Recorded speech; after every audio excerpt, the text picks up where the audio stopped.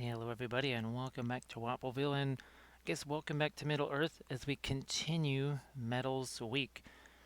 I was painting some more of the Mandalorians last time, pretty much the last of the Mandalorians. Sounds like a movie, the last of the Mandalorians. And I was painting this and as I worked on this I thought, you know what?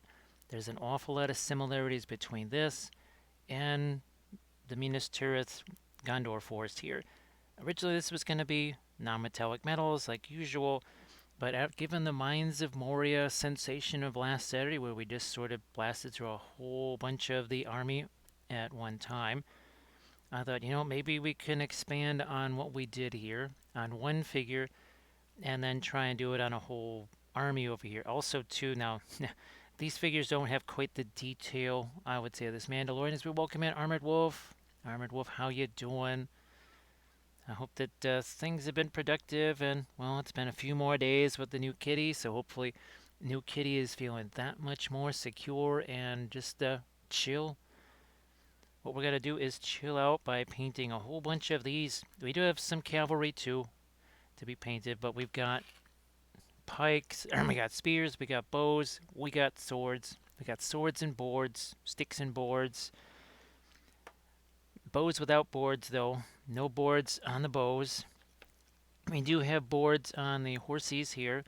And we got a couple of these guys. All the rest of them are also primed just in case we we get there. I have really no idea what's going to be going on as far as how far we can get on these. We'll just see what we can do. That's sort of the idea is can we take what we learned here and bring it over here? The other interesting thing is where's our Gamlin silver here? So this Gamlin silver, as we've seen, it dries really fast. And by fast, I mean like in a couple hours, it's dry. I didn't see anything with alkyds or anything like that. Okay. All right. Now we know. This answers the question right here. So it's got alkyd resin in there. I I think I just blew by that. It has alkyds. So anytime you see the alkyd message here, because well, look at this. This is so fast drying oil colors and it's got it's got alkyds in it. So that is just something to be aware of. I didn't realize. I knew there had to be something in there. Now the Migama oil brushers. I mean, these things dry so darn fast. They must have alkyds in them. There must be alkyds in these things, but for whatever reason, they don't have any kind of labeling of that, and you kind of have to when you got alkyds in there. We do have some references in the usual spots over here. The palette is from yesterday. Up here, our opaques is always Terra Rosa, Cadmium Yellow Deep, Cadmium Yellow Light, Brilliant Yellow Pale, and our white down here. Now again, the palette's somewhat used, shall we say. We've got our Van Dyke Brown, Indigo, Umber, Black. I don't think we're going to be making a whole lot of use of our Phthalo Green. We do got the silver sitting over here, some Prussian blue over here. Again, I apologize for some of the other colors sitting out there, but we'll make do with what we have. We also have our makeup sponges, right? Makeup sponges. We have our homemade filberts right here. We are going to, as always, get started with some craft brushes here, and we're going to get started with some pre-glaze. And we'll probably have to just welcome folks as they come in. That's just kind of how these things go. Now we do have our ivory black here. We've got our indigo over here. We're just going to be kind of bouncing around between these, especially a little bit of indigo here where the armor is going to be. Now we also want to do a few of these at once so as best to let that stuff get a chance to soak in. We just grabbed a little bit of the Van Dyke brown. That's going to go down here on our base. The base actually, well, all of these bases were done at a few different times. Now this one is a resin base that I had gotten years and years ago. Actually, it was just given to me, and I slapped a couple of the miniatures on there, thinking I'm not really going to do anything with them. And then all of a sudden, I had to do a bunch of stuff with them. So all of a sudden, I had to base the rest of the army. And that is when I filmed a video that showed how to maybe take stuff like this and then make it with Sculpey. So This was our Sculpey version of the same type of base. And like I said, we are just going to see what we can do with these guys. We did, what was it, 15 Moria Goblins in 10.5 hours last week. I want to see what we can have happen here with a bit of TMM. It's not just slapping metals on there. We're going to be doing we have some purpose here to what it is we want to do. Now again, they're not going to look, they don't look terribly glorious at all when we're in this phase. I mean, that's just sort of how it goes. But it doesn't take long, even just in the pre-glaze. Once you start taking some of that color off of there, you already start to see things develop. Now, the primer here was even more basic as we welcome Angry Ham and Etchybot. How you doing? Angry Ham is deciding to choke on some water. I believe actually Ian Anderson wrote something about that. It was called Aqualung or something like that. So Angry Ham is trying to experiment with being a fish right there. So Angry Ham, let us know how that experiment goes. Usually when humans try to breathe like fish, that doesn't last terribly long. So Etchybet, hopefully you're having a good Saturday, and you too, Angry Ham, minus the whole choking on the water thing. So yeah, that's definitely, we don't want to, you don't want to have Aqualung. That's never handy. What we're going to do here is we're probably going to hit about 5 of these or so with the pre-glaze, because well, we also want it to sit on there as long as we can, but it's also nice to have to look back on, right? To see what it was like before we actually really got into the actual mid-tones and highlights, that sort of stuff. I'm glad you're having a good day there, Etchybot. Glad you're having a good day. Now, this is all just going to look black here. I realize that. It's not the camera, because it looks exactly that same way for me too. But keep in mind there's more indigo up here, sort of your ivory black here, and then down here is the Van Dyke brown. When we start wiping some of this away, you'll see that a bit more. Look at this, Grey Wolf Studios in the house. Well, Angry Ham, I think you're actually promoting the oils really well. You see how dangerous water is, right? I mean, water is dangerous. You should never look what it's doing to you. Water, look, oh, see, that's big acrylic.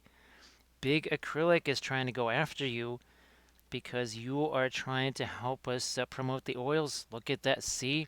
Do you see how insidious big acrylic is? They will stop at nothing. They will stop at nothing as we stop to welcome in Inganes. How you doing there, Inganes? Yeah, Grey Wolf Studio, this is it, right?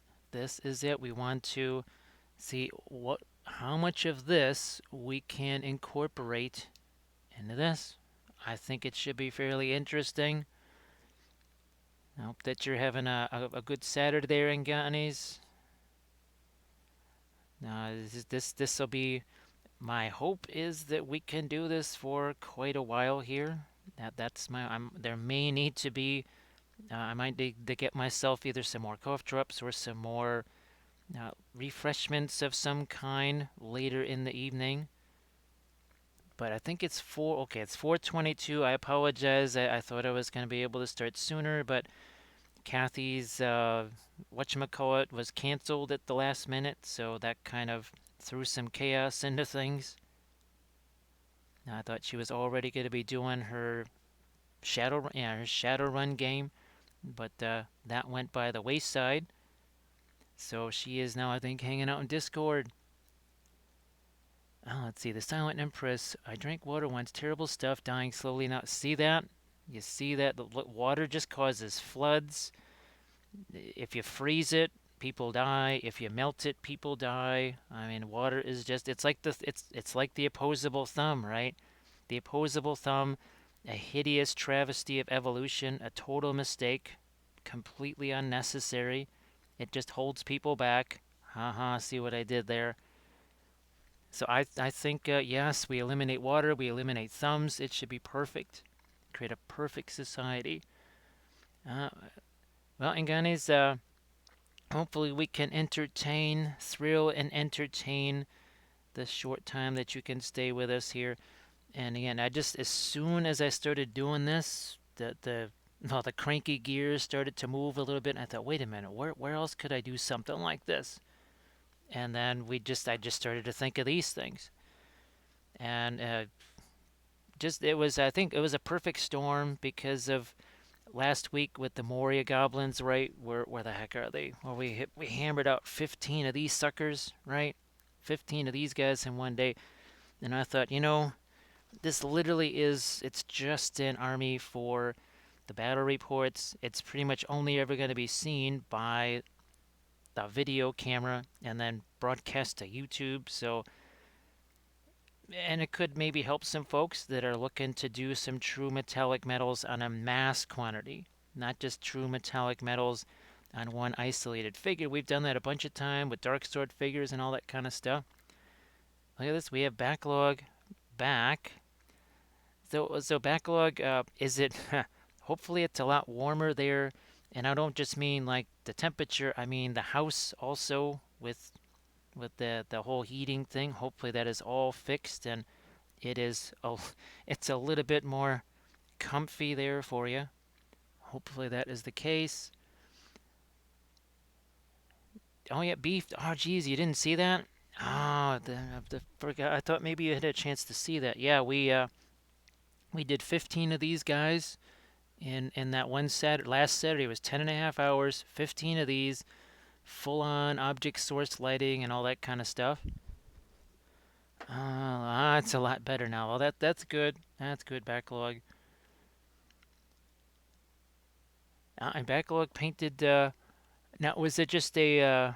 Well, it couldn't have been one of the Pelennor Fields because there's no ladies in the Pelennor Fields box. So what did you paint last night with the oils? We have to know. So again, swords and boards, sticks and boards, bows, no boards, and we got horses with boards. We're just gonna. Do we have a bow? Oh, gee whiz. Let's do a bow with no boards here. And this was actually, was this a scope? Yeah, this is a Scopy base right here. That's a Scopy base. Let's respect the umber even a little bit here, shall we? Let's respect the umber just a wee bit here.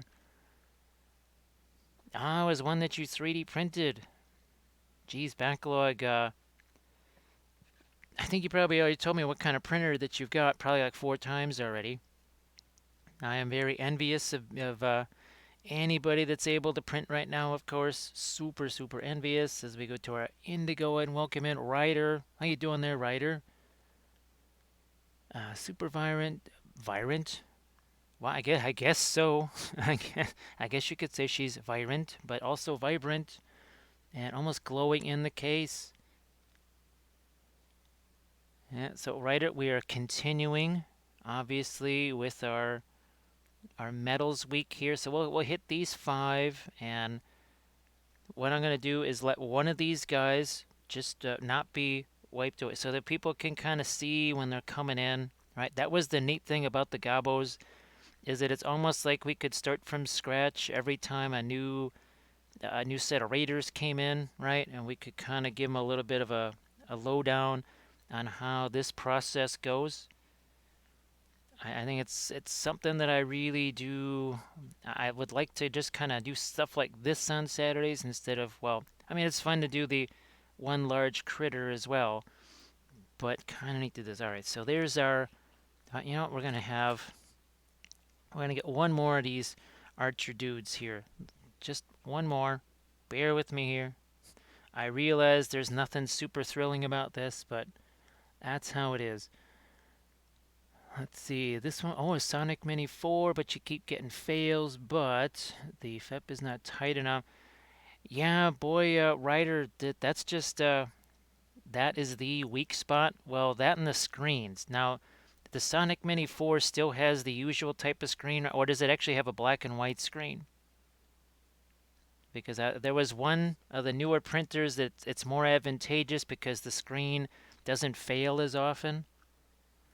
And true sausage. We have the one true sausage here. We have the one true sausage. How you doing there, true sausage? The one true sausage. Now we're going to get a little bit of our ivory black. And Like I said, I know all this looks exactly the same. You're like, why are you just putting the same color on there? Believe it or not, we've been using 4 different colors on all of these things. This is indigo right here. I know it looks like everything else. Even when we just start pulling away the color, you're going to see a difference. I promise you. Now, even though we're not using as much of the thinner here, there still can be a bit of a spatter. Look at this. See that? See what my fingers look like? That's why you probably want to have a blast shield set up. Heck, I used to do that with my acrylic miniatures. And we're talking years and years ago when I wasn't even working in this room with the acrylic. So it's not like it's something brand new. All right, time for our makeup sponges here, right? Let's get this going. And we got voiceful of karma in here. So it's the monochrome. All right. See, I think my favorite part. It's always cool to watch a whiteboard and see what we are left with. And it looks better than most of my paint jobs. Oh, this is just a gray primer, Badger Steiner Res gray. They're neutral gray with a little bit of white over the top of it. That's it. So say we all. Thank you so much, Primal Ace. That is appreciated. Let that just drop right down in here. 7-month sub. Thank you very much. And Numbskull is in here too. Ah, that is much better now. Hopefully we get to do that many more times so that we actually have to go and refresh. We have to refresh. More subs, more craziness means quicker refreshing of our fortified, enriched, nutritious juice right there. And I'm just this is going to be really interesting to see what this looks like. Because the other one that we painted again was our regular old non-metallic metal. I am very curious. I have not painted any Lord of the Rings miniatures with just the metallic paint. Well, check that. I think we did way back in 2002 or something. Because we didn't really know about the whole non-metallic metal stuff. So now I think you can see the bluishness over here. See how it's more brown down here? And yeah, there's you can see that difference right there. Hey, Queez, how are you doing? Ah, Voiceful of Karma was able to get the some of that wearable leather. So, folks, that is why you must check Armored Wolf Etsy page. Go look at all the incredible stuff there. The dice bags, the barrettes, journal covers, you name it. It's all there. So, Queez, I hope that you're doing good. Did Kendon sneak in here? Ah, Kendon, there you are. I saw Armored Wolf's greeting. I said, how did I miss Kendon? How did I miss Kendon? So nice to see you too. Hope everybody's having themselves a fine Saturday. And for some folks, it's darn near Sunday. It's got to be pretty close to Sunday. For some, it's got to be about 11:30 for some folks. 10:30, 11:30 for some of our European friends. Oh, look at this. Look at this. I'm telling you, there might be some folks that they just dust over like the white oil paint or something over the top of this, and they might be happy with just this, right? If they have to paint, I don't know, 35 of these guys in one night or something like that, it would be doable. Not kidding. It would be doable if you had your browns here, the indigos up here, and then you just sort of took where's the filberts like this, you do your white over the top, you could, in theory, paint the whole stupid army in just one day. Boom, done. The whole thing, all of it. Is there Nessie in here? And Orthober Studio. So, folks, you gotta also give Orthober Studios a follow. Orthober Studios, how you doing? How are you doing? So, Nessie, did you? Oh, you didn't get to see. You didn't get to see this last night, did you? Ah, that's such a button because literally, as we were painting this one, I thought, what does this remind me of? What does this remind? And I thought, you know what? It's kind of like the Minas Tirith scheme over here. So I thought we have to just kind of give that a shot. Now, where's the other ones that we were working on here? Oh yeah, we're also working on this lad right here, and then this. So this one right here. So there's just one left, and that is the video. I'll be shooting a video tonight on that. But check out the green. Now this is the one where it dried, and I was able to go. So look at what the interference paints can do as far as adding lights to it. He's like, and let me demonstrate with my blaster pistol here. Look at all the fine, wonderful lights and midtones that you can create with the interference paints after they've dried. So they're not just puppet shows, they're actually teaching you. Look at that. Ah, okay. But this was the ivory black, mostly mixed with the Gamlin silver. And I thought, you know what? We could really try that on our Lord of the Rings. Here, I'm going to put those two over there so it's easier for me to reach them. So it's easier for me to reach. Ah, that's good, Ryder. Yeah, Kenan, that. Now, I don't know if there's a difference between, say, Winsor Newton indigo, Gamlin indigo, the way there's a difference between Winsor Newton, was that the Van Dyke Brown and the Gamlin Van Dyke Brown? Because there's a difference. I couldn't tell you, but look at this, huh? All we did was wipe off some freaking paint. All we did was wipe off some paint, and it's look at the difference, huh? Look at that. That's just seconds. So you could, in theory, in one day, it could take you longer to assemble these and base them than it could to conceivably paint them. How does that sound?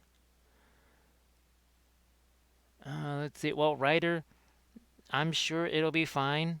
I'm sure it'll be fine. I think the Van Dyke Brown is a little bit different because that's probably got some. There's probably some cooking of the pigments there, whereas indigo, I'm fairly certain they're not cooking anything there. All right, so yeah, Ken, there the indigo just boy, did it just it was a little bit like Prussian blue. It was a little bit like Prussian blue. Remember Prussian blue came in and just like a Prussian, it wiped out two colors on the palette. Indigo just it just pushed aside Payne's Gray. I know Nessie was super thrilled about that. Nessie was overjoyed when Payne's Gray got pushed aside by Indigo. But that's how the color wars go. Only the strongest survive in the color wars. Look at that. So that's yeah. We'll do one more of our bow guys here, and then we'll leave one other bow guy. Hey Jack, welcome in. How you doing? Actually, the Gamlin is both the silver and the asphaltum as well. Where's my Gamlin silver here? So Gamlin is the silver. Gamlin is also the Van Dyke Brown. So it's both of those things. Yeah, cannot. It just it's weak. It's a weak, puny color. Yeah, Nessie, I think. Well, indigo will probably have more universal purpose for you, I think, than say the Prussian blue. The Prussian blue, well, unless you're doing a whole bunch of non-metallic metal and stuff, the Prussian blue is not quite so essential. Not quite as essential. Yeah, the chromatic black, I know Drax, he got that, and it's got some wild properties to it. That's one that I might snag just to play around with. All right, now look at this. Huh? Look at that. Now I'm actually gonna shoot a quick little picture here of this, just so don't mind me turning on my light here. Things are gonna get a little bit bright. I wish I could use that light while painting, but it just sort of burns out the camera, unfortunately. So I just want to have a little image here of what these two look like, one next to the other. We'll set you off to the side. And it's time now to start playing around with, well, first we'll hit the bases. Let's just nuke those first. We are going to respect the umber. We'll also gather in some of our brilliant yellow pale. Dry brush as always. So Gamlin's taint color has also been a surprise. Well, I'm going to have to there's some colors that I might give a shot again. Now, where's the interference? Interference red. So here's some of the other Mandos that we were doing. Now this was a little bit of Sky Earth TMM. So there we were using pretty much the full panoply of the interference paint. So we're using the interference blue, interference green, interference violet, all of those. Same thing on regular Mando here. Oh, Nessie, I meant to send you a picture. It was another one of the Bo-Katan figures here, and also the oh, the one the what the heck was their name from the Mandalorian. So there's another 3D printer. You probably are already aware of it, but I'll send you that picture in case you didn't know about that 3D printer for Mandalorian stuff. And this is the way, right? So this was the interference blue we were talking about, right? Doing all kinds of fun stuff with that. And this was our first attempt here with the interference red. Who enters my domain? Well, looky here, we've got Pun Expected showing up with the raid. Pun Expected, how you doing? Welcome in and a happy Saturday. All that kind of good stuff. Let's welcome in our raiders here. Let's see. I may need Prussian blue because I'm tackling the mountains many. Oh, yeah. Well, the Prussian blue is not an expensive color in SC. Not an expensive color at all. So for our raiders here, what we're trying to do this Saturday is take what we did last night here. I just happened to use, I was doing my metallic oils. And welcome in, raiders. And folks, be sure to give Pun Expected a follow because we got to support all of our fellow streamers, and Pun Expected, one of them. Pun Expected, I hope you had a good stream. You'll have to let me know as we let your raiders know what's going on. Well, you probably already told them. You already warned them, right? You warned them thoroughly what goes on here. So I was doing, this was some metal oil paints with other oils, and I thought this color scheme looked kind of similar. It's very similar to what we wanted to do here with our Minas Tirith Knights. Now what we did, we have very simple priming here. Basically just some white and gray together. That's about it. We slapped over just a whole bunch of darker colors. Indigo, Van Dyke brown, some umber, a little black. Then we wiped it away. And now we're starting to go over with some of our lighter colors here. It's all wet. Everything is wet. It's all mixing together. All mixing together. But that is the same process that we used on our Mandalorians here. And basically all week we've been using these metallic oils. Interference paints, Gamblin silver, what's the iridescent pearl white, using that too. So this is going to be an exercise in metals here. And it's also an exercise in oils. Okay, so yeah, so it's the same folks that make them. All right, I figured you already knew that. I was just like, oh, wait a minute. I don't know if Nessie knows, because the one lady, well, of course, now that she's not on the show, now I definitely want to be able to paint one of those, even if it's just for me or something like that, because that was just so stupid. Let's see. So again, welcome in, Raiders. Welcome in. We are just going to have ourselves some fun here, because last week, how many goblins did we paint in 10.5 hours in oils with object source lighting and everything else? We painted 15 of them. So this was last Saturday here, where we painted 15 Moria goblins. Yes, from start to finish. They were just primer. And the idea is we're going to see how many of our Knights of Minas Tirith that we can paint in one extended Saturday show. Now the basing video I did here, that was actually for the Patreon page, just showing take 3-4 different types of materials and come up with the same type of basing. Similar enough, maybe not exactly the same, but close enough. Close enough. Yeah, Nessie, I saw those and I thought, okay, he's got, but because what was confusing was that the bow was in a different pose. It was a different pose. She had the headband and she had the both of the blasters out in front of her. So I thought maybe it was a different company because the pose was different. But I guess it's the same one. So, pun expected, what kind of fun stuff did you have going on in the stream? I know you were telling us a little bit about it last night, but tell some of the folks who are here today what you were doing. Tell some of the folks today. And if you got any pics from your previous sessions and stuff, feel free to pop those in the chat. You know the drill. You've heard me say that a bazillion times. But now I get to say it to you, right? That's cool. Now you can see how that's mixing. Remember how light this brush was? It was more like that. Look at what it looks like now. That is because all this stuff is mixing together. And brilliant yellow pale, it's one of our opaques. So on the palette here, this is our row of opaques up here.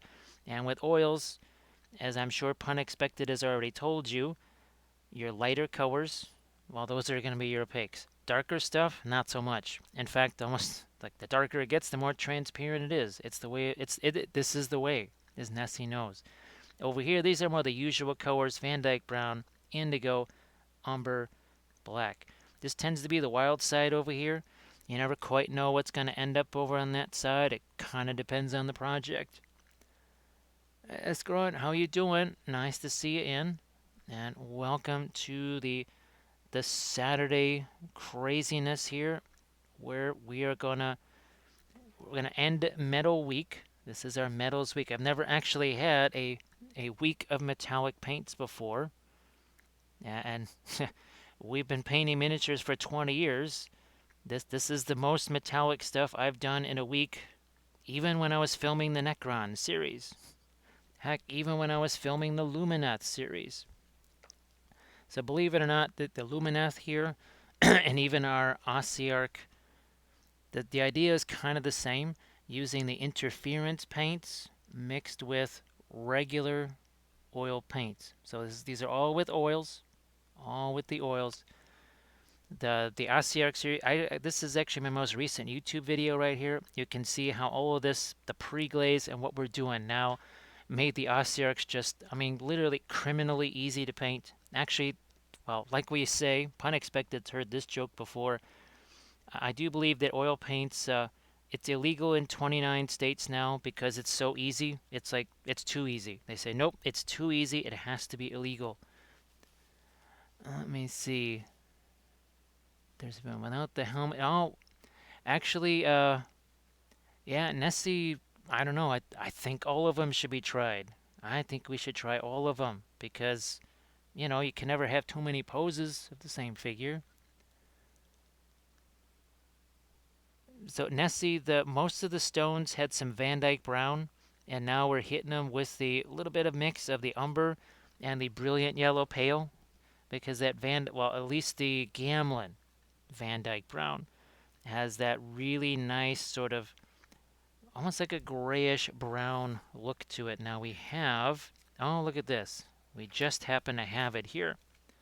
So say we all. Oh, thank you so much, Darth Lazarus, for that follow. Thank you very much. Let's let that drop right in there. Thank you so much for that subscription. That is appreciated. So what you're seeing is basically this mix right here. So Van Dyke brown, brilliant yellow pale. I'm telling you, these kind of things can be really handy for you. How many of these have we done? I see 5 of these things now. Greens, blues, purples, reds. Yeah, we've done a whole bunch of those, and they're really, really helpful. It's also how I've even used them to kind of create some color schemes for army painting series, that sort of thing. Oh, thank you so much, Laz. I appreciate that. I appreciate that. I hope that things, especially stuff like this and the Moria stuff, people see those armies and they say, man, there is no way I'm going to get this stupid thing painted in my lifetime. I mean, even if I work on it every single day after work and kill myself, there's no way this is going to get done.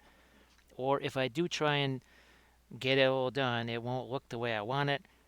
Hopefully, these kind of things just make it easier for people to get armies done when they want, how they want, because the, those goals don't always go together, do they? In fact, I think the universe pretty much conspires to make those things not go together at all. Let's see. Yeah, so, and even something like the Gamlin silver or the Meg Ammo oil brusher silver, that can do it. Now there's another thing, Shrine, another possibility, and that is, okay, you can actually get these interference pigments as powders. You can get these as powders, and there's a couple of folks that have actually mixed those with the oil paints successfully and created interference colors. So, and I think those are going to be more universally available to you because they're just a powder, right? And a lot of different art stores sell them. Let me see if I can grab this thing here. It's a little bit like the green stuff world, these pure metal pigment things here, because we did mix these with oil paints and it seemed to work. So I think this is a way for you to possibly get those interference colors. Now, Jim's Dust, I like that. I like that. And Laz is going to take his first stab at the oils.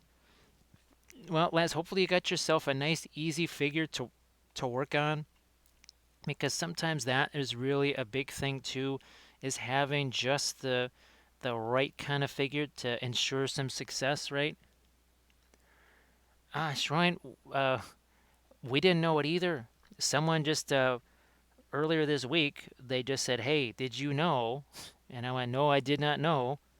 And they said, "Yeah, you can get that stuff as a powdered pigment." And I said, "Well, if that's the case, well, I'm looking forward to that because then you could basically make any color interference paint you wanted out of anything."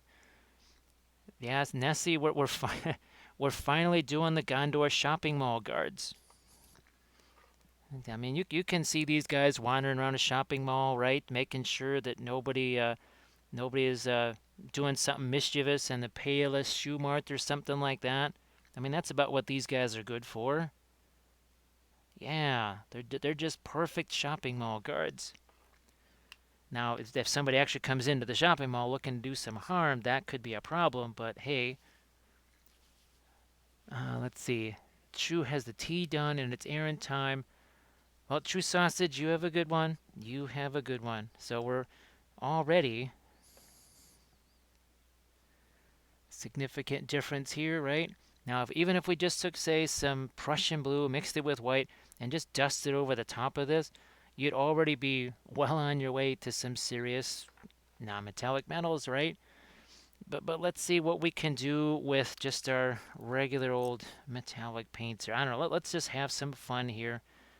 Let's have some fun. We're going to take some of that Gamlin silver, and I'm going to mix just a little bit of the, speaking of Prussian blue, a little smidge of the Prussian blue with it. A little bit of that. And let's see what happens here. Now that's why we've got the ivory, black, and such underneath there too. Because the idea is that now it's going to give it kind of a bluish silver look over the top of that black. But it's mixing. Look at that. See that dirty color on the end of the bristles there? We're not getting the dry blush. Yeah, dry blush. that's that's very much a makeup kind of a thing right there. We're getting the not getting the dry brush look because it's all mixing. It's all mixing together. Because otherwise here, if you were to do this with the acrylics, there would be a very distinct, it could be it would be visible from space. It would be visible from space. As we got ourselves a Bill Robertson in now. Thank you so much, Bill. We'll let all them little biddies drop down in there for some extra nutrients. So welcome back, Bill. I hope that you are doing well today, having a happy Saturday, all that sort of good stuff. Here, let's get a little bit more Prussian blue into this thing. So again, we're looking for sort of the sky portion of this here. So let's see that. Look at how it's blue, and now as it goes down here, it's automatically more of a warmer silver coat. Warmer, right? Because, well, the base is, because of the bases. Now, if they were standing on blue marble, like a dull emerald or something like that, well, then it would make sense, right, to have a warmer metallic color. Glad that you're doing well there, Bill. Glad that you're doing well. Now, let's very quick. Where'd you go? Where did you go? So this is if you would have just have isolated this one alone, I think I've got myself a bow. I mean, this still, well, let's say if it's the same. So from here to this, I don't know, 7 minutes, between 7 and 10 minutes max to go from this to this. And it already had, you can see the blue tones and everything. And we're only just getting started here. We're just getting started. There's much more we're going to do with this here.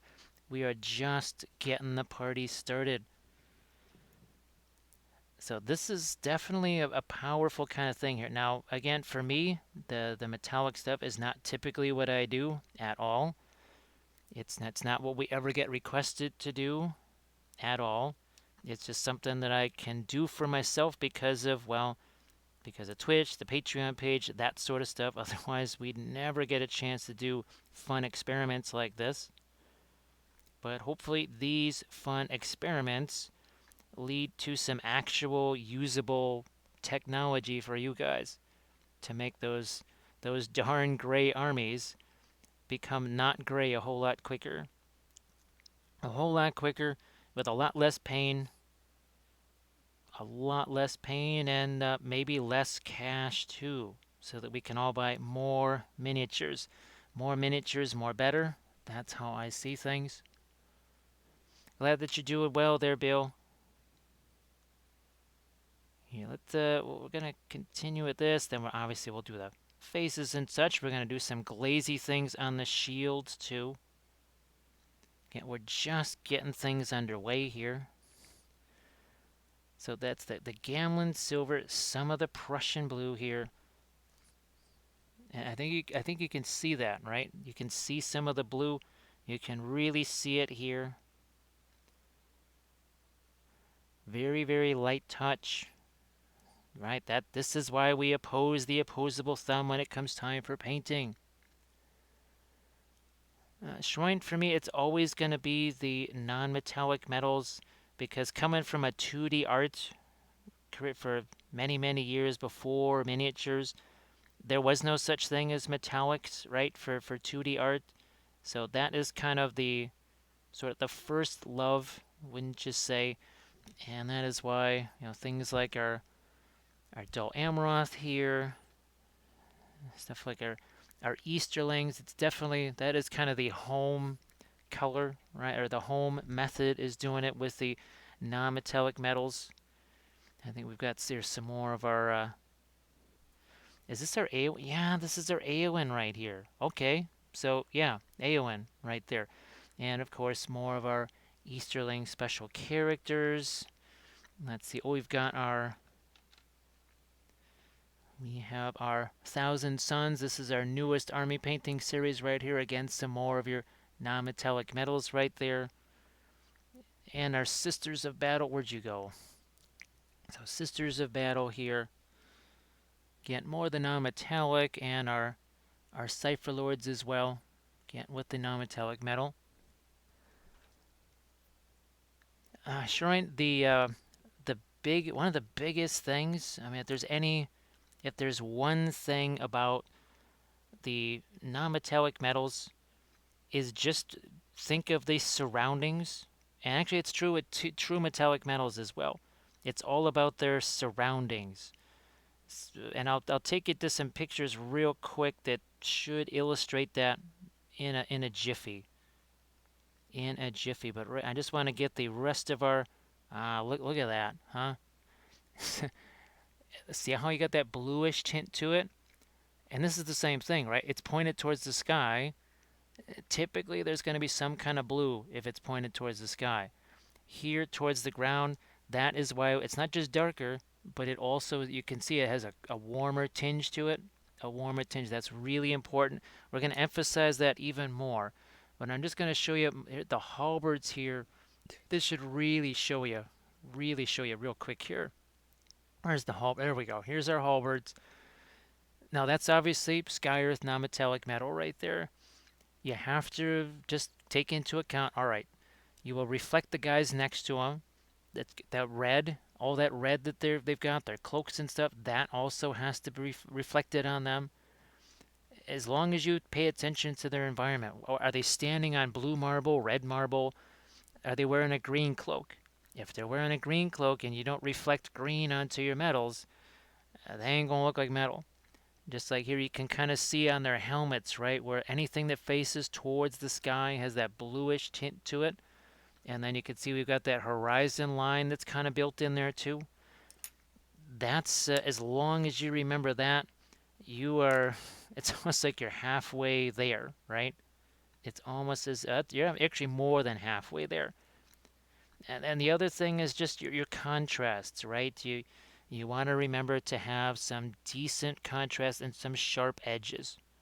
If you can remember those things, it makes the non-metallic stuff a lot easier to absorb.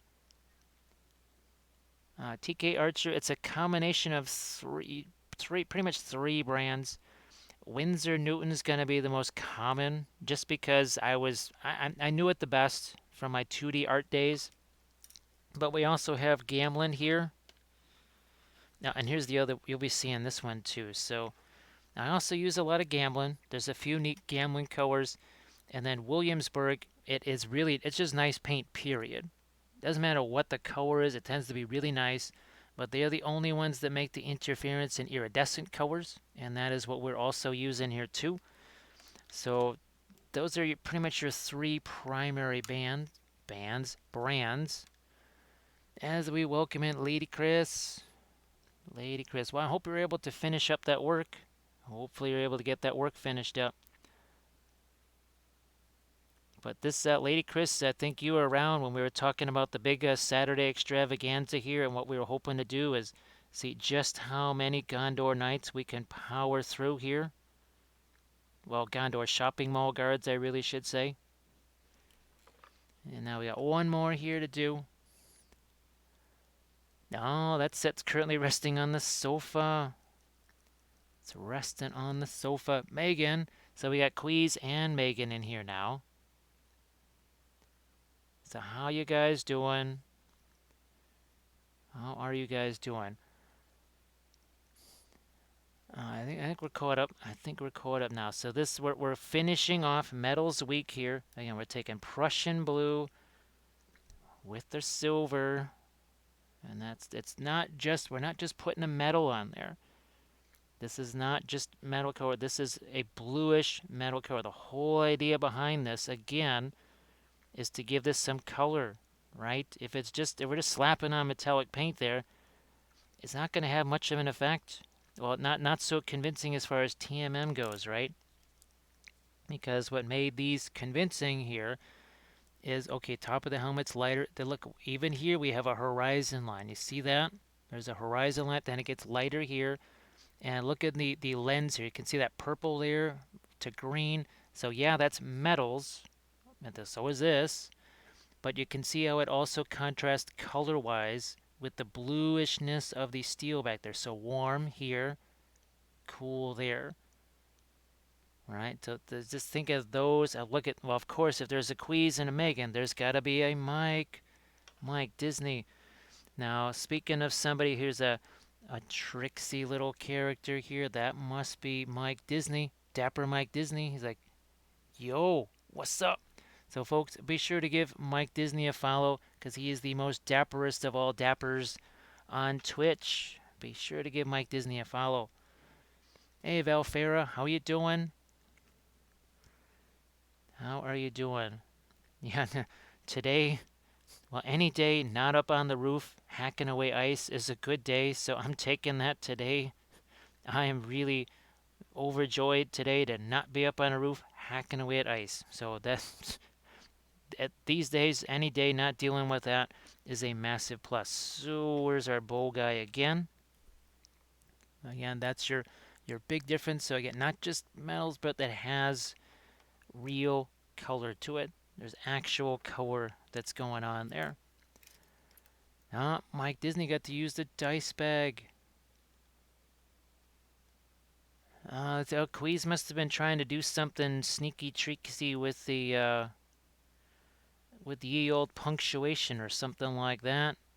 What are you trying to do there, Queez? I am no good at those type of things. That sounds good there, Queez. That sounds good. That sounds like brain food. That sounds like brain food. Of course, what did. Oh, wait. But it's not as nutritious as the original brain food. What is the original brain food? Ice cream. Ice cream is the original brain food. If ice cream can freeze your brain, it clearly means that it can be qualified as brain food. Yes, did we not say this? Did we not say this? I think we did. Let's see. Queez is allowed to be sneaky and would eat lobster ice cream. Well, for me, that is not something that I could eat, unfortunately, because there's like one thing in the universe that I'm allergic to, and I guess it happens to be that. But the reaction is not. It's not quite the usual. It's more like. Yeah, it's more like. Let's just say that the lobster is gonna be coming back at you real quick, and I could probably hit you from 1,000 yards away. So yeah, that's unfortunately the lobster stuff is a no-go, which is very hazardous because it smells good, and I don't have like food aversion or anything like that. So something will smell really good, and people will literally try to grab the food out of my hand because they're like, no, that has lobster in it. Let's see, pun expected had to step away right after rated. And we'll share things after I eat. Yes, I know you. I know you've definitely. Well, you know me. I'm already hungry. I'm already hungry right now. Yeah, Queez, it's a bummer because I can. And the thing is, too, I eat all kinds of shrimp. There's no kinds of shrimp that I pretty much haven't eaten with no problem because I guess they are a different species or whatever. They're just different enough. So that's kind of extra confusing. Is why is it one thing and not the other? That definitely made things quite confusing.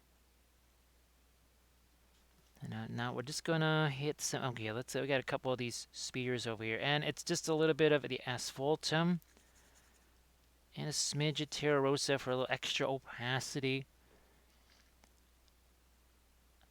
Oh, sorry, you had to cut the stream short there, pun expected. Now how did you like the cadmium scarlet? Well, and the cadmium orange. How did you like those compared to each other? That's the important thing. Is what were those like?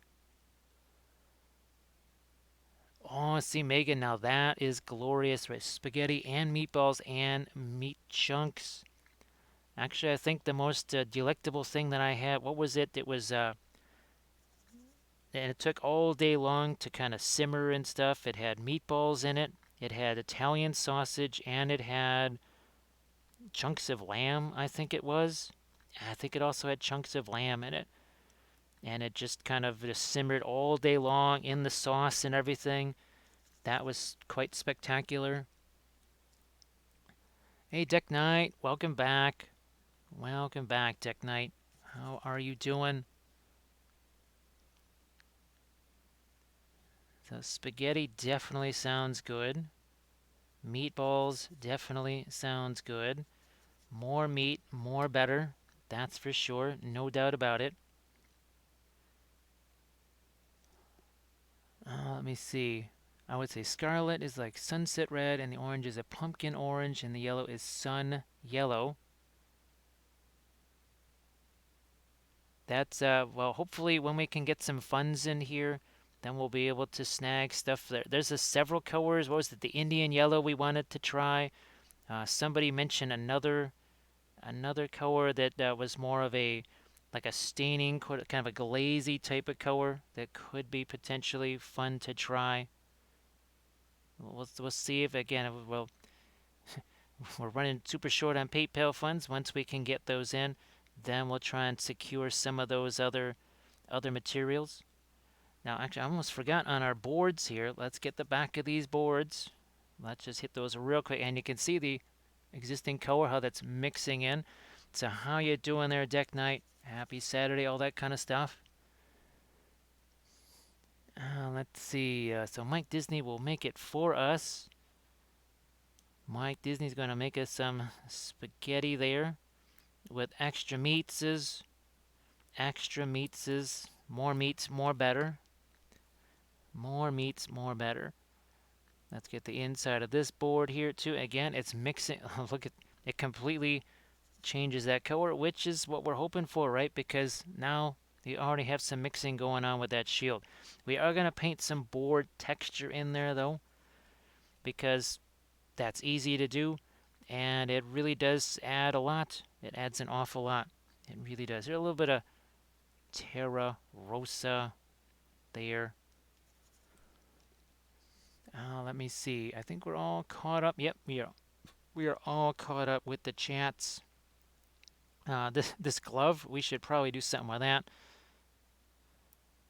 Next thing we have to do is start to put some of our darker tones on the shields there. Oh, and just get some Van Dyke Brown up here. Get that away from the metal colors there. We're also going to start to hit some of this with our indigo, I think. We have no boards over here, so nothing to worry about there. I was waiting to do the on stream for you so you can go back and watch the VOD of the spaghetti.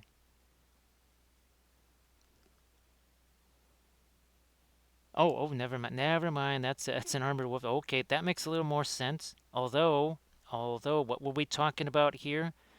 If I practically had a full service kitchen here with me, this could not just be a miniature painting show, it could also be a cooking show. It could be a cooking experience. Yes, it could be. Indigo. Smidge of our white here. Ever so slight with our white. See that? That's wordcraft right there. That just doesn't happen everywhere. Most likely it's fortunate it doesn't just happen everywhere. And we're letting it look at how it's mixing with the pre-glaze there, so it becomes even less of a bluish gray and more of just a darker gray. And we're just gonna hammer through here. This is sort of what we did with our Moria goblins, right? Not kind of sort of, it kind of was. That's how we were able to march right through there. That's how we were marched through Moria. That's how we were gonna take over the White City right here and just power through our Minas Tirith guys, but not have it look like we just powered through them. To have a lot more going on. How long have we been at this? We've been at this 1 hour here. And we've been working on six miniatures here in 1 hour. And of course, that's with a whole lot of reviewing of the palette and a whole bunch of other stuff that you guys wouldn't be doing unless you just want to pretend that you have a bunch of people that you're teaching a class and you could interrupt yourself. But you probably won't do that. I'm just saying.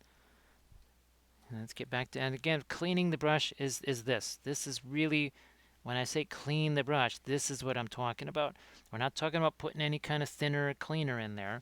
We will talk about those real quick. So, again, this is several days worth of thinner for me. That's a water bottle cap. That is it. As far as cleaner goes, this is it. And look, dried acrylic and oil killer. Not hazardous, no vapor. It actually smells really, really good. I wouldn't taste it. I probably wouldn't taste as good, but it's very effective. Extremely effective. Brush-wise, these aren't just the same brushes I use for acrylics. They're the same because I was just painting something with these in acrylic yesterday. So the very same brushes, used them for acrylic. So they most definitely will work for both. And they are just Royal Langnickel bargain basement golden Taklon synthetic brushes. Acrylics and oils, same brushes, nothing special.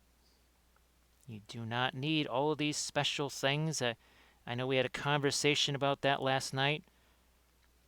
Is why was there so much resistance to the oils early on?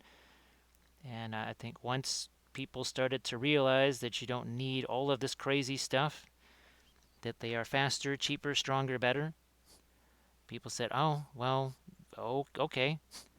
And the acceptance, and then the more people started using them, especially on stream, like Pun Expected and Mike Disney and Drax and Steel and all the rest of our good friends, all of a sudden it became a much more accepted thing, which is good because people should be able to enjoy and have fun with that stuff. They really should be able to, and not have to worry about it. Let's see, Marty Marr. So actually, the most minis in a session was the goblins. This was last Saturday here, and again, it was 15 of the Moria goblins, start to finish here. Let's see if I can move these out of the way. So yeah, it was 15 of these guys, start to finish, and we had with the full-on object source lighting, the non-metallic metals, all that kind of stuff. Did all 15 of them. Fun little dudes like this one here with all of the cracks on the stones and everything else. And I think, yeah, and this little dude right over here, all that kind of fun stuff going on. Now, I think before we were focusing on the large miniatures, right, the really big guys, that sort of thing. Here, let's get a little bit of our Terra Rosa in here. Quickie. A little bit of skin and stuff here. Jum Dab, how are you doing? Nice to see you. Nice to see it. Now, of course, we've also been doing more and more with our sculpting sessions, right? So Mike did out the oh, and technically, our sculpting session that we did Thursday, it qualifies as metals week. So yeah, we were using epoxy sculpt over a Sculpey armature, but what was underneath our Sculpey? What was underneath that Sculpey, folks? Look at this. Yes, tinfoil armature. So technically, even our sculpting Thursday was part of Metals Week. That to that to that. And we're sculpting 5 of these things. We're going to continue sculpting these next Thursday. And we're also going to start sculpting some tree men because we need to have Misty Mountains and Fangorn Forest armies. So, as Bill Robertson says, it's metal. Metal's weak, baby. Yep, Numbskull, we were talking about big acrylic just the other day. And all well, actually, big acrylic just tried to kill Angryham. Literally, big acrylic tried to kill Angryham. He was drinking a glass of water, and he almost choked on it. So see, big acrylic stops at nothing. They will stop at nothing to silence us. They literally tried to silence Angryham permanently. And this is why don't drink any water. Don't drink the water. Don't drink the water. Just you know, drink other things. Water is dangerous. Water is very dangerous.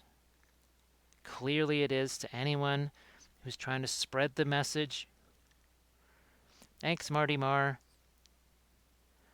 That was that was the first time I just kind of intentionally said, okay, let's see how many of these things that we can slam out.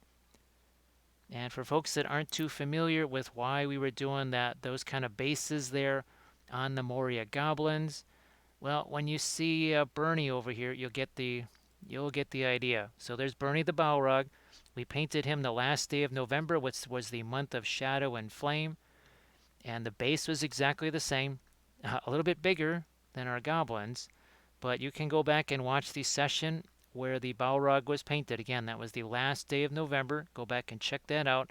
So what we want to do is have our goblins match our Balrog because, well, even a Moria army, you're going to have a Balrog, but especially the Legendary Legion, you definitely want to have your goblins and Balrog together.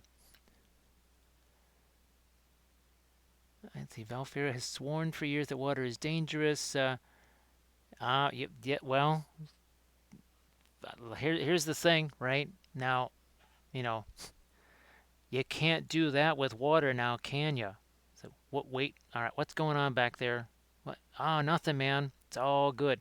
It's like something's I smell. Is that vodka I smell back there? No, no, no, no, not at all. Not at all. Is that, yeah, are you burning vodka back there? Why would we do that? We're standing on top of a frozen gas tank. Come on. It's like something's burning back there. You can't do that with water. Water is no fun. It creates ice, it creates snow, right? Who needs water? I mean, yeah, so 75% of you is water. Again, that's just the 75% of evolution that was all wrong. So, and see, look at that's why the Earth is a flawed planet because 70% of it is water. That's the problem. Yep, Queez, he's going to turn that tank right around. He says, if you don't stop doing that back there, I'm going to stop this ride. I am stopping this ride and turn it right back around. Here, let's add a couple more of our lights here.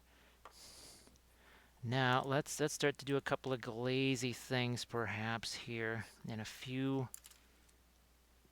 spots like on our shield here. A little bit of our ivory black and some of our indigo just to make sure that that black has a little more body to it. And now here we are actually like thinning the paint down. This is not the dry brush thin. This is more of your glazy thin. And it's very similar to kind of what we did actually here to create all of our rusting effects, right? So folks, go back and watch all of these sessions if you want to see all of the rusting that we did there. Let's see. Shroin, that is fine, and we've actually shown. Well, technically no, that wasn't quite what we did here. But these have been half painted with acrylics and never finished. So then I just finished them off with oils. To me, the oils are just a cheaper, faster. Oh, well, here's the thing too. So not only are the oils cheaper and more durable and all that kind of stuff, but this was really the shocker right here. So this was painted in acrylics. You can actually watch this on the YouTube channel. This was painted with literally the brightest acrylics I could find. Yes, fluorescent paint. Look at what it's doing to the camera. So that is the brightest acrylic colors that you can get literally on the market. Here's the thing with the similar color scheme. Look at that. I'm not doing anything with the picture because both I got one miniature in each hand. So there's nothing I'm doing to the screen. Look at the purples. Look, this looks like it's been sitting in the sun for a year. Rest assured this thing has never seen sunlight. It has no idea what sunlight is. So look at the difference between these two. Cheaper, more durable, faster, better blending. This just looks like a badly colorized 1940s movie. This is VistaVision. This is Technicolor, baby. So that was kind of the clincher for a lot of folks when they saw that. And again, here is another example here of being able to blend all this stuff wet into wet from start to finish.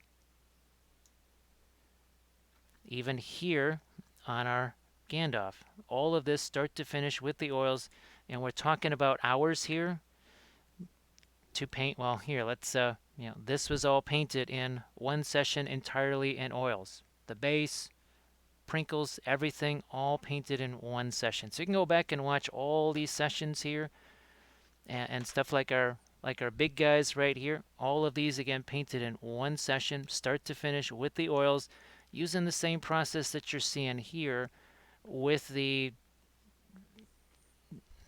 your right here with our pre-glaze, right there with the pre-glaze.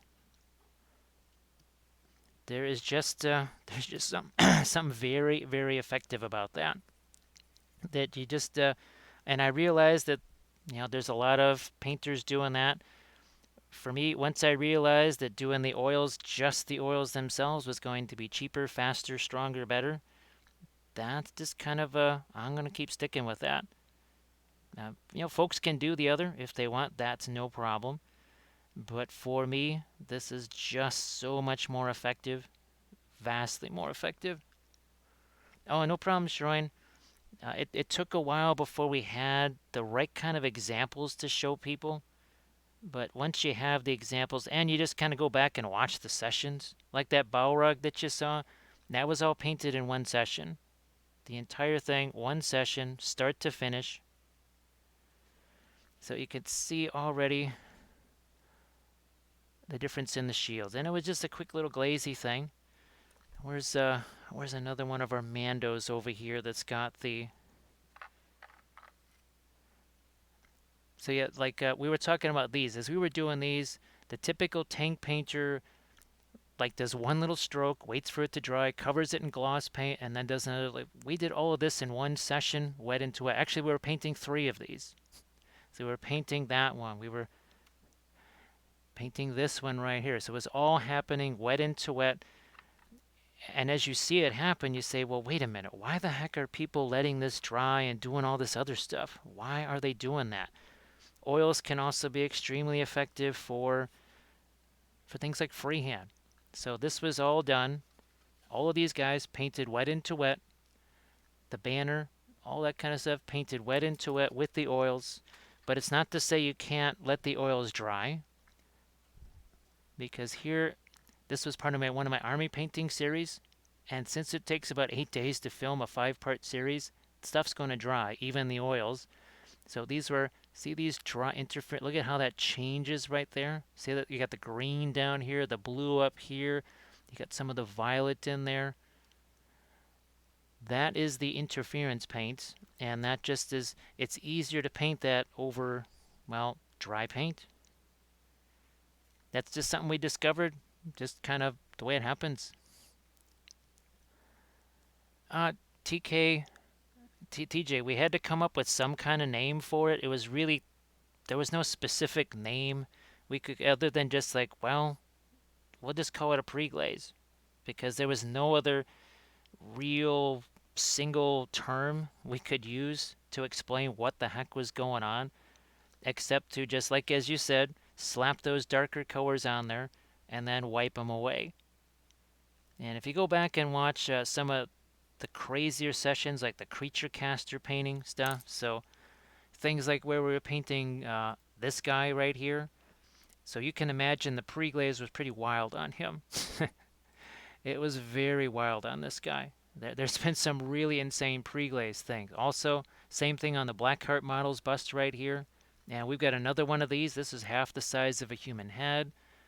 And of course, the pre-glaze was very different on our Sisters of Battle, as you might imagine, with all that object source lighting. So all that was done in oils. It just makes everything so much easier. My bin no longer gets my blister pack past. There we go. Yeah, see, that's why. See, big acrylic is also in the hand, in the pockets of the big polluters, because it wants you to throw everything away. We throw nothing away here, do we? Do we throw anything away? No, we do not. We don't throw anything away. That's why it makes it just more environmentally friendly. Everything about it is just aces. It's better for you. It's better for everything. Like Numbskull says, that's wasn't that one of the first things we had to disprove, Numbskull? Right, that you couldn't do details with oils, because that was the first thing a lot of folks said. Oh, you can't do details with oils. No, you can't do those. So again, very quickly starting to evolve here. We're going to start to bring out some of these darks again. Let's do that. Hey, Drax. How you doing? So, folks, be sure to give Drax a follow. Drax also paints with the oils very often on stream. Drax is the reason why we have Drax Faultum, because it's Drax's fault that he found asphaltum, and it turned out to be a tremendously useful color for so many things. So that's why he has a paint named after himself. He actually has a paint named after himself. Not kidding, yeah. Now, this is the old label before it became Drax Fulton, but there it is, right there. Let me see.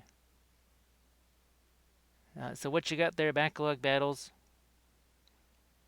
Here, why don't we Just get a little bit of our dirt right in here, and then there's this crazy thing here along the side where a mold line runs through it. Now we're going to try and get ourselves a little bit of a horizon line here. Try and Hello, manufacture a little horizon hobbits. line. Spark my ganja. Thank you so much, Brush and Bolter. Gandalf says, "Hello, little hobbits." He's like, "Oh, it's like, dude, get out of here, man. Whenever you show up, lots of bad things happen here." It's like, well, I'll never. It's like, dude, man, that old guy is bad news. Stay away from him.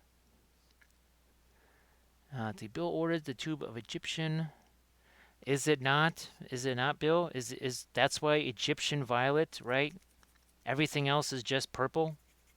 Egyptian violet is the king, is the lord and master of violet.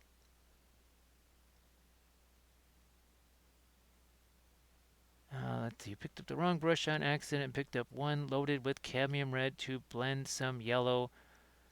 Um, yeah, if you're gonna do a blending brush, it has to have no paint in it, as you might imagine. You want your blending brush to be free of existing paint, of course.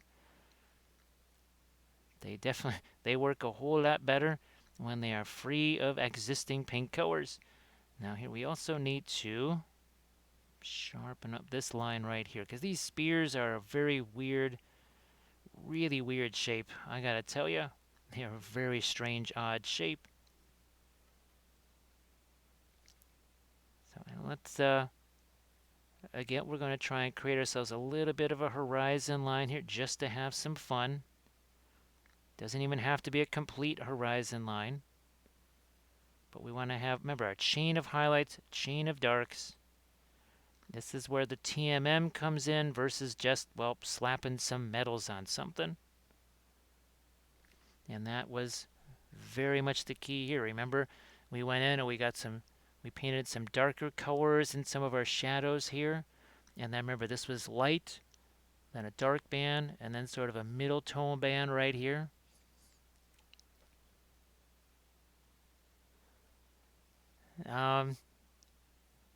Now the Book of Wapple, it is infallible, and obviously some people read books and they interpret that, they misinterpret the text, right?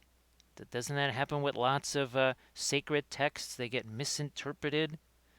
They become misinterpreted. That is the reader must analyze the text correctly and obey what is in the text completely without question. Without question. As we throw in some more of our darks again, we're gonna think about a horizon line, sort of ish, right here. So say that starts to have a little bit more depth to it than just, oh, well, yeah, we just kind of dry brush some metals over the top. Drax is continuing building those Necrons, so Drax just, how many Necrons are you going to end up with when all of this is said and done? I mean, are you going to have like 10k worth of Necrons, or is it so many warriors that it's really not going to be that many points? Yes, backlog battles. One must not misinterpret the sacred texts. Think of what bad things can happen when you misinterpret the sacred texts. I think we got a couple of more here. Yeah, we're taking our indigo here. Even a little smidge of the ivory black is in there. And that we're going to also throw some of our interference blue into this to try and get more of a sky effect going on there. So we're just kind of getting the ball rolling here, right?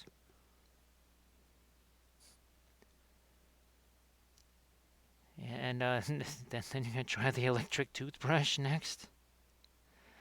Here we go. Let's some of these. This is where we have to assist some of these ancient Lord of the Rings figures. Speaking of ancient texts, these Lord of the Rings figures, I think, were made thousands of years before the ancient texts were written. Telling you, these old Lord of the Rings figures, man. I know they're making new plastic character ones. That's nice. We appreciate that. But boy, it would really be nice to have some new plastic sets. Please don't do the 15th version of Space Marines and a 2 month span in plastic. How's about a little bit of Lord of the Rings in plastic? Oh, wait, since we just said that, there's been another new release of plastic Space Marines. And look, they're all blue.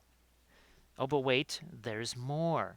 There's another brand new set of plastic blue Space Marines. And another one just happened.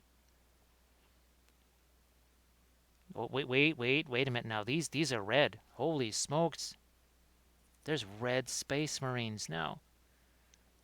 Not just blue? What's going on?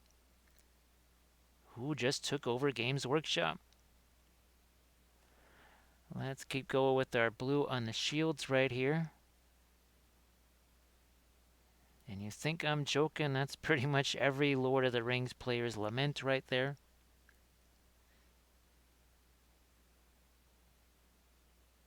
Let's drive this in and get down here. But there's just so many areas here where your detail is going to be a little bit on the dodgy side, so to speak. Again, more of a horizon line here. And you see how that's broken up? It's not just broken up vertically, it's broken up horizontally. It's not even contiguous, right? It's not even contiguous. That's very important. Just go check out Instagram. Look at any of the armor cosplayers. Don't look at armor on the shelf of a museum or stuck up on a wall or something like that, because it has nothing to do with how armor really looks in real life.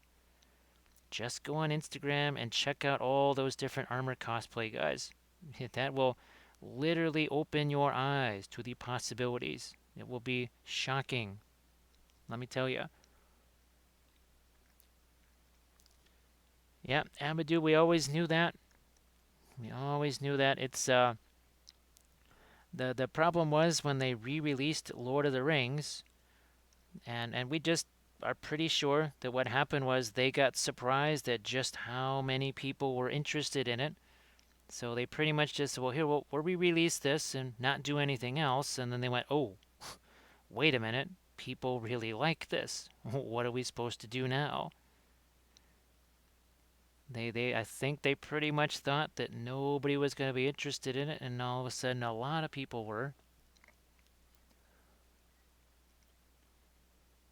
Hey, Nosferatu, how you doing? So folks, be sure to give Nosferatu a follow. So Nosferatu, I hope everything is going well. Alright, I'm going to throw, where's my interference blue? We're just going to find ourselves a little spot like, I don't know, maybe over here and throw some of that interference blue over there.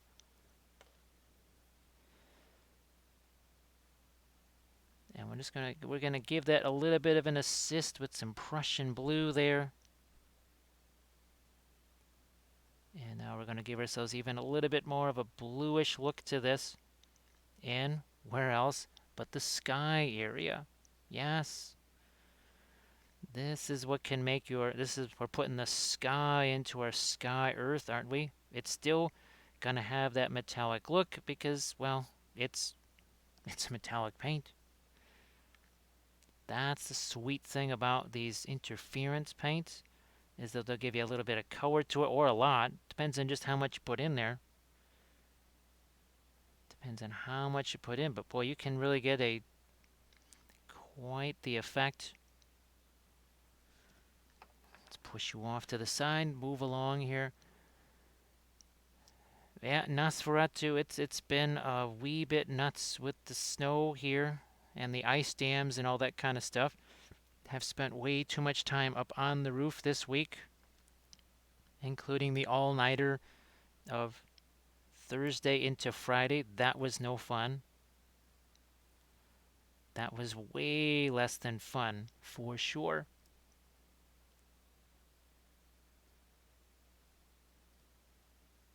Yeah, that was the... We can show you some pictures of the Alpine adventure later on. That was not the kind of Alpine adventure that I was looking for.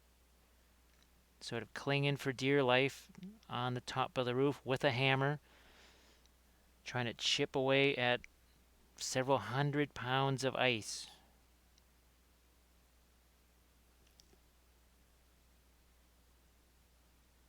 Let me see.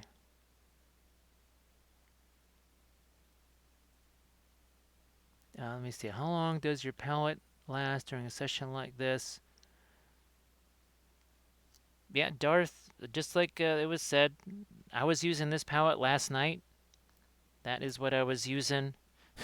The green and all the that's what I was using to paint these.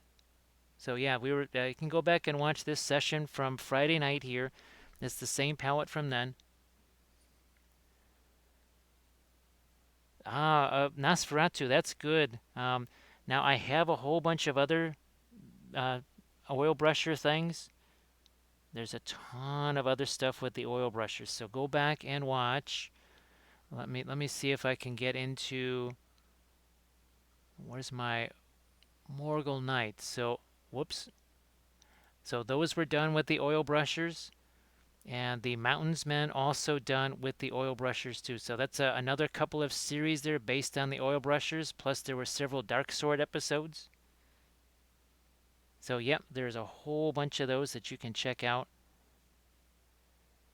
Throw a little bit of the Gamlen silver in there for some more opacity. That's what I'm looking for. A little bit of opacity here. Now we need to get, see this part of the helmet right here. It's not just that it has to be lighter. It needs to be blue, right? Because it's the sky is hitting it. We have to make sure that the sky is hitting that. Otherwise, not going to be super convincing, right?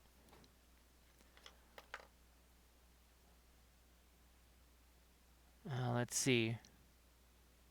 So that was we're here in Chicago, and basically every house in the neighborhood has ice dams. It's something that happens.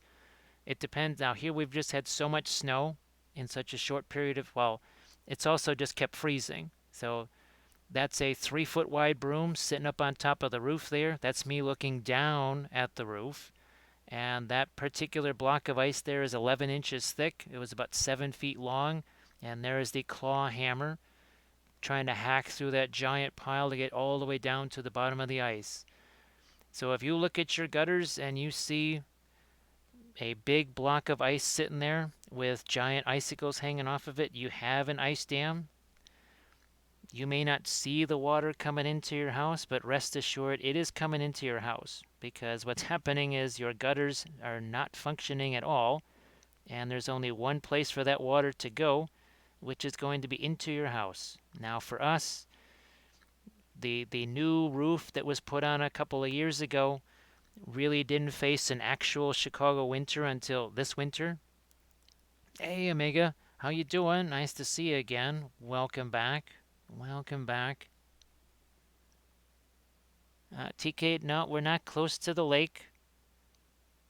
Actually, the closer you are to the lake, the less snow you tend to get. We are more out by Midway Airport.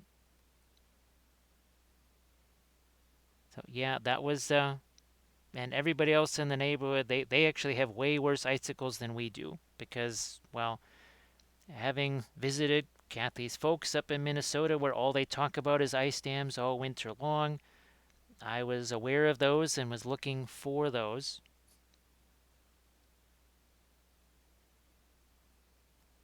And those are definitely something that can happen to pretty much anybody's house at any time. And here it's been, snow is a very good insulator. It's the reason why you can survive in an igloo with a raging fire on the inside of it. So even though it is 6 degrees, 10 degrees outside, that snow is holding in all the heat from the house and melting your snow.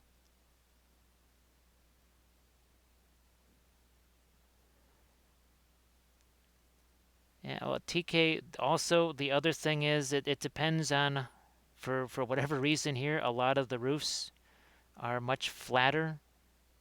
They are way flatter. They're not those high pitched roofs. They're a much lower pitched roof. And that's just the kind of thing that can happen, unfortunately. And it's a bummer, but that's what can happen.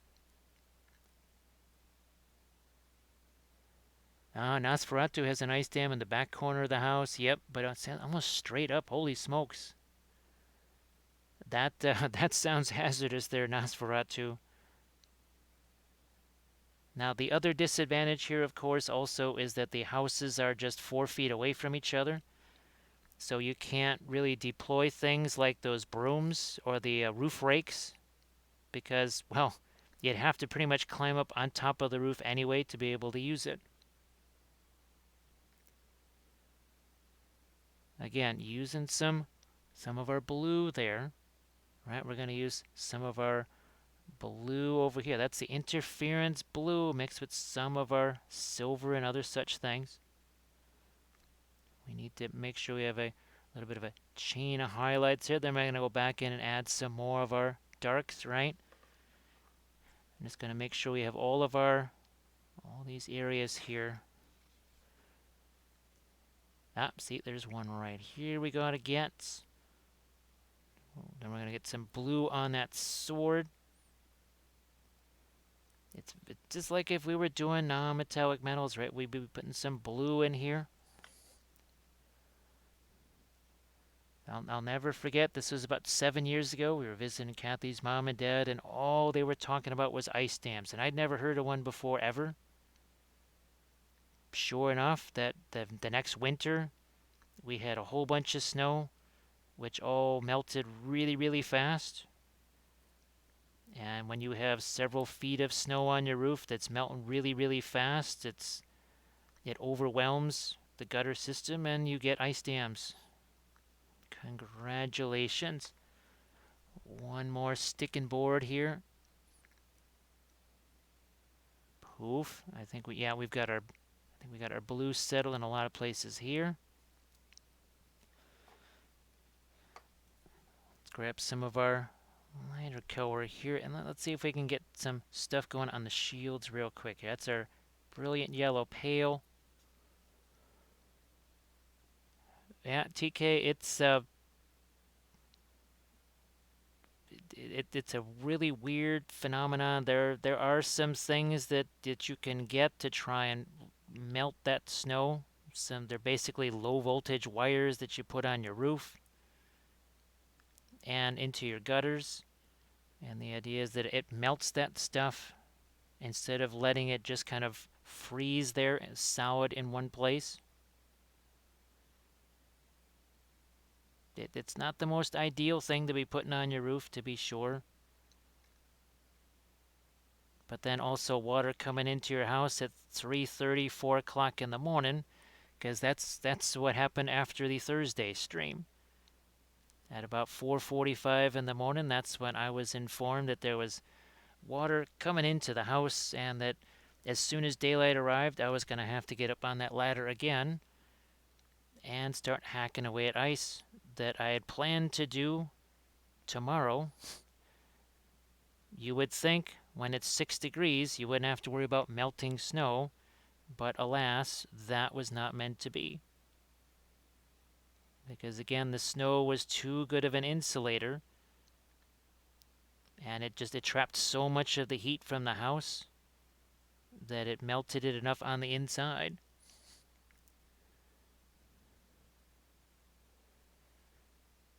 Well, there is sort of a system for that, but it's not. Let's just say you don't want to have that going too long, or forget that it's on, because you literally just plug it in. I mean, it's run by an extension cord essentially that runs across your entire roof. So it's not necessarily ideal to have that going, but it's either that or water in your house.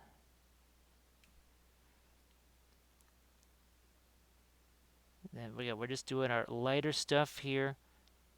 I remember that year that we visited Minnesota, there were multiple icicles on houses that were larger than most full-grown trees. Some of those icicles were 30, 40, 50 feet long, at least 4 feet wide in some cases. They were bigger than trees. And that's kind of how insane it was getting. I know the people next door to us, they have icicles hanging off their gutter that are about 15 feet long and they're about 7, 8 inches wide. And I keep thinking, when are they going to notice all that water that's coming into their house?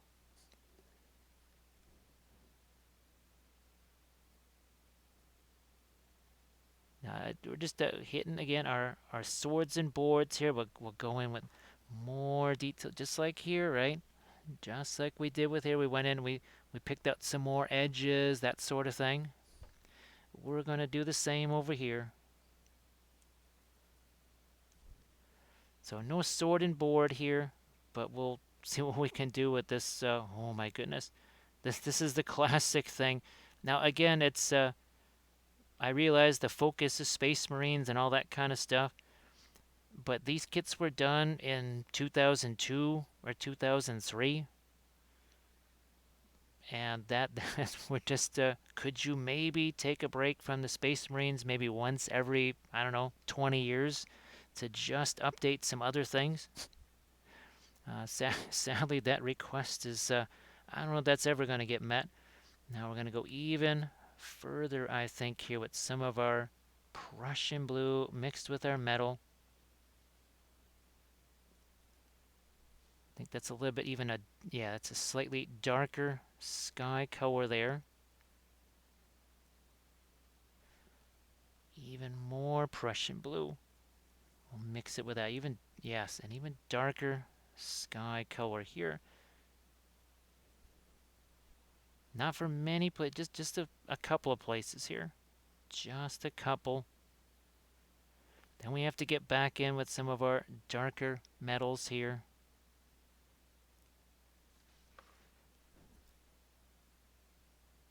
Powering on through. So say we all. Thank you so much, Rex, for the resub. That's appreciated. That's a 5 months, and Rex has survived so much Snowmageddon. Boy, Rex, we were worried about that because I don't think we saw you yesterday. So, yeah, I was getting a little bit concerned there. Let's see. Omega asks, Patreon, do you have videos of pre-mixing oil paints and putting them into bottles? Yep, Omega. Actually, there are, oh my gosh, there's at least three of, I think there's four of those now. Yeah, there's four of these. No, I think there's three of these. There are, here, let me grab these guys. I do believe there's five of these now where I take a set of paints, browns, reds, blues, greens, and we do this kind of thing, right? We just call these color theory videos. So I think there's 5 or 6 of these now. We just did the one on greens. Actually, yeah, we just did the one on different greens right here. Is this the barite green sitting over here? Yep, yeah. So we just did one on greens. I think that was last week or something like that. And some of the Dark Sword episodes, or, well, here, let me see if I can find it real quick. Let me see if I can find that one. It just might not be quite visible here, but even for individual miniatures, before we did this one, we actually did a little color chart thing like that. We did the color chart thing, and then we painted the miniature itself. Yeah, Rex, I was wondering. So 4 days, no power. I'm glad to see you here, Rex. Geez, how the heck did you guys stay warm and do all the stuff there with 4 days, no power? That just that is definitely no bueno right there. And really, really sorry to hear you had to deal with all that. Now, you know what? We're gonna change this up here. We're gonna take our black. We'll mix that with some of our silver right there, and make a nice dark horizon line. I can imagine, Rex. Definitely not so much with the warm, for sure. And I can imagine not a lot of stuff got done. So yeah, really, really sorry about that, man. That's just crazy. Now, there was no bursting of pipes or anything like that, was there? Oh, I guess did you end up with no water as well? I guess that's the other thing that's going on. No water either.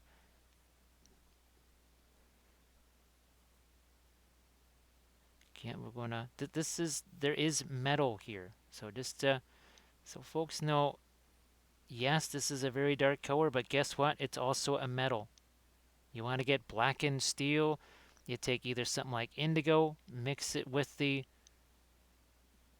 Gamlin silver. It's the same thing I would do with acrylics with something like metal medium. It's literally the same exact idea.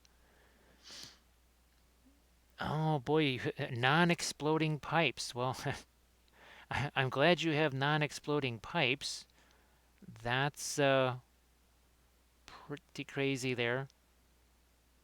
Yeah, because you got those pipes on the outside of the house, right? And because, well, normally they're exposed to very warm air, not very cold air. Yeah, here it's relatively easy to keep pipes to not freeze. You just have to be aware of it. You just have to keep your water running, and you in some rooms maybe where heat just doesn't quite get in there, you maybe open up some doors to make sure some heat's flowing in there that ordinarily might not flow in there. So, look at that. Again, that is a dark color, but it is still metal. And once again, we're thinking about something, some kind of horizon line style reflections in here. Just like those halberds that I showed you earlier. It's the same kind of idea. Do we need more of our, yeah, let's a little bit more here. Unfortunately, this armor is pretty much very dark anyways. I was looking at all the reference pictures of it, it's pretty dark as it is. And again, it's the same thing that we were able to do here. And that's kind of what we did. We see that darker stuff that we added. That's what we're kind of doing now. Doing the same sort of thing here. Creates more of that sharper edge, more of that contrast that we're looking for. And then we got to come in and then we got to add some of our reflected light to it. And it's going to be metal still, but it's going to be a lighter, warmer metal color. Not just lighter, also different color temperature. And you can see we got that interference blue in there, right? Then we're going to have to make sure we get in with some warmer metal colors. I think we have our dark still. Let's go back to wherever our lighter metal color was here that also has some of the interference blue in it. It's not enough to make it lighter. Also has to have some blue. See, normally it's fine here because the attics get warmth from the heater running the house. Cut off the power to the heaters. Oh, yes, that makes a lot of sense, Rex. That makes a lot of sense. Now, definitely not a happy thing for sure, but makes a lot of sense. Now, for folks that want to see sort of the non-metallic metal version of these, you can go back to the session where we painted our Witch King here. Where's our Witch King? There you are. So we did paint, see on the base right there, see that Gondor knight right there? That was done with non-metallic metals. So you can go back and watch that session. I also have the breakout of him on the YouTube channel. It's one of the most recent videos that I put there. Omega, when you do the Army Painter pledge level, you have access to every video that I've ever done since 2013. You literally have access to every single painting video I've ever made, which is why it's somewhere, well, now it's getting to be 700 hours. For a while we said 600 hours, but since every month I make somewhere between 20 to 24 hours of new videos, it's not that hard to get to the next 100 mark. So yeah, you are getting every single video that I ever made. Every basing video, terrain video, diorama video, all 23 of the army painting series. You're getting all of them. Every last one. Wow, Rex, I don't know, was it because of all the craziness with the cold or something like that, and they needed to sell off some stock because that's crazy, 70% off? That's crazy, Rex. That's 50% off would be nice. Oh, and by the way, folks, I would suggest you want to get the regular Scoopy. I suggest you get it from Hobby Lobby because they're selling it for something like 30% off right now. Brand new. Actually, I shouldn't have told anybody that because I want to get more for me. But yeah, they're selling the white Scoopy. Yes, that's like you're saying there, pun expected. Get in there and buy all those cadmiums. Buy all the cadmiums. Holy smokes. Now what we're doing is we're just taking, now this is where we're using it as a blending brush, right? And we're trying to avoid the fate of backlog battles where there was some paint on the blending brush and then unfortunate things happen. It's happened here too. There's been paint on the blending brush and you go, oops, that wasn't supposed to be there. That was not supposed to be there. Hey, Lady B, how you doing? Ah, got 5 cadmiums. 5 cadmiums. So what we're going to do here is we're going to try and rack up a couple of guys here that really show for our film noir here. I think we'll do this. So now what happens here, you're not going to see any of the blue anymore. You're not going to see any blue. All you're going to see is just lights and darks. Just lights and darks. You bring back your color here. Now you see how that blue is starting to creep in there, right? You can see more of that blue. That's why film noir has value, because there's more than just value contrast there, right? There's color contrast, there's temperature contrast. We're gonna add some more to this. Let's see, use a grainier brush to add some texture to, oh, some cloth and fur. Yes, pun expected. That sounds fantastic. That sounds really good. Now here, we're actually getting a little bit of the brown mixed into this because we want some reflected light here, right? But we also want it to have a bit of a color temperature. And backlog battles says, there are no mistakes in oil painting, just makeup sponges. And backlog made use of those makeup sponges. So Lady B, I hope that you're doing okay there. I hope all is well. Here, let's get a little bit of that reflected light. Again, it's just same sort of reflected light that we had here. Again, lighter, then you had your band of dark, and then another light color there. And remember, that's not just the reflection on the metal paint. That's painted there, just like here, even with the green metals. Same thing here. See a lighter band, then a darker band painted in, and then a lighter band underneath that. Again, and the indigo blue is a big part of it. Look at this, we got Thistle in the house. So Thistle, how you doing today?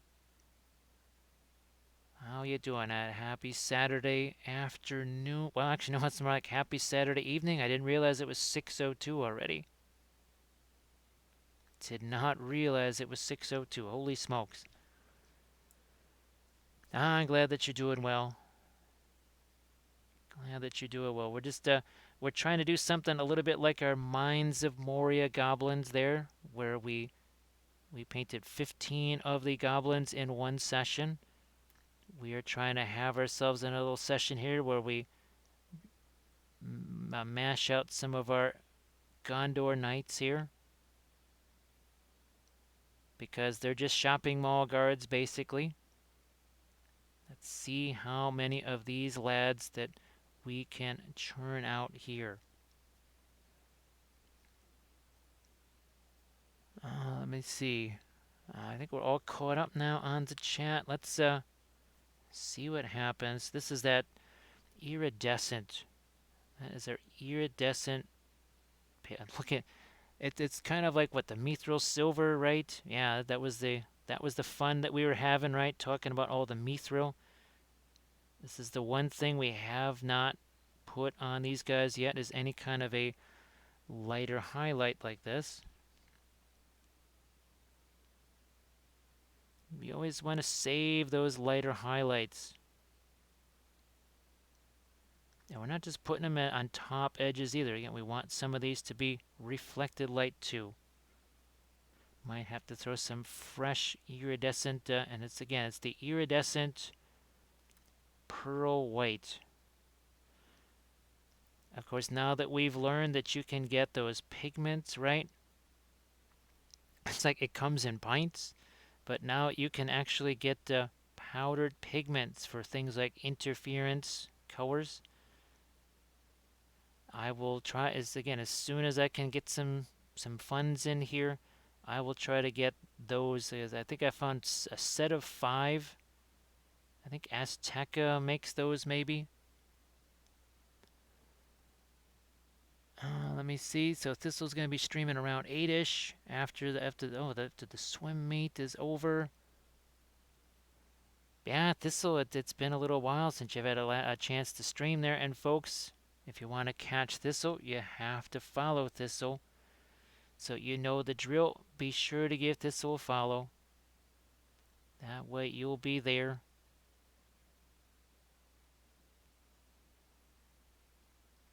Oh yeah, Thistle. One thing I've been meaning to ask you since forever. For whatever reason, for me, the Hover 8 cameras, they have this nasty tendency to, well, either freeze up or they have a tendency to just kind of just blink every so often. And it's one thing if you're just doing it like live at a convention or something like that, nobody notices that. You just turn it on or off or whatever. But when you're trying to use it for filming stuff or even broadcast, I was just wondering if that has happened to you at all. I was just curious. You know what? I'll actually get some of that, some fresh version of our, again, that is the iridescent pearl white. That is from Williamsburg. We're just going to throw some more of that out here just to have it. I think that could be a good thing.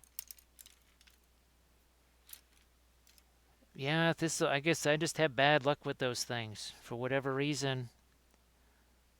I thought, and it's a brand new one. It is literally brand new. It's one that I had kind of, well, I was saving for, well, the convention season last year that did not happen. So I thought, well, I'm not going to be having any use for this pretty much at all. I don't really see much use for it in the future. So I thought I'll break it out here and I'll use it for filming my battle reports. And it just has a weird, it's only when it's been on for a while that it kind of has a tendency to do that. So I guess we're starting to put that brighter line in here now. We're going to do that same thing here. So that is a nice little highlight there. Nice little edge light. But you notice it's not all the way across. It kind of stopped about at the halfway point there. And now we're starting to think again of some reflected light over there. We got to do that on this side. Same thing over on this side. Like so. Yeah. But you notice it's just here. We're not extending it all the way out here. We're kind of focusing on one area. Very much like what we did here, right? We only did the highlights just on this area right here on the helmet. And you see how it not so much back here, not so much down here. That's why this sort of looks like a raised surface that's closest to you. Well, this was just, it was only on for about an hour or so. And this was just me trying to get it set up, right? Just trying to get things hooked up. And it had this nasty habit of just kind of blinking on and off. You have to almost just be watching it to see that happening. And then the thing where it froze up and it just kind of would do that every so often, especially if you tried to move it at all. Oh my goodness. Holy smokes. If you tried to move it at all, that was just, that was going to be bad.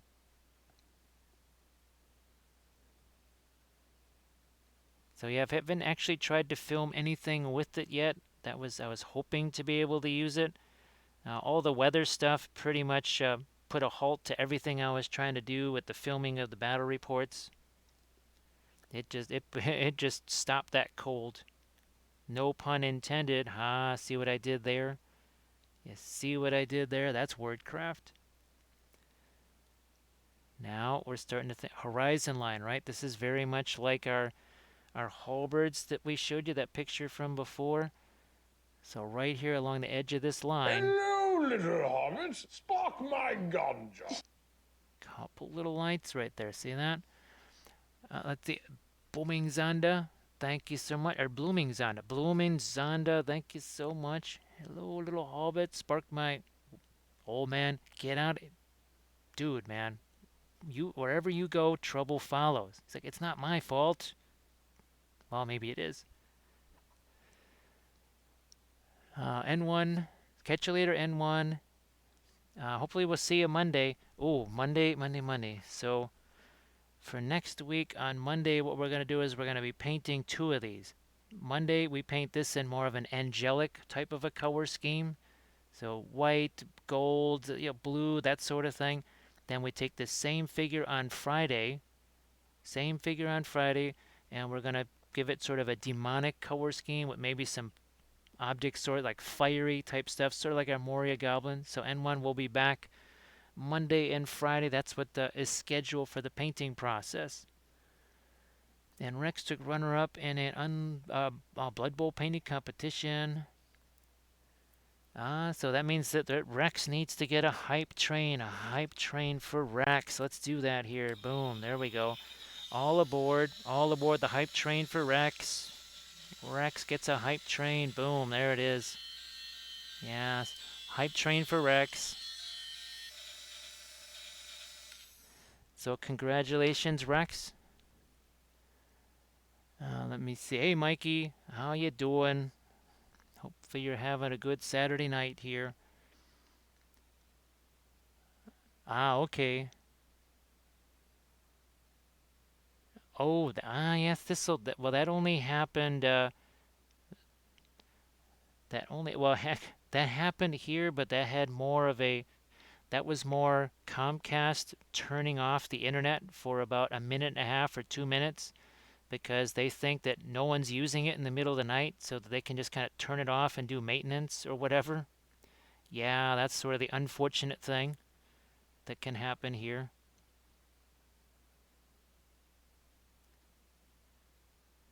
It's one of the reasons why I avoid doing these super late streams on Monday and Tuesday, that sort of thing, because it seemed to be either Tuesday, Wednesday, whatever, that would happen. That's why we kind of took to Thursday being the late night stream. So congratulations there, Rex. I'm glad that you were able to get those kudos. Bringing out some more of these, and then we'll go back in. We can bring out some more darks too. More of our lights. So that iridescent uh, pearl white, it makes a really interesting sort of a highlight color for metals. Didn't think that was really there was ever going to be such a thing for it, but it does seem to be nice and effective. So there's our bowl guy there. Let's move on to our next guy here. I need to do some texturing and details on some black leather. So I guess Rex, my first question is it going to be more reflective black leather or is it going to be more worn? Those would be my first questions before anything else. And at 200 millimeters, you could paint some nice texture in there. I know you were talking about that earlier. So yeah, we're going to get some of our lighter colors in here to create this horizon line sort of effect. We have our blue in place. We have the darker color there. We're also going to have to get some of our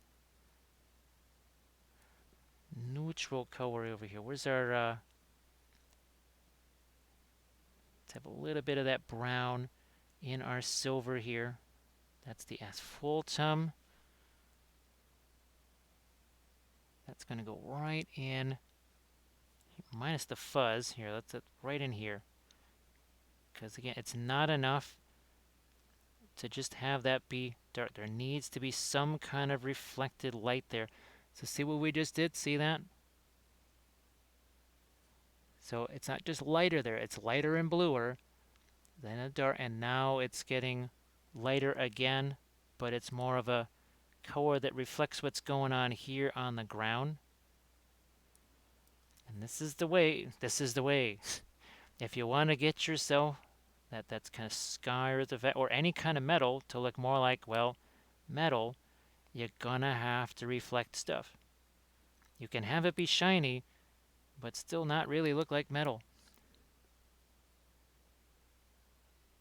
So Rex, actually what you could do is just go and do the Google foo and look up some references of worn leather. Obviously Armored Wolf can tell you. Obviously you want to really go after those edges. You're almost weathering it like it's chipping on armor in some ways, right?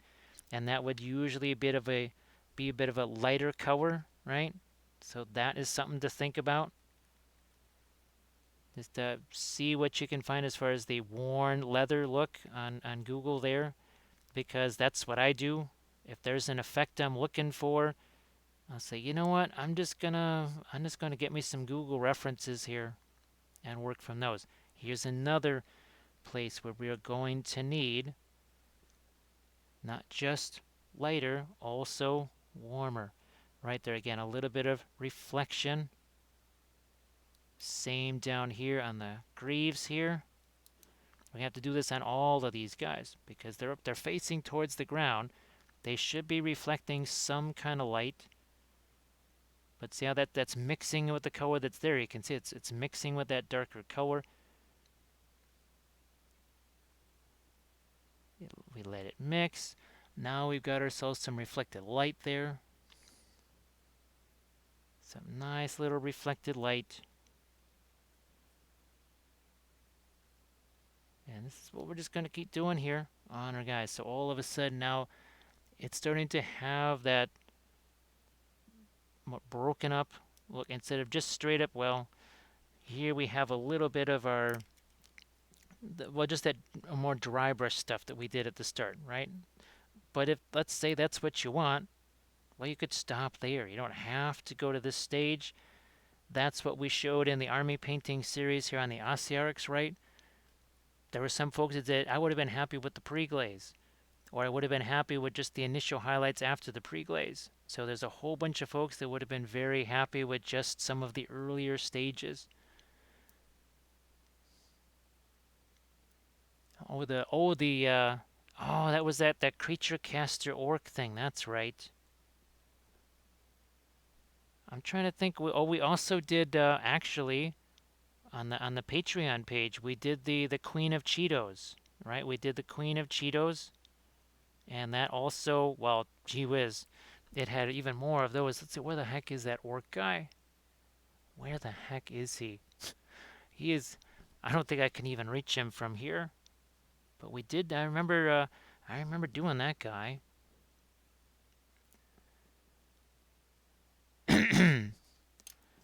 Let's see. Hey, Oliver. How you doing? Oh, and thanks. Let's see.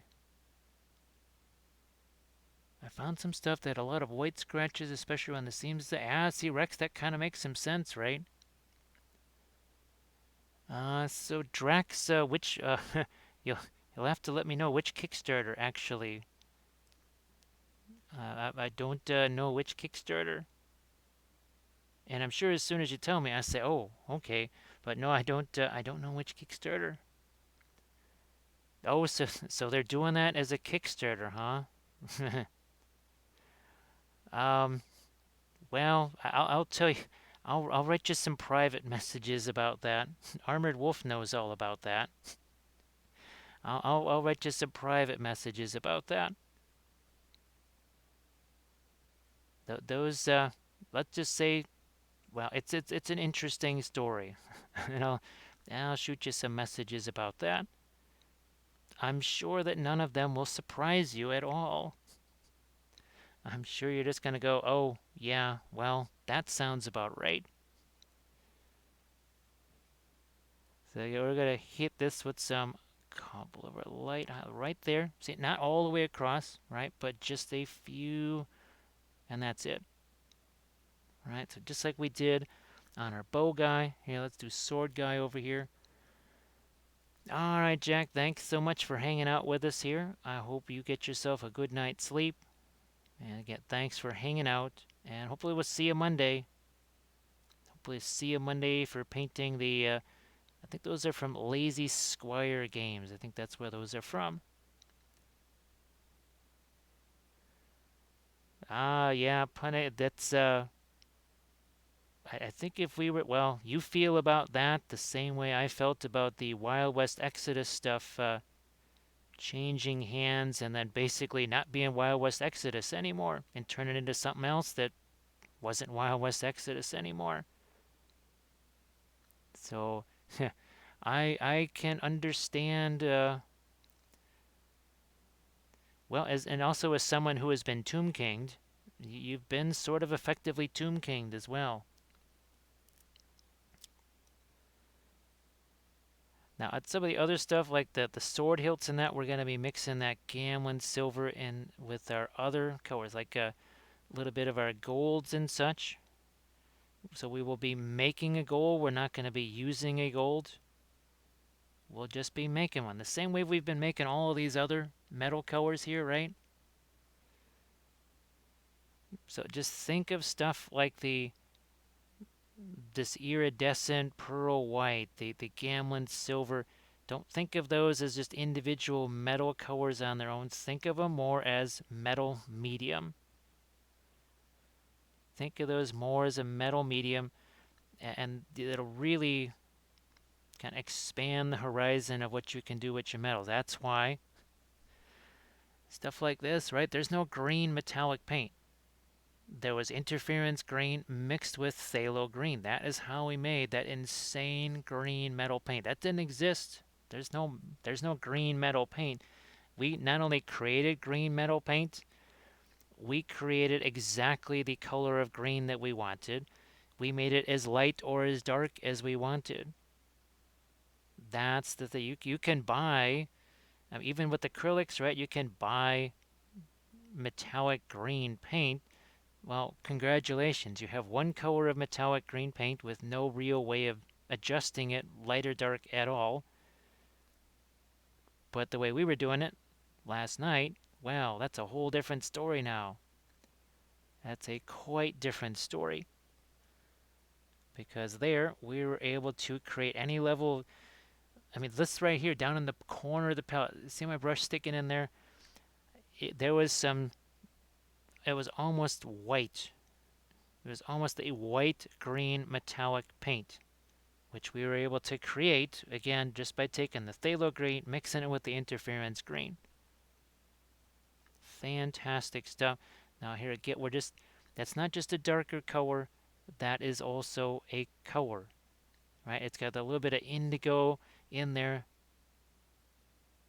Still is a metallic though. Yeah, yeah, pun expected. That's and I've talked to some other folks, and that is also, they are just as thrilled as you are.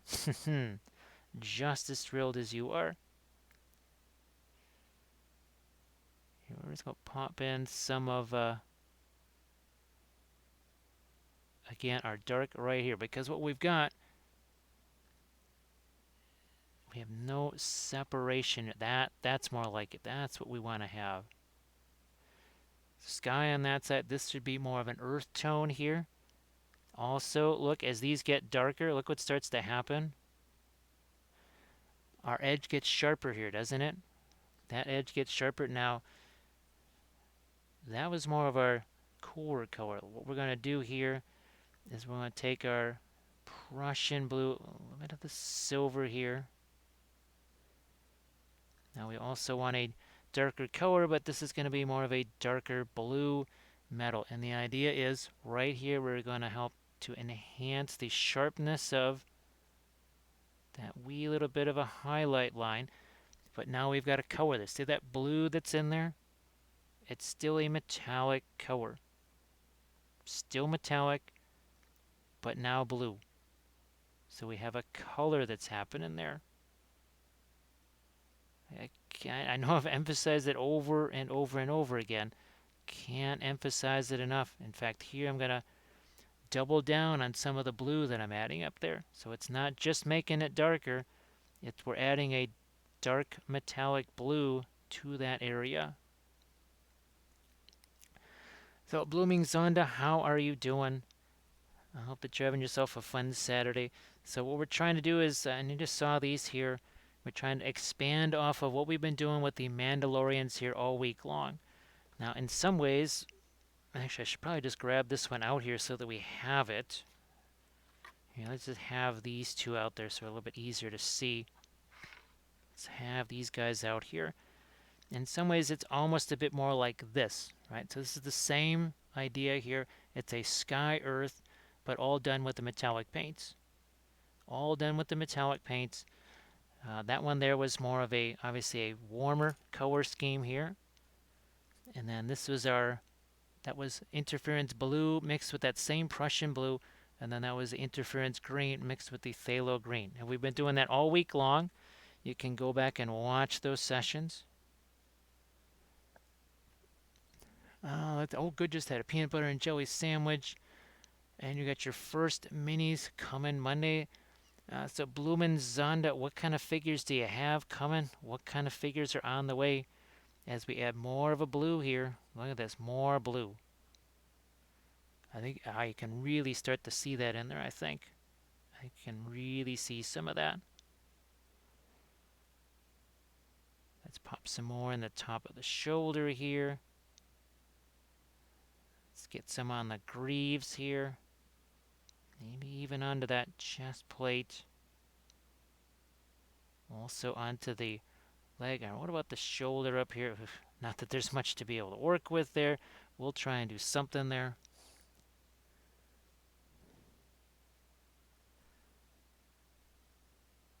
Now we're going to try and get some of those metal highlights in. That's again using that iridescent pearl white. Now sadly, unfortunately, there's big old mole lines that run right through these shoulders here, so we're just going to have to kind of fudge some of that.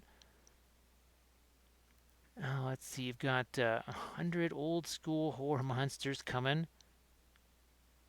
Yeah, Blooming Zonda, see, that's a really good idea there, right? Just get a bunch of miniatures that super cheap, right? And you just say if they work out, that's great. If they don't work out, it's no big deal. It's not like I spent 100 hours on one miniature.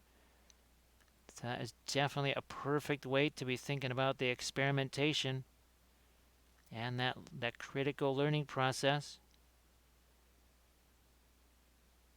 Now we'll have to do some stuff on the faces as well, but let's see, here's our archer guy here, and so again, significant difference, right? And now this is a little bit of a review in some ways here. So we put those colors on, right? That was our pre-glaze, and this is wiping off that pre-glaze. Taking our makeup sponge here. Look at the difference that happens. Check this out here.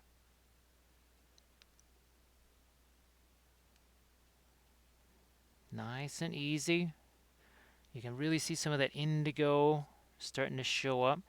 You can take as much of this off as you want or as little. As much or as little. The more you take off, obviously the closer you get into the original primer, which as always was just Badger Stynylrez primer here. So that's your pre-glaze. Now let's look at that. So you can see how we've added some warmer colors since from the original pre-glaze there. And you can see how we've started bringing our horizon line there on the helmet, right? Nice little bit of a horizon line. I'm going to go back into some indigo here, and let's rework in some of our darks here on just a regular close. then again here on some of the armor surfaces, back to the clothes over here. Get those pretty dark.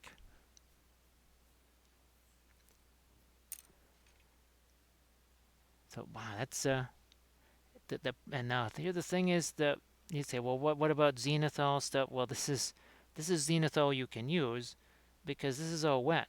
We can mix with this. If you just spray zenithal primer on there, it's there, but then you just paint over it. This is you're painting with this. So you're actually painting with this. Shrine. This is just from Winsor Newton right here. Where's our? Yeah, it's just Winsor Newton. There's certain colors that are just going to be staining. Egyptian violet, no doubt about it. I mean, Egyptian violet is one of them. This is one of them. Ironically, Terra Rosa is one of them. Terra Rosa is one. Phthalo green, phthalo blue, those are also going to be staining colors pretty much. It is interesting. There are some colors you would expect them to be, like Prussian blue, sort of a staining color, but not as much of a staining color as you would expect. Now look at this. Look at this. What am I trying to do? I'm trying to reflect this spear right here. Now look at that. Sneaky, huh? Sneaky and cheeky, and that is still metallic. Still metallic paints there.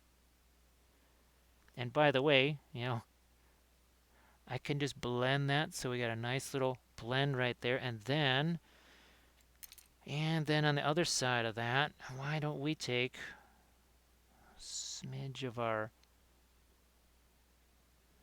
iridescent right on the other side of that. So look what we got there. Look at that. Look what just happened there. So see, that's more of a non-metallic metal effect, but it's all done with metallic paints.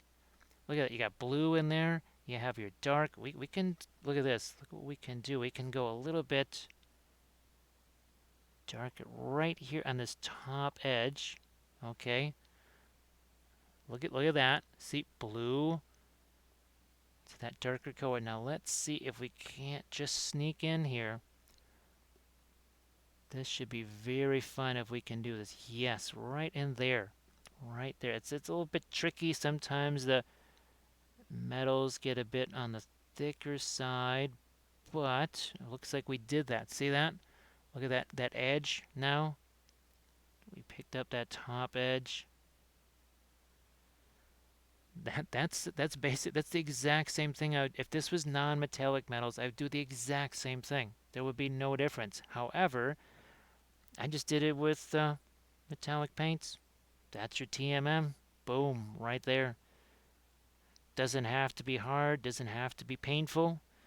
Just gotta make it happen. Now let's see. And I'm pretty sure that Armored Wolf threw up the link to the. So you just know what they look like here. Speedball is the overall brand. Mona Lisa is kind of the sub brand, and this is spectacular stuff. Spectacular stuff right there. Shrine, isn't it crazy what that thing can do? And I know we used it on our.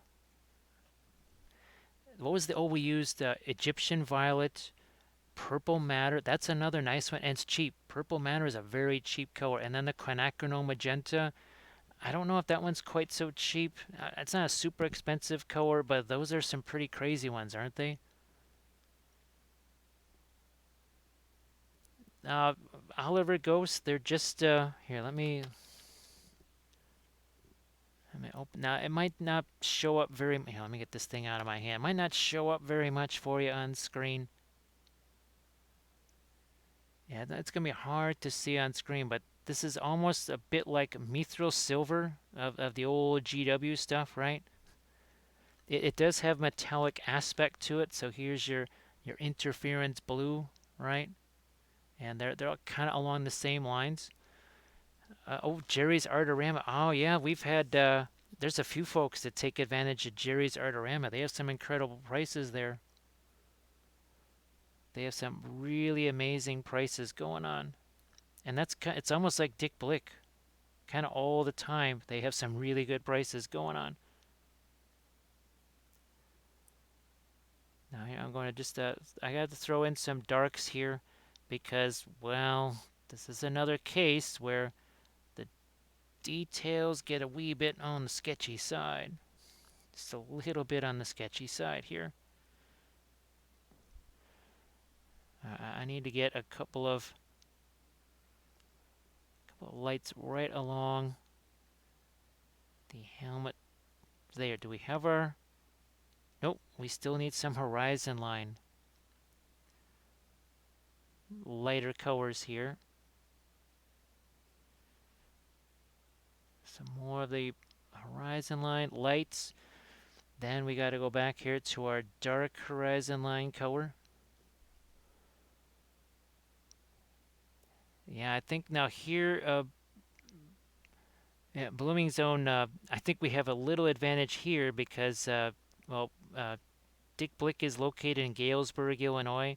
So I think my shipping with them is probably faster than most, right? Because, well, at least we're that close. So I can imagine why they might be a slower shipping to other places. I still have not had a chance to look at Jerry's Artorama yet, just in general, just to see what kind of stuff they've got going on. I've been meaning to. I just sort of kind of forget.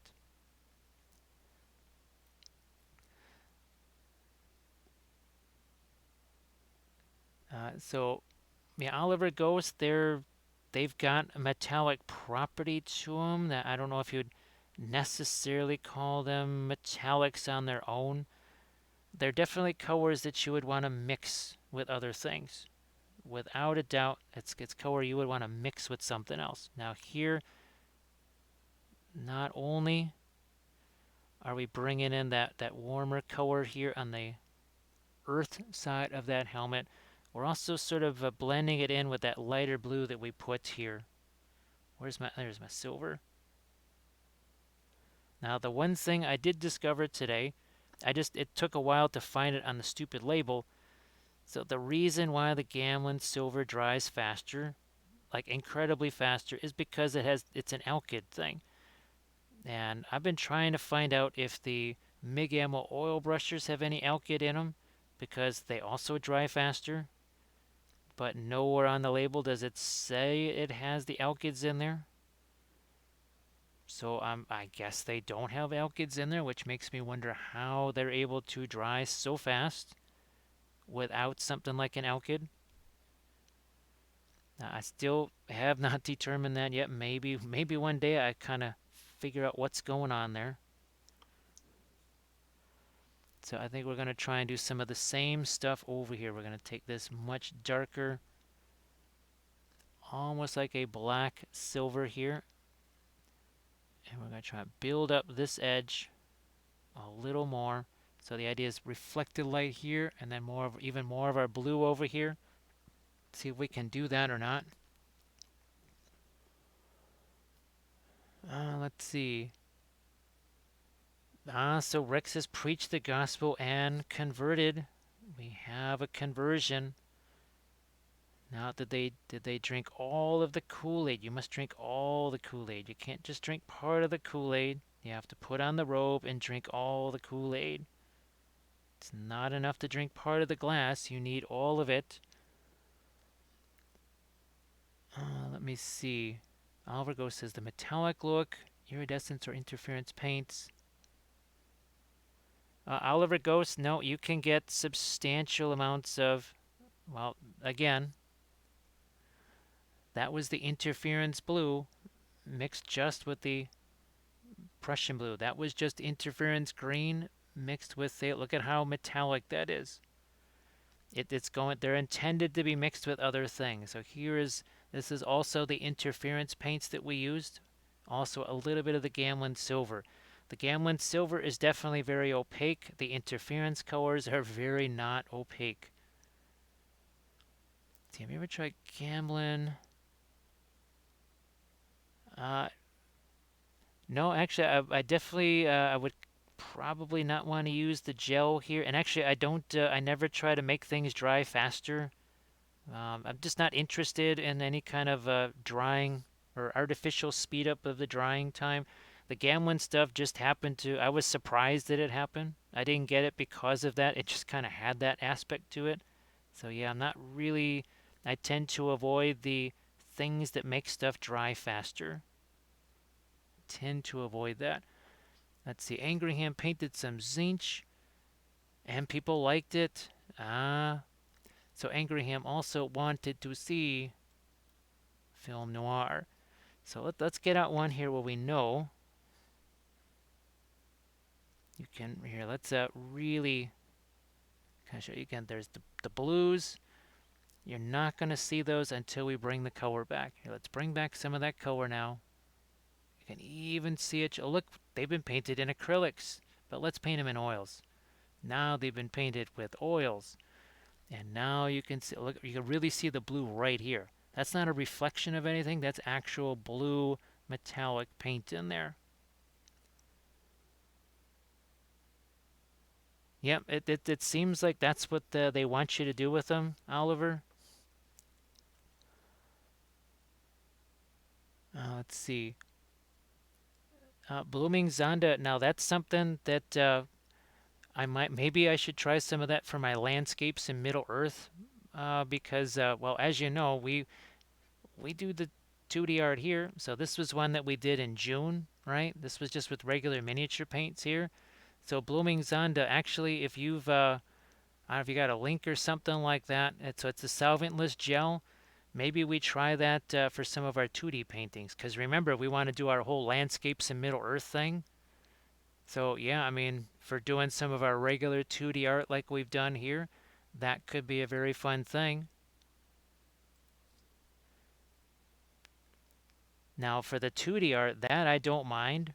I don't mind, shall we say, augmenting the drying time there. Yeah, I wouldn't mind fooling around with that. Now, ironically enough, for the miniatures, I've been noticing what an advantage it is just to let the oils dry. Like, by the next day, well, for me anyway, the oils are dry by the next day. For me, typically, the oils are dry within 8 to 12 hours ish, something like that. Typically 8 to 12 hours. Actually, Blooming Zonda, if maybe you could shoot me the link at like an Instagram message, because I'm Wapelius on Instagram as well, and it seems like that's like an easy way for people to get in touch with me is on Instagram there. So if you could just shoot me that link there, as anything else, it will remind me to look at it, because all kidding aside, I have to paint. I mean, as much as it would be fun to do the little Bob Ross landscapes, I have to paint entire backdrops, like entire 4 foot long painted backdrops for my battle reports. That could be very handy. And the Armored Wolf has just thrown up a link to the Instagram there. And folks, be sure to check out Armored Wolf's Instagram as well. I'm not kidding about the dice bags and stuff. You're going to be seeing a really fantastic Armored Wolf dice bag on the battle reports, and also maybe a little bit of dice rolling tray fun there too. For War of the Ring, you need to have something like a dice bag just to have all the hunt tiles in there. So if you're going to play War of the Ring, well, gee whiz, you'd want to have yourself some Armored Wolf dice bag goodness. That needs to also be there again, darker, right? Thanks, Blooming. I appreciate that. So it could be a huge, because, well, as you know, you don't need me to tell you, on things like these color charts here. So this is just right out of the tube, right? Because what I'm doing here, it's already thinned by half, at least sometimes 70%. So we've already reduced the drying time by half or even 60% just by doing this. Look at this. Look at this, Lord Dave. Lord Dave, how you doing? Thanks for sending me the pictures of all the stuff you've been doing. That's That's a pretty intense project, right? That was a very intense project that they threw on you at the last second, but are we surprised? The color me surprised, right? In no way, shape, or form surprised. Oh, backlog might need a second armored wolf dice bag for zombie side. Oh, that's right. You got the all the randomness of the zombie showing up and stuff. Yeah, and all the different. Aren't there special zombie dice too? I think in some of the different versions. That Lord Dave, they're gonna have to. You're gonna have to be in the Reaper Hall of Fame just for that. Pretty much, I think. You're gonna need one of those blue bowling shirts, right? All right, now here, look at this. We have no reflected light down here. There's no reflected light down there. Well, we're going to change that. Take a little bit of our Gamlin silver here.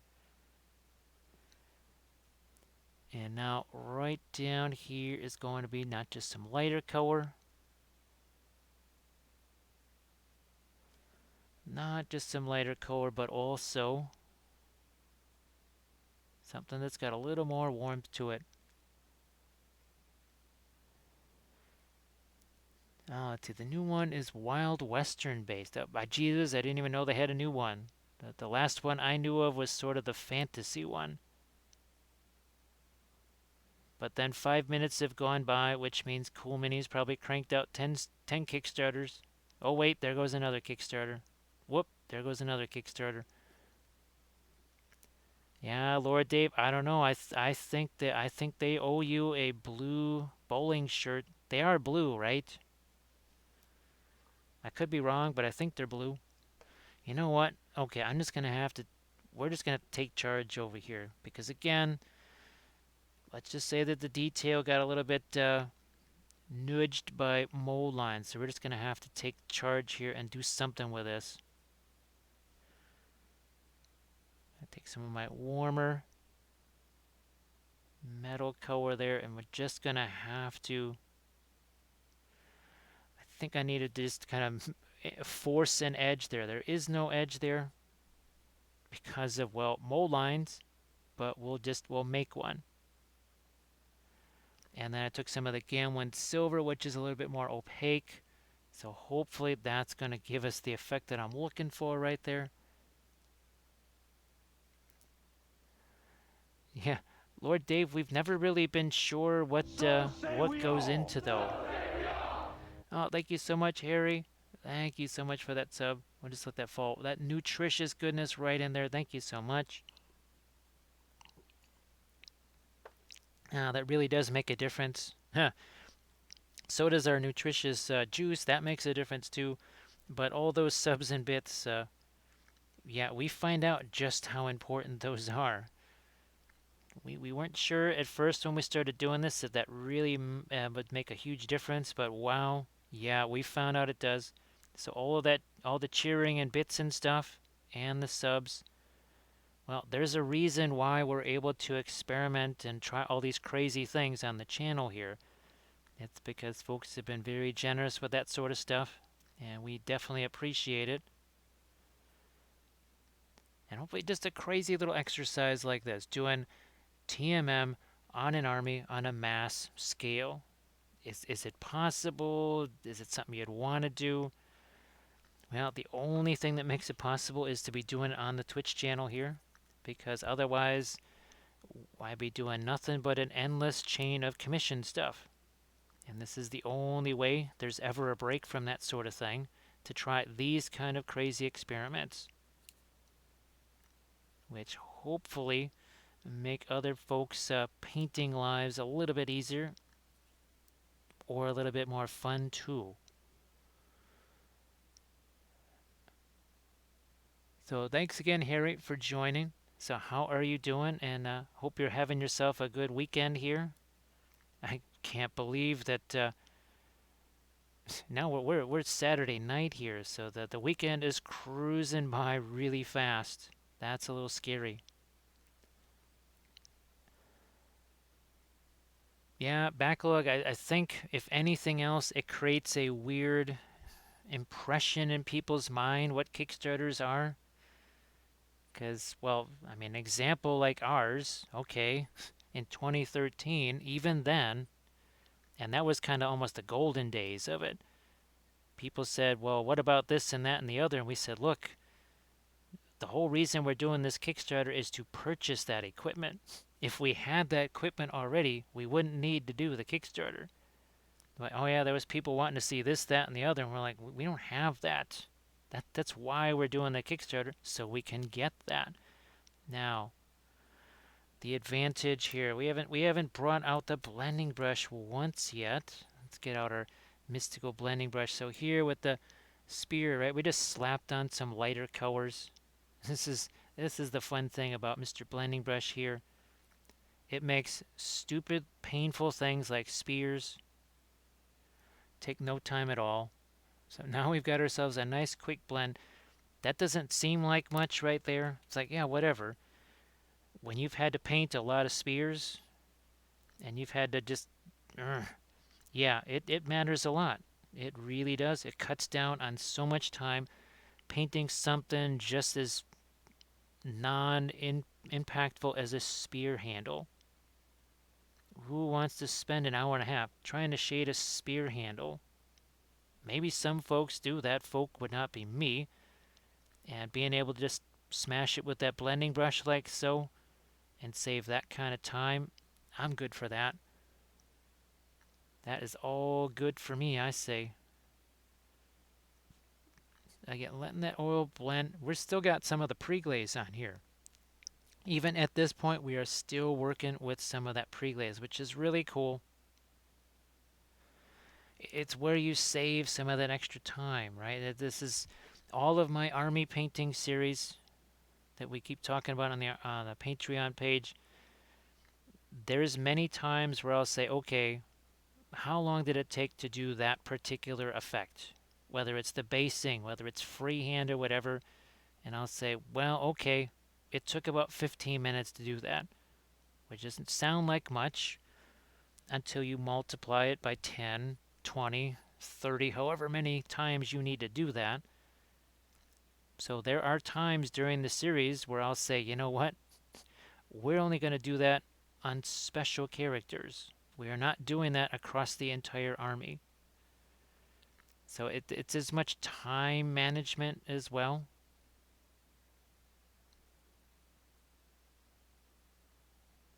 Spear handles. Yeah, spear handles. Who would have thought? The dreaded spear handle of all things. Let's see. Backlog says big companies always have these huge $500. Yes, and that was backlog. The thing people kept hitting us with is, where's the stretch goals? What's the next stretch goal? I said, wait a minute. We're just trying to we're just trying to make something here. But no, they all wanted stretch goals and free stuff and early bird this and that. We're like, what? And that was 8 years ago. Can you imagine now? I wouldn't even I wouldn't even dream of trying to do one now. It would just be too painful. No way. Let's see. Harry is painting some Ossiarchs. Yeah, I was very surprised, Harry.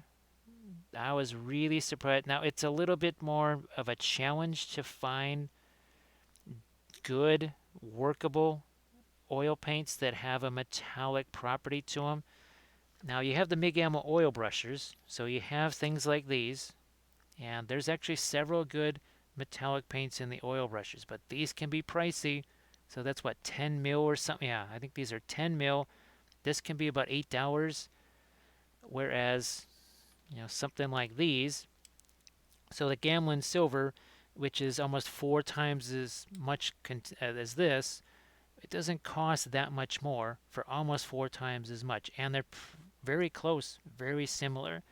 Now these sort of things are more of a specialty kind of a deal right here. As you can see, they're not necessarily metallic by themselves, but they have these really interesting properties like this. So this is again where we took the interference green and mixed it with phthalo green oil paint, and those are oil paints too, by the way. This was the Prussian blue mixed with interference blue. And now we've got ourselves, this is that Gamlin silver for the most part mixed with ivory black and indigo blue, mostly with ivory black to get that nice dark black. And then this is mostly those different interference paints to get that kind of sky earth effect right there. Now you can go back and watch those sessions. Basically all this week we have been doing the metallic type stuff, and here I'll gaze on the Ossiarchs. Interference green mixed with phthalo green, interference blue mixed with Prussian blue. You can see some of that green and blue here, right? And now here, this is the interference blue over some purple, right? There's some of the Egyptian violet.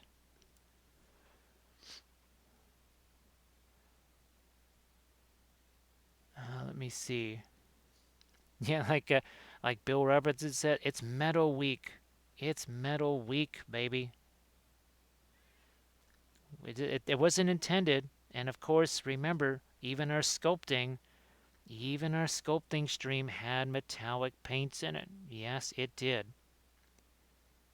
So technically, every single stream this week, and just because of what a crazy week it was, we actually streamed Tuesday, Wednesday, Thursday, Friday, Saturday, and now today. We have streamed every day since Monday. Holy smokes. Which is interesting since we've had almost 2 all-nighters during the course of the week, thanks to the jumping up on the roof and having fun there in a way that's not fun at all. I have no idea, Velfera. I was sent this one right here to use, and I tried using it once, and it didn't really seem to dry terribly fast, and it seemed to be, didn't really like the consistency of it, unfortunately. Yeah, I was not a fan of the consistency. I would much rather just have regular phthalo green, and if it dries slower, it dries slower. I was not super thrilled with the consistency. But here, see how we created an edge there, right? Now watch what's going to happen over here.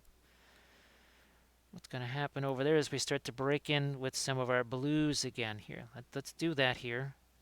Prussian blue, interference blue, maybe even a little bit of the iridescent there. Bam, there we go. Maybe even a bit up here too. So you see that? See that blue, bluish metal color that starts to turn warmer on that side? We'll do that over here too. So it's not just getting darker, but see now that edge gets a little bit sharper. Edge gets a little sharper. More blue up there. Some more blue over here too. So again, that is blue metallic paint that we're using there. That is the, again, look at that. Look at what's happening right here. Ooh, look at that. Look at how much blue there is there. There's people that are going to look at that and they're not even going to believe that it's metallic paint, but it is. It's most definitely metallic paint. It's just we've given that quite the boost. Okay, here. Let's. Valfera always loves some film noir. Let's do some film noir. You see the shading is there, right? However, when we bring this back, you see that blue comes back. That is blue metallic paint right there. Blue metallic paint. Let's see. Which Daniel Smith's crushed rock pigments looked as good in oils as doing watercolor. Blooming. It's funny you should mention that because, well, especially as we start working with Prussian blue here. So there's been a couple of colors that I loved in watercolors. Cobalt violet and cerulean blue. They were some of my favorite watercolor paints. I loved the sedimentation effect of cerulean blue. Absolutely loved it. Tried using it in oils. Did not. Cerulean blue is sort of okay. Cobalt violet in oils is just it's Satan's oil paint right there. It just is horrible. It does nothing in oils. Watercolor is fantastic. Oils, horrible. There's no use for it in oil paints, but in watercolors, it's fantastic. It's the darndest thing.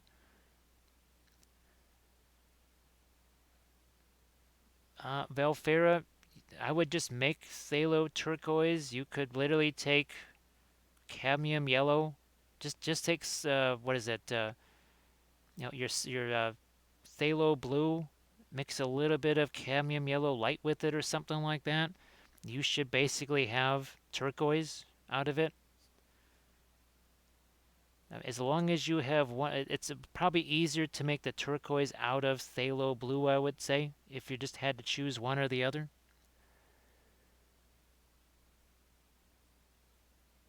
Actually, actually, the folks that this thing right here, funny you should mention it. The folks that did the Storm Sunder game, this is from them, and I guess there's going to be a bunch more of these on the way. Potentially, like 1 week out of every month could be dedicated to some streams for the Storm Sunder stuff and Lazy Squire games. So yeah, that was the first night that I was up all night this week. Was in a meeting with them after a stream. So look at all that juicy blue, huh? Look at all that. Yes, that's metallic paint, but it is also blue. That looks like wet beach sand and reflects the sun, and oil just looks like mud. Yeah, isn't it weird, Bloomy? You get all excited because you remember how much you love it in one medium. You go to use it in another, and you say, "What's going on?" I mean, it's literally like your favorite pizza. Then you go to eat it in some other form, and it's just garbage. It would be like, I don't know, ice cream pizza or something like that. You love pizza, but pizza as ice cream, I guess, is not very good. Although I'm sure there are some that would be willing to try. Get more of that blue, and that is just the interference blue and your Prussian blue.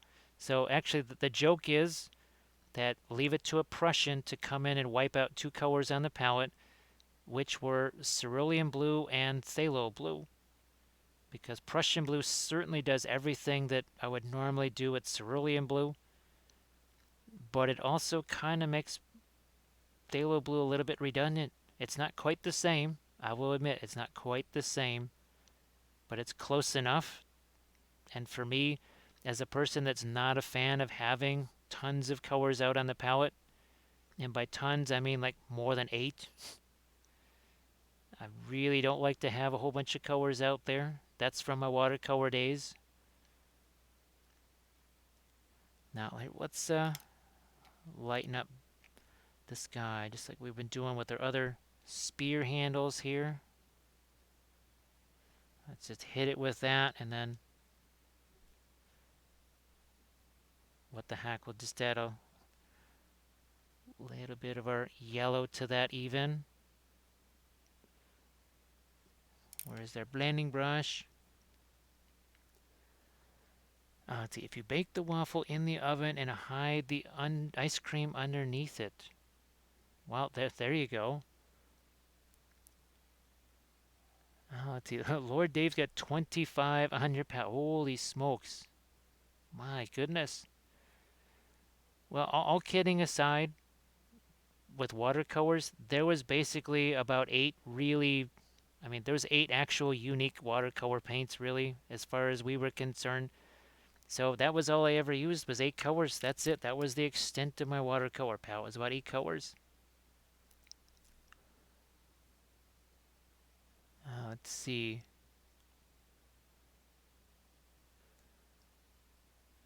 Ryder, you'll have to kind of backtrack a little bit because obviously sometimes, well, the chat can either move out in front of me or kind of lag a little bit. So you'll have to kind of be specific as to where we were talking about the interference blue, and I apologize about that. This is again some of our darker color here. I want to start to just try and create edges that actually aren't here. Again, mold lines, a mold line ran through it. So that means we have to create things that aren't necessarily there.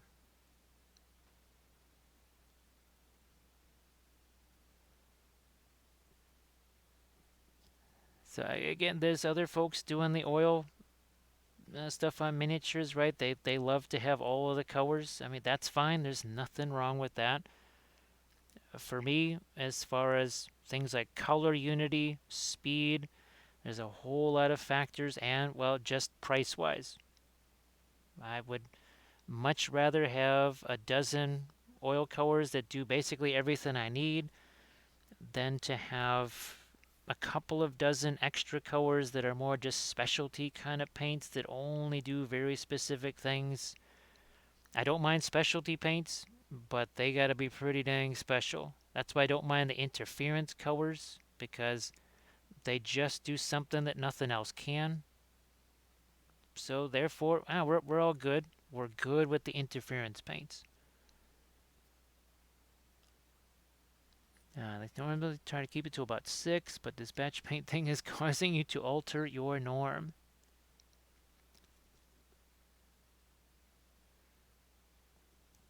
So yeah, Ryder, unfortunately, you'll have to kind of fill me in on what where the interference blue is part of the conversation there.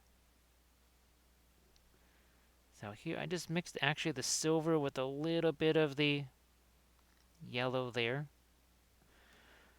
Also yellow with the iridescent, and guess what? Now we start to have sort of a like a metal, almost like a metallic gold color that's happening. Angry Ham, that was the original idea, was just going to be that, but then the interference paints allowed so many more things. So it allowed things like this, where the interference blue mixed in and stuff like the interference green. So and then of course the iridescent pearl white ended up almost being kind of like a highlight color for those metal paints. So originally it was just going to be, well, we'll take stuff like we'll take Terra Rosa and we'll mix the silver with it and see what happens. It started to get more complex than that, especially when it came to like things like here, this iridescent stuff that I'm going to mix into that sort of a brown mix. And now this has a metallic look to it, but it is still sort of a gold color. But the original idea was to just take literally something like whatever, a blue, mix it with the silver, you got yourself a metallic paint. It also it does a little bit more in that, let's see, here's another sword handle here. The more silver you mix into it, the lighter it gets. So Angry, I don't know if you've ever seen any of the, because I have a whole bunch of now true metallic metal tutorials on the Patreon thing, and that's where you get into some of those other notion where you're taking the metal medium and mixing it there. So Ryder, that's the pink color, right? Interference blue. There's interference blue, green, violet, and red. So there's those 4. And that, like we said, we mixed interference blue and Prussian blue. This was interference green mixed with phthalo green.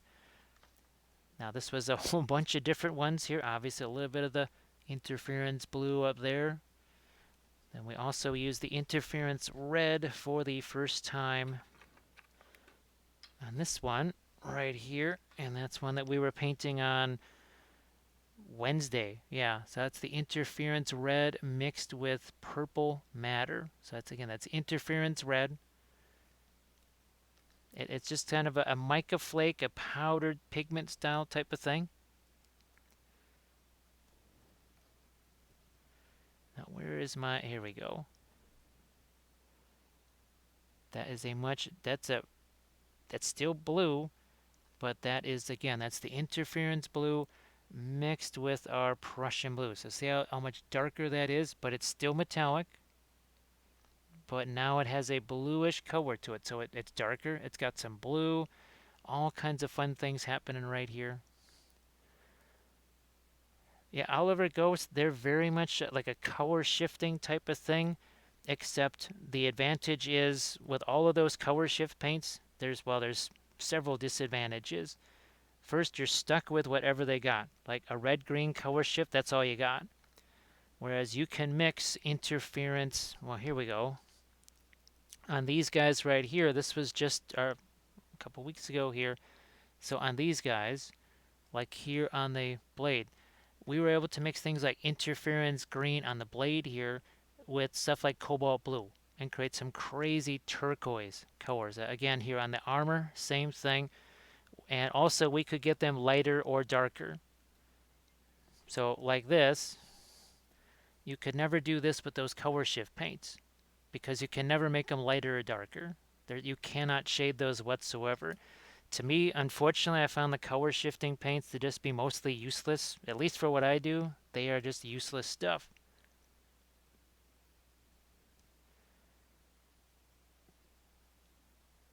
Let's see. So yeah, Oliver, they're like the color shifts, but they don't have those specific disadvantages.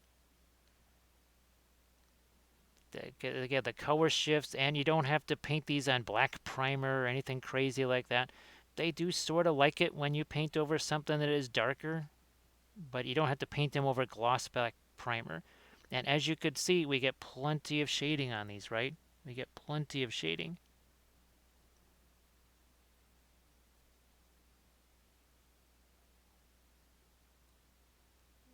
Now, of course, yeah, there we go. Yeah, Dr. Gunn, unless you're painting something, what would you say, that's about 6 feet tall, that's going to be rotating around in front of you? They don't really do a whole bunch because that's pretty much all they're good for is to sit on one of those lazy Susans and rotate around and look pretty on camera.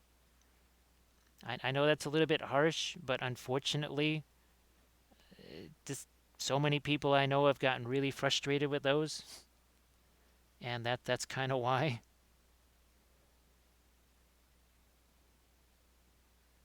Be good. Unfortunately, as soon as you put any kind of a darker color over the top of them, even oil washes, it just wipes out the effect, and that is one of their big disadvantages is that you cannot shade them in any way without destroying that effect.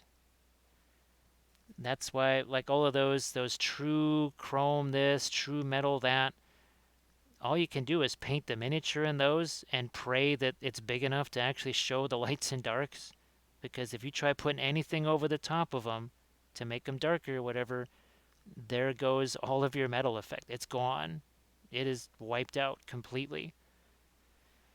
And that's why I like this so much because these are still very much metals. You know, look at, I mean, so this is dry, but that still looks like metallic paint, right? You can see it's definitely different, sorry, than the wall over here, right? There's no metallics on the wall. You can clearly see that's a metallic effect right there. But yet there's all kinds of shading on here. That is one of the hardest things to do, right? So blooming, we definitely do. And it's the same exact stuff I use on my acrylic miniatures as soon as they're cured fully. Usually after 3 days or so, that's when I'll hit them with the anti-shine. Same exact stuff.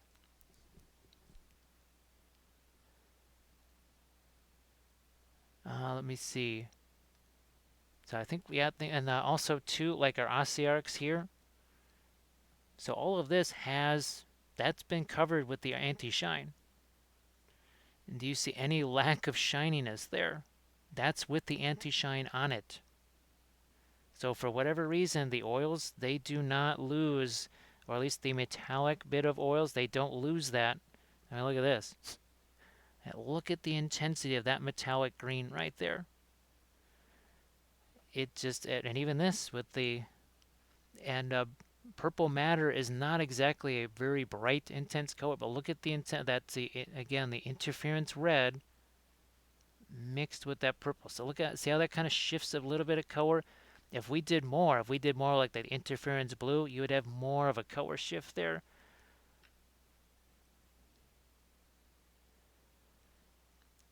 Yeah, be good. I remember trying it there with the acrylics. I tried to put some stuff over the top of it, like you're saying, and like you say, you can't do your magic sponge either. You can't do the magic sponge, which makes you even more sad. No magic sponge.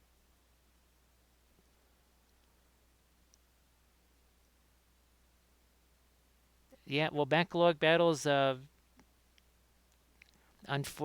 a lot of people use them on model stuff, but it's being sold as a miniatures thing, and unfortunately, it just doesn't work on miniatures.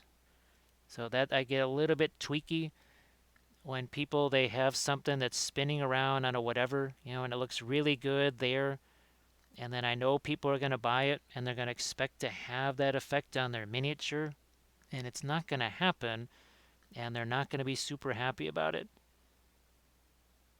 I tried doing what was the space game? Uh, it was oh gosh, what the heck was it? Drop Fleet Commander, something like that. And somebody wanted me to try those on their ships, and it looked interesting, but their ships had no shading, they had no color or anything like that. All it was just that crazy. Yeah, it was a nice color shifting effect. However, with the oil paints, I could actually have a color shifting effect and still have shading. That's the difference. To me, that is the big difference is that I can still have shading and have some color and still have the that effect that we're looking for, right? The color shifting. And again, nobody was more surprised than me that it worked. I was expecting it not to work. I genuinely thought there's no way this is gonna work. Little did I know it wasn't just gonna work. It was gonna create a whole new set of techniques. I did not think that was gonna happen,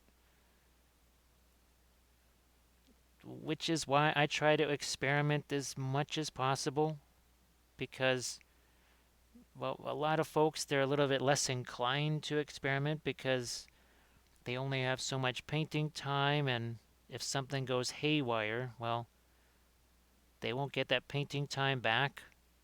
So if I can kind of do the experimentation and figure that stuff out so that maybe your painting sessions don't have to go astray. Now we're going to take some of our Van Dyke brown here, and we're going to hit some of the boots here before we come back in. Now we're also going to have to get some of our silver in there. And here I think we have, see, we need to do the same thing over here with our sky color there too. So there's a bunch of different things we've got to do on this one. Iridescent into this, I think it's sort of our brown that we made. The original reason why I found a whole thing about all this metallic stuff was because for bolt action, people just they did not want to see the usual non-metallic metal effects. And the only way to get things like blackened steel on rifles and assault rifles and machine guns was to take something like either, well, blue liner from Reaper or something like indigo blue in oils and mix it with the metal medium. And I did that, and sure enough, not only did I have blackened steel, but that's when I learned that I could shade it. That's when I learned I could actually get shading in my metals, like genuine shading. And I went, okay, well, that's interesting. I didn't expect that. And Stila, how you doing? So, folks, be sure to give Stila Rebel a follow because she's also, speaking of experiments, Stila is experimenting all the time with her oil paints, trying to find out new and fun things for you. So, again, that you can, instead of maybe having to use your painting time to try and figure those things out, you can just watch Stila and see what she does. Definitely try at least a Zorn palette on some minis. So let's see. Well, for the some of the folks that weren't in here earlier when we talked, the joke about even sculpting was Metal Week. So on Thursday, so we were sculpting the first of our great eagles, which was on one of our Sculpey armatures, which was also a tinfoil armature. So yes, even sculpting, still Metal Week. And of course, the great thing about having a great eagle that has a tinfoil armature is that Saruman or Sauron cannot read their brainwaves. So there you go. You can't read an eagle's brainwaves if it's got a tinfoil armature. That's how that goes. Now let's see. Yeah, Bloomy, I suggest just kind of giving everything a try. Try thing. You have no idea. Usually, how that's going to work out, you say, okay, I expect this to happen. And there's been a lot of the Patreon videos where I'll say something like, well, I think this is what's going to happen.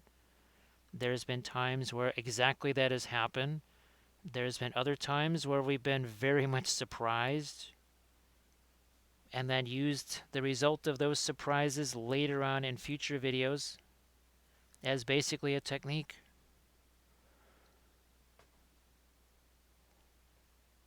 Well, Bill, that's it. That's why. Wouldn't you say that about every metalhead? Wouldn't you say that about every metalhead? Wouldn't that be true? Here, let's bring it a little bit more of our cadmium yellow here. Warm up that spear. Where is Mr. Blending Brush? There you are over here. Want to get with the saving time on spears, right? Who the heck wants to spend all this time shading a spear handle? We got other things, other fish to fry, other stuff to do, right? So let's go back to our comparison here. So that is our mostly indigo blue, but also some Van Dyke brown and such, right? And we took advantage of it. Look at all of those lovely blue. Even though that is metal, that is metallic paint, it certainly kind of gives you that sky earth look, doesn't it? It sure does. Now what we'll do is we're going to go back in, of course, and do some more of these guys with our pre-glaze, right? So that we can keep hammering away with these. Let's get some more lights in here. Let's also maybe start thinking about what we can do with the skin and everything else.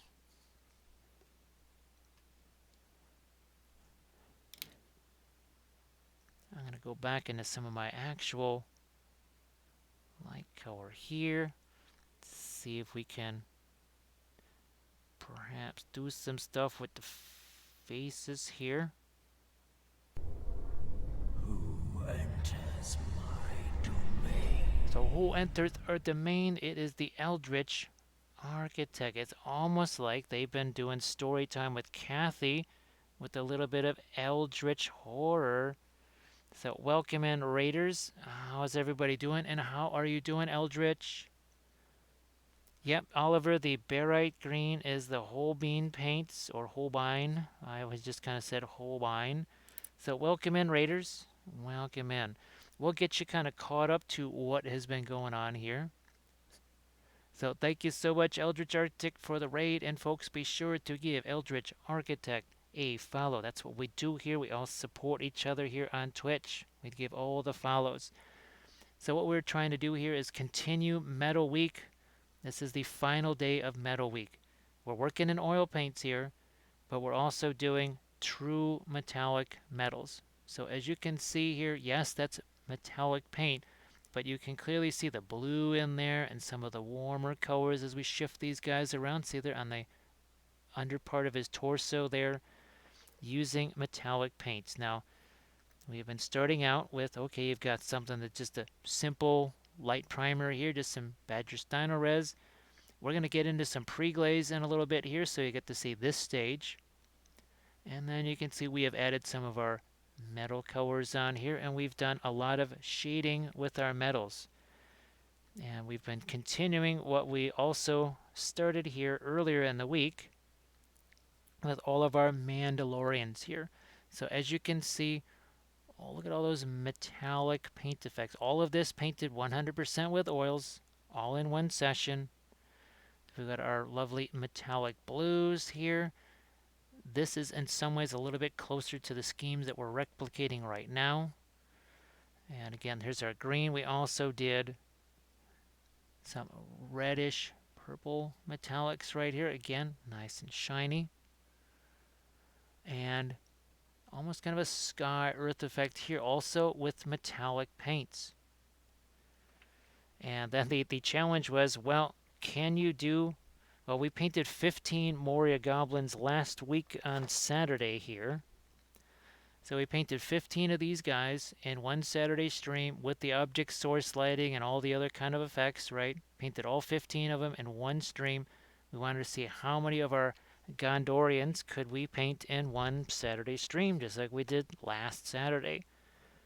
And again, we've been just coming in with our metallic paints here now. I think we could probably use some more of our blue. So what we're going to do is we'll take, again, this is a little bit of our interference blue mixed with Prussian blue. So these are regular oil paints right here.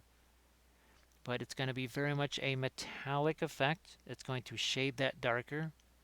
It's also going to have, see, it gets a little bit more of a bluish look to it. Let's see, so Blooming Zone felt like Mini is going to be a lot of fun to experiment with. I've never done indirect painting on a canvas. Yeah, Oliver Ghost, I only have two tubes of it. It's just too pricey here, and it wasn't really, it didn't necessarily thrill me a whole bunch, so that's why we haven't really gotten any more. They didn't quite seem to be super. And Eldritch Architect only needs 8 more followers to get a hype train. So folks, we want to get Eldritch a hype train. Let me see. Oh, speaking of metal, there we go. Eldritch has almost like a metal cover on there. Oh, well, that's very cool. Here, let's do something besides just, let's get some kind of other here color in here. Let's do something like this. Let's grab a little bit of Terra Rosa in here too. Just something a little bit different than all of the blues and grays and everything else. And then let's see if we can't do some highlights on that as well. So we'll kind of talk about the oil paints and the differences between your oils and your acrylics and such. The vast majority of the stuff that I paint here on the channel is in oils. And it's essentially like this, all wet into wet. Doesn't have to be. Oh, thanks, Backlog. That would be super helpful, Backlog. Yeah, because there's a whole bunch of stuff we got to get, and that would be supremely helpful if that happens. That would be very helpful. Yeah, there's a whole bunch of, actually I gotta get more of that Sculpey. Like as soon as we're done here, I have to remember get more of that Sculpey before it goes away. Or before you guys all buy it, because that might happen. You guys might buy all the Sculpey and leave none left for me. That would be sad. We don't want that to happen. Oh, Blooming Zonda, that's fine. Actually, the questions are great because for folks that are using their phones, Twitch is just, it's horrible for trying to type things in the chat on the phone. So if some of your questions are the same questions that people have, it saves that they may not be able to ask that question. So you're actually, in some ways, literally asking the questions that people would probably want to ask, which is fantastic.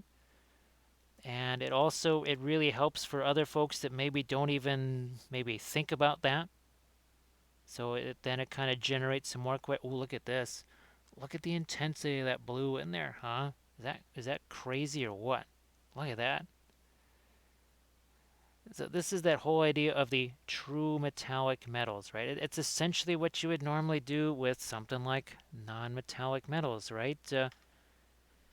Same thing like with our Easterlings here. You see a lot of reflected colors here, right? Look at the blue reflected onto the gold, of course. Look at the red. I think it's over. Yeah.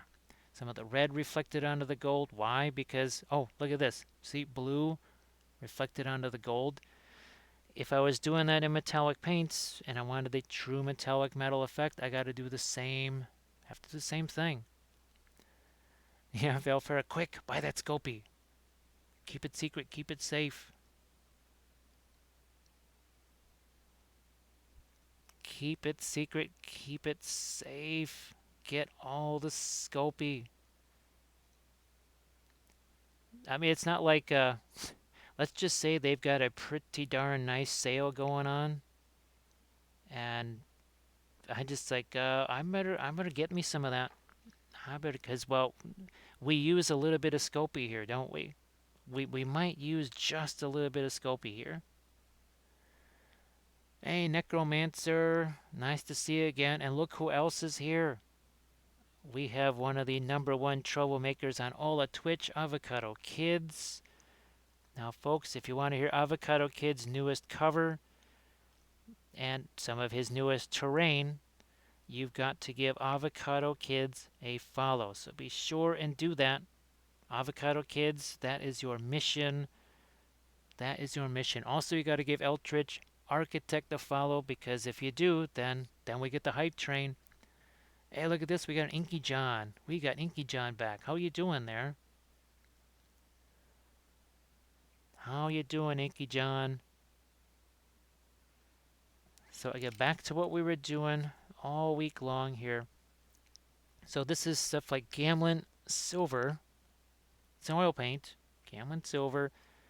A lot of this was mixed with ivory black and indigo blue, some different colors like that to create these light and dark effects. So you can see there's shading here, right? It's not just metallic paint slapped on there with maybe a wash of Nuln Oil or something like that. We actually shaded this in the exact same way. If this had been not metallic paints, I would have done the same kind of shading on here. It's just the metallic stuff lets you do maybe a few things that you couldn't do. And also, look at this. So see how there's a little bit of a textural difference between this and the wall here? If we do film noir, let's do a little film noir here because we haven't done this. That's from Hobby Lobby writer. Even now, you can see the metallic tinge over here, but then the wall doesn't have that metallic look to it, right? But that look, you can see that metallic shine here. But it's still very much shaded. It's as shaded as the wall is. Every bit as shaded as that wall. Now let's do this, because this could be fun. Let's do this. All right. Let's bring back our color. Check this out. Color contrast, right? Color contrast, intensity contrast, much more than just value contrast. Ah, there he goes, Stila. Let's see. Hello, little hobbits. Spark my ganja. Oh, thank you so much, Necromancer, for that follow. That is appreciated. Gandalf says, hello, little hobbits. Spark my ganja. Let me see.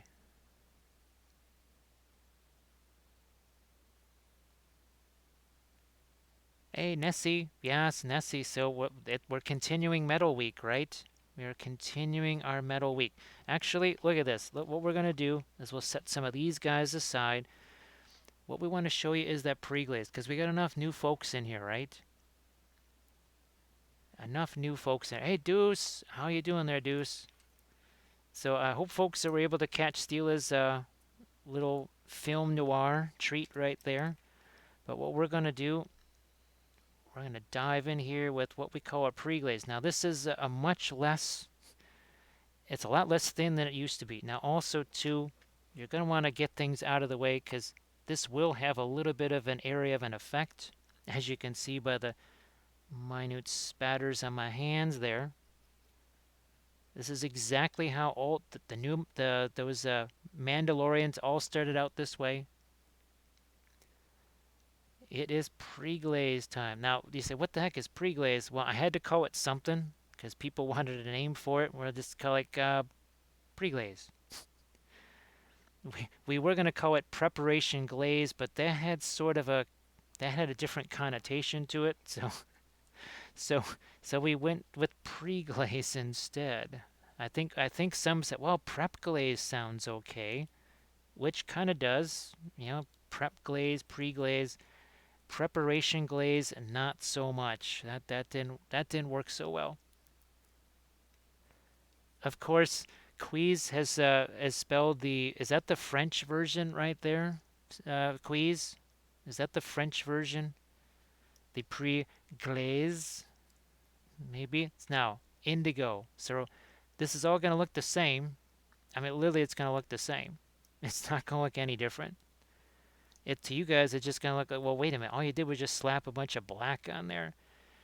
Actually, we've got three very different colors that have been hit on this thing. They really only sort of reveal themselves until we start to remove the paint. Then you start to see, where the heck are you? This is where you start to see the indigo, right? When you start pulling the paint away. And that's what we're going to do here in just a bit. Just a bit. We're just going to hit these guys here like so. Let's get the indigo on this guy. And all we use is some makeup sponges. So it's something like this right here. We chop it up into some smaller pieces like this because A, we get more out of the sponge. We also have less paint that gets on our hands, and you end up with some smaller ones like this that can be really handy to get into some of those areas.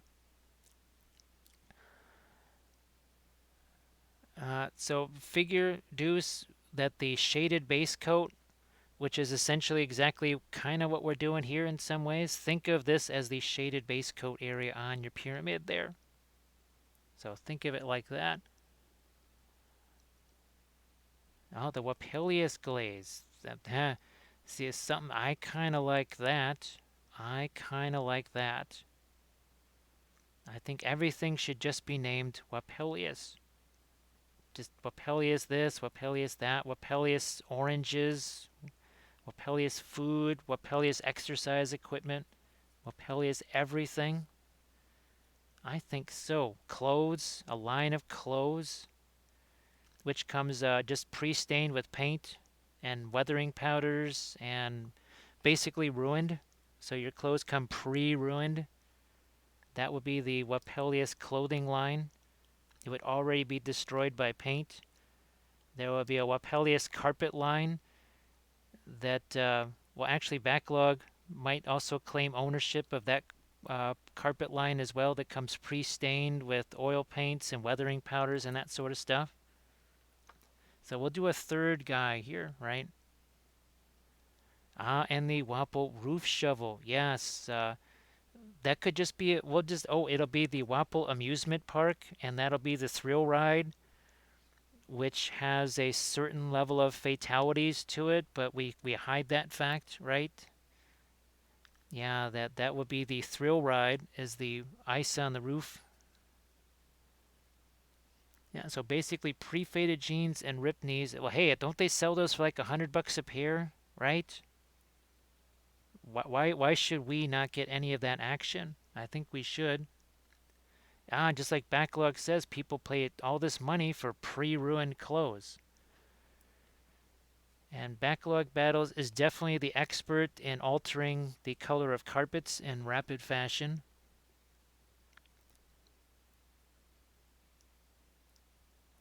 See, Kanye would invest in this line.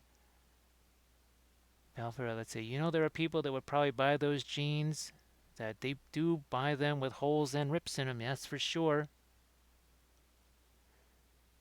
Not ruined. Distressed, as Parm says. How you doing there, Parm? Hope you're having a nice Saturday night / Sunday morning. So again, this looks horrible and nasty. I realize that. I apologize. I apologize that this looks hideous. But as we all know, the Book of Wapples says things must be messy before they can be neat. And that goes for sculpting too. It goes for sculpting too. It's not just for painting. It goes for sculpting. People are usually horrified at what they see when it comes to sculpting until it gets painted. So, well, let's see here. Just stuff like our, where's our heads here? Boom, like so, and like so. So, sculpting, and then a wee bit of painting, right? Looks very different. But what we don't look very differently at is Avocado Kids. Thank you so much, Avocado Kids. Boom.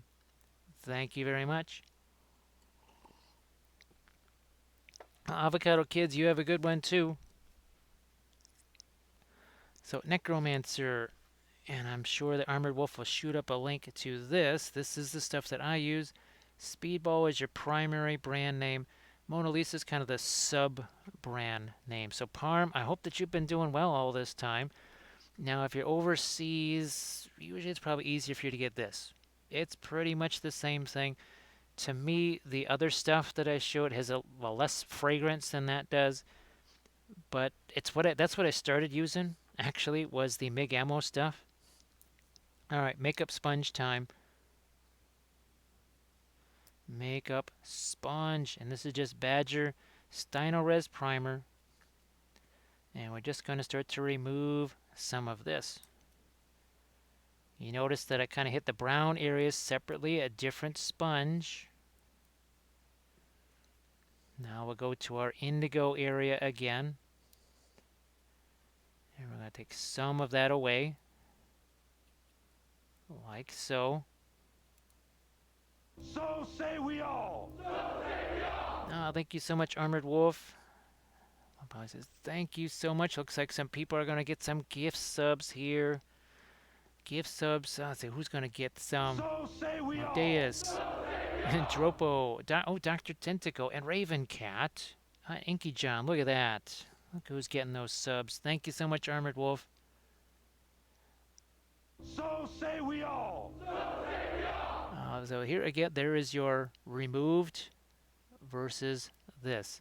So do you ever sculpt something, then prime it, and have to go back in for some scale? Oh yeah, Ryan. Actually, that has happened a few times.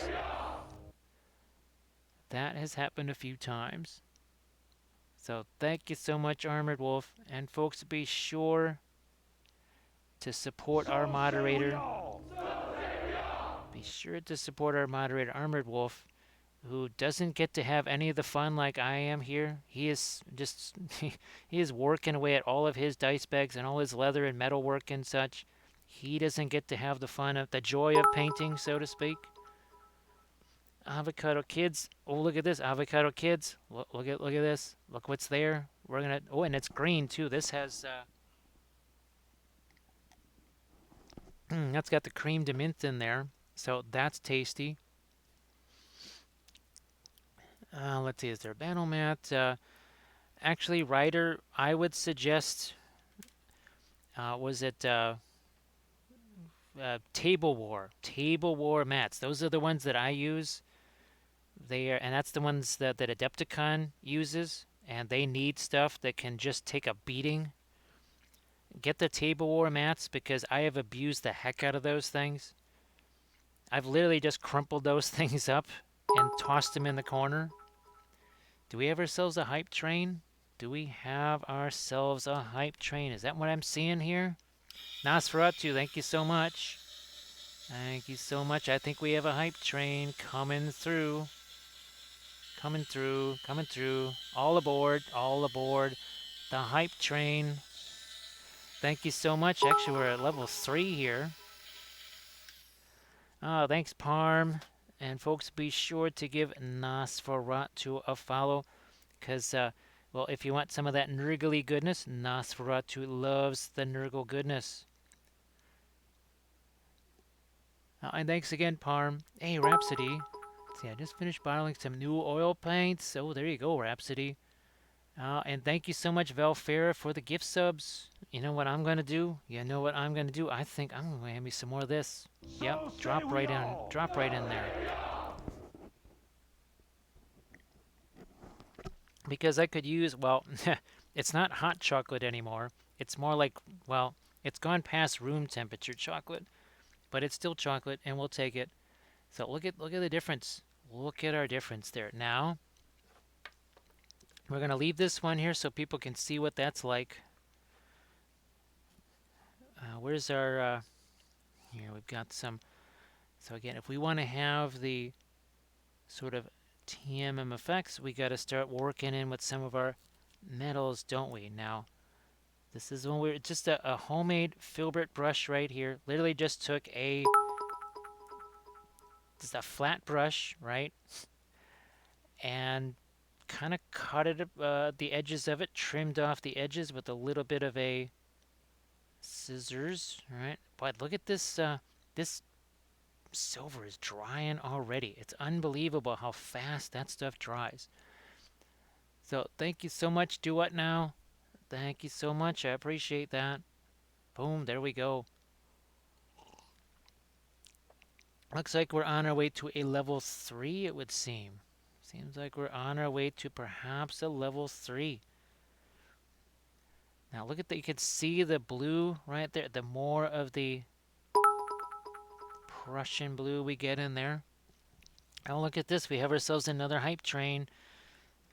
Another hype train. We'll turn that on. We'll just leave that right there as we start to work in some of our metal colors here. Listen, that train is in the station. There's the train, folks. Boom. Hype train. Thank you so much, everybody. So Nessie knows this is the Gamlin Silver.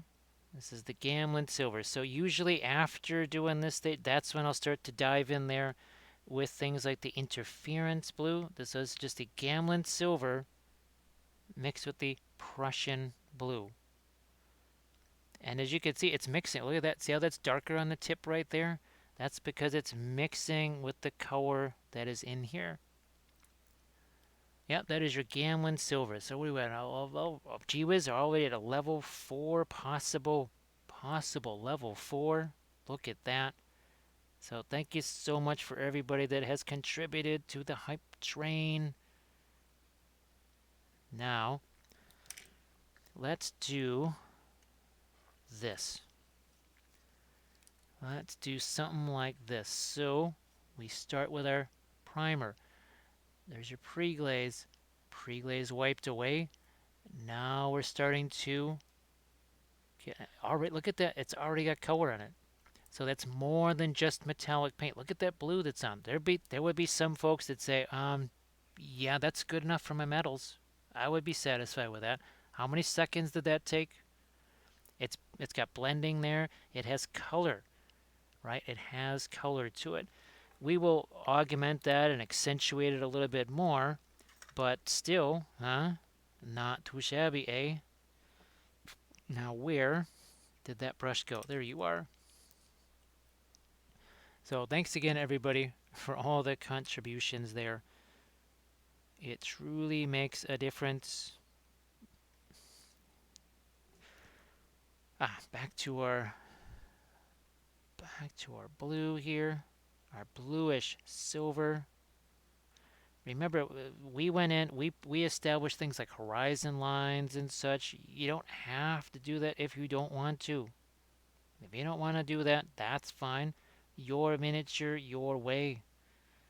Your miniature, your way. But my miniature, my way, and I thought, why not have some fun again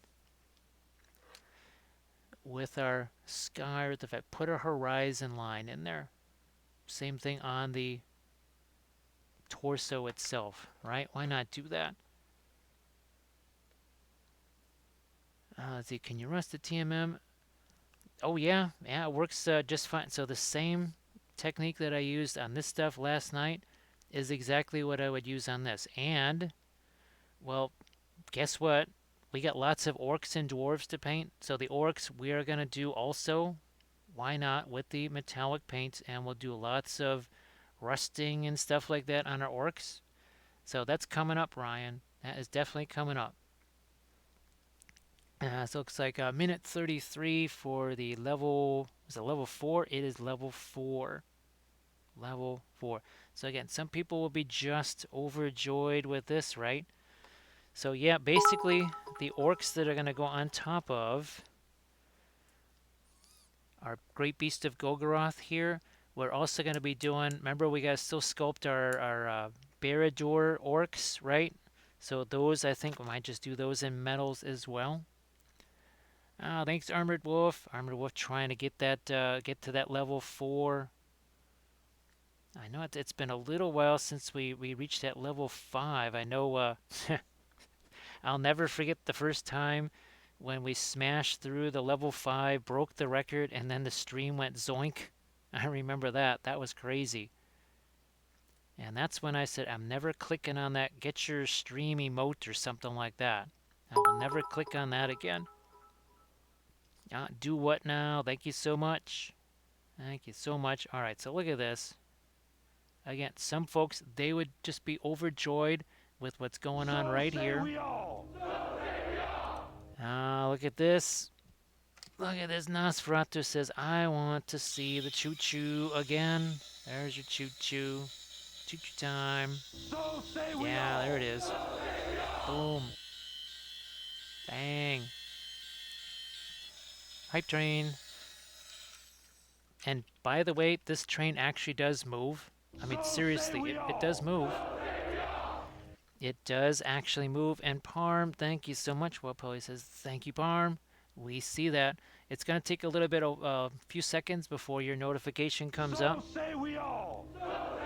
Because it will pop up after Nosferatu's very generous hype train gifts there. Nosferatu still remembers that. Wasn't that insane? I was trying to figure out what the heck happened. I had no idea what happened. Now we're gonna come in here. We got ourselves a little bit of our Terra Rosa. There you go, Parm. You finally got your here. We got swords and boards, right? Well, we're gonna put a little bit of shading on our board here, but look at see how that is mixing right there. No, thank you, Armored Wolf. Oh, it's 64%. 64% of that level 5. Here, let's get some not silver colors on things like metals and other such things. Etchybot. Thank you so much, Etchybot. I appreciate that. I'll catch you later, Angry Ham. He has to go hit the sack right in the middle of a hype train. Right in the middle of a hype train. Let's see. And News says, cheer 100. Oh, no problem, Rhapsody. Well, hopefully we can keep getting you hype trains, you know, as you keep smashing through all of those different goals and stuff, right? Because it's just as much fun to have hype trains for our fellow streamers like Drax and Stila and Orthobra, everybody else. It's just as much fun for Avocado Kid. See Avocado Kid smashing through his numbers. So already, see, look at this little bit, and all we're doing is kind of a little bit of a glazy thing here, right? It's a sort of a bit of a glaze there. You know, so we're kind of painting that a little bit differently. Now it looks like we're at 77% of a level 5. It's creeping there. It's creeping ever so close. Where's our other guy? Here he is. Here he is. So Armored Wolf. Oh, here we go. And we have a special hype train that we only break out for level 5s. Yeah, we'll call it the special level 5 hype train. It's a minute 45 to get to see the special level 5 hype train. Do we get to see the special hype train? It's at 78%. So close to a special hype train. Oh, thank you so much, Pragmatic Shark and Nosferatu. They're going to get a little bit of hot chocolate too. There we go. There we go. That means it's special hype train time. Special hype train time. Very special hype train. Yes, there it is. hype train. Boom, there it is, level 5. Special hype train. Yeah, there we go. So say we all. Thank you so much. Now see what happens when you get the special. Oh, thanks, Inky John. Inky John coming in hot with a whole bunch of gift subs too. So say we all. Thank you very much for that. Thanks so much for the gift subs. All that stuff. You know what that does. It's the hype So cookie. say we It is all. the hype cookie. Yes, we gotta have the hype cookie. I guess that could sound kind of wrong in the different context, I suppose. So say we all. I'm not sure what a hype cookie would sound like. Oh, thanks, Deuce. Thank you so much for the cheer. Here, let's get some of this going. There's your cheer. I knew you'd get your sound eventually there. Alright, Necromancer, thanks so much for hanging out. Actually, Necromancer, we might still be here when you're... Actually, I think there's a really good chance we're still here when you're done with your airbrush stuff. Actually, there's a very good chance. There's a very good chance. So, oh. Alright, there it is. So, let's go back to our regular hype train. There it is. Poof. There you are. Hype train. Hype train. And yeah, it moves. Definitely moves. Or Chris, how you doing there? Uh, uh, yeah. So it's only what is it? It's only 7:54 here. Oh geez, yeah. Now we might we might have to go get some new refreshments here because with all the generosity of everybody, we've sort of we've reduced our supply of refreshments just a bit. So we may have to go back and get some more. Or Chris did some tidying up today. Well, hopefully you've been able to keep hammering away at all the projects that you need to. So we're taking advantage again of what's already here, right? Now eventually we're going to start to add some more of our blues in here, more of our highlights, right? But what we're trying to do is take advantage of our pre-glaze that we wiped away. And then we did that little bit of the Gamlin silver mixed with the Prussian blue, right? Well, looks like Orc Christ is getting those marines ready for some batch painting. Oh, thank you, Ryder. So here, well, yeah, as you can see, we might have to refresh. We might have to refresh and renew. Thank you, Ryder. We refresh and renew. We're also going to add, this is a little bit of our Draxphaltum, also known as Asphaltum. Now let's get some just regular light colors here onto our base. And that's going to be same idea as our silver, very much a dry brush, right? Because with oils, dry brush rejoice. Too much is too much. And it gets to be way too much in a hurry, right? So as little paint as we can possibly get on that brush, because look at all the dark color on there. That's the pre-glaze that is now mixing with the colors we're putting on here. So it'll definitely mix. Just realize that's going to happen. We sort of just count on that, right? Put some of this in here. Again, it's mixing. You can see it mixing there.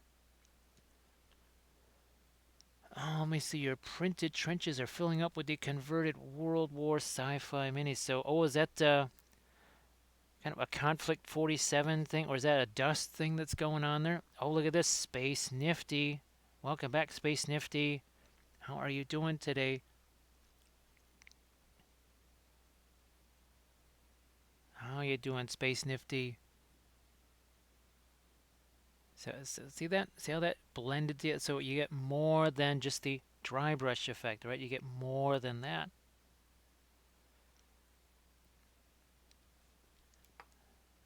let's hit this one too. Why not? So again, look at this. You're going to get the, it's going to mix with the color that's already there. You can see it's mixing. Look at that brush versus, yeah, even on the other side. So we have to go back here. We got to get some fresh paint. Space Nifty had the first normal day in a while. Well, I'm glad, Space Nifty. I think there's a whole bunch of people that would really love just a normal, boring day. Who would have thought that just normal, boring days could be so incredibly fun? A normal, boring day. No craziness. And I'm glad that you finally had to got to experience a normal day. And it's like Mother Nature's way of reminding you that, you know what? Normal and boring can be pretty darn good too. We all end up learning to appreciate normal and boring, usually the hard way. I long for just normal and boring. So we're doing the same thing with their shield, right? It's the same thing we did on the other shield. We're just trying to pick up some of our lighter colors here. The nice thing is that even though a lot of the pre-glaze has been wiped away, even now it's still mixing with what I'm putting on here. That means we're getting just a smidge of shading by default. See, there's a little bit of the indigo that's getting into this color as we put it on. So by default, we're just getting a little bit of extra shading. Now here, obviously we don't have any board to go with this sword. So we'll just take some of this, throw in some other areas, and again, look at how it's blending together, right? Yeah, let's lighten up some areas on this bow here. Sword, same thing. Find some lighter areas here on the boot straps and other thing, the armor straps. Rex, it's basically as many as we possibly can. I think we've already, well, they're not done, but we've already been hitting 6 of them. This makes 9 here. Well, let's see. These would be 9. This would be our 10th one. Now, I would like to hit a couple of cavalry too. So I think after we take our little refreshment refill there, we might hit some of the cav as well. I think that would be good. Rum push-ups. That sounds like a capital idea there. I like the idea of rum push-ups. Rum calisthenics. See, that's just like, remember ice cream is brain food? Because anything that can give you brain freeze must also be good for your brain. It affects the brain somehow. So ice cream clearly, and I think rum calisthenics would be very good. It's cardio, right? There's cardio in there. I'm sure there's some other kind of hidden secret nutrient in there as well. So again, very healthy for you. And like You Can't Quit Me says, well, this wouldn't be the cavalry channel. We haven't painted any cavalry this week. We must paint cavalry, right? We must paint some. Yeah, Rhapsody, it's sometimes just a task. Now, of course, part of it is, I have to say, these are not the most detailed miniatures in the universe. Like right here, the giant mold line that ran through that, and the faces that have very little detail on them, which means, unfortunately, we have to paint those details in. So that means sometimes we have to shift to the smaller brushes sooner, sadly. It's a bummer, but yeah, when you have really old figures like this that really didn't have a lot of detail to start with, sadly, you end up having to go to the smaller brushes sooner. So I think we did 6. This is 7 and 8, right? Yeah, I think this is 7 and 8 here, and then we've got 9 and 10 that already have the pre-glaze on there. We're just kind of keeping those for folks that show up here, and then we can kind of show them what it is that we've been doing. and kind of give them a little bit of a quick breakdown of what the whole the pre-glaze is, right? So here we could start to indicate maybe a little bit of the wood texture here.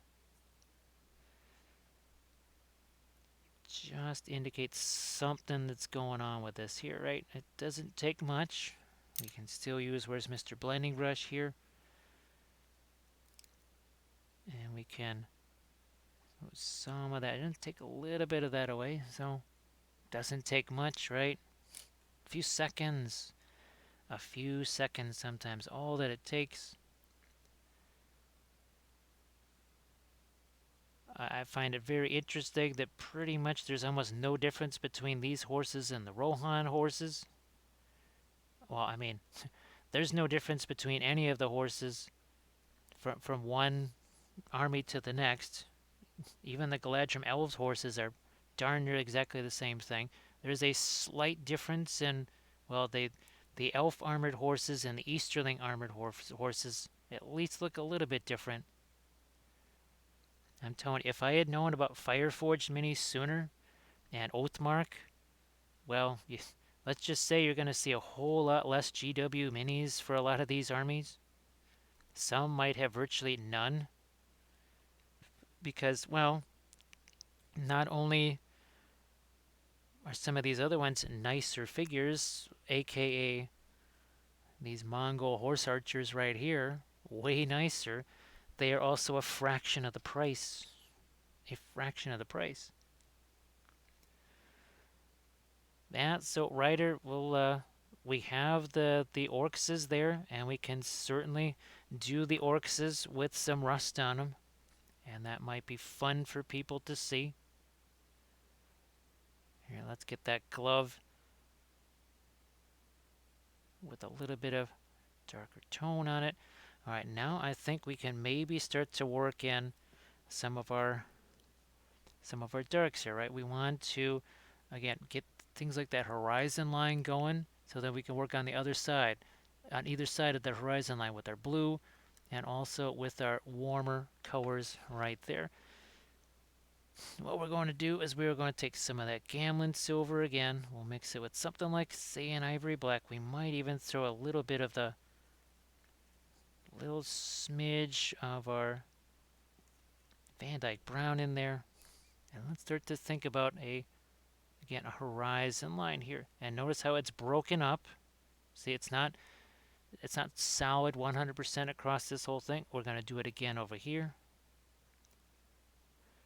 And I'll show you the picture of the halberds. I know we go back to that picture a lot, but it really is the most effective way of showing what it is we are trying to do here. We need to do this here too on the armor plate. So that is still a metallic color. It's still very much like what we did here. This is what we were painting last night. So we're doing the same thing here. See how we have that shading under and then there's the reflected light there. Same thing here. See how it goes from darker to the reflected light. All of that is metallic paint. That's all metallic paint there. Every last bit of it, metallic paint.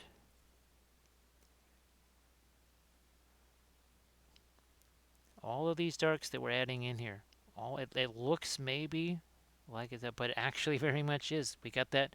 As long as we got a little bit of that Gamlin silver in there, it's going to be metallic. So here we definitely need a horizon line right here. Look at this. See that? Already we've got ourselves a horizon line. We need to do some of that here too, right, on this part of the armor. Already by default, look at that. See, we're starting to get a top edge there that maybe wasn't there before. Look at that. Do that over here too. So look at the difference that made, right? That's just, and you could say, okay, that's good enough. We emphasize this over and over and over again on those army painting series. Your minis, you stop when you want, or you keep going if you want. You could have stopped at the pre-glaze. You could have stopped here. You could stop right here with what we're doing now, or you could just keep going like we're going to do here. Let's see, how long have we been doing this here? So 3 hours, 54 minutes. So 4 hours. Hopefully by the end of 5 hours, we might have close to 10 Gondor knights here pretty well painted up with our true metallic metals. I really think that people would not be too sad at having this kind of true metallic metal effect here on 10 guys in 5 hours, especially when you're just starting from this. I think people could dig that. Writer, now what I'm hoping to do with some of the orcs and such is to have the, well, let's see, Plains of Golgoroth probably wouldn't have a whole lot of a lava effect there, but I was hoping to have some of those with a bit of a that same kind of Moria lava effect, right? Now the dwarves, our Khazad-dûm dwarves, that's going to be, well, we might just do, who knows, maybe we'll do our metallics on those guys, but they're definitely going to have that same sort of basing like you saw on the goblins, right? That same sort of lighting effect, the same kind of bases, because they're, well, fighting over the same location, right? Deuce says this makes me want to add steps to my one-step process.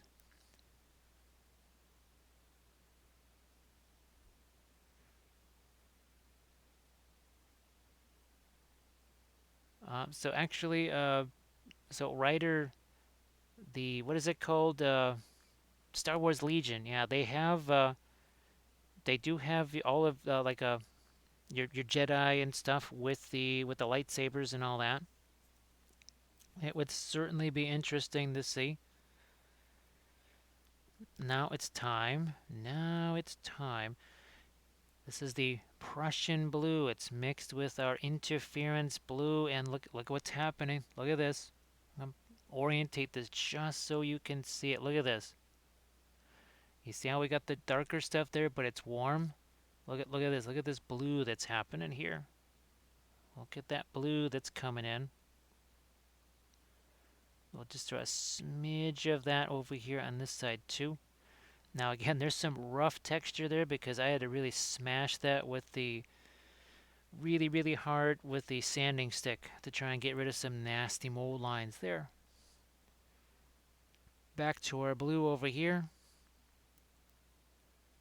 Back to our blue. So with when you're using the metallics, right, it's kind of hard to get that highlighting. Well, if we can get in here with lots of handy midtones and darks especially, we won't have to worry about adding so much in the way of light. Here, we certainly need some blue on that top edge of that sword, don't we? Huh? See that? Look at that blue. Look at that. Again, the interference blue and the Prussian blue together. Bang! Look at that blue. That blue on the sword blade there. That wasn't hard, was it? Sure as heck wasn't. That was not difficult. Oh, there we go. Back to it over here. More of our blue. And remember, we still have the iridescent, was it the iridescent pearl white? That would sort of be our highlight color that happens here on our horizon line. And these are these are getting faster too as I realize, okay, this is how I should be working on these. So we've already created more efficiency here in these things just by virtue of having painted a couple of them and go, all right. You know what? This is a little bit of a repetitive effort here. Don't need to necessarily do that. So we're already learning the economy of the brushstrokes here. There's our blue. See that blue that just went in there? And now here, it's already starting to shift more towards that warmer color. Let's do the same thing on these armor plates with our blue again. And look, see how it carries right into that darker color. But by default, we get this lighter edge here. So I know that we're talking about the negative painting, right? You paint what's not there. That's a big part of your non-metallic metals and such. Well, we just did it, except we did it with metallics. Yes, we did. This is exactly the same kind of thing I would be doing with regular colors if I was doing non-metallic metals. There's just nothing different. We're just substituting some critical mixes of metal, medium basically, with our colors. That's it. Legionnaires, how you doing, Legionnaires? It's nice to see you again. Happy Saturday night and also happy Sunday morning to others. So I hope you've been doing well. I hope things haven't been too crazy. They've been sort of crazy for a whole bunch of folks. Let's see. Ryder has 6 unopened starter sets of the Star Wars Legion. Well, Ryder, I guess you're gonna have yourself lots of fun with the lightsabers and go back. What was the those Scions of Flame, right, Ryder? Go back to the Scions of Flame series. There you got well, how many different colors? Was it 8 different colors of object source lighting that we did? Yeah, yeah. Just go back and play around with different colors of object source lighting because each one is supposed to be different, right? Let's see. Let's see. Legionnaires is the so Shield Wolf is doing a Kickstarter that has guardsmen on them. I get the one thing now. Is this oh, so STL part of that? That was my next question. You anticipated the question there, Legionnaire, because obviously with these guys here, the difficulty is scale. The difficulty is scale because look at this. Oh, look at the difference in scale here. This is hilarious. Look at how teeny tiny he is.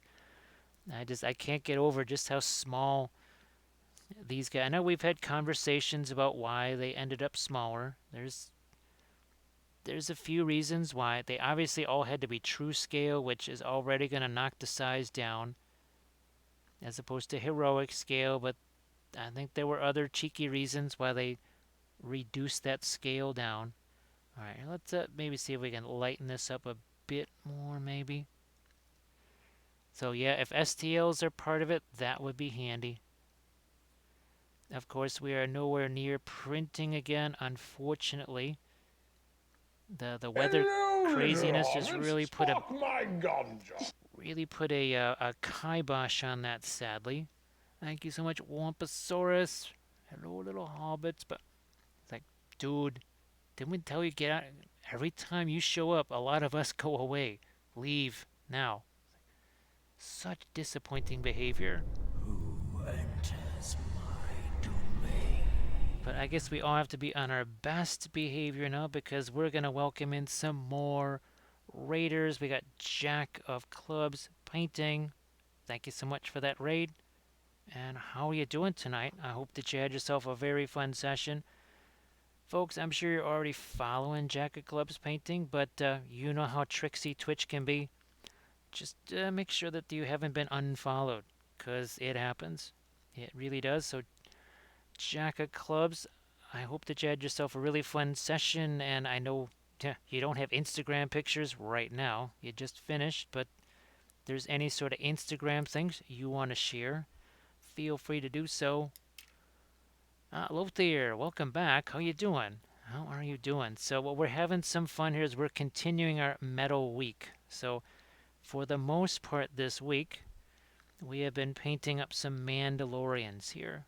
And we have been doing a variety of true metallic metal effects with oil paints. 100% oils. There's no acrylics on here. Well, the primer, aside from the primer, everything else in oils. So we painted these 2 last night. This was from I think our Wednesday session right here. We also have some from I think this was our Tuesday session. So this is more of a sky earth effect. Here, this is again our interference paints that we've been using. Thank you so much, Luther. Yeah, we can't get enough of our Lord of the Rings, especially since we want to do mass amounts of battle reports, right? So what we're trying to do is implement what we did on the Mandalorians there on some of our Gondorians. So from Mandalorians to Gondalorians, because these guys are also gondoliers in part-time. That's what, when they're not fighting, they're also gondoliers. So we're trying to create that same sort, a little bit of a sky effect and a little bit of an earth effect, right? So that's what we've been doing here, trying to implement, and we've started with basic old primer like this, just a little bit of Stynylrez. We do something that we call the pre-glaze. This is where we slap on some darker, more well, in oils, darker colors gonna be translucent. It's the way. As the Mandalorians say, it is the way. Then we wipe some of it off with our makeup sponges. You see a lot of the indigo blue has been revealed down here. This is more of a Van Dyke brown, ivory black here. Then we start to get into our metals, and we're going to go back into some more of the, we're going to be Hello, starting some little more. hobbits. Spark my As we gun, welcome White Wolf Ranger, will give you shadow effects here. Hello, little hobbits. Spark my ganja. That is also very fast Ganda. He is so fast. He is just so fast. So what we've been doing here is adding in some of our lighter colors also. You see it here on our sword blade. See that metallic blue? We're creating some metallic paints by taking things like this, interference blue, iridescent pearl white. These are all oil paints, by the way. Mixing them with regular colors.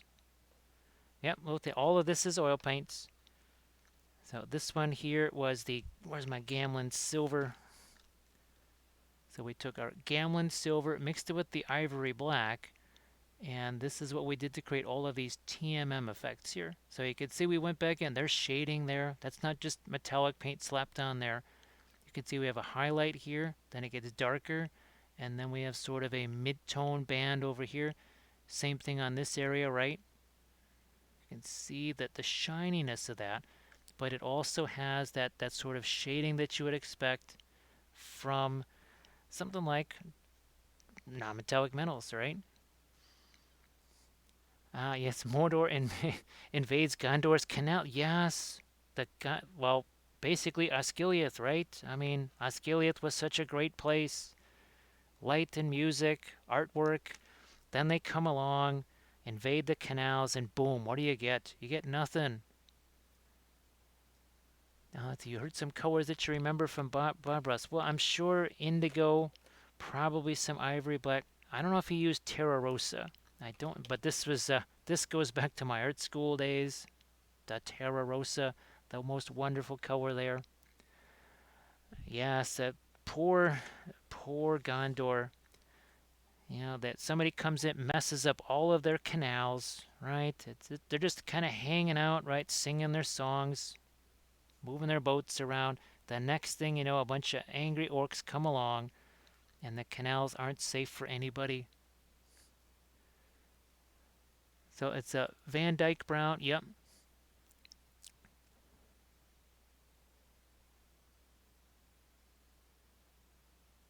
Let's see. I always oh, remember phthalo blue. Yep. Now we're using Prussian blue here because for whatever reason, it seemed like the Prussian blue was able to do everything that I used to do with cerulean blue and phthalo blue. So leave it to a Prussian to just kind of knock a couple of other colors off the palette, right? Yeah, literally Prussian blue claimed this corner of the palette down over here for themselves.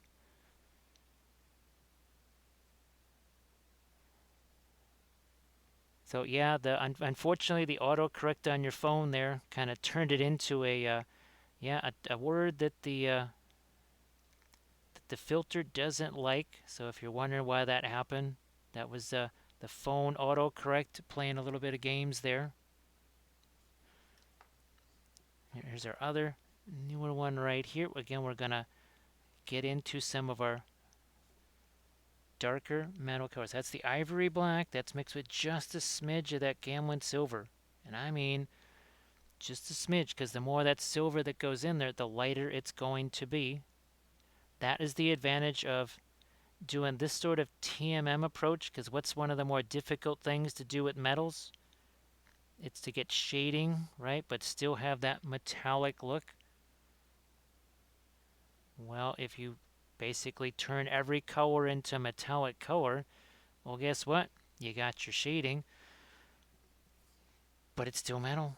And that's where your TMM effect can come into. Now we're going to warm up this. So we're taking that asphaltum, just kind of an interesting sort of a reddish brown color. We just mixed our silver with that. Why? Because we're looking to do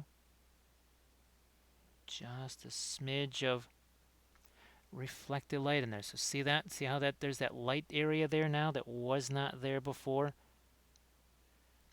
Look at this right here. How is this metallic with no reflected light there? Well, we got some now. Now we have some, and then we're going to take our blending brush here, and we're going to scrub some of that away.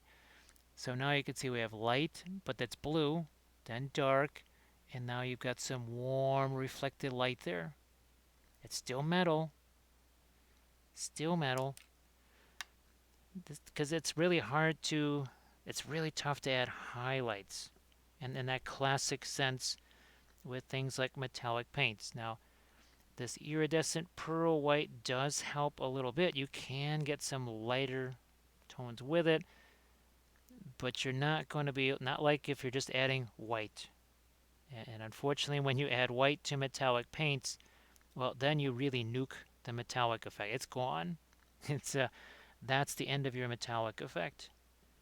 Now this actually is interference blue right here. I'm just going to throw a little bit of that right here in this one little center line here. I think you can see it right there. A little bit of the interference blue. That's one of those Williamsburg colors that we're talking about.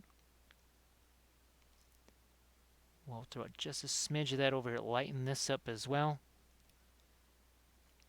Back to our Gamlin silver, because we need to get some reflected lights here on the inside of the greaves here. Also, you can see what it's reflecting that. How would there be no light in there? How would that just be a dark color? Well, and be metal. I mean, it could be, well, even if it wasn't metal, there would still be some kind of reflected light there. But since it is metal, we really better accentuate that. So we're going to again bring in some more of that lighter color. Let's go back to, let's see, a couple of our guys right here. We need to do the same thing. All right, see, there's no reflected light down here. None whatsoever. None whatsoever. So we get our warmer color that is also somewhat lighter. We'll focus right down here. And we're going to say, thank you so much. Oh, Ryder.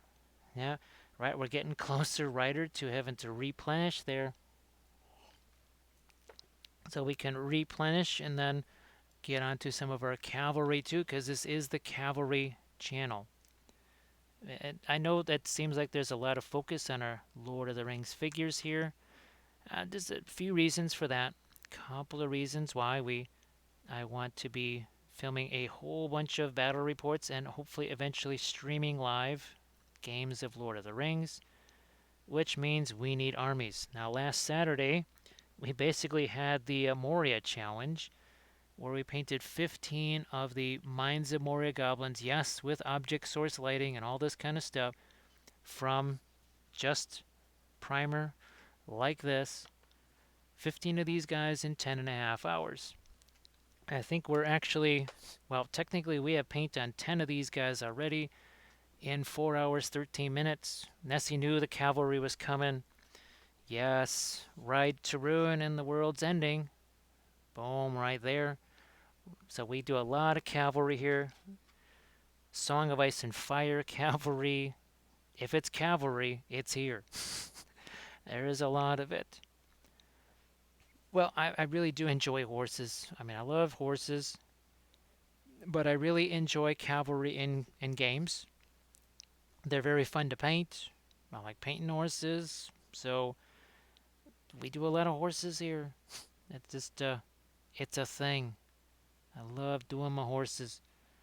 Now, not only are we going to get some lighter color down here, but we also want to be able to blend this a bit too. So let's get the underside of his bracer right there.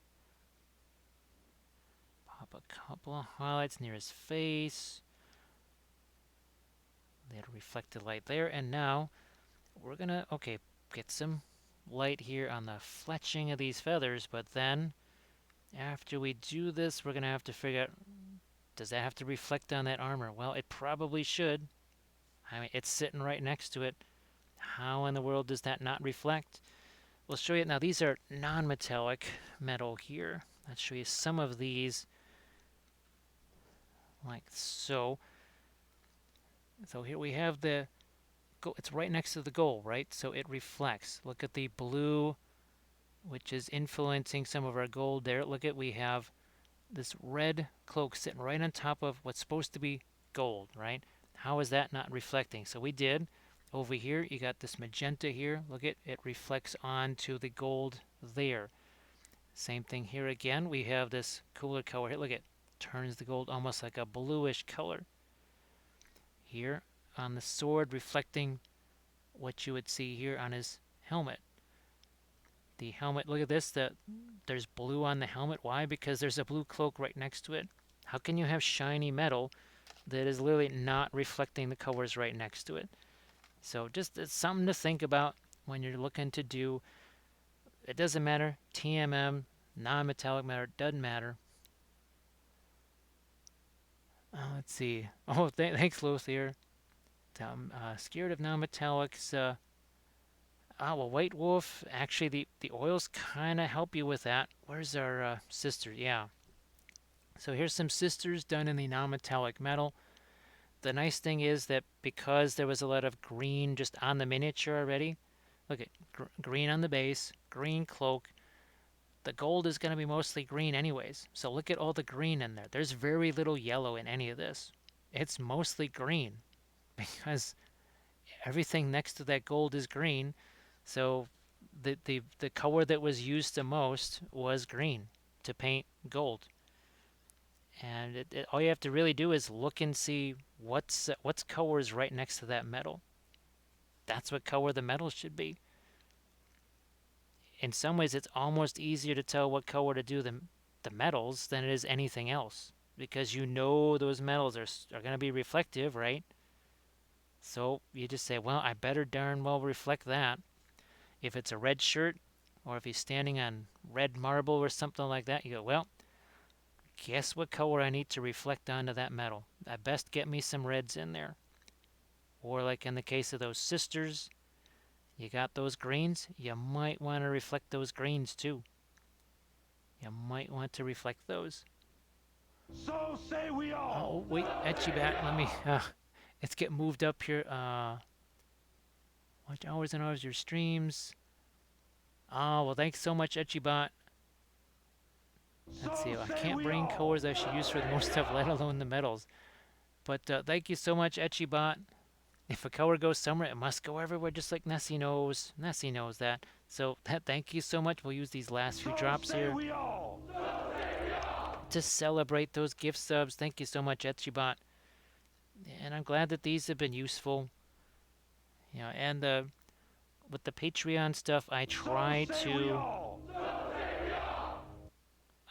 to come up with as many different ways of basing and sort of things like that, that maybe it's something you go, you know what, that would be just perfect for this army. Man, if something like that kind of gets those creative juices going, right? Why not? So thanks again, Etchibot. That is appreciated.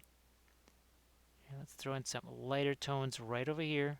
Why don't we do that? Also here. Now, the one disadvantage of the Lord of the Rings figures, like we've been talking about, they get a little bit smushy with the detail. A little smushy. I mean, they're old. What can you do? They're old. Like an old wizard. So thanks again, Etchibot. I appreciate it. Now, where is this guy? Right here. There was some reflected light that I wanted to add down here, some over here too. It's very much like what we did here. We came back in. I know what here we had a lot of reflected light back here that wasn't there originally, right? And even here there was some color changes. Overall, it's more of a warmer dark color. the oh, thanks Whelposaurus. Yeah, I just couldn't resist that. I wish that could have used like other many more different sounds for those type of things. There was only so many. Sadly, only so many. So here you've got obviously this is acrylics right here. So that's kind of your sky, earth, non-metallic metal with maybe a little bit of freehand thrown in here and there. Now here's your Morgulnites. These were done in oils. So there's some rusties to, and guess what? We got more of these to paint. We got at least a half a dozen more of these to paint. So Ryder, you'll get to see some rusty stuff going on there too. But here's those halberds that I was talking about. You can see what the horizon lines, right? What's around them? Probably forest, some kind of trees. Anything that's pointed towards the sky is going to have a bluish look. Anything that's pointed towards the ground is going to have probably some browns, some greens. They're wearing red shirts and cloaks, right? So that red's probably got to be reflected somewhere. You see, we break up that horizon line. It's very much the same thing that we're doing here. Now, of course, those guys are a much bigger scale than these guys, but as you can see, we've got a horizon line on the helmet, right? Here, let's accentuate that even more. So I got a little bit of that Gamlen silver, which is acting essentially as a metal medium.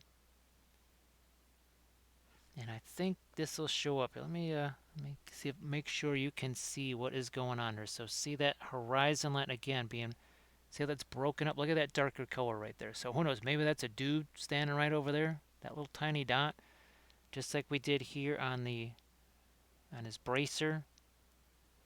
Maybe that's a tree. That's a building. What is that? I don't know. It's something in the horizon line. Don't know what it is. He's not even. I don't even know if he's an inch tall. These tiny little Lord of the Rings figures might not even be that tall. Let me see. So I watch you offline ask, is he done slimes? If you're wanting to do some kind of a, are you talking about a, almost like a Nurgle-like slime? Actually, I would take something like the Liquitex Heavy Gel that we use for our icicle effects here, if you want to do something like that. So see our icicles right there? So again, that's why this is the Cavalry channel.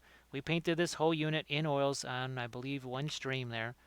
And you can go back and watch the icicles there. It's the same stuff that we use for icicles like these on our T-34 85. See our icicles back there?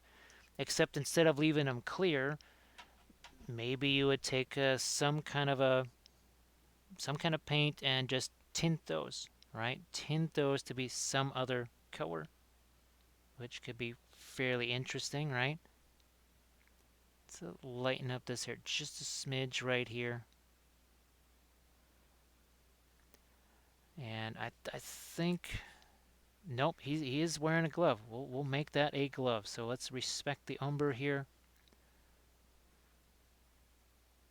Take some of our white into this, and let's get a couple of lights. Boy, there's again, there was a mold line that ran right through this, which just completely nuked any actual texture that's there. So we have to sort of paint some of that in, just like we're going to have to paint in some fingers over here.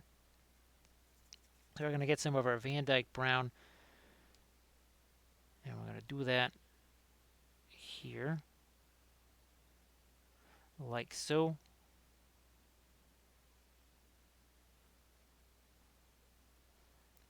We need to get some reflected light on the helmet there.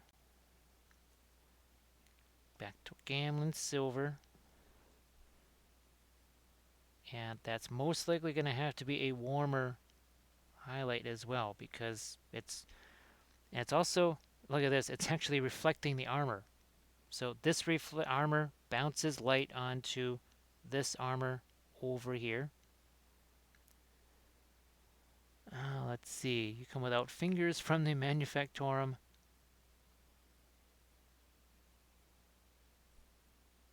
Let's see. Though that tank is well. Hopefully, there comes a time where I can get to film some more of my bolt action battle reports, and that would definitely be part of my. That'll be part of the Budapest campaign there for sure. I mean, who knows? Maybe we do a little bit of. Well, oh, we could do a Lake Ladoga campaign. Now that would be hilarious. The entire thing fought on a frozen lake. There you go. Do I have? I got enough reflected light here now. I think we're good in that area. What about? What about you? Uh-huh. I suspected as much. You need more reflected light over here. You also need just more straight up light over here, and that is going to be a little bit of the iridescent pearl white mixed with some of our. That's our Prussian blue mixed with the Prussian blue mixed with our interference blue. And that part's facing towards the sky. How would it not catch some of that bluish lighter color? That's what we're going to do on some of these other armor bits here. Even this one over here, because again, it's facing towards the sky. Just look at, okay, it's facing towards the sky. It really ought to be this color. Let's see if we can't do ourselves some of our golds here. So again, that's just that's our yellow that's got a little bit of the interference color mix it. Now I'm looking forward to getting some of that mica flake stuff, the interference powders, because then potentially we can really create some spectacular gold effects with that are also metallic. That's a little bit of the cadmium yellow deep with some of our metal medium mixed in with it. Cadmium yellow light with some of our iridescent pearl white just to make it more of a metallic color. And then we'll have to go in with more of an orange type of a stuff here to make it that much more of a gold. Any other spot for that? I think that'll be it on him. Let's see, just like that Bad Arthur movie with Clive Owen and Keira Knightley, where they fought on the frozen lake. No, do what now? I haven't tried that one. I still have to get the. Oh, what was the one we wanted to get? Cadmium orange. Still have to get that one. I want to get that one. See what that's gonna do. And possibly even the Indian yellow, just to see if there's something interesting we could play around with that. If there's something interesting we could do with that.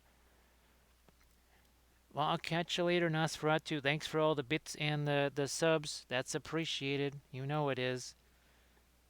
And I know you're still kind of on the getting back to 100% there. So good luck on your journey getting back to 100%. And thanks again. So see that little bit of Terra Rosa in there? Just kind of hit that towards the orange there. So yeah, Wamposaurus, the really interesting thing about that Lake Ladoga stuff is that there were several lines of trenches and defenses dug on Lake Ladoga. There were anti-aircraft nests on there. There was all kinds of crazy stuff going on a frozen lake. On a frozen lake. What was also a super highway as well. So there's lots of crazy things. What we need, back to our reflected light here. Right? Back to our reflected light. Gauntlet here. This part of the armor and right there. How in the world do we not have any reflected light right there? And the more of our, and this is how, again, it goes the same thing with metal medium and acrylics too. It's not just the oils, except obviously with the oils you can do so much fun with the mixing and such. But see that? See how that gets lighter as it turns? Now here we might also do a bit of some of our darker tone, but let's see what happens with our light first. Let's add some of this lighter tone in here. Perhaps even a smidge more here with our iridescent color. Make that even lighter. Yeah. So again, all of this, I don't know. It would be neat if it actually just looked like non-metallic metals. There's nothing like deceiving folks. They'll say, "Well, that looks like metallics." Well, it's actually non-metallic metals. Or that looks like non-metallic metal. Well, actually, it's metallics. So it's there is a little bit of a sneaky pleasure in doing something like that. Do what now? It's sunshine in a bottle. So actually, that's do what now? I can't tell you which brand it might be. It could just be which one costs the less. So it could be Winsor Newton. It could be Gamlin. It might be. It might be Williamsburg. I don't know. It will be one of those three. In all likelihood, be one of those three. So yeah, that was the interesting thing about the whole Lake Ladoga stuff. There would still be I'm sure there's a whole bunch of trucks laying at the bottom of Lake Ladoga. An awful lot of those fell through the ice. Okay, that's another one of our boards right there. Do we have any more? We have a couple of archers over here. I think we mostly were able to get caught up on a lot of our shields there. See if we can't throw in just a couple of brightest highlights. So what we're going to try and do is, and this you can be a little bit sneaky, where you take just a smidge of the titanium white, you mix it with that iridescent pale, you sort of get a super bright, somewhat opaque metallic color. It really only works for little dots like this. As soon as you try to do something besides just a little dot here, you it kind of reveals the fact that you fudged it a little bit. But all we need are little tiny dots. That's all we need. So yay, yay us. We're getting very extremely light, almost semi-opaque metallic colors here. Very useful. Like on the end of our spear tip over there. Let's get this side now. Let's get the end. And all we're looking for are these little tiny dots of light, because with the metals, again, it tends to just glint off of surfaces here. Let's get the back of his helmet too. Sarge is back. So Sarge, I'm assuming that now pretty much all the snow is gone, and now the dog's just extra like, what the heck happened? Where'd all that stuff go? Where'd it come from? Where'd it just go? Steela has to head out, but you'll bring back some pictures of plum blossoms. Oh, Steela, you have some fun there. Thanks, Rand. And folks, be sure to give Steela a follow. Be sure to give Steela Rebel a follow, so that you can watch her paint oils as well. And Sarge, how you doing? Yeah, Sarge, we got all the way to a level 5 hype train, and I think 100%, like 171% of a level 5, believe it or not. That train was moving along. That train was moving along. And Sarge, we're continuing on here with all the fun stuff that we've been learning with our Metal Week, starting with our Mandalorians here, right? Starting with our Mandalorians. All gone. No more. Let's see, do I know has Radiant White from Gamlet on order? So that's Radiant White from Gamlin. That you're gonna have to tell me what kind of fun things you get out of that, and just say, hey, you know what? Maybe there's an experiment you could do with this or something like that. So please let me know what kind of fun stuff you're able to do with that. Let's see. Well, yeah, Deuce. like we said, right? If you're wondering where the polar ice caps went, right? You're looking around for those. You say, man, they melted away. Where the heck did they go? Yeah, we know exactly where they are. They're right here. I have the polar ice caps. They're all on top of the roof right there. So, yes, any scientists or something like that, any climatologists that are wondering what happened to the polar ice caps, who took them, who stole them. Well, I didn't steal them. They just came here. We didn't want them. They just marched their way over here. So, yeah, if any climatologist wants to know, they're all right here.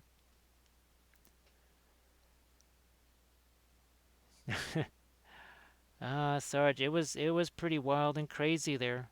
There was a there was a Blitzkrieg for sure, no doubt about it.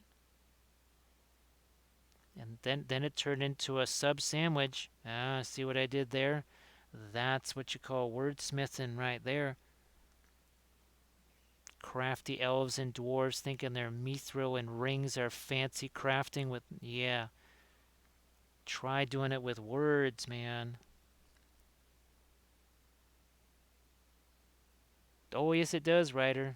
Oh, yes, it does. And there's going to be 4 more inches tomorrow. So we pretty much get to do it all over again. Except it's going to be potentially even more crazy because in a couple of days it'll be 45 degrees. So you are going to have rapid melting of about 30 some odd inches of snow, which we already know what result that's going to have. We don't need a climatologist to tell us what's going to happen then. So you did have a small ice dam. And you did okay. Sarge, see you see this is not just a cavalry channel. This is not just the food channel or the wine and spirits channel. It's not just an exercise. It is also home repairs and maintenance channel. See that? You don't get this kind of stuff on just every Twitch channel. You don't get that kind of coverage. What other Twitch channel can you rely on for home repair and maintenance tips? Let's see, we didn't get much snow or ice here in northern Carolina, but we're used to it. So I'm really glad that that saved a little bit of a pain for you there, Sarge. So what I'm gonna try and do is now, of course, once they're back in stock on Amazon, we're gonna try and snag ourselves some of those, hazardous as they might be. We're gonna get some of those basically ice melting wires that go up on top of your roof. Basically, the folks that put this new roof on there said, yeah, don't be screwing around with one of those. But, well, unfortunately, their roof design doesn't really work well here with snow patterns when there's a lot of snow. So, when there's a lot of snow, that's going to be turned on. Now, we're doing our same little thing here. See, we're just kind of going in there with our lights. But now, what we're going to do is we kind of went middle, we went light. Now we got to go dark. And we can go dark. We can go dark. Here, we're going to take some of this brown matter. We're going to mix it with our silver here. So now we've basically got a metallic brown color. Not kidding. It's literally metallic brown, aka copper. So I think a lot of people would probably use some form of copper, right, to maybe shade their golds a little bit darker, or you could just make your own, which we just did. Oh, look at that. Look at those sharp edges, huh? Looks like non-metallic metals, but it ain't. It's actually metallic paints, but it looks like non-metallic, but it's not. Sorry. I'm just having too much fun entertaining myself. Hopefully it entertains everybody else. Let's see. Oh boy, Sarge, you're still man, I am sorry about the whole electricity thing. Sorry about that. Lothair, we are on Chicago on the down on the south side here. We've 14 inches of snow and one crack. That's not unusual. Actually, nothing has been unusual about this winter in any way, shape, or form. It's just it's been kind of a one, two, three, four punch. I do believe that not a snowflake has melted since January, and you just kept piling them up. Now, in the suburbs, it's one thing where you can just take a snowblower and shoot that snow all over the place. Here, where your neighbor's house is close enough to touch from your house, you don't have a lot of space to be putting stuff. So, when you reach a certain point, there's nowhere to go but up. Ah, Wamposaurus. Well, Kathy is from Minnesota. Uh, and guess what, Wamposaurus? Guess where I first learned about ice dams? It was 7 years ago. We were doing the usual kind of holiday visit up north, and every single man, woman, and child in the entire state was talking about ice dams. And everybody had the roof rakes going, right? The roof rakes. And there were icicles that were on some buildings, especially the industrial buildings, 30, 40, 50 feet long, 4 or 5 feet wide. They looked like great redwood trees or something. They were massive. And they said, yep, those are ice dams. Every news, what is it, WCCO or something like that? I think that's the one of the stations there. Every news broadcast, that's all they talked about was ice dams. Oh, you're on the same grid as the fire department. So, Sarge, are you're not redirecting any emergency calls, are you? Ah, Velfera's gonna have to take off. Well, thanks, Velfera. Oh, well, see you Monday. See you Monday. You know what?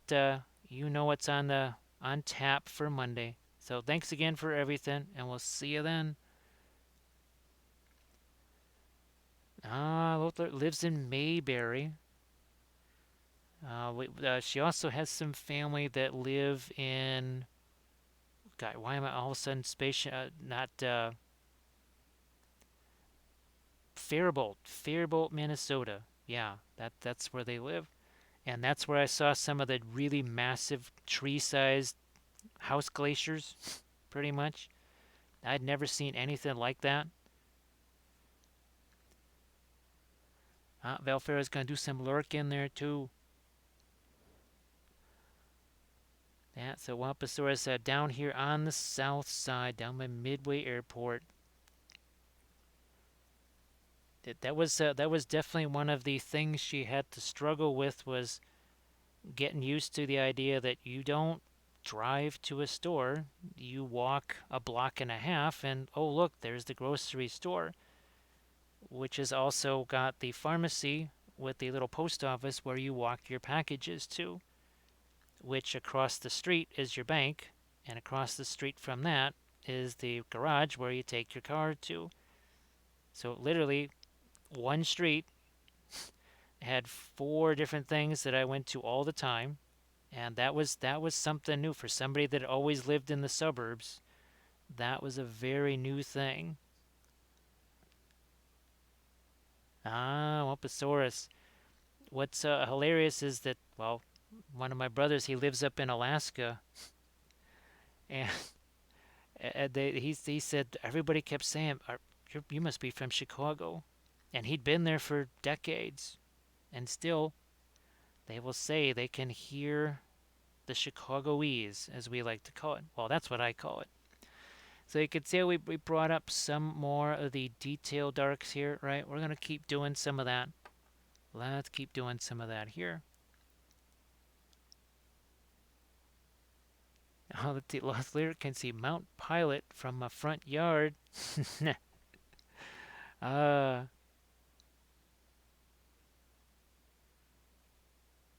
well, the other thing she had to get used to was being completely surrounded by trains with 737s practically landing on the roof of the house every 5 minutes, and riding public transportation. Those are all things that had to be adapted to.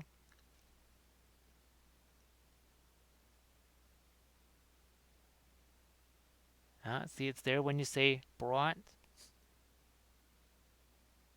What's the other? There's another one too. Well, let's put it this way. When I was in fifth grade, there was somebody that as he was writing, he didn't write these or them or those. He spelled it all with a D. So he spelled it dat, dem, and doze. He actually wrote it that way. He didn't just say it that way, he wrote it that way. That didn't go so well with the teacher, of course, who, even though they sounded like that, said, nope, you can't write it like that.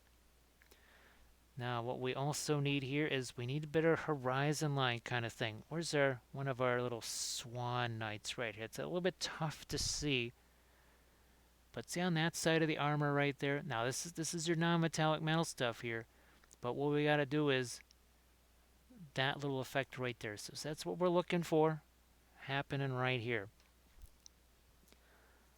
Which means Gamlin silver into some of that ivory black. And what we're going to do, pop just a smidge. And it's kind of broken up, right? It's not just one flat application of color because we're sort of trying to make a horizon line out of it. I know it sounds crazy, but it just might work. In fact, it kind of sort of does. I'm telling Womp, that has stayed with me forever. The first time I saw him doing that, I thought he was just screwing around. I thought he was just trying to tweak the teacher or something like that. And then I realized, nope, nope. What was it? What was his name? Well, I think he's still alive, but not the Here's Your Son. That's Bill.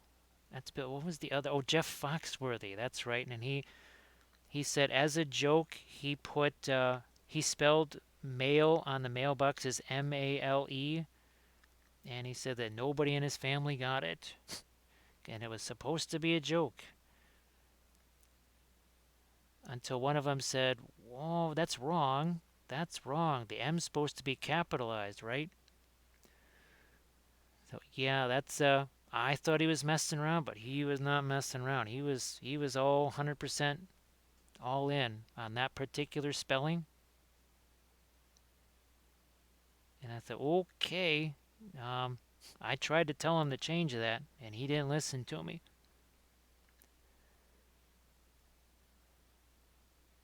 Yeah, actually, when you was it Old English, right? And well, all of your sort of Germanic languages there, which now since Kathy's been learning her Dutch now, and well, she also has some German friends too. So we've been learning the Dutch and the Deutsch as well. So we're kind of getting a twofer out of that.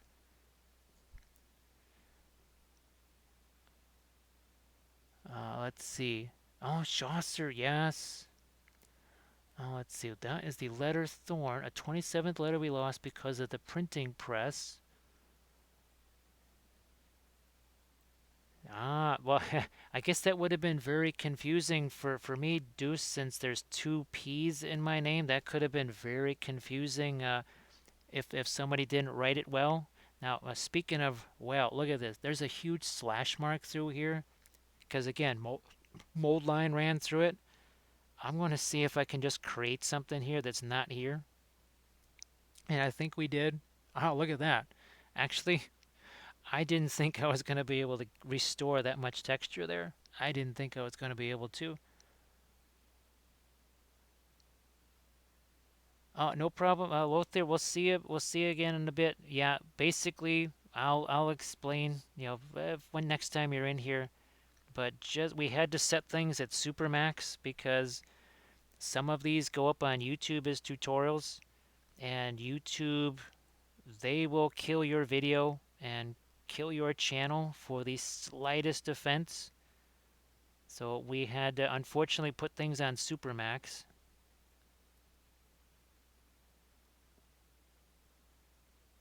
Let me see. I think here. Let's this again. That's our white. with the iridescent pearl white included. Here, let's get an edge here. Okay, there's one piece of intact detail here. Why don't we take advantage of that and just pop a little bit of a line right there? So I'm just gonna say, what the heck? Let's go for it. Let's go for it here. So again, we're kind of getting away with murder here, quite literally, because we are taking white paint and turning white into metallic, which pretty much the laws of nature kind of say, you ain't supposed to be able to do that. But we said we care not for the laws of nature. They're such a tiny thing. I care not for them. Just give me that shiny little ring. And yes, we have several, we have like 3 different versions of Boromir now. We have the one that we converted, but now courtesy of our moderator Armored Wolf, there is another fun version of Boromir here. There's also a golem here. There's a golem in the house, so we'll definitely have to have some fun painting golem. Let's bring it. Oh, look at this. Look at that dreadful lack of any reflected light over here. Look at this. Well, we're gonna resolve that. We shall resolve that quickly.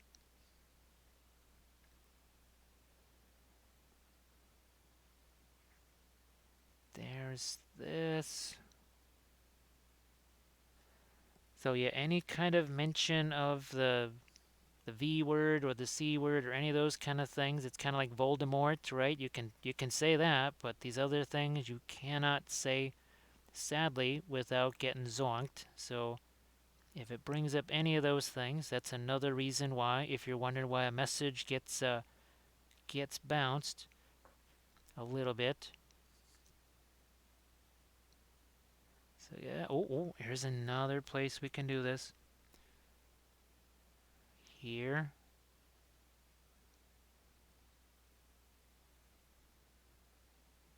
Oh yeah. Let's see. We're only. Oh geez, we're not even 5 hours into this thing. What the heck?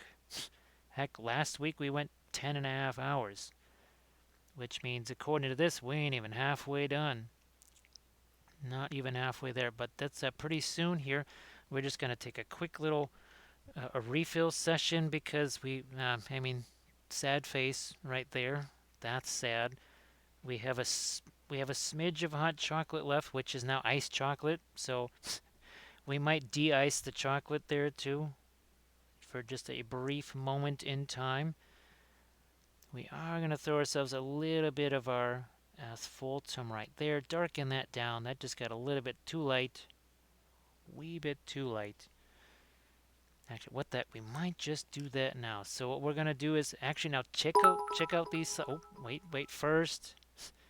So Ryder, yeah, that's what we got. Look at, that's all that's left. That is all that's left. So please stick around because we got like 5 hours Hello, to little go. hobbits. Spark my gun, Oh, but let's not deny the good witch. The good witch says, "But I am a wizard." Hello, little hobbits. Spark my gonja. So we shall return in just a second here. Now I am going to show you my slides here. Now check these things out. Some of these actually are done with contrast paints, some are done with oils, but we'll come right back here in just a second with some refreshments.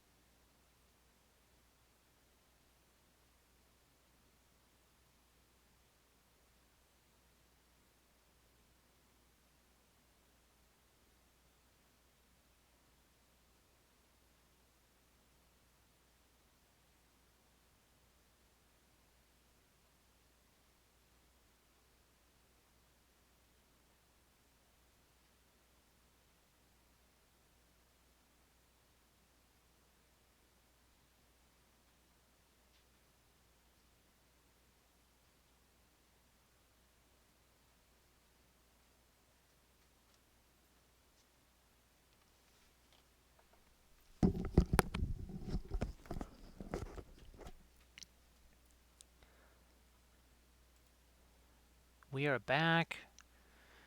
Actually, we do have some water here, Ryder. We have this convenient thing here with some water in it.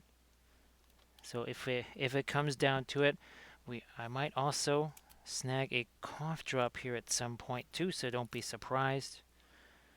Don't be surprised. Here, let's grab some more lights on our bases here, and then we're gonna throw some glazy friends on here too.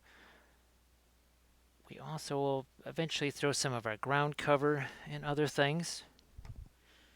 Let's go back to you. I think we're, oh, see another area here. We got that, well, all the detail got scraped away. We're just going to have to paint that in ourselves. Well, let's get down to that. Let's get down to that business then. So thanks for sticking with us, everybody. I appreciate that. We just with all the hype train stuff and everything, we kind of blasted through all of our refreshments there. They needed to be restored and renewed. I'm going to go here with indigo. Some of our Gamlin silver in there. Ooh, that makes just the most fantastic sort of blackened steel type color. So again, we can do these type of things, but not lose the metallic effect. I remember, oh gosh, was it 20 years ago when we were first trying to paint this stuff? It's one of the reasons we started doing, well, there were several reasons why we had to go with the non-metallic metal stuff. But one of it was, I was like, how the heck do you get any light colors here? How do you make any of this stuff light? How do you get any sort of shading in metallics whatsoever? Or give them any kind of a color, for that matter. It took a while, but eventually we found a solution. Yeah, so all of this stuff, basically got to paint that in. That is not actually there. It kind of doesn't exist. We just have to paint it in ourselves. What about this side? Oof, my goodness. See what we can put in here again, ourselves. Trying to paint in some details that just are not there. We're going to take some of our asphaltum here, just get a couple of darks in, and then come back in, maybe with some lighter skin colors, too. Terra Rosa, mixed with some of our white here. We'll get into the cleaner that we use, and again, it's not like it's some kind of toxic, nasty sludge or something like that. It's actually with the same stuff we use for acrylic paints. Hello, little hobbits. Spark my gun. Joey's back. Joey, how you doing? Thanks for the follow. Yeah, Joey, so, yeah, we're back to our painting thing after our sculpting stream. So we're back to painting again. Like promised, just as we promised, right? Back to our painting here.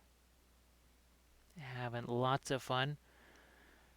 Hopefully you're having yourself a decent Saturday here, / Sunday morning now.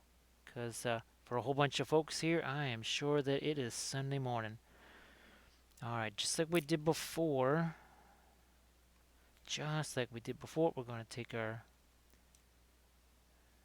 some of our gold over here. Let's get some of that Terra Rosa in there. And remember we did this on the other side, so we start out kind of with a middle tone, right? Middle tone to make some kind of a gold color here. I might actually put out a little bit more of my, again, iridescent pearl white. It's just a regular tube of oil. Just a regular tube of oil, but we have thinned that down. And boy, that stuff actually it really does well when it's been thinned out. So Joey, yeah, so it's nice that all this stuff is just super tough, super hard. All of our sculpting that we did there. So every Thursday, for folks that are new here, we sculpt things. Sometimes they're from scratch, like our eagles here. And of course, this is metal week, so that means starting with a tinfoil armature. We cover it in Sculpey, and then our Sculpey is covered with epoxy sculpt to create our eagle here. And we've done busts, critters, conversion type thing. So here's our great beast of Golgoroth that we sculpted from scratch. Here is a Galadriel bust we were sculpting from scratch. And here's our Eowyn that we sculpted and painted. We sculpted this on Thursday and we painted it on Friday. So we had a lot of fun. Love doing the sculpting stuff. We sculpt, we convert. Like I said, this is also the home maintenance and construction tips channel. So, yes, we can tell you how to maintain your home properly. Let's see, the medieval ambient tavern sound with fireplace. Deuce, actually, Kathy found one of those. Well, I don't know if it was a medieval fireplace, but it was a fireplace sound. And those days when it was minus 10 or whatever here, I think she had those playing. She had those things on. Now let's get some of our lighter gold. Now that we've got some of that iridescent, pop you in here and along our line here. Because remember, the lighter colors, it's just so easy to, or so difficult to make them thin. So we'll paint this in. It's going to be thicker. We go back in with our dark colors, right? That is what's going to, here, let's get our reflected light down there. Just a smidge of it, right? Okay. Let's go back here. Terra Rosa time. Now, ooh, look at that. That is a very interesting metallic color. Guess what? It's like sort of copper. How many times do people use copper, right, to sort of shade their gold a little bit? Now, that's what we did over here. Remember that. Let's get some of the Gamlin silver too. I'm going to have to put some of that back out on the palette. So this is essentially a copper color. People ask, hey, do you buy the such and such copper? I said, well, I think there's about 1,000,000 different oil colors I could mix with the Gamlin silver to create copper. So yeah, I don't have any copper. Oh, Black Skull, how you doing there? Welcome back. So let's see, Lead Adventure Party from TSR. We used to call them the Kabuki miniatures. You literally had to paint the faces on. There was no eye sockets. Oh, well, yeah, nose and eye sockets and nothing else. Yeah. Yes, indeed. Oh, my goodness. All right, what I want to do is take back to some of our here. Let's grab a little bit more of our, that is our interference blue. So it's gonna show blue more as you turn it. That's gonna look less just like straight up blue, but it will kind of reveal itself as blue as you turn that miniature. Now it's time for some of the brighter lights here along the side of the helmet here again. Well, I can only imagine, Black Skull. Yeah, I know there was a couple of commission painters we knew. They were painting stuff for some. Oh my gosh, reflected light. We need some over here. They were painting some stuff for somebody who loved those old figures, like you're talking about, but they had to make them look like modern day figures, as in like something that was just done last year or whatever, production model wise. Ooh. Let's just say, just like what you're saying, just like what you are saying. All right, back to our reflected light here, right? We need some right down in here. Right down in here. Let's do that. Poof, like so. And here. I think we're gonna keep going. Accentuate that some more here. I might even, just depending on. Oh, okay. I just had to pull the. This stuff dries so darn fast. I had to get that little film off the top of it. It really does dry fast. Dinner is served with stuffed chicken, spinach, bacon. Ooh. Now that That creates some hunger jealousy right there. That's food envy. Yeah, food envy. That's what it is. Boy, that would be fun. That would be nice to have. All right, we've done our light on the side of that. Now let's just, so that this is a little less distracting, we've been talking about the cleaner, right? So here it is. Look at this. It's for a cleric, or a cleric. It's for a dry cleric. I guess he needs some refreshment. Also oil color, not hazardous, no vapors. We don't want to have the vapors. What we want to have though is just a little bit of this on a paper towel, like so. It's just a few drops of it, and then look at this. All of a sudden, all that paint that you saw there, look at that. See how that's gone? Poof.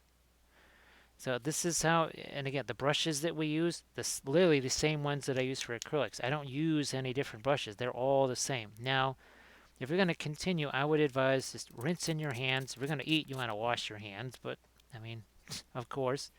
So I just spritz a little water on my hands there, because this will, and I don't really care because I'm using 60-cent craft brushes, but it will maybe take some of the paint off of your brush hand. I don't care. It doesn't matter to me whatsoever, but some folks, they are very particular about their paintbrush handles.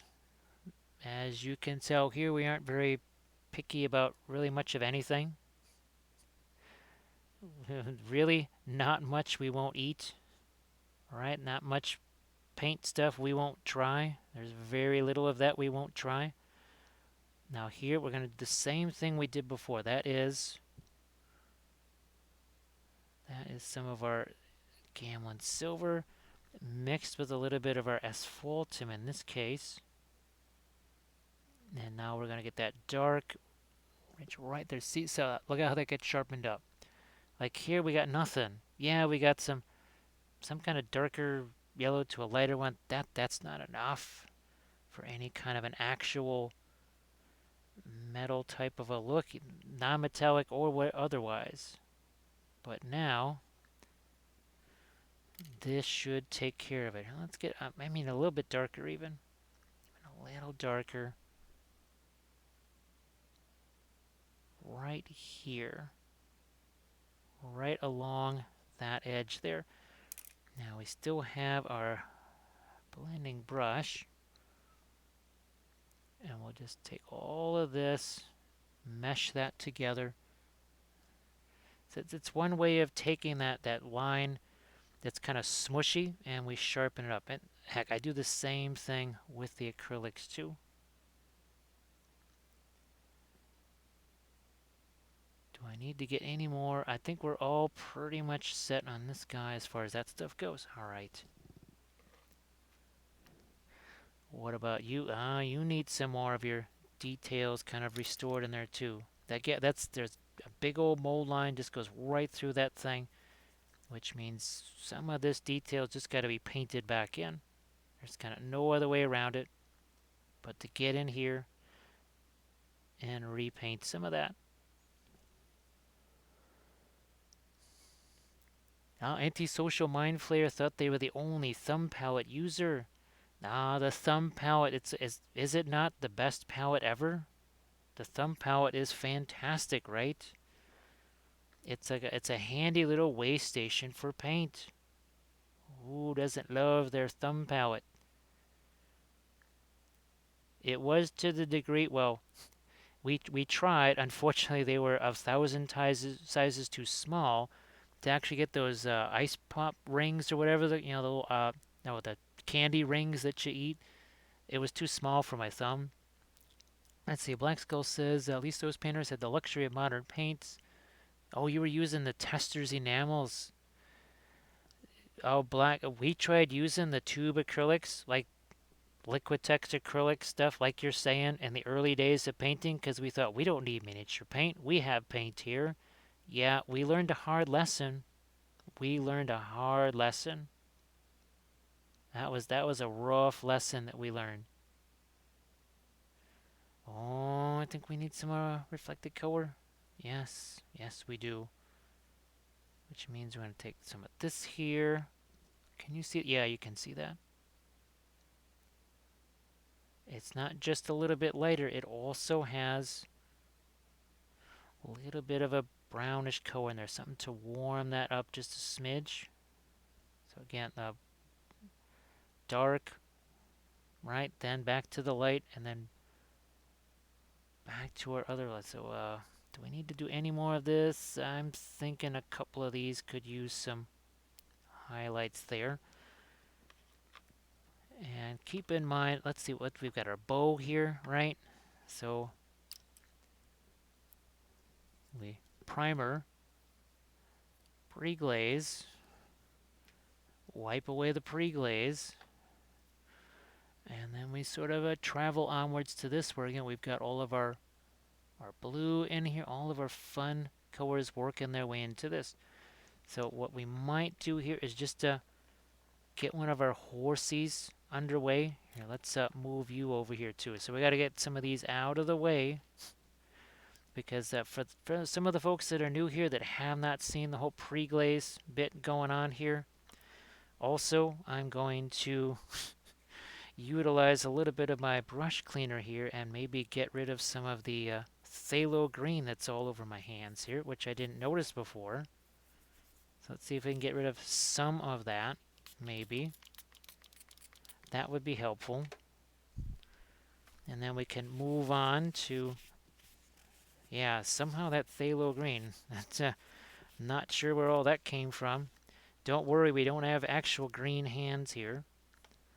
Pre-glaze time. We're just going to take whatever we got, like some of this asphaltum here. I think we used that same asphaltum on this horsey right here in a previous episode. So let's just plow forward, shall we?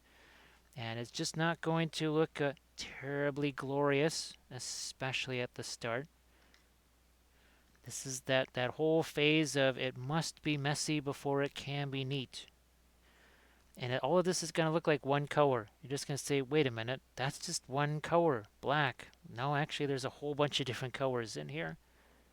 We've already used 3. We will be using a 4th once the indigo blue gets in here. And all of those figures that you've seen, even the stuff that we've been doing all week long, like our Mandalorians here, they all started out exactly the same way. Literally hideous like this, that's how they started. That is how they all got their starts. I might even actually throw in a little bit of our, oh, what's that? The brown matter. That's another color that I really like. Actually, it's another one that dries fast. It's not an alkyd or anything like that. It just, for whatever reason, it just dries faster. I think purple matter does the same thing. So again, I know for folks that are just coming in here, you're like, what the heck is he doing? This is exactly how all the miniatures start here. I mean, now they don't necessarily start with just these type of colors. You can imagine the pre-glaze on this was significantly different.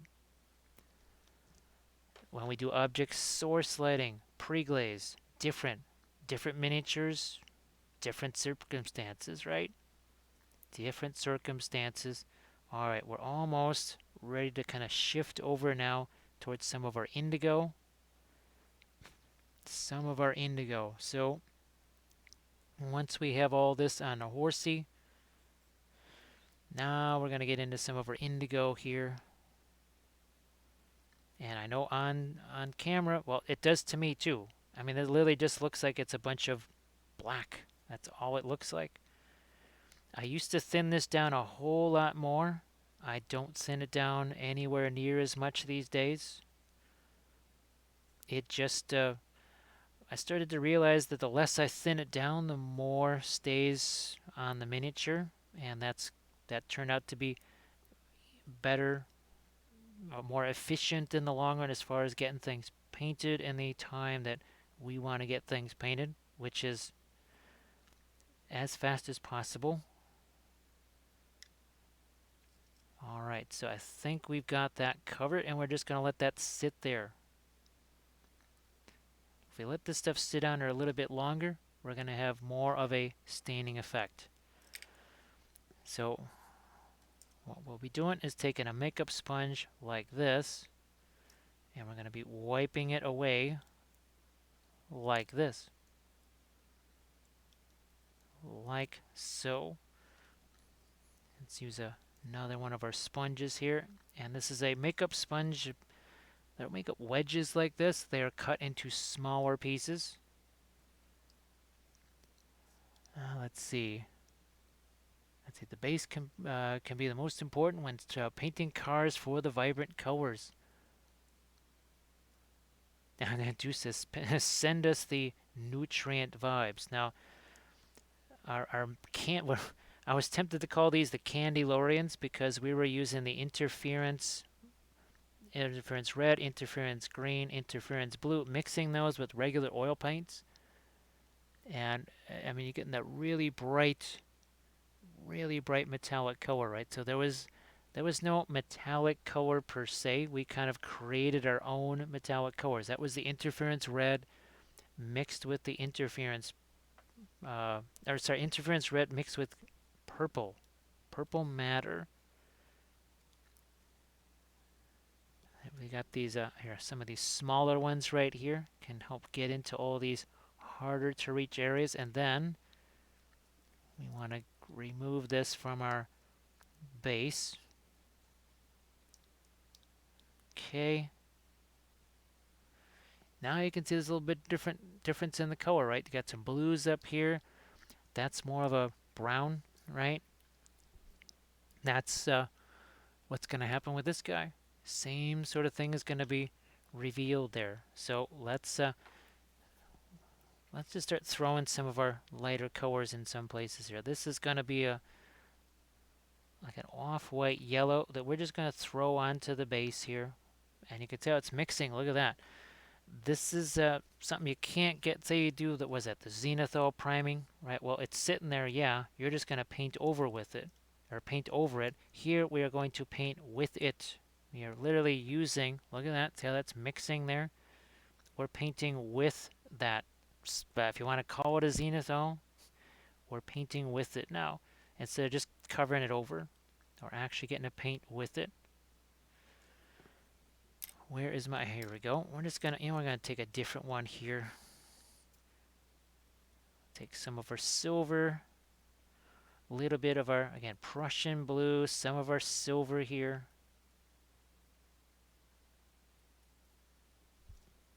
Like that. And so we're just gonna dry brush this on, except it's not a dry brush because this is all oils, right? So it's all going to mix together. We don't end up with that kind of telltale dry brush edge, right? Right, because it's mixing. I have to go back here. I got to get some more. I have to go get some more because it is actually just mixing. And better yet, because we got Prussian blue being mixed in with our silver, right? We get sort of a bluish metallic effect there. Isn't that fun? So you're getting a metallic color here, but you're getting a color as opposed to just, well, okay, you used silver or mithril, whatever. This actually has some color to it.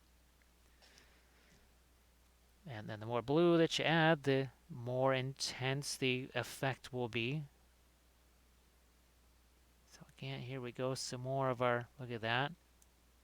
Letting some more blue work its way in there. That is very much what we've been doing here all along.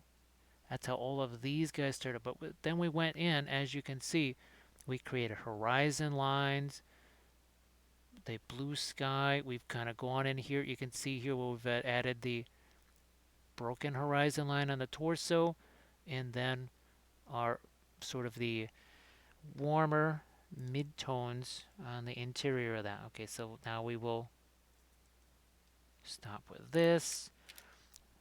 Let's start to get in some of our browns here. So we're going to take some of our, getting the same asphaltum we were using on the horse. We'll just start to throw that on some of the clothes, the spear, all that sort of stuff here. Not really going to stand on ceremony here. We know the glove also needs to be. I didn't realize all of these guys are wearing gloves, apparently. They're all wearing gloves. Let's take our blending brush here, and the blending brush is not just for blending brush or blending. We can actually take some paint away with it too. I was actually just taking away some of the excess paint there, that's all. Taking away some of the excess.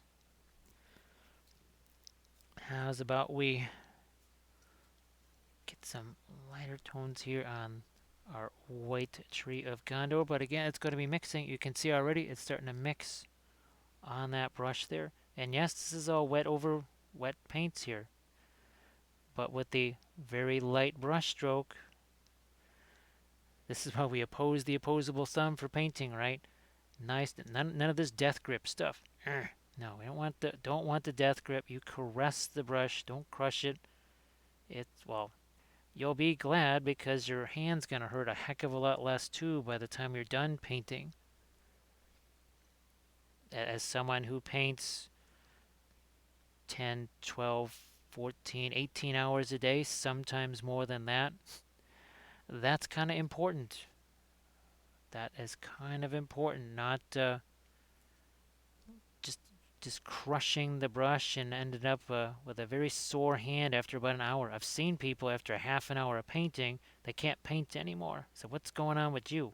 They said, my hand hurts. I said, well, yeah, you got 3 broken paintbrushes over there. Maybe you might want to loosen up on that brush. You might be able to paint a little longer. Let's pop in some Terra Rosa here on the spear real quick. Might even just grab a little bit of this cadmium yellow here. And you say, wait a minute, that's not doing, why is all that on there? Well, because blending brush is going to come along. And again, we don't want to be spending a whole lot of time, sorry, painting a spear shaft, do we? We don't want to be doing that. Which is why we love our oil paints for getting something like that done with a nice little gradient, right? Just nice and easy. Nice and easy. Get some of our bluish silver color on the spear real quick like so. Now we're going to switch over to some darker glazing on the shield here. And it's part glaze, part not glaze. I mean, some of it's more glazy than other things, but I take some of our indigo here, some of our Van Dyke brown. Reinforce some of these darks over here on our shield. You can see how we kind of let that pre-glaze work for us, right? We had to call it something. We ended up calling it pre-glaze. Had to call it something. More darks in a couple of places before we're going to come back now. Now, that's a little bit of our Gamlin silver, just an oil paint. Mixed with some of our ivory black and Van Dyke brown, also oil paint. And now we're going to start to, remember that horizon line we were talking about? That's what's going to happen now. Working on that horizon line. But you can see it's kind of broken up, it's chopped up. That's kind of important. That's very important. When you're looking for stuff like horizon line, if it's too neat and tidy, well, even no matter where you are, whatever is being reflected, it's going to be broken up. It's not going to be nice and even and tidy whatsoever. Also, light, dark, and then light again, right? That just like what we're doing on our Mandalorians there. And take a look at her right here. So it's you highlight there, then you got kind of a shadow band there, and then you have this sort of light band here. Look at this. Your light, shadow, and then a reflected light here. Yes, this is all metallic paint. That's all metallic. However, still has, I mean, light and shadow is still going to apply. I mean, yeah, it's metallic paint, but light and shadow are kind of a thing, and you have to work with those. You kind of need to pay attention to those things. Again, another sort of, kind of horizon line, not necessarily a straight up horizon line. Back to the black here. Let's see what we can do. I think we got this pretty well situated here. What about back here? I think we're good to go, which means now we change back over here to some of our blue. That means Prussian blue with some of our interference blue. And the more the interference color, that the lighter it gets, the more the Prussian blue, the darker it's going to be. Can you see this? I think you can. And now, it's less about making it lighter or darker. Now it's got blue. Sky color, right? We want to have a sky color, so sky color. Same there. Obviously the sky would probably be hitting that too. That's why we're going to hit it with our sky color. More of our sky color here. Let's do the rest of this.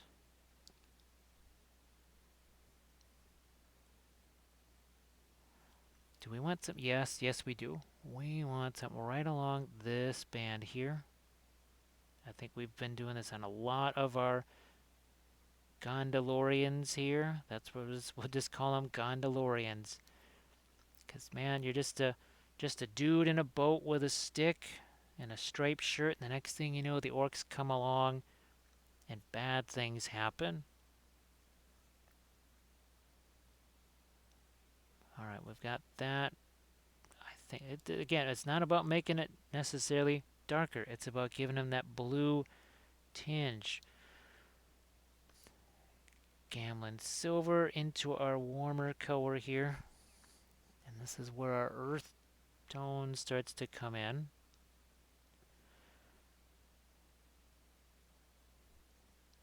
Just along this way here. Let's get something into the cloth there, which it's been fairly simple. It's just been the indigo mixed with our off-white there. Very much a grayish blue here. Keeping it real simple, right? Nice and simple.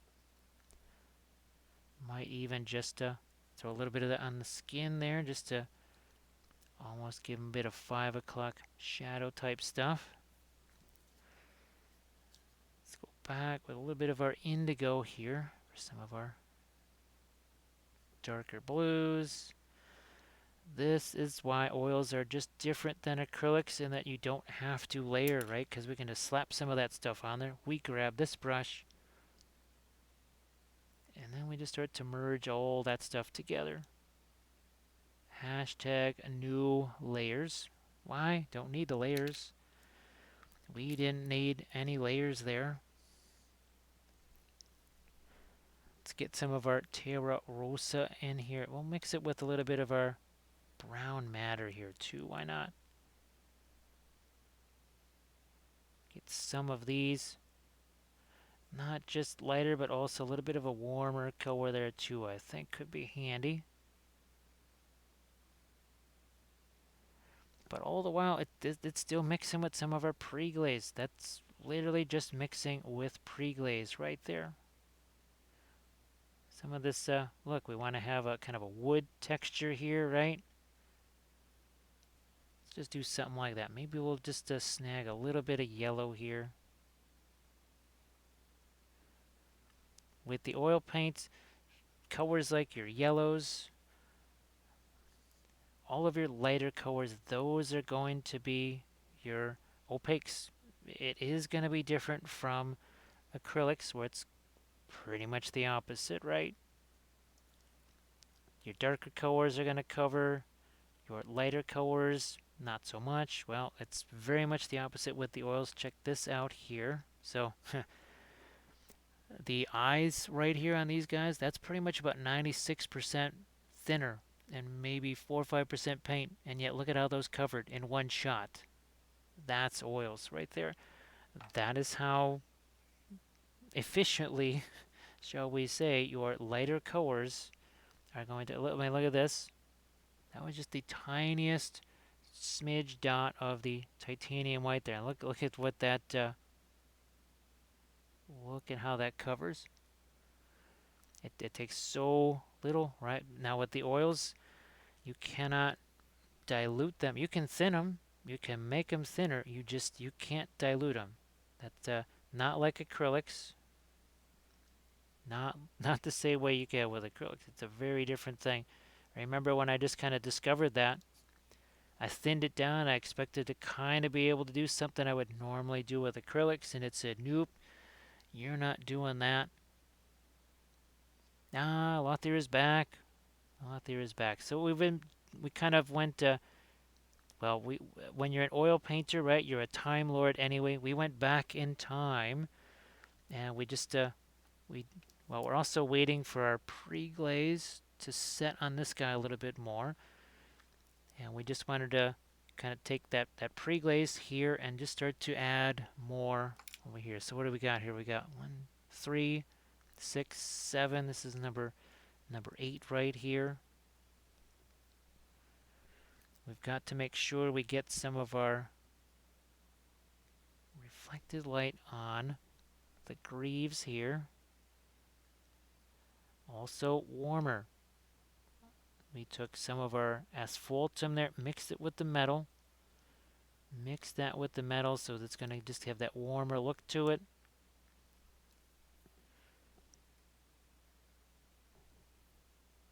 That was the that's I think actually I made that a Book of Wapple thing quiz because it surprised the heck out of me too. It surprised me as much as it surprises you. So actually I made it into to the Book of Wapple so that it could be remembered because yeah, I mean it's crazy. It's absolutely nuts. You think, well, what do you mean you can't dilute them? I've tried. I have tried. You can't do it. You think you might be able to until you try, and then you go, nope, you can't do that. Not with this stuff.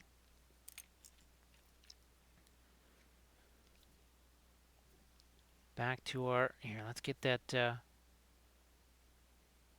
that's our iridescent white. We'll mix it with the regular white here. So we're an opaque light metallic.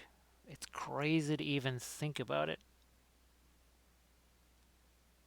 I never thought I would be seeing anything like that, but it's sort of possible. You can, in some manner and respect, you can do that.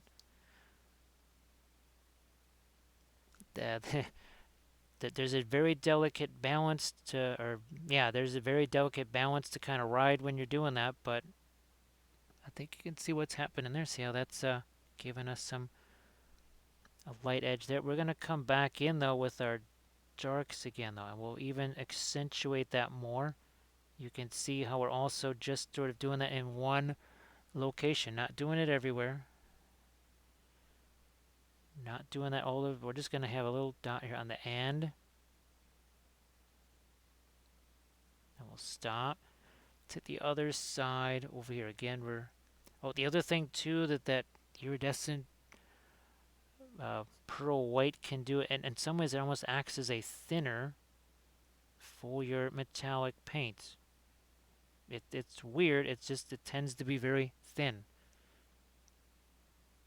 And that's even before I cut it down with my thinner. It's already kind of thin. Let's get a lighter edge on that, and maybe a couple of spots here on the armor too.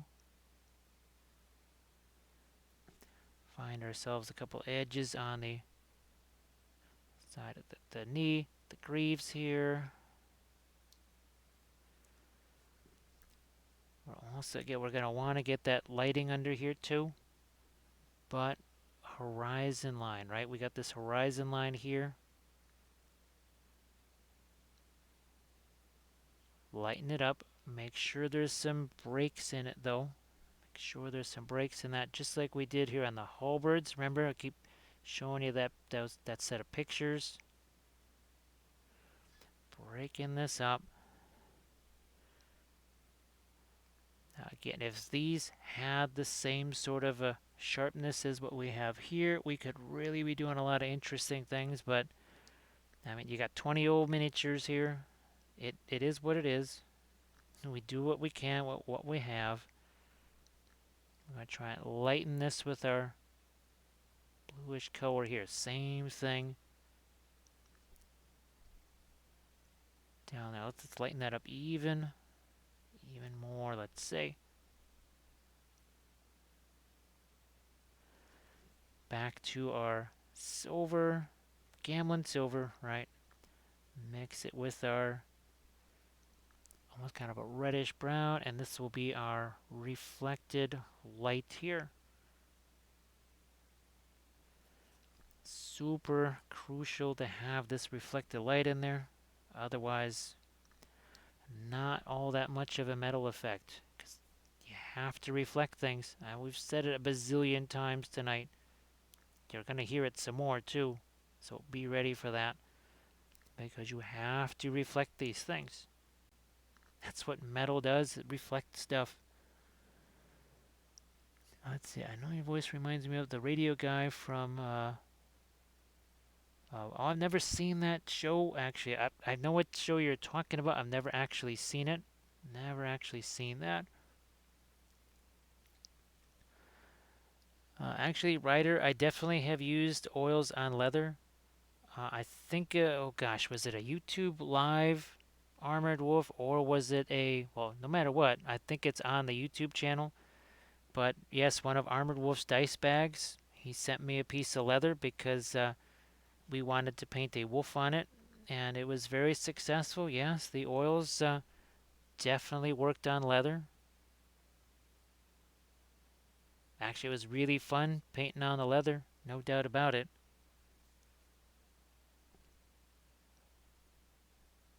Now, not on shoes. I don't have the few pairs of shoes that I have here are pretty well destroyed, and I definitely would not spend any time putting paint on them. You can give that a try if you want. I mean, if it comes off, whatever, no big deal. But because I don't know what kind of, you know, what's been treated or what those shoes have been treated with as far as, I guess, something along the lines of Scotch guarding or whatever.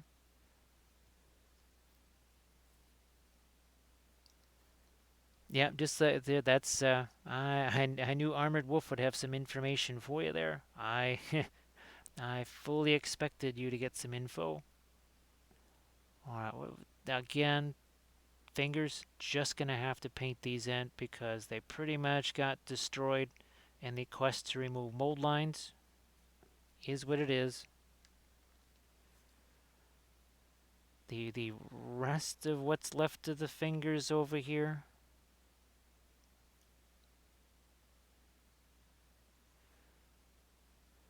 That, oh yeah, let's lighten up some of the straps here too. And I think we're good on our golds right there.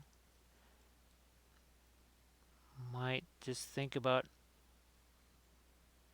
more of a board texture on that. Let's see what we can do here for the top edge of that strap right there. And then something's going to happen here. Something's a little wonky with this. Part of it is that the shape of that is very sort of smushy, so we're going to make it not be smushy. I'm going to take a little bit of my straight up Gamlin silver here. I think that also helps. Again, trying to create some reflected light there. We're going to do that here too.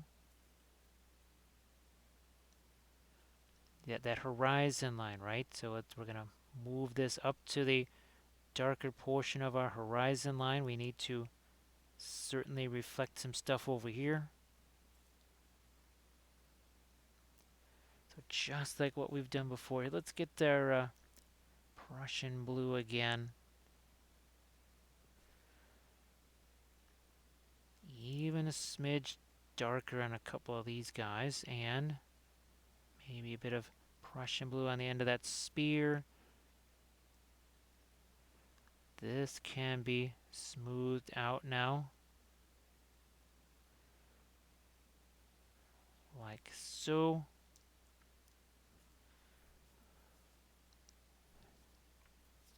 I'm going to see what I can do real quick on the face here. We'll go back on all of these guys too. Mess around some more with the face. It's tough. The faces on these things were never really spectacular whatsoever. You do what you can with what you have.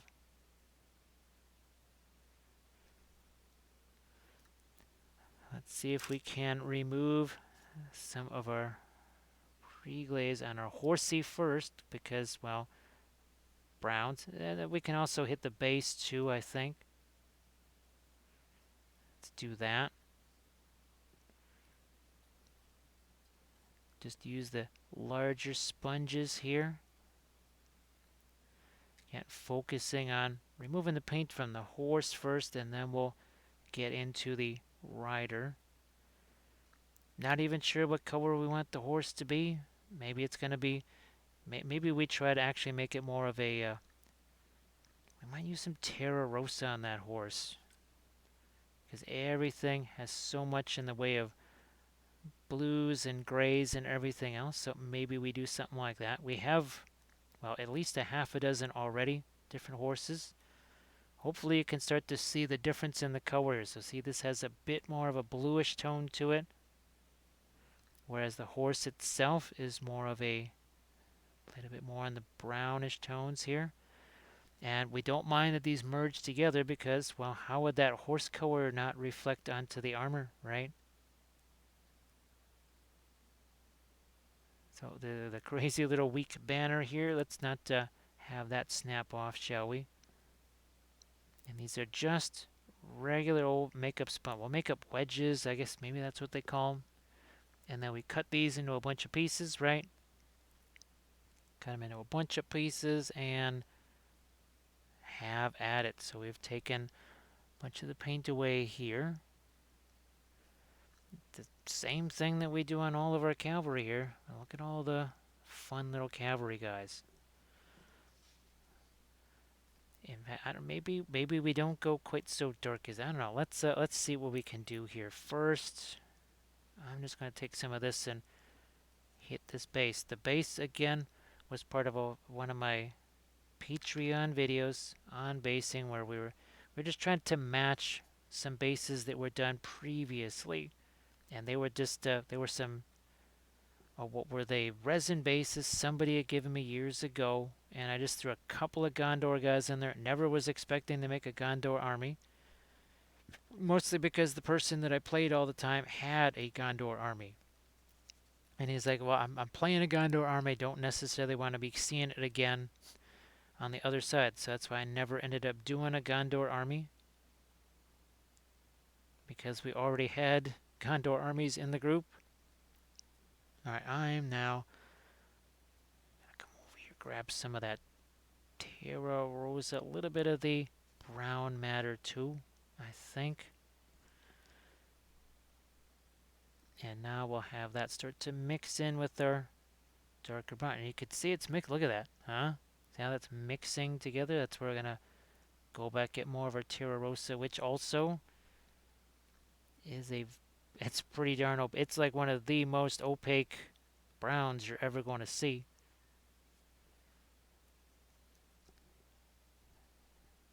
Let's mix that in on this side too. But you can see, again, it's all mixing together. So we have to go back over here, get some fresh Terra Rosa. This is what's going to make your horsey a little bit easier to paint, right? Because instead of having to go in and do all of that mixing, you got a lot less to do because it's happening on its own. This is why we say we're going to work with the pre-glaze as opposed to just painting over zenithal, because pretty much all you're going to do with the zenithal ultimately is just cover it up. Here we are actively using those colors that we threw on there. We're actively using them. I mean, yeah, you can glaze over something like a zenithal thing, but boy, there's going to be several points where you're just going to be painting over it. Whereas here we try to work with that pre-glaze as much as we can. Instead of just wiping it out, let's work with it. Just like here, see the indigo that's on there as I put this on the banner pole here, the lance, sorry, the lance, starts to mix in. We're going to do that over here too, so that's a bit of your brown matter that mixes with the indigo back there. So all of this stuff, again, the idea is to mix it, let it all mix together. And that can be a little bit on the scary side for some folks that are just like, what do you mean it's just randomly mixing? Now, I mean, the more you do it, the more you get used to it, the more control you have over it, and it'll be a little less random, although, I mean, for me, I like the random. Doesn't really matter to me. I know for some folks, again, it matters a little bit more. They like to have that very precise control over every last brushstroke. I understand. It can be a bit worrisome. Now, where is our... Here you are. This is our brush that's got some of our blue and silver in it. Let's do this again here. Just real quick on our Knight of Minas Tirith to with our horse, right? We need something to compare it to, light-wise. Let's see just how much light's going to get on him. You notice we do not just take a little part of the miniature, paint a little bit of it one time. We paint the entire figure all at once, all at the same time. The whole thing, all at once. Context is really important. If you have, let's say, a black primer the thing and you just paint one little small part of it, well, you'll feel like you accomplished something, right? Because you might just have that one part done at the end of your painting session. The problem is, once you start painting over that black primer, that stuff you did at the start, you may like it a little bit less because you suddenly find that, ooh, yeah, everything next to black is very light. So you might find that face that you painted, he suddenly has a very ruddy complexion because you kept darkening all of your highlights because it was next to black, which makes everything look light. Now you can sort of maybe try to work around that with some neutral primer or whatever. It's still not the same as actually painting the whole thing at once.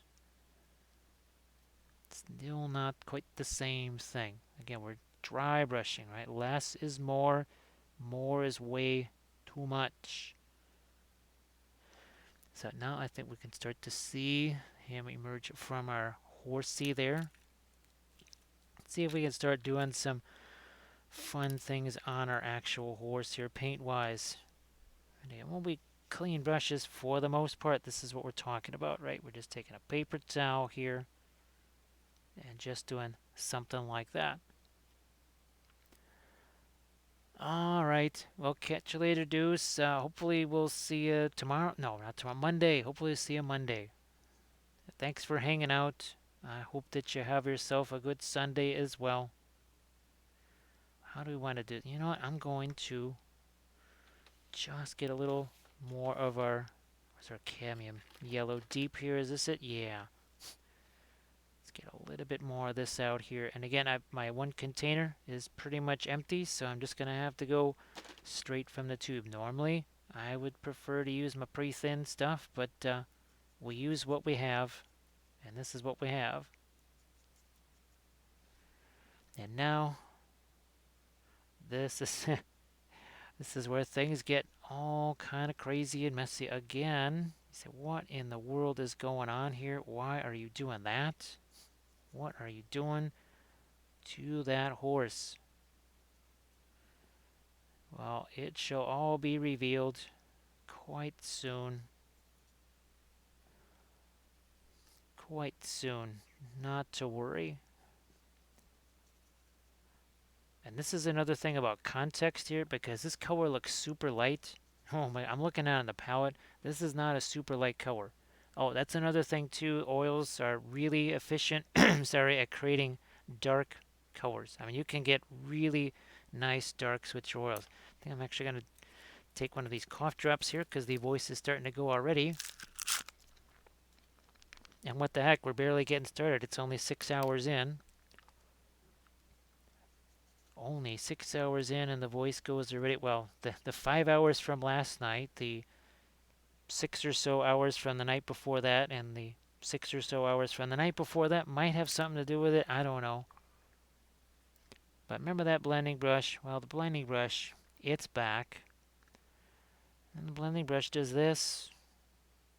The blending brush does stuff like that.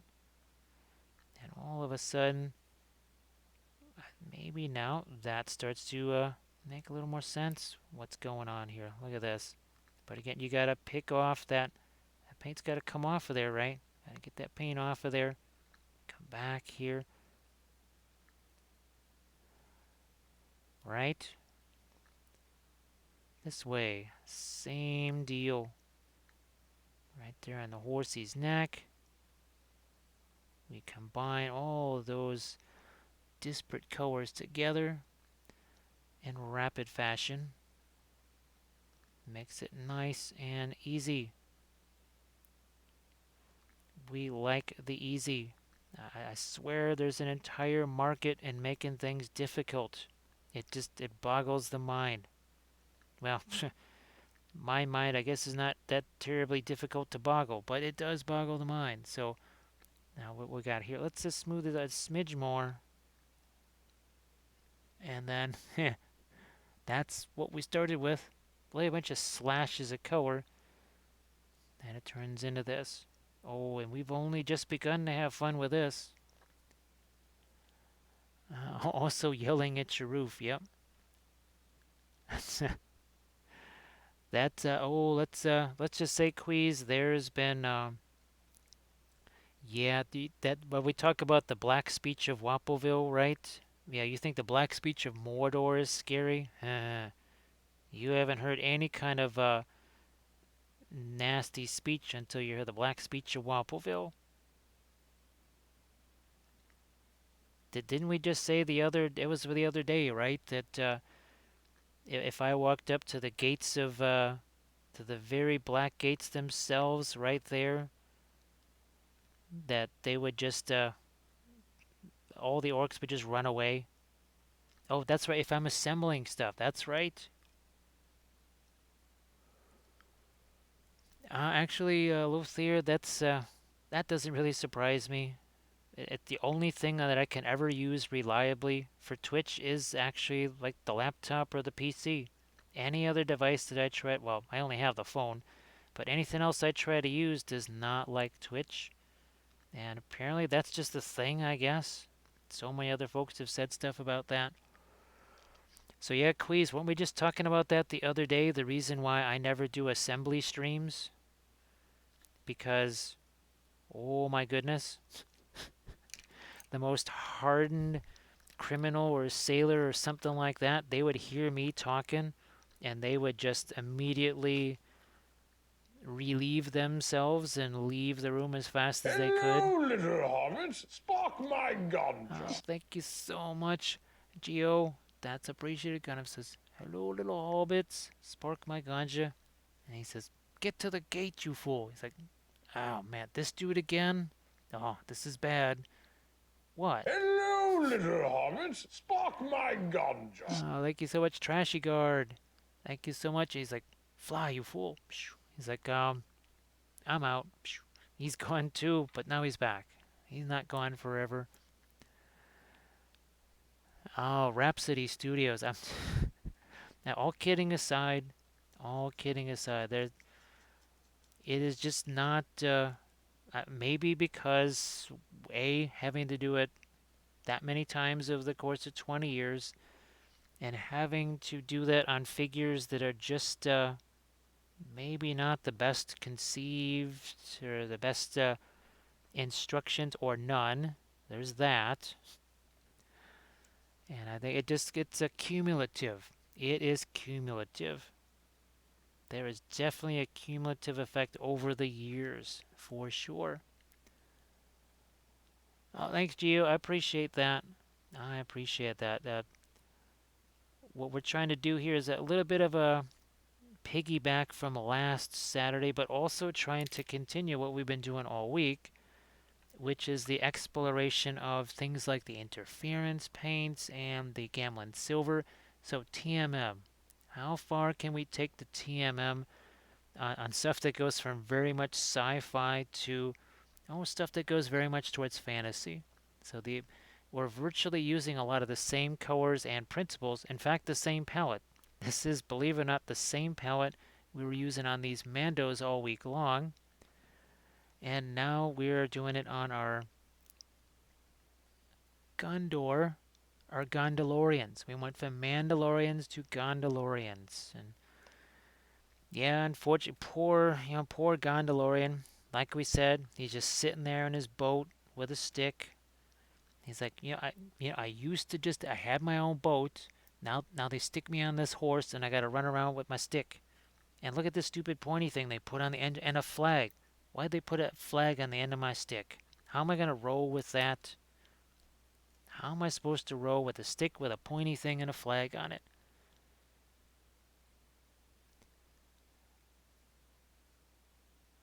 I see. I get to deal with Megan's sarcastic question. Did you really glue your hand to your mat again? I think what happens. Well, now part of it is where I use a lot of the cheap super glues for various. Actually, believe it or not, all kidding aside, I use the cheap super glues because of the capillary action. That is not a joke. It sounds like an insane joke. Yes, we are certifiably insane here. We just like to call that sanity challenged. But I do actually like the cheap glues because they'll kind of creep into those places where other glues can't reach, which also sounds weird out of context, but we'll just go with that. Yes, we are not insane. We are just sanity challenged. Where's that? Where's Mr. Blending Brush again? See, that's not only do we name our critters and characters, we name our brushes. I realize they're horsemen. If you try punting on horseback, he's gonna buck and toss. Let's see, Queez, the cheap runny glues. Yeah, Queez, that's what I get him for. Get him for the basing. And I know it sounds weird. What do you mean glue has capillary action? Oh, it really. You would be amazed at what that glue, like you say, right? Fantastic for basing. That'll be really nifty for, I'm trying to do the whole bark and branch basing method, right? Oh boy, you can bet that capillary action really saves you there. So look at what's going on here, huh? Look at all that. The nice thing is that pre-glaze that we put on there, which has a little bit of a cooler tone, it's giving us more than just a bunch of brownish colors here. It's also almost getting us a little bit of the blue tone in here. So look at all these different colors on this horsey. And just a matter of literally minutes here. Having painted many horses over the years in acrylics, when I paint them with maybe that's why this has become the cavalry channel, because well, we got the oils and it done makes it a whole lot easier. Let's pull this stuff back up I mean, come on, you knew that a horse had to pop up somewhere here. You knew there was no way we were going to be doing this whole stream here without a horse showing up at some point. And not just Gandalf on Shadowfax. Lothair, no, it's just literally just super glue. It's where's a cheap old container of it here? Do I have one sitting here? 1 second. Let me. Oh, I think it's over here. Yeah, here we go. This is it. Come on. Yeah, just a cheapo stuff like this. You would be amazed at how that stuff can just literally crawl under surface. You'd almost think it was like a resin pour. It's it's got the capillary action of a resin pour. It's fantastic stuff.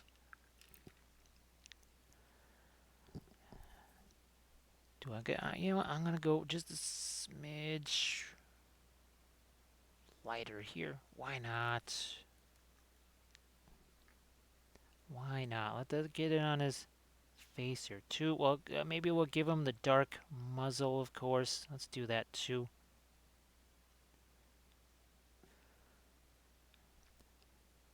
Lighten this up again. So as you can see, we're not really doing the layers thing, right? Not really doing the layer. We're just kind of playing around with the horse color right here. Seeing just how much lighter we want to get, whatever. Let's get some of the, again, the lighter color into his face, the darker muzzle.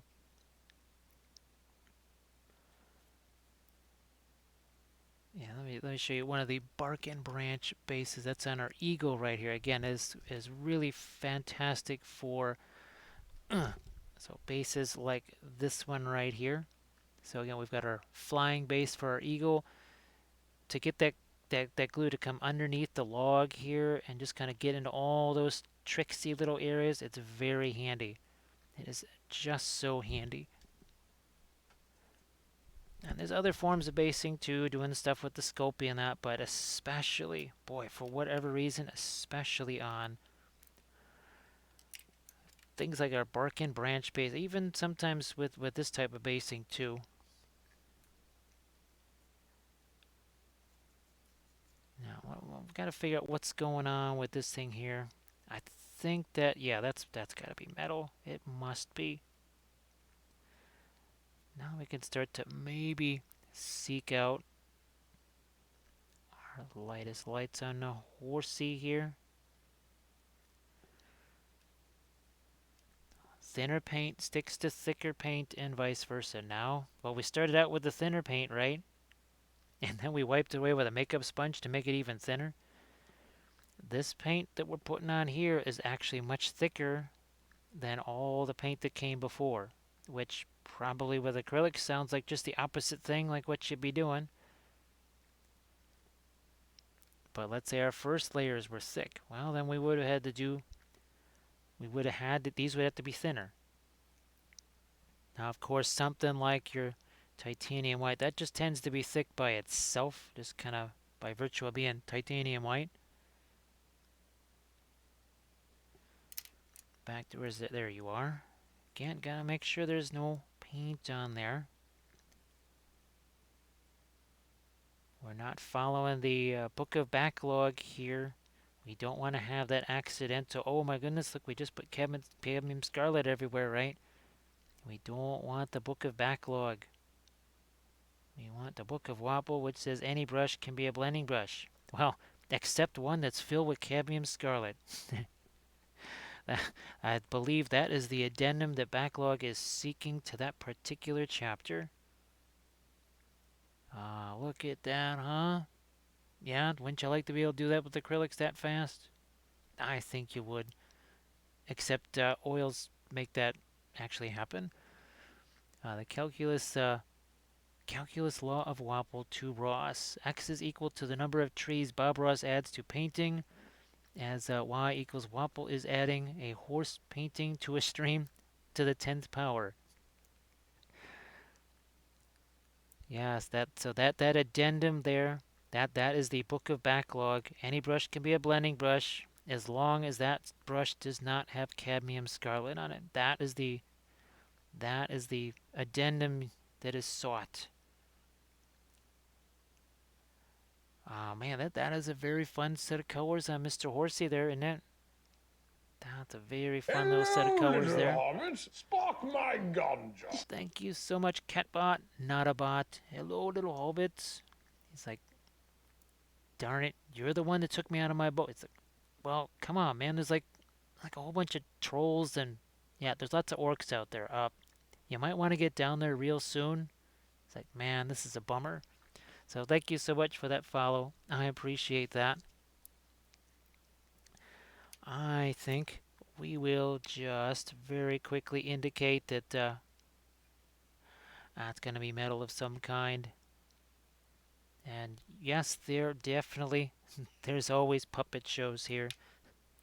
So Be prepared for puppet shows, right? People come for the miniature painting, but stay for the puppet shows. What we also want to do now, it's back to our Prussian blue, some of our Gamlin silver in there.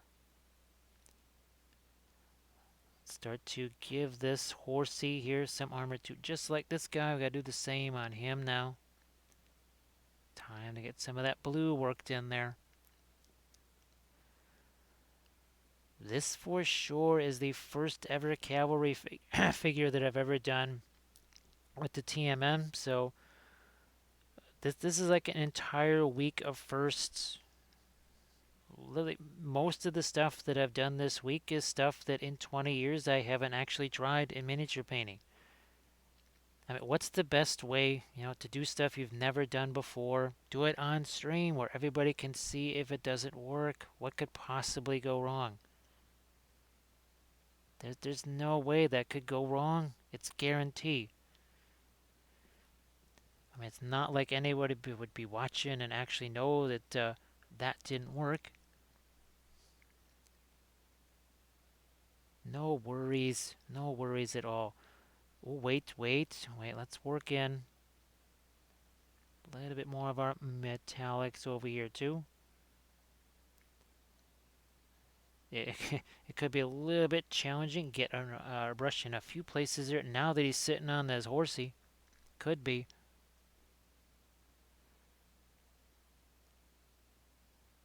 Let's work this on the shield here, too. Shield is facing up towards the sky, so might as well. Now let's start to get some of the other stuff in here, like the lighter colors on our tree here. And I guess we got ourselves a banner to do, which well also apparently has a tree on it. White tree of Gondor and all that kind of stuff.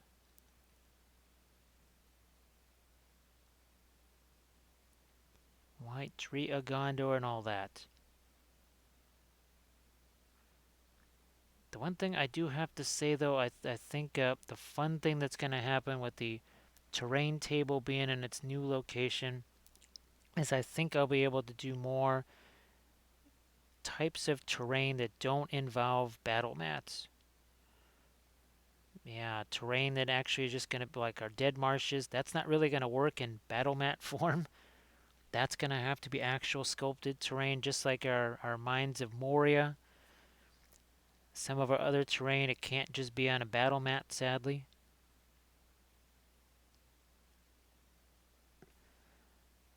Okay. Pop you in here. I think that's what we've got here. So we'll. I don't know if I don't think I'll throw any additional stuff on there. Let's oh, what the heck? Maybe we'll give him a lighter saddle blanket here, or saddle, and then the saddle blanket will be back to our indigo over here. Let's go back to our indigo. Let's hit this. That's gonna not just it's gonna give us a core temperature separation there too. Yeah, I mean, right? That's gee whiz, I thought we had already. I thought you had already kind of like written a few chapters of the Book of Backlog about mixing oil paints. I could swear you already had a few chapters there. Well, uh, so backlog, would that also be that would be the black speech of backlog when you were mixing some of those oil paints and some of those oil paints went on an unexpected journey towards your carpet, I think. Oh, Shaza. Oh, geez, what the heck happened to Smaug? What happened to Smaug? Smaug was looking supreme there. What the heck happened to Smaug? Ah, Backlog Battle says it's a work in progress. Ah, Shaza, I don't know. Are we gonna have to do are we gonna have to do like a painting hangout like the Kathy's friends keep doing on the Discord and all that kind of stuff? Oh, wait a second. Where the heck? You were right here. Where did you go? You were right over here Where did I have a Smaug over here somewhere? I literally just have him sitting over here somewhere. Where did he go? I was all set to show him too. Oh, sorry, Shaza. Man, that's a bummer. I literally have that Smaug all set to try and paint. It's the Blackheart model Smaug. Yes, I have that one. It's literally I'm trying to get ready to paint.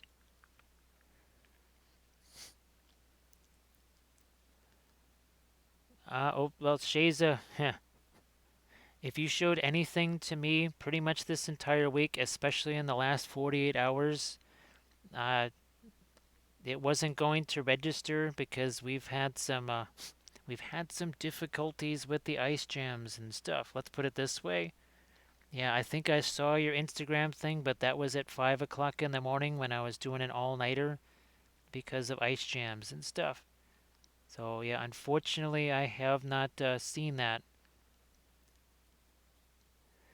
I did see a picture of that. I did see a picture of that, but Sarah, yeah, that flashed by when we were trying to figure out exactly where the water was coming into the house from.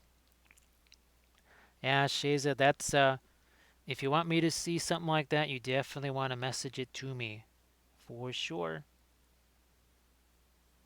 So I apologize for not seeing that sooner, but yeah, this has been a challenging week. I know it's been a challenging week for a whole bunch of folks. It has not been the easiest of weeks here. Alright, so now we've gotten some of our darker colors in, right? Oh, what are we going to do here? I'd like to... Hmm, you know what? We'll go crazy here. We're going to take actually phthalo green, mix it with our ivory black, and that's what we'll paint on our reins. Because, greenish black, that's color for reins.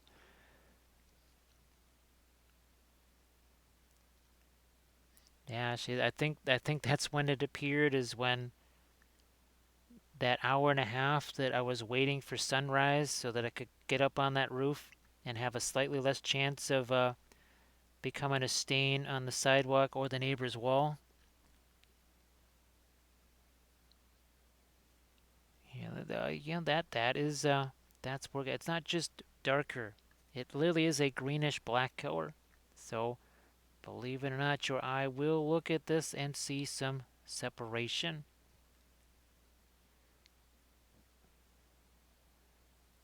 Now, is it one of those cases where it's just, okay, I want to do this one last little thing, or is it just a certain effect, and you're just trying to get that one effect, or is it something like, okay, look, this is what I'm seeing in my reference picture, and I really want to get this thing. Oh yeah, Shiza, you saw the pictures of the Alpine adventure, right? So we got to do this on Monday during the day, right here. I think you saw that picture there with the 11 inches of ice that we had to, that's a 3 foot wide broom sitting on top of the roof there. Yeah, well, that had to happen at about 6:45 in the morning on, when was that? Friday? Yeah, 6:30. Yeah, because I was streaming Thursday night, and at around 4 o'clock in the morning, I could hear what sounded like furniture being moved around in the house, which is unusual at even for me at 4 o'clock in the morning to hear furniture moving around, especially while I'm streaming inside the house. And since it was unlikely that someone could have just walked by me into the house to like start, I don't know, moving furniture around. Let's see, trying to get that glow effect in between the scales. Oh yeah, unfortunately, Shaza, that's that. Remember the Book of Wapol chapter. The enemy of completion is perfection. That's what we're running into there. There's basically that moment where you just kind of go bleep it, and that's just gonna have to be good enough. Which is a moment that pretty much I have on every single figure ever. I know it's hard for folks. I know that it is tough. I know that it can be very difficult to not say, but I want it to be perfect. Now the other thing too, actually with some of those black heart things, and I think you've heard Kathy talking about that, is that some of the details are a little bit, well, it was probably sculpted to be printed out much bigger than that.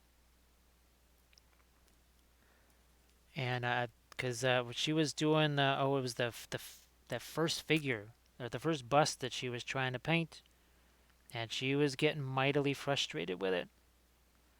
And then, well, unfortunately, it was probably in hindsight, maybe not that particular bust should have been the first one.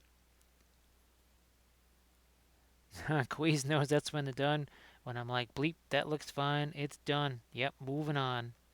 Nothing more to see here.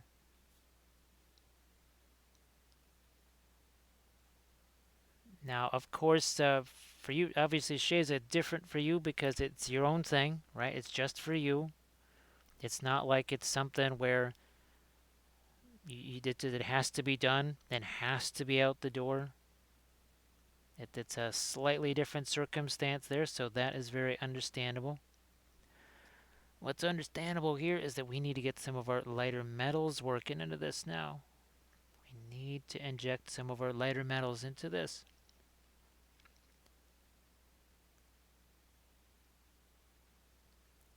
We're also going to have to get some other color in that here. Let's see what we can do here on the armor on his arm. Yeah, we want to have that light, dark, light going on, right? So the glow effect that's emerging between the scales, right? Hmm. The easiest way for me to kind of do stuff like that is to actually, well, start with the light color. And I think what is in some ways, well, in a different way, something like what we're looking at here, right? The light color in between. So basically, for me, it's start with the lighter colors and then, for all intents and purposes, practically dry brushing the darker colors over the top. So I think that is what you're trying to do there, right? That's what it sounds like. How's about we take some of this lighter stuff here? Oh, White Wolf is asking, do you paint exclusively oils? Actually, no, White Wolf just literally Friday morning at about, well, between the hours of 4:50 and 6:30 a.m., I was using acrylics because there was something that had to be done, and it had to be just, done and dry immediately because I wasn't going to be able to mess around with it anymore. And I was using acrylics, same brushes, same cleaner, same everything. It just was acrylic instead of oils. And actually, I'll scroll back down here with some of the most recent stuff we did in acrylics. This was a series of 4 videos that I filmed here.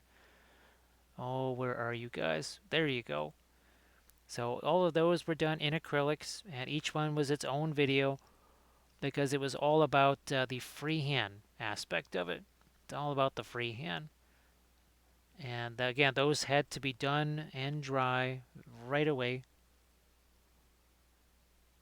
And paint all black scales on it because the scales are solid objects and being lit from behind.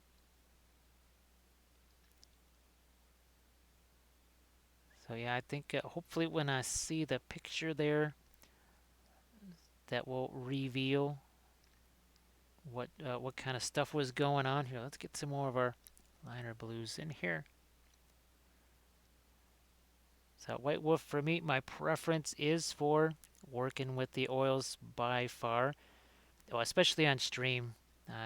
I wouldn't even attempt to stream unless it was a dire emergency with the acrylics anymore, because there's too many times where you have to sort of stop what you're doing and put your brush down, which means you got a brush full of dry acrylic paint.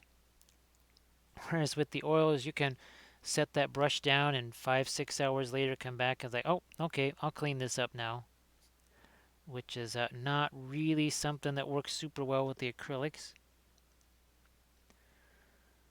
Let's see. Also, watching your Wendigo video on YouTube inspired me, and I went out and purchased a Lord of the Print. Oh, Lord of the Print. So there, okay. Yeah, I don't.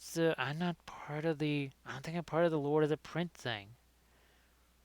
I wonder what I don't know what kind of fun Lord of the Rings figures those guys have because well, we need those. As more and more of the GW stuff is like not available for purchase. It'll be printed on Tuesday and shipped out soon. Well, I hope that that's going to be fun for you for sure. Here, I'm just going to pop in a couple more of these brighter colors there. Yeah. Oh, I also did manage to, well, in addition to all of the other Minas Tirith things here, we did actually manage to prime some of the War of the Ring figures. That's going to be, what the heck is those? Are those his eyes? What is that? I think that's supposed to be the horse's eye down there. That's rather unique. Look at these Easterling, or there are Southron, our our Harad elephants, and then here's our. So this is our Boromir that we did on one of our Thursday sculpting sessions, right, to make a little bit of a conversion there.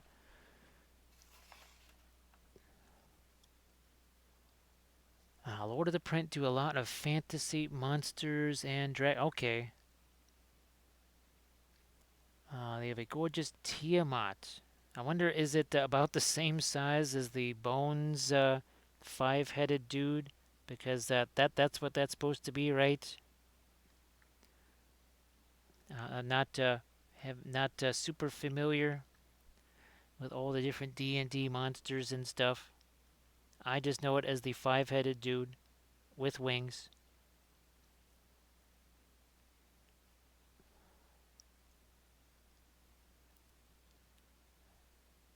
Oh, that.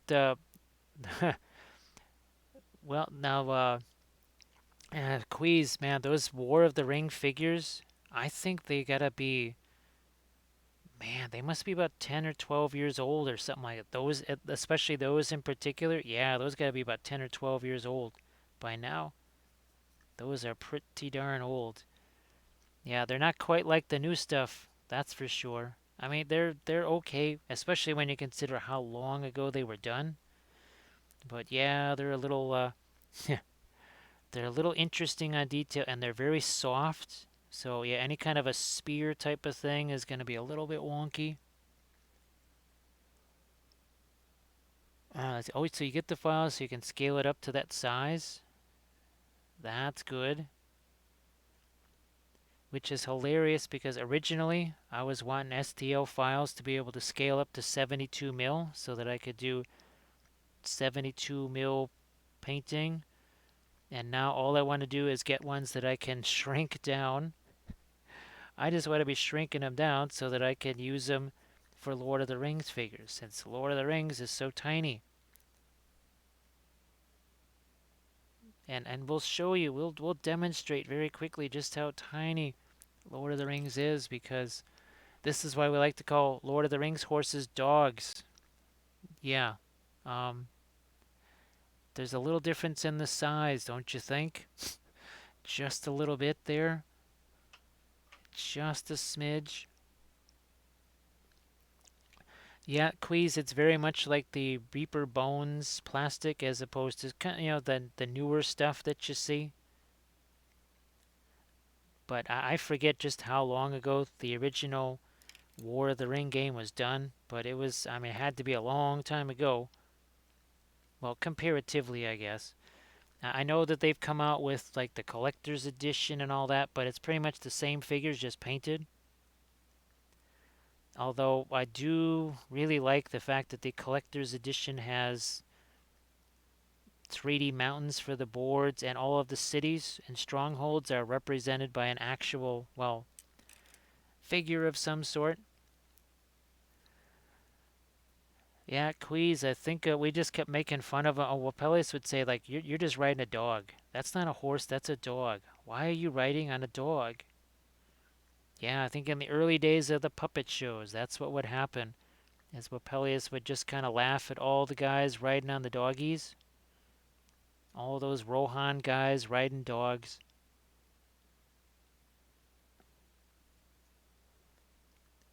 Again, that's our indigo mixed with a smidge of our white there. Because why not?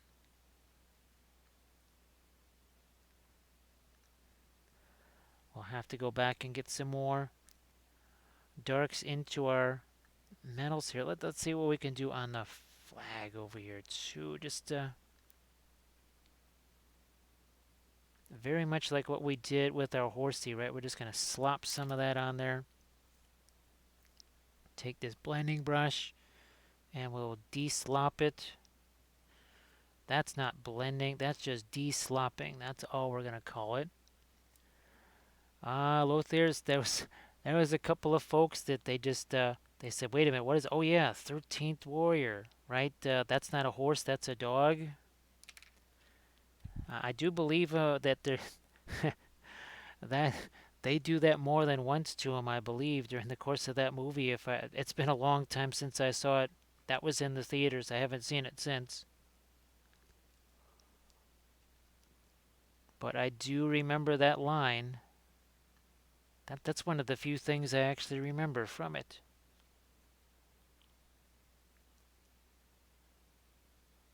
So they're getting a little bit of a light color here. Yeah, just a smidge there. We don't want it to really blow away the fact that that's supposed to be darker. We'll just do some more blending here like we do. Again, same blending brush. How's about we get some of our... Yeah, I'm going to put out some more interference blue here, just in another spot here. Doesn't take much. That's more. There we go. Much better. So that's a much lighter version here. And that's what's going to go right over here on the end of the spear. But remember, it's going to be translucent. It is not going to cover. It's the interference paints. I mean, you think most oil paints are translucent? Yeah. Then start messing around with the interference paints. It'll really be translucent.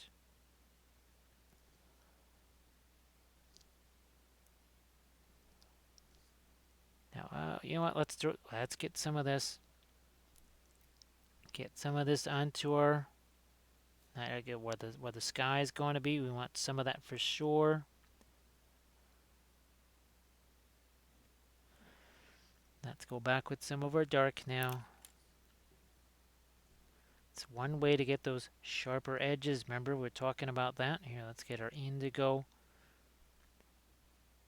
Start to define some of the areas between our armor pieces. Then we're going to have to set our horizon line. Just like, remember we did before, we're going to set our horizon line there. We'll have to get some golds onto these elements right here. Let's get some darks onto our horse over here too. Well, thank you so much, Rhapsody Studios, for hanging out with us here, keeping me company. Hopefully we'll see you Monday when we do that first of two different color schemes on the same figure.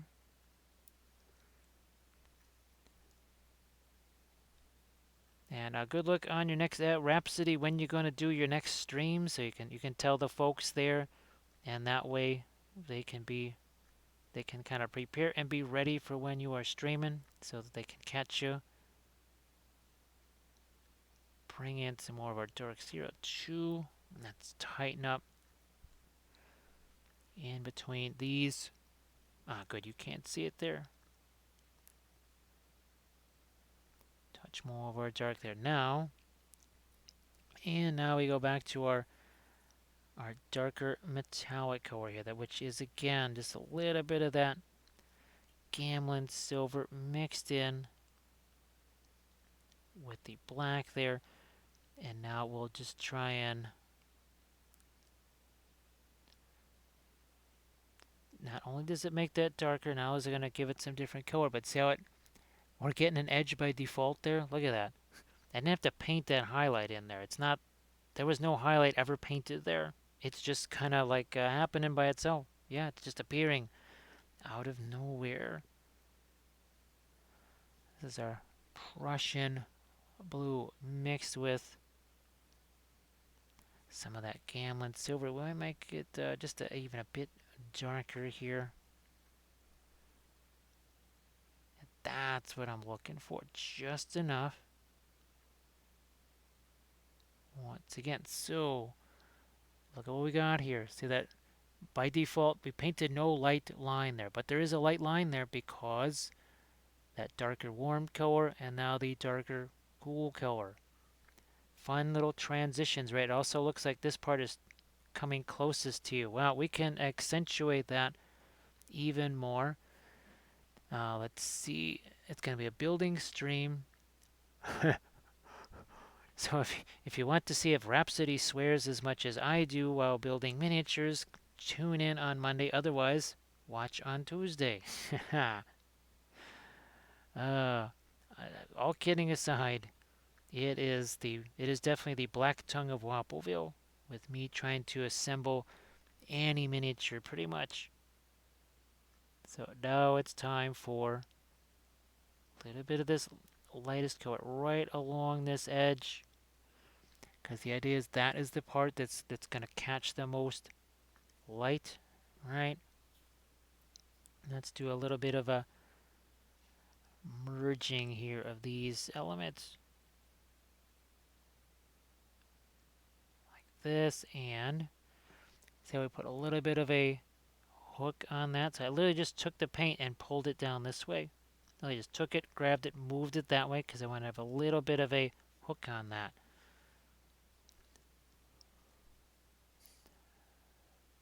Back to our light here. Remember, horizon line. We got to establish that couple different ways. We put in the darker color, but we also need to put in some of our lighter color here. That's got some of the iridescent pearl white in it. Ah, good, you can see that nice little bright white there, which also, fortunately, happens to be, incredibly enough, a metallic white of all things.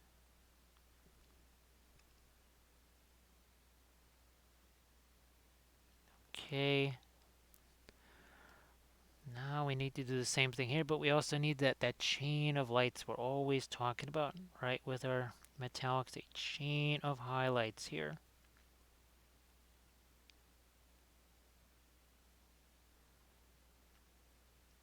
Okay, oh wait, let's not forget some form of horizon line here.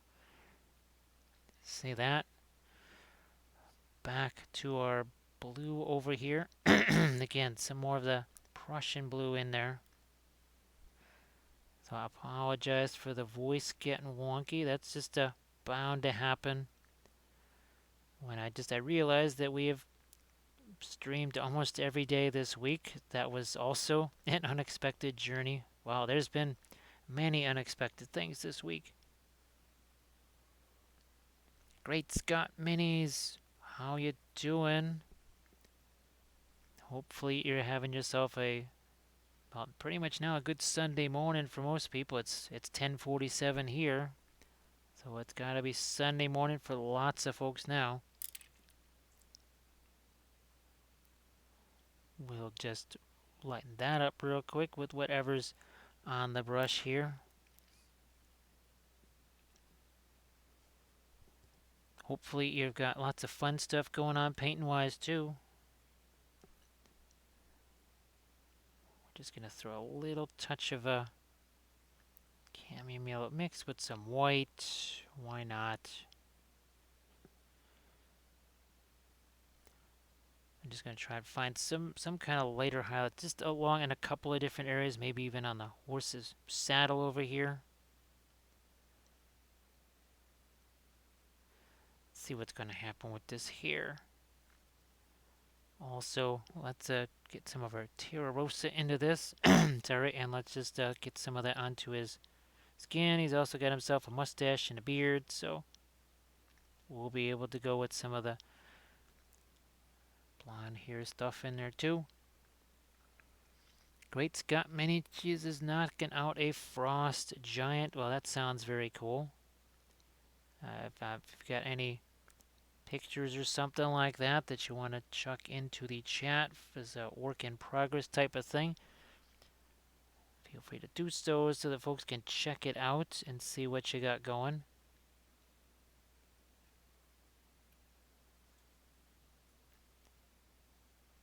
Sneak this in here, get a little bit of our lighter coat onto his helmet as well. Again, horse's head getting a little bit into the way. Just to lighten up the top of that shield there. Let's bring in a couple of lighter elements here on the white tree here. I mean, if we wanted to, we could throw a little bit of rusty things on here, do some some chips and all that other kind of stuff, some scratches on the shield too. It's, again, your mini, your shield, you do what you want.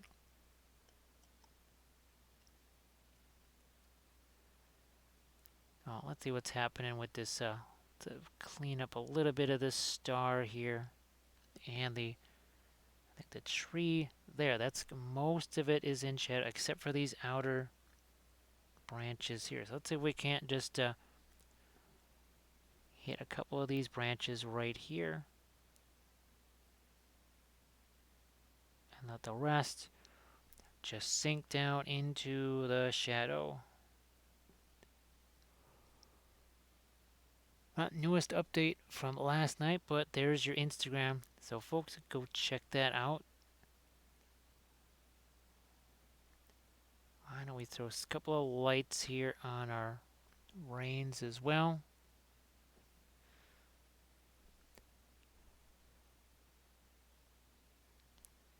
More here. Oh, let's do the eye on this side somehow.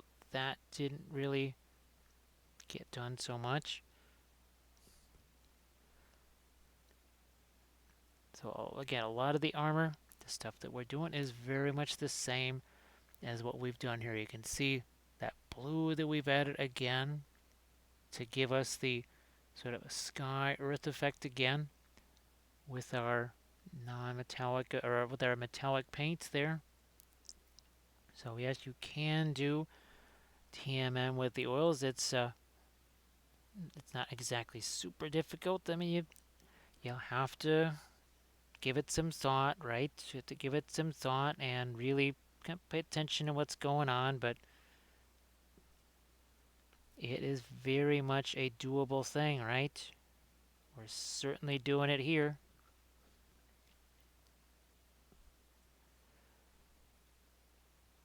I'm going to find myself a couple of lights here on the armor. Handle of the sword. We'll make that a bit lighter. What about the flag on this side? This looks more like a palm tree over here, but and this is why I definitely prefer having non-sculpted freehand things. I understand exactly why that stuff is done. I can see where that makes it easier for folks. But for those of us that just wish that was not there at all, it would be very nice to have the option of just, no, I don't want that on there. I would rather just be able to paint my own stuff on that.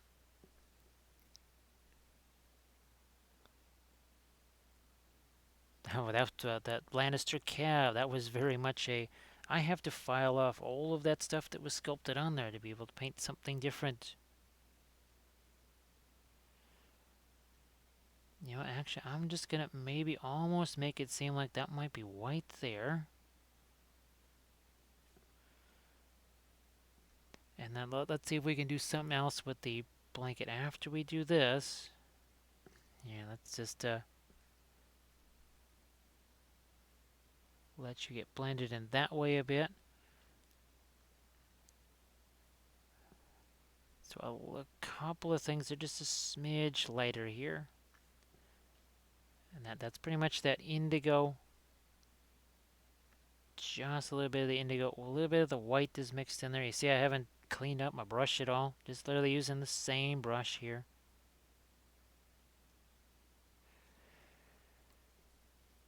And I don't know, let's do something like this just for fun. We do this all the time. The author says, some of us could use a wee bit of a hand.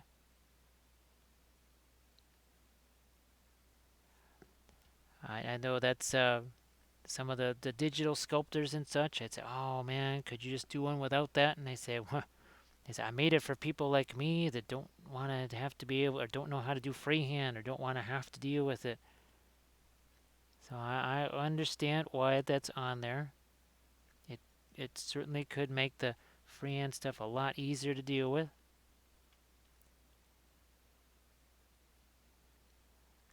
Essentially, when you're looking to do, well, okay, well, where's our AON over here? Yeah, I mean, if you're going to do something like this, probably most folks, you would want to draw it several times. Then maybe draw it at the actual size that you're going to do it at. So just kind of get that muscle memory, right? Here I just said the heck with it. I just painted it on there. And we shifted things and moved things where maybe something was a little bit wonky. We just, remember, we sketched out this pattern here. And we just started to, well, fill it in. Basically, it's the same thing we did on our gambling right here, right? Same thing here where we just, here I think we had to move the horsey several times to kind of figure out, okay, exactly what do we want there freehand wise. Lothar still uses stick figures, which is really interesting because, what was it, the Pictionary or something like that? Yeah, people think, oh, well, yeah, you're going to win at Pictionary and all that other kind of stuff. Well, yeah, Pictionary is not about composition and proportions and all that kind of stuff. Pictionary is literally just scribbling whatever you can as fast as you can. It's a little bit different. I'll tell you about same miniatures that come with the bases already sculpted. Yeah, well, yeah, that is why. That's why That's why on the eighth day the razor saw was created here, so you can get all those miniatures off of those. That's how we did all of the Song of Ice and Fire stuff, right?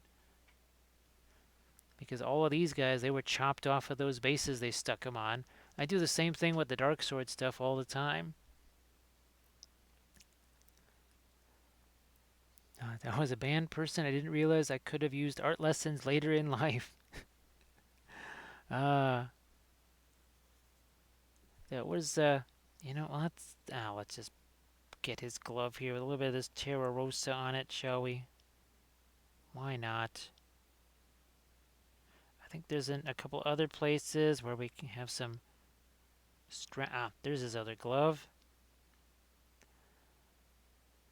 Maybe, oh yeah, a little touch of it on here too. Why not? Oh, that's right, we get the strap back over here. Right back there. Well, I have to say, when I was in art school, the last thing I ever would have imagined was A, painting miniatures, B, teaching miniature painting, and C, painting miniatures on a live stream like this.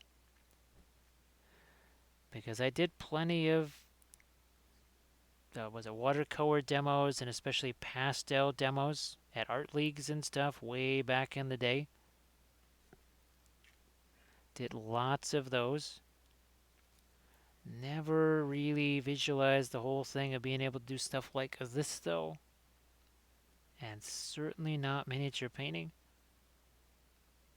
You never quite know how that's all going to work out. I'll catch you later, Queez. Thanks for stopping by. Hopefully we'll see you on Monday. Yes, Monday is going to be the next... Well, at least that's the plan anyways.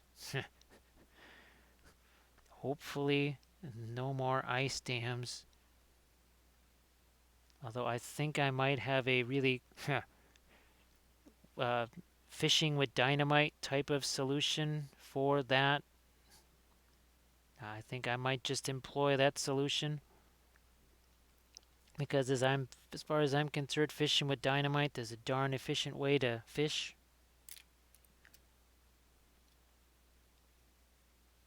Yep, I'm just gonna take a whole bunch of salt and just start dumping it on the roof.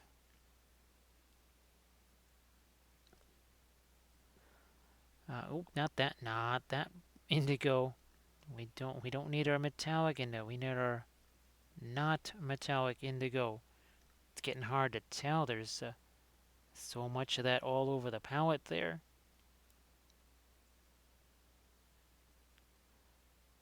Might just in a couple of places here let that get a little lighter on that little pennant. Really not a flag, really not a banner, more of a pennant there. Back to the blending brush right here. We're going to take that, blend all this out. And sometimes it's more of a matter of brushstroke management than it is actually where we're actually trying to blend a color. Sometimes it's just, oh, there's some weird brushstrokes over there, and you're gonna go after those. See if we can make this a bit lighter here. And then, where is our, again, we're looking for our warmer mid-tone metal color here. Let's, we might need some more of our Gamlin silver out here after a while. So, Queeth, thanks again for stopping by. Thank you, and say goodnight to Mike and Megan, all that kind of stuff for me, for sure.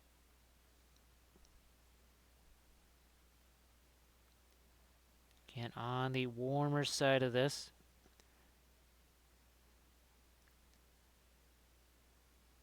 Shield here, I don't know, I might even just throw a little bit of some kind of lighter color on this side here. See, I'm just kind of scumbling that in there. And now we don't have to do a whole bunch of layers to, and look at that. I just scumbled that in, all of a sudden, bam, that side gets a whole bunch lighter.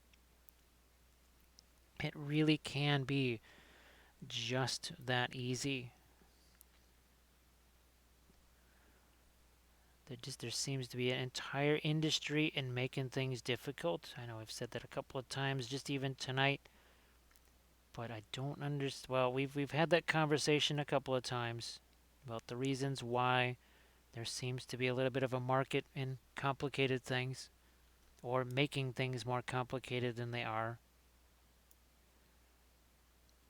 It's unfortunate that that is the case, but it just seems to be. I'm gonna see what I can do here with the horse's hooves as well, and as I try to hunt down one of my there's my missing, yeah. There's one of my missing homemade filberts right there. I mentioned I have been in the hobby for 21 years, but I've only really gotten serious the last 4. Started paint lessons 2 months ago to get to a new level, just a tabletop standard. Yeah, right, Ryder. There was definitely some kind of a. I could never really understand, but then it was made clear.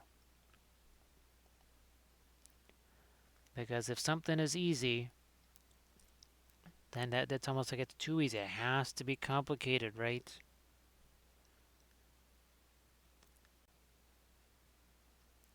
And well, there was some times where the easy solution that didn't necessarily sell a product or something like that. There's been more than one time where there was a certain amount of displeasure with, well, no, you weren't supposed to show them the easy way to do that. How are we ever going to sell them this other stuff too? Oh, let's go with Silver, gamelin, silver. We will mix it with this. Again, that's the asphaltum there. This is going to give us our warm, especially now since it's going to be reflecting the horse, it especially has to be on the warmer side.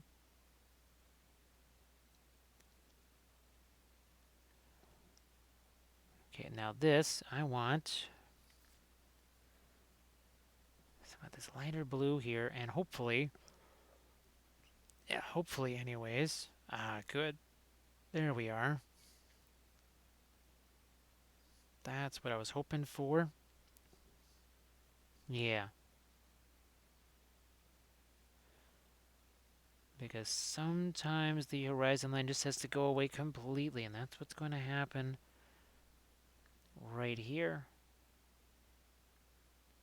And that's always kind of fun when that happens, when you sort of, is it a horizon line or is it just actually reflecting his arms on either side? Which one is it? Yeah, like Shaza says, do some preaching, do some testifying here. And that was kind of a weird thing, really.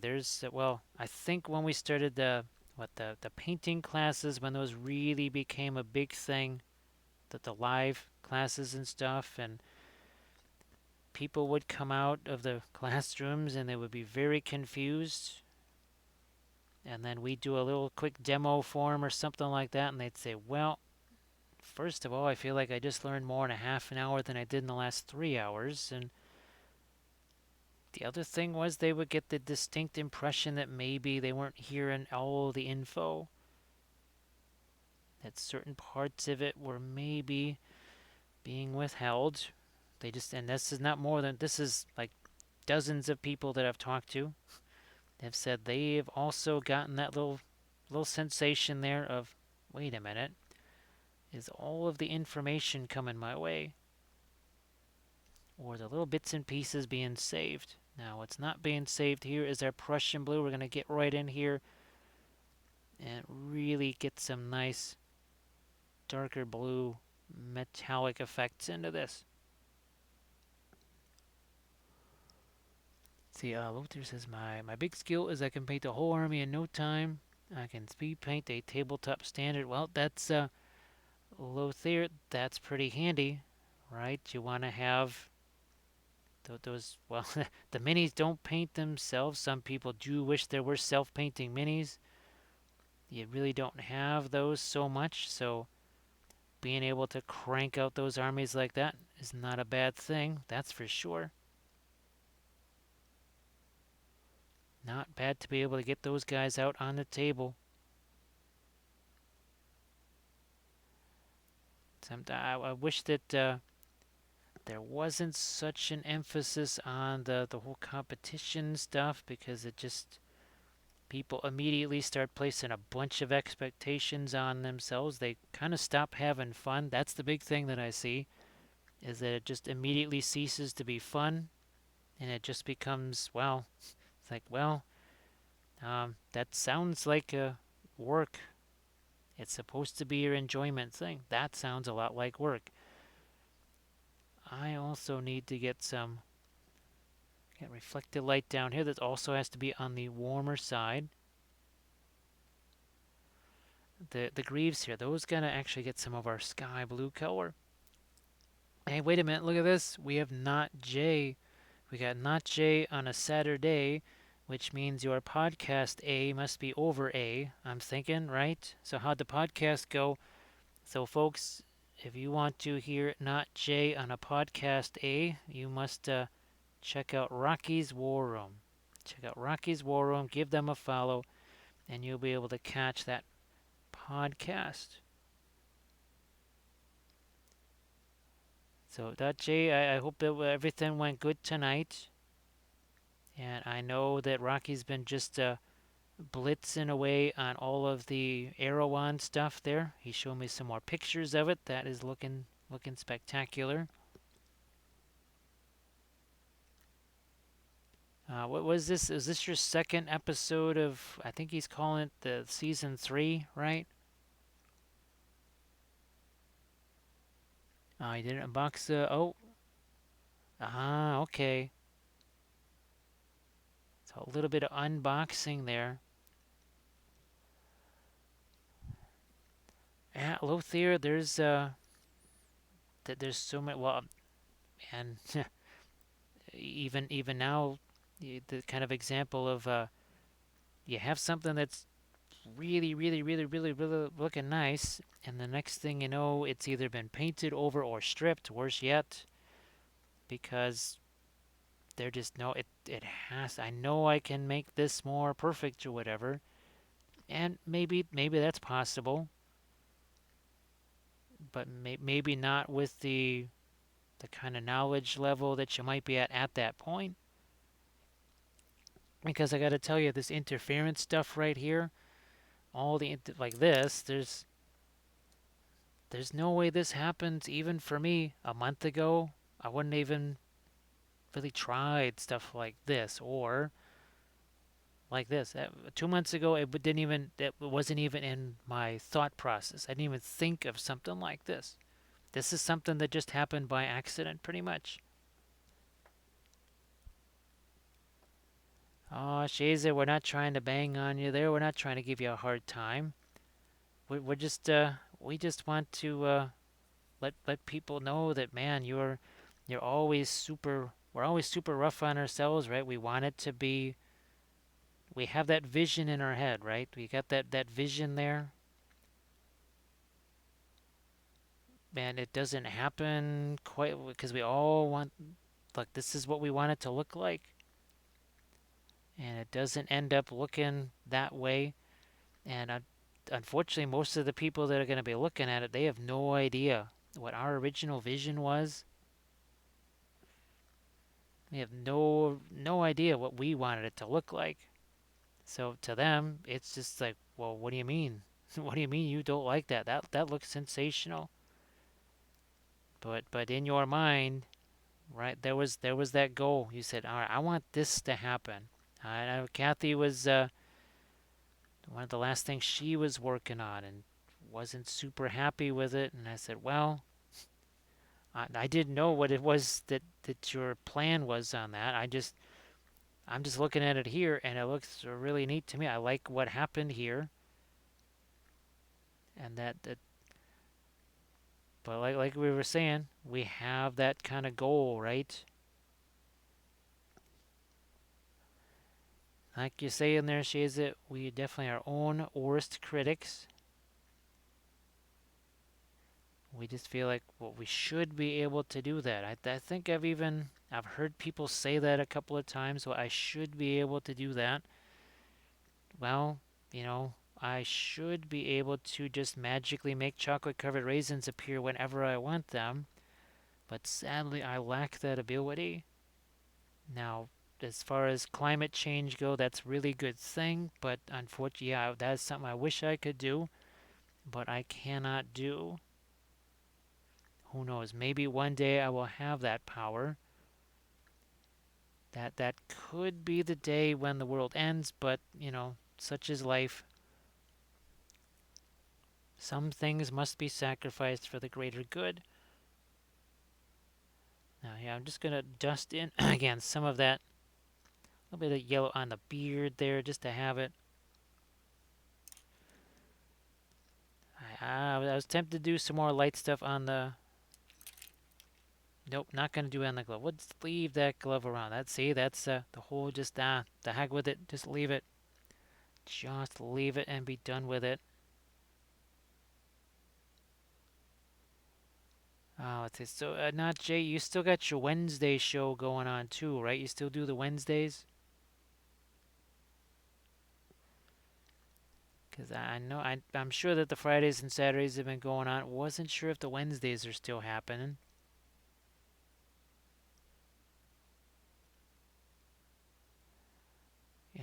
I'm just gonna let that get a smidge lighter right down there. Got to remember too, this shield is kind of casting a shadow on that. So you did do a Friday game. Hopefully that went well. I know that Rocky and I, we were talking about cameras for filming games and battle and streaming, right? He was telling me about the streaming camera that you guys have that seems to be doing a really spectacular job. I mean, maybe at a certain point here, we're able to snag some equipment like that, especially for the battery port side of thing. It sounds like the result was not a positive one for Not J. It was less than victorious. I'm going to see if I can just adjust a little bit of a highlight here on the horsey's tail very quickly there. But the nice thing again is that to get rid of any kind of dry brushy type stuff, all we have to do is do a little extra push there, and then we get that all important little blend, right? Oh, the owner and designer of Wily Games with you. Wow, that's those are always kind of a fun thing, aren't they? Those are always kind of fun. I guess you really get the sense of how the rules were intended to be, or why a rule was done that way, instead of what the heck were they thinking about here. I guess you can turn around and say, what the heck were you thinking about there? Ah, that is very cool. Now, is that using what was that, the tabletop simulator, or was it just okay, Jay or Rocky had all the miniatures and terrain laid out, and you're just like, okay, move me over there, do this over there, whatever.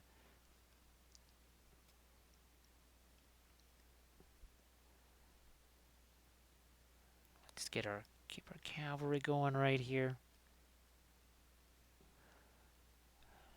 Well, through Discord, I guess that's what some folks are doing, right? They've got everybody's on Discord, and one person's got the board with the miniatures.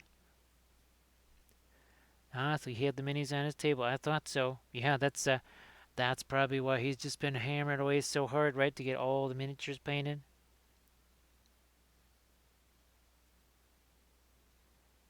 I know it can be a little bit tough when you're, shall we say, at a distance like that, and you're trying to figure out what exactly are you looking at.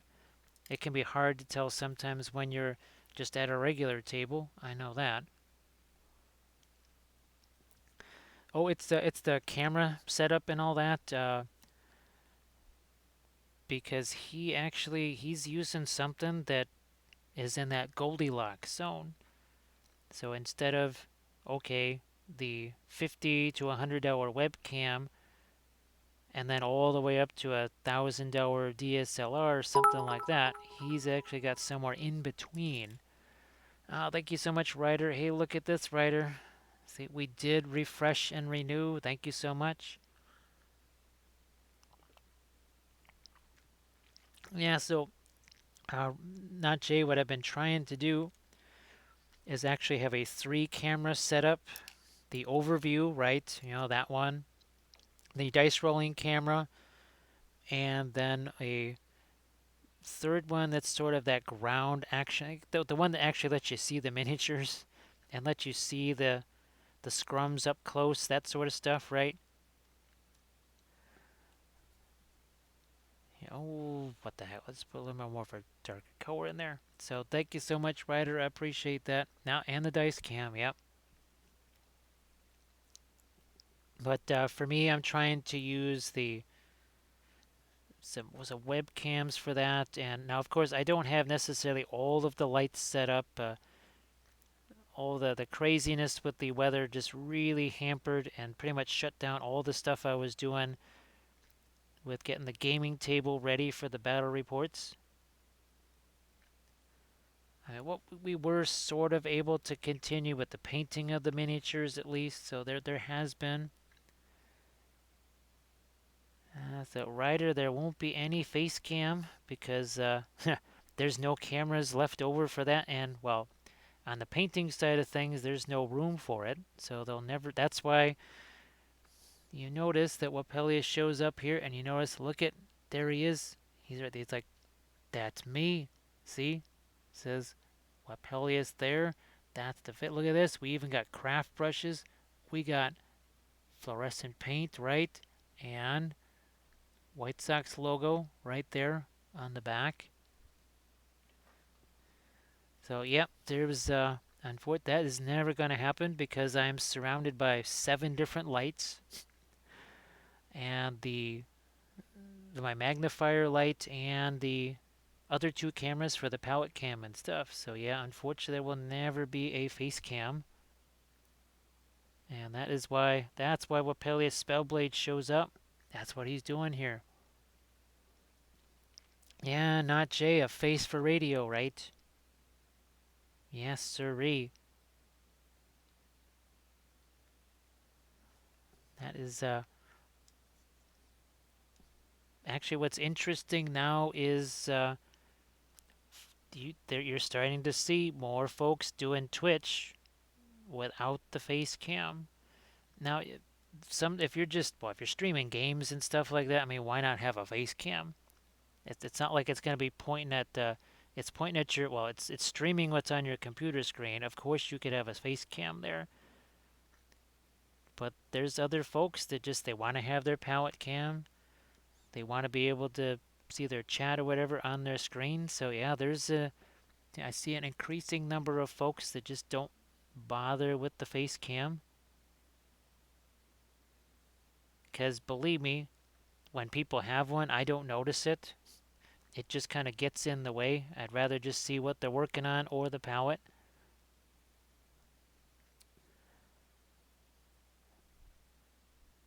Obviously, Twitch really did start with the whole video gaming thing, so I can understand why that's, oh gosh, I always hate the conventional wisdom term, but that was like, well, you have to have a face cam.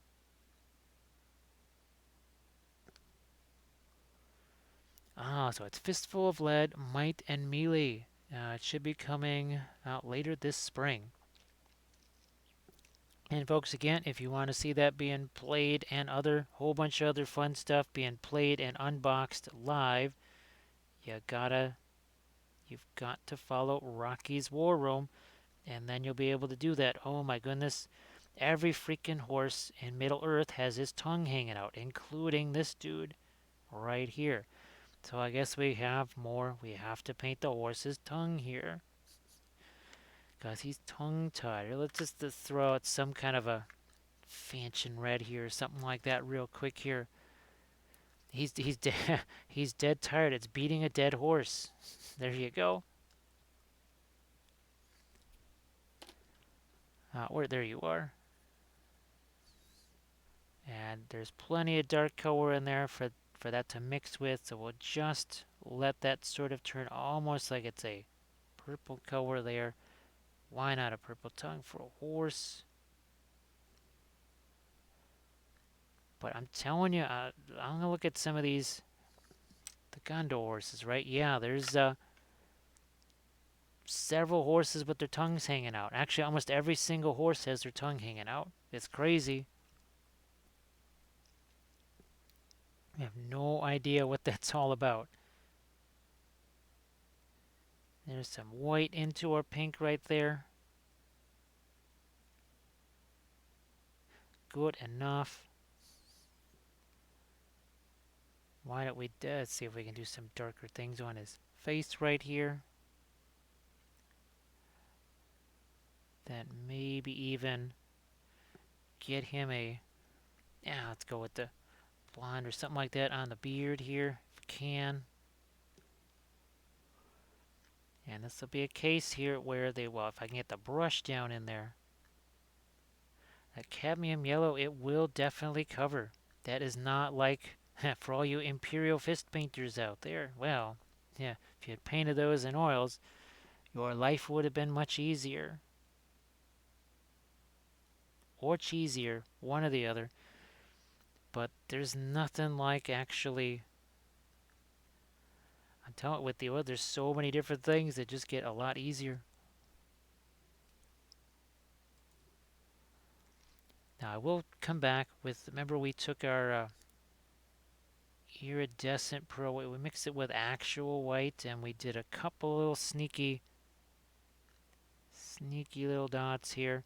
So at this amount, right, or at this size, that little bit can still have a bit of a metallic look to it. If you were to paint an entire surface like that, it's not going to be, it's not going to fly, but you can get away with it in some isolated areas here.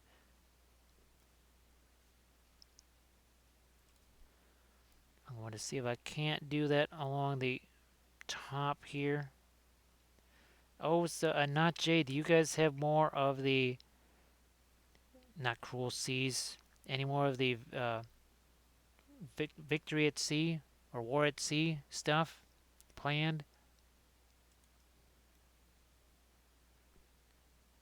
Because let's see, what was the last? Was it the Japanese fleet or the U.S. fleet that you unboxed and kind of talked about there? Victory at Sea. I thought so. Oh no, was it the British fleet? Might have been the British fleet because I was asking you if it had. Yeah, it had the KGV in there. Probably had the hood in there. Well, probably Nelson, Rodney, all that kind of stuff. Well, I mean, same class of ship. Crazy, ugly ships at that. Bringing in a couple of, again, not just lighter, but also it has some metal to it. A little bit of metallic in there. Oh, the convoy pack. Huh. But let's just put it this way. I am way behind on all things Warlord. I think I've been, maybe it was at Valentine's Day or whatever, they released some plastic BEF. Is that what I saw? New plastic BEF, or was that? Yeah, I think it was right. Some new plastic BEF. All right, we're gonna get. Where's our?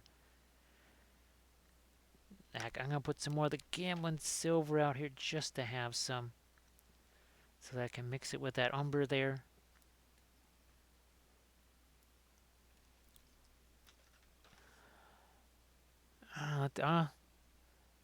Yeah, well, Lothair, you've seen the bolt action stuff here, right? I think I've got, what was it, 17 different bolt action armies in various stages here. So we did a whole painting series on our Russians. We've got our Winter Americans. And this was my last tournament army right here. That was my 44 Fallschirmjägers. We have our early war Germans right here. And I've got 4 battle reports on the YouTube channel with my early war Germans and the early war French. We also have some early war Brits that we've been working on. There's some winter Germans there. And this was from one of, I think this is my 3rd battle report here. This is from my Arras what if scenario right there. Yeah, that was all part of the what if scenario, right? I don't know, you can't quite see it in the corner there, but you actually have Rommel in the corner with an 88 over there. And then this was the bridge to Nouvion. This was my last battle report that I did right there. So yeah, bridge to Nouvion. And there's my early war French. And of course there is our terrain board slash army display board for our Monte Cassino 1944 Fallschirmjägers. Let's see. Oh, working on some oak leaf. I think I did do. I did some oak leaf on Charlemagne Division. Yes, did some oak leaf on Charlemagne Division. Ah, look at this is a really metallic brown. I literally have metallic brown paint here. This is just absolutely love this. Why? Because we want to paint it here, and again, kind of get that reflection, right? We want to reflect that color there.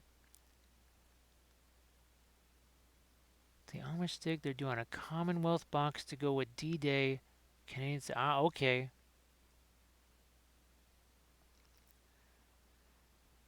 No, Ryder, it's a historical game, so it's we're talking Second World War.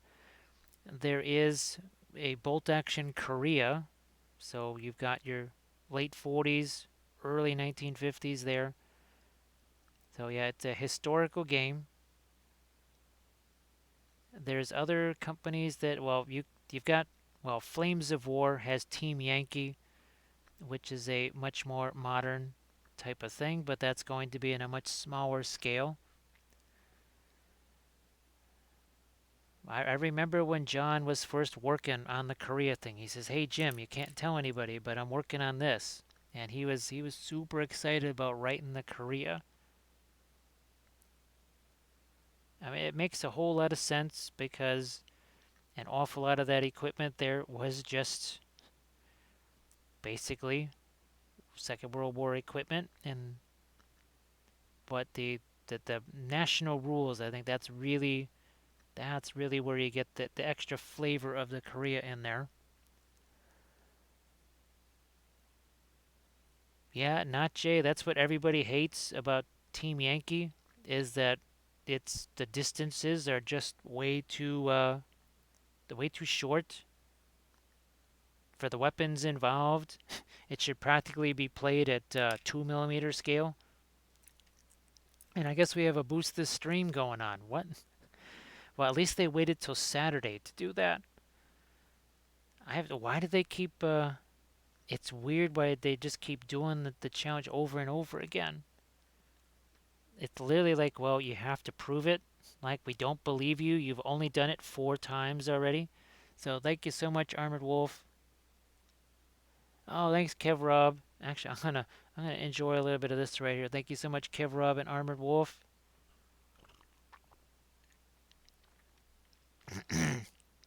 That is crazy. I wonder why. I mean, I suppose I should appreciate that. I just don't know if all the previous ones that we've done are actually like registering or not, and that's why they keep having these challenges. Oh, thanks, Not Jay. Oh, Etchybot, thank you so much, Etchybot. Still here after all this time. Thank you so much. I mean, it's pretty much been since the get-go, right? I mean, we've only been at this for 7 hours. I mean, barely even getting warmed up yet. I mean, come on. What's going on? We've only painted like a dozen of these things. Let's see, two, four, six, eight. Cavalry is, well, 9 and 10. I'm going to count it as two. And then, of course, we've got some of our other ones here that we're going to get back into too.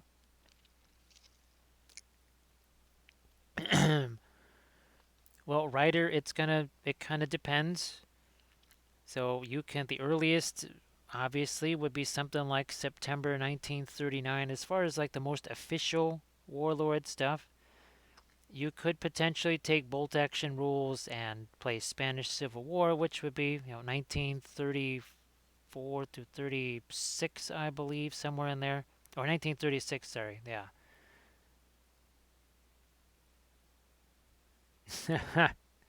well, Shay's, well, a lot of people would say, "Oh man, he's definitely not human. He is way too crazy to be human. He is way too nuts." Let me. Oh, thanks, Amishtig. I appreciate that. So, Ryder, World War II is in the 1940s, so it's going to be in the 40s. Now, of course, you've got invasion of Poland, the September of 39, but you also have the Winter War of 39, Finns in Poland. So yeah, there's nothing from the 1960s in there. Now, again, the Korean War, that's going to take you through, 49, 50, 51, 52, that sort of thing.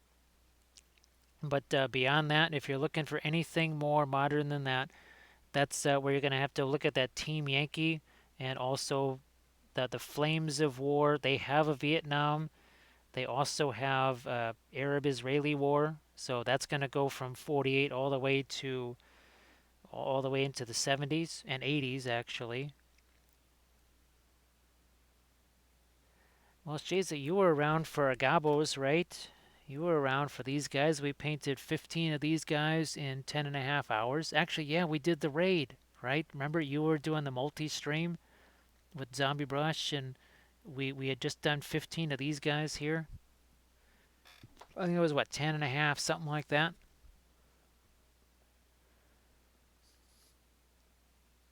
Now, again, Ryder, that is not That's not something that I have Flames of or I have Team Yankee stuff. I do actually have some.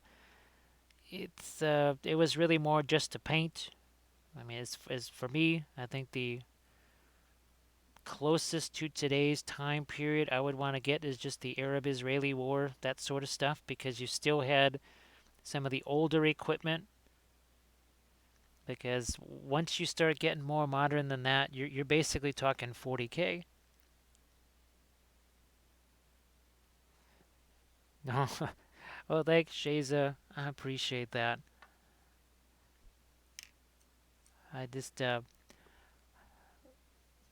well, and again, the oils really do. All kidding aside, I know we joke about the oils and stuff like that, but man, these suckers, what they let you do is unbelievable. So many things that you don't have to repeat or anything like that.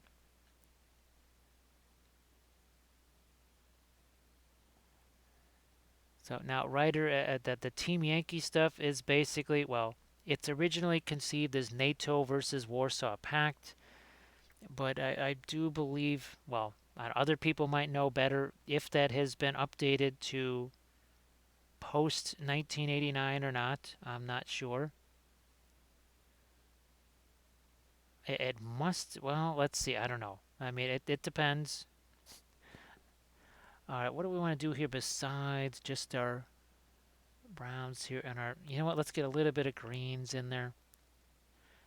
Just a smidge of the phthalo green. What the heck? A little smidge of phthalo green right here. Look at that. See that? Ever so slight. Nobody's even going to say that's even green, but we know it's there. And we're going to get a little difference here in our color. So what are we at? We're at 10K of our boost this stream. What is it, 58K that we have to get? I assume the number is the same as always. It's been 58K every single time. Unfortunately, we will. Well, I guess we'll still be doing. We're doing this on Monday, which I guess would be within 48 hours. So I guess we could still complete that challenge. I, I would be a little bit perturbed if they just keep throwing that challenge at you until all of a sudden, they do it when you're not going to be streaming the next couple days. It's the dark because I've never seen it anywhere else. I have not that I get the chance, unfortunately, to see many other folks' streams, but I just have not seen that anywhere else. I'm gonna take, what the heck? I'm gonna take that same grayish green and drop that in a couple other spots because why not? Let's just do that. How's about we drop in some more lights over here on his chest like that. That's using that iridescent pearl white. It's sort of like the mithril silver of your gold oil or your metallic oil paints. Yeah, boy, that's the last time. Wow, what was it called? It was yeah, it was a computer game way, way, way back in the day, and it was literally just Warsaw Pact versus NATO. I forget what the heck it was called. I think it was the old one of those old SSI games. Yeah, that's talk about the Wayback Machine there. That we played that on a Windows 3.0 or something like that. That's how long ago that was. All right, so back to our. So this is our little pre-glaze, right? Remember what we did on some of these guys earlier. We're gonna go back to some of that now. So we're kind of going back to not quite the beginning of our pre-glaze here, but we're still gonna capitalize on the which is still wet, by the way. Look at how that's mixing right there. Look at how that's mixing. Look at how that's mixed. Look at this. We're already getting. It looks like Sky Earth already, and all we're basically doing is this. I mean, so you want to get Sky Earth or something along those lines in a few seconds? Well, just mix the Prussian blue, with a little bit of that Gamlin silver there, and then just dry brush it on. But because it's oils, doesn't look so much like a dry brush. Little extra advantage. Here's about some of this here. Not Jay. How many times have you played that? I know somebody they tried playing that with some of the helicopters, and it was insane because the rotor blades were literally intertwined with each other. Because, like you said, the scale is just it is just not right. Now I have several vehicles from that just at Adepticon they gave me because they weren't they were like promotional things or something like that. And I thought maybe I could do some painting stuff on those.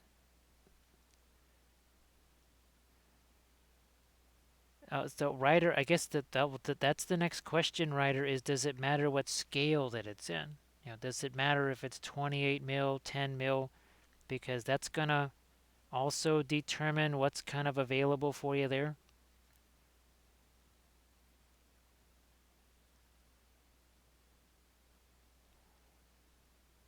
Well, let's pop in a couple of our lights there. Then we're after going to go back in like we did before with some of our Prussian blue. Like now, Prussian blue, and some of our interference blue. Yeah, look at that. Look how that immediately just starts to get that even more of a bluish tone there.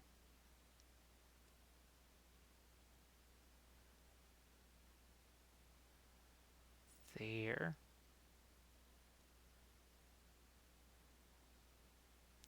So look at the sneaky, cheeky blue in there, right? Look at that. Look how sneaky and cheeky that is. Now we might, oh gosh, let's get a little bit of some of our browns and such in here. Ooh, let's just take this brown matter over here.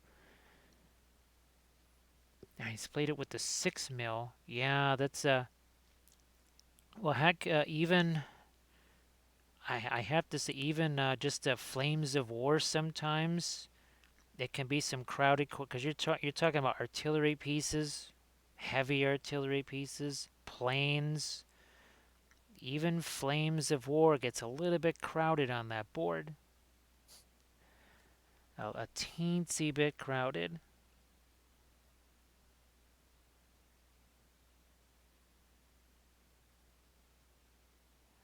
Do I? Nah, you know what? What the heck? We'll throw in some more of our browns over here too. Yeah, I really, just off the top of my head, I cannot think of any sort of modern era type stuff outside of just Team Yankee because that's just never been something that I thought about too much.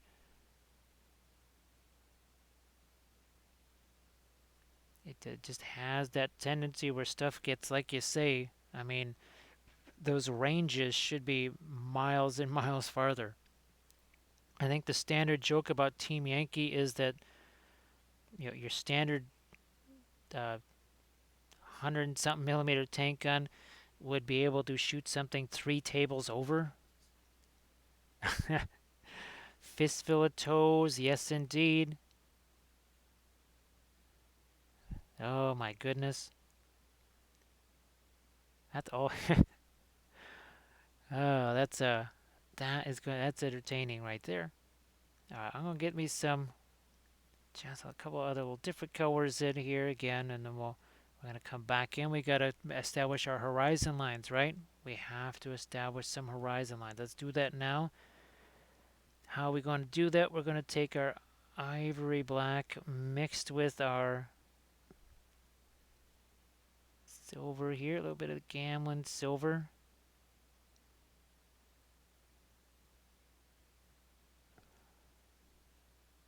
Which way are we going to go with this? Which way are we going to have our dart? I think we're going to have it go this way. Yeah. This is another way of getting the metals to be lighter, especially with these kind of things, right?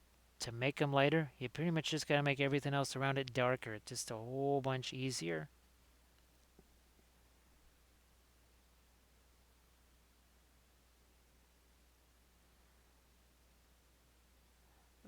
Okay, let's oh, we have to do the same thing over here. Same thing over here.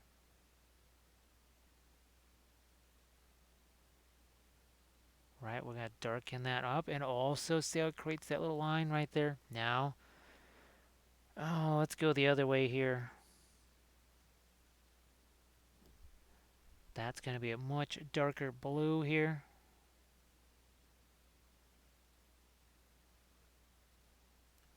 Like that. And again, to see it, it's we're basically kind of painting what's not there by painting the surface next to it. Here, we'll just soften up that edge a little bit. Then we're gonna have to also come back in here with some of our that warmer color for the reflected light.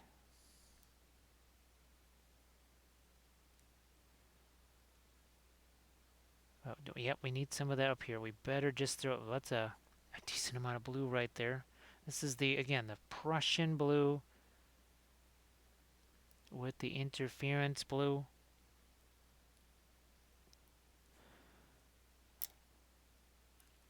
I think what we want to do now, oh, same thing that we've done here before. Let's get in there with some of our indigo into some of our darker recesses here. And then the indigo with just a smidge of the white on it here. Just a smidge of that white. Let that sort of blend together.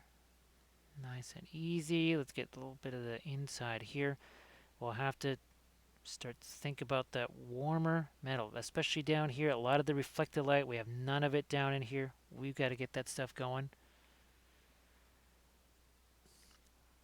Why not bring in some of this right here and poof. So not only is that going to be lighter, but it's kind of reflecting against some of the warmer colors that are on the base, right?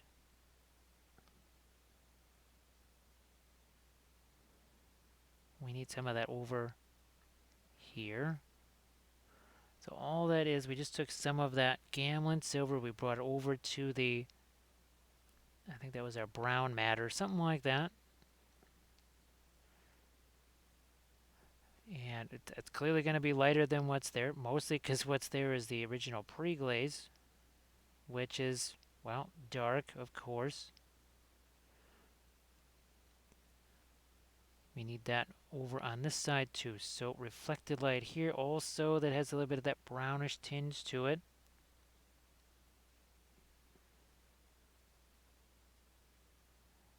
Same little bit of a brownish tinge, but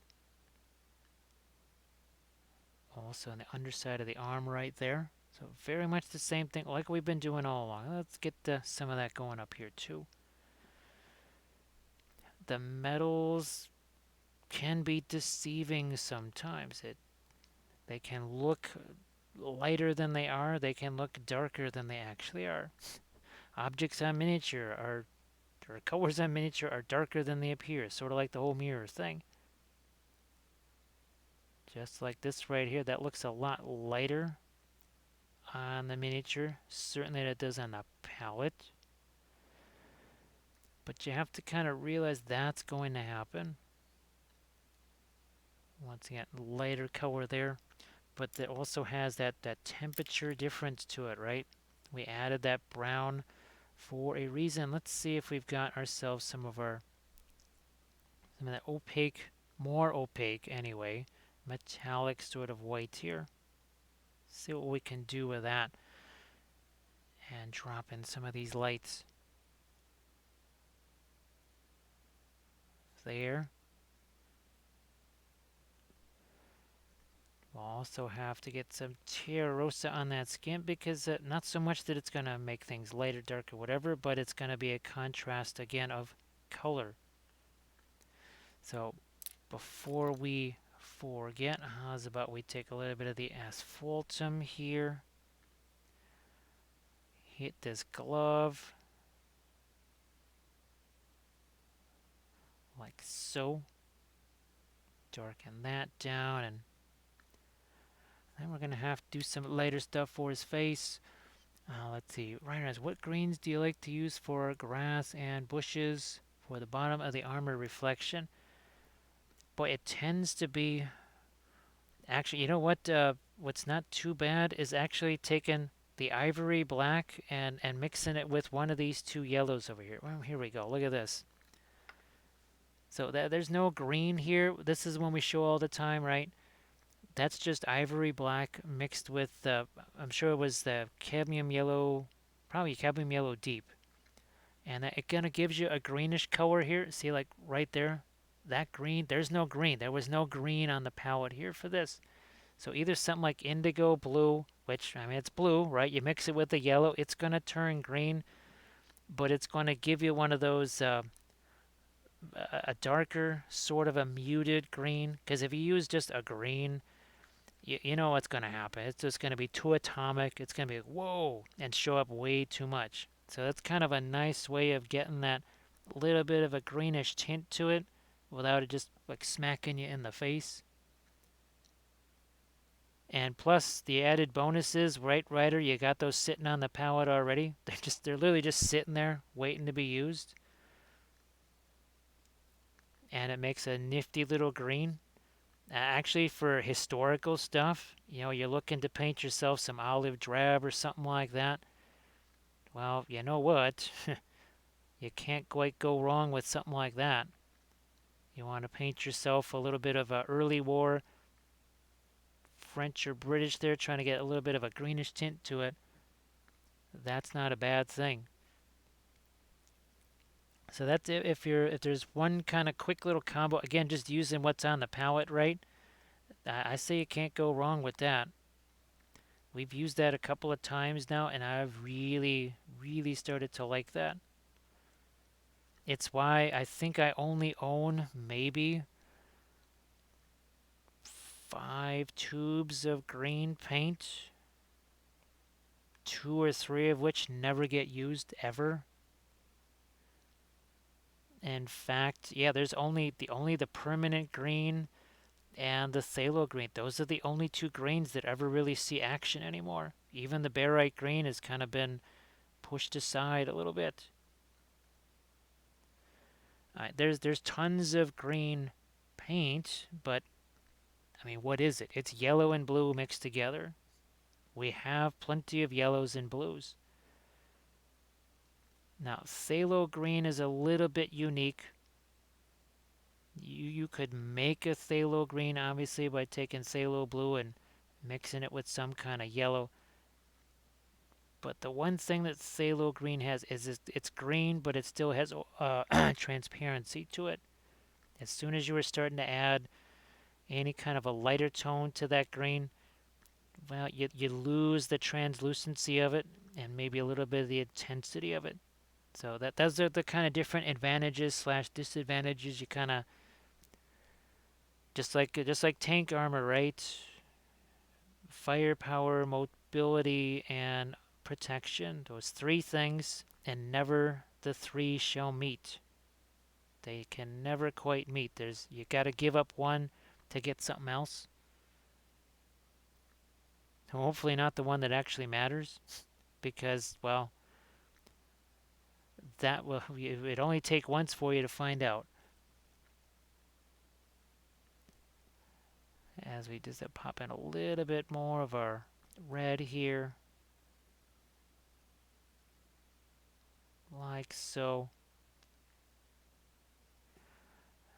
Let's go a bit lighter here again.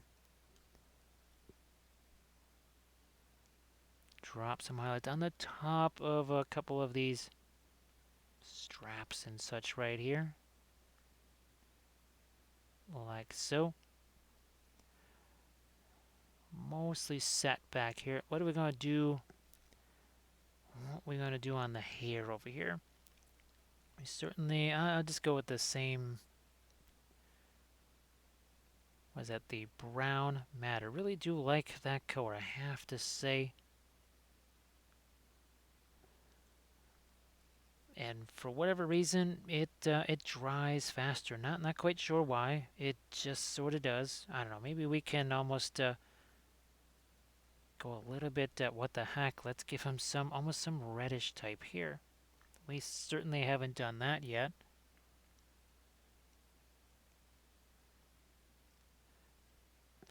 Why, I don't know. We just did. It just seemed right. Well, maybe not pink here. Let's get a little bit of our cadmium yellow light in here and shift that away from the pink and give it almost a little bit more of a strawberry look here. Like so. So again, the challenge here for folks that are just haven't really heard, got caught up to speed with that is we're trying to see just how many of these gondolierians here, former gondoliers, how many of them can we take and paint in the same sort of TMM style here like we've been doing on our Mandalorians this week. That's what we're trying to do. See how many can we do? Uh, let's see, 2, 4, 6, 8, 10, 11. So this is technically the 12th one right here.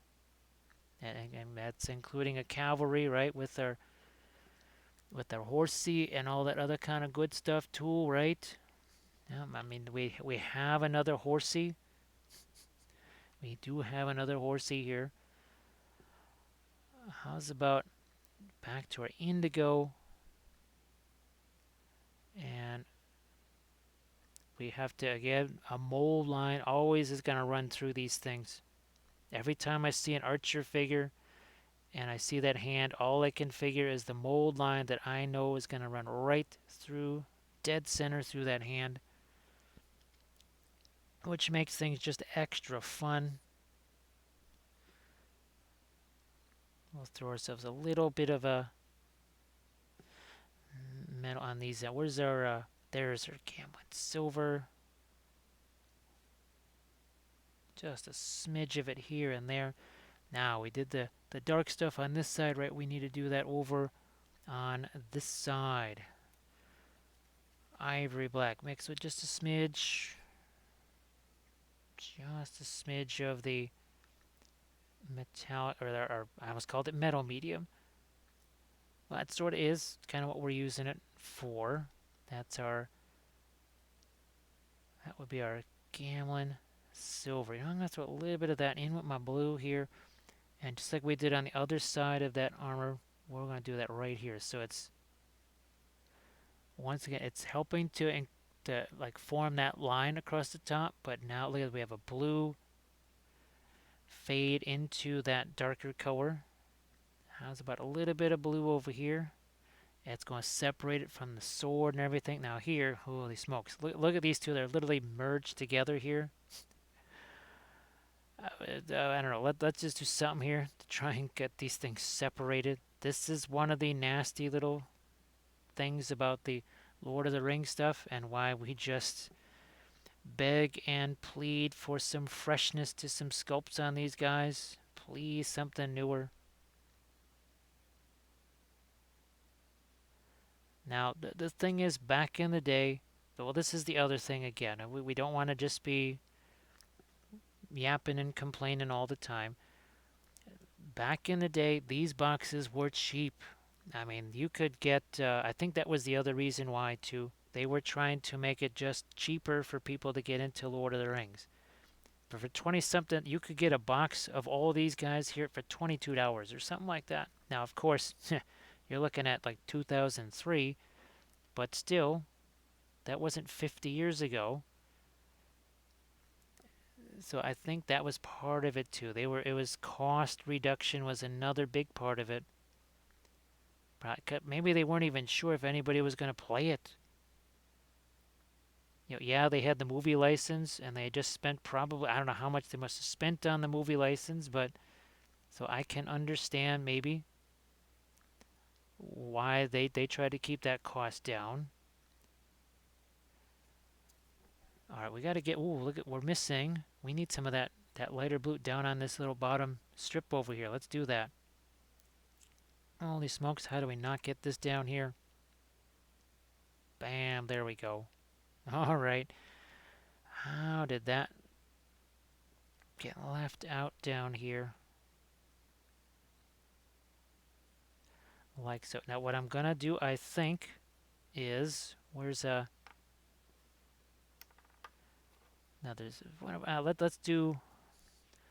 let's just get some pre-glaze and one more archer guy over here, and then we can kind of go back to him. Let's get our cav out of harm's way, out of harm's way. So we'll go with our Van Dyke Brown here. Now remember, we want to leave this on here a little bit. That's another reason why I want to get to this.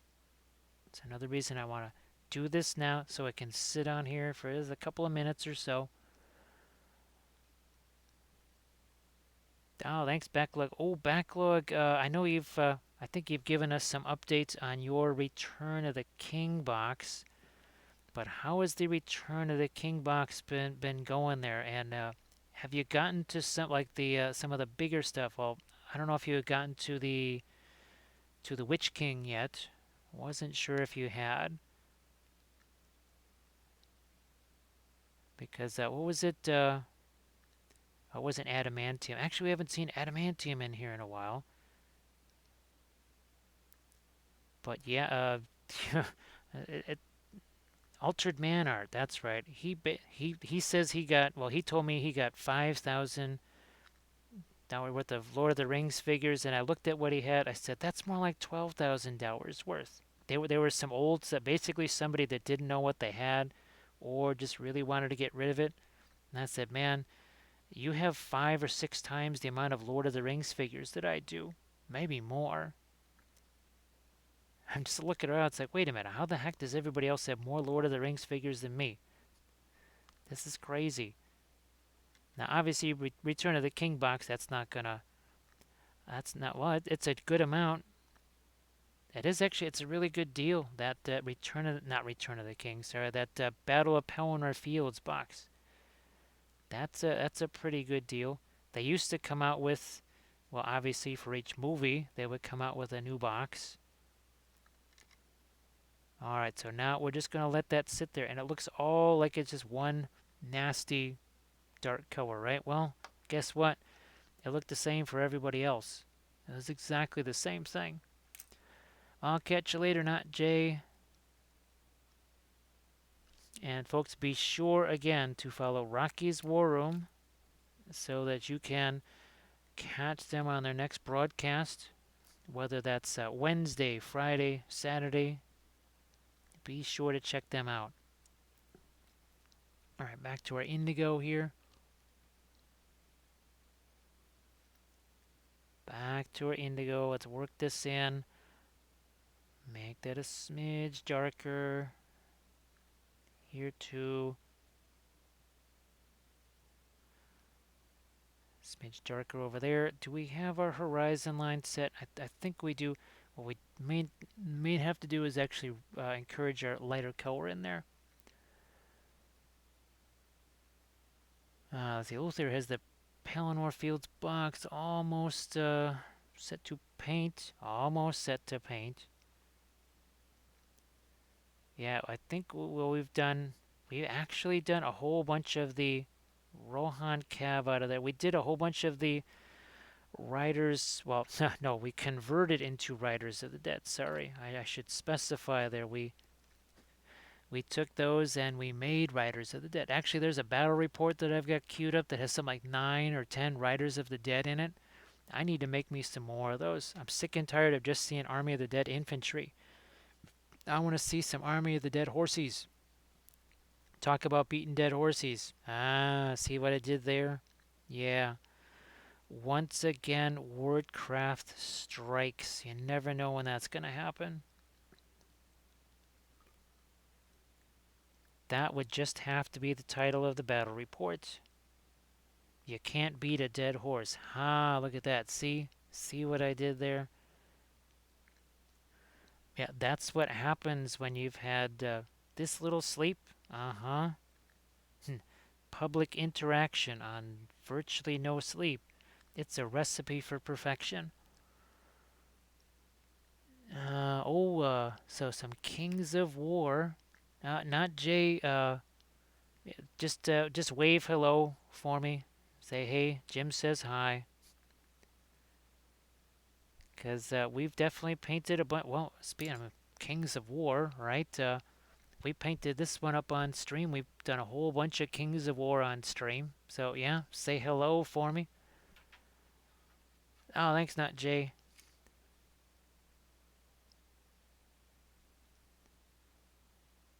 Yeah, you know what? Let's bring a little bit of darks right in there, and then around the other side of this,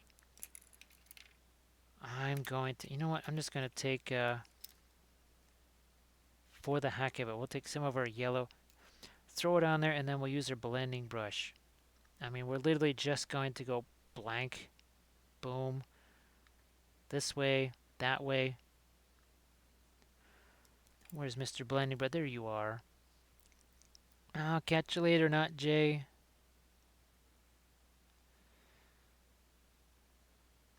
How's about we do our little blending brush routine? Right, look at that. Uh-huh, boom, there we go. You have no idea how many times just had a whole bunch of bows to do and wish that I should just kind of boom, like what I just did there.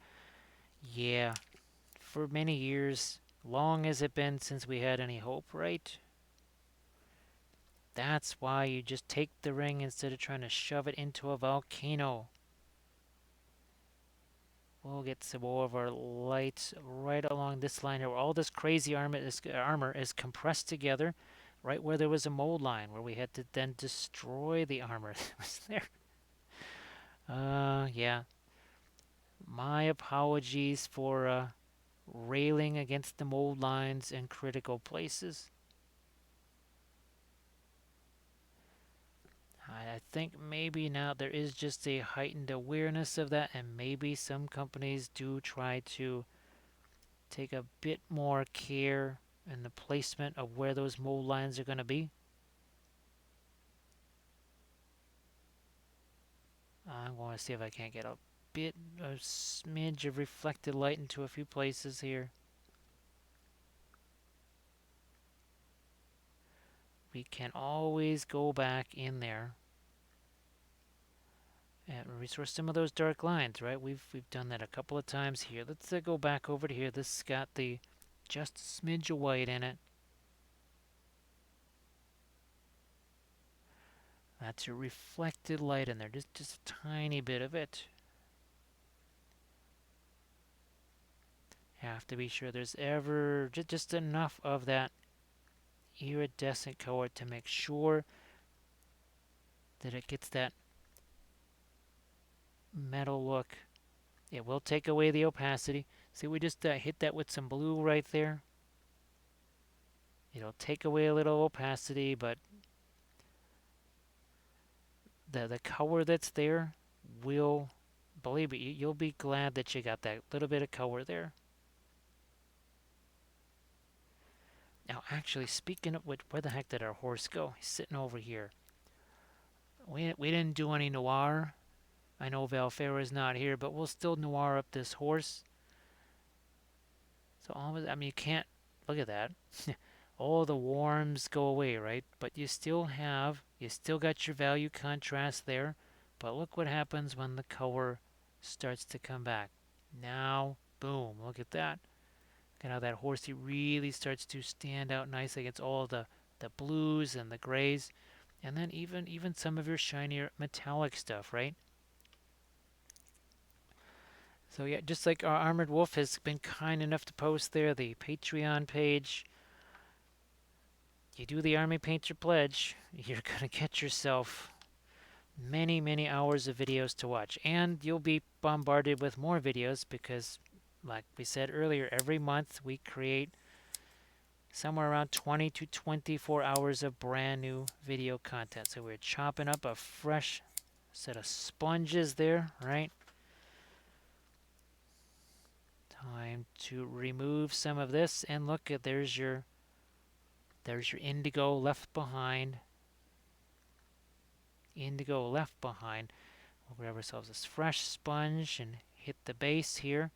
I do believe, yep, this is a Sculpey base right here. Right? Yep, I'm thinking that's a Sculpey base. going to come into here now and just to get some of the, clear out some more of that. This is why we like having the sponges all chopped up like this, because you can really get down in there. And then we'll compare this for you so you can see what it looks like when it's just got the Stynylrez primer, right? So look at that. Already a big difference. Hey, Drift, how you doing? Nice to see you again. Hopefully you're having a good Sunday morning or slash afternoon. So boy, we're really hammering our way through some of these guys.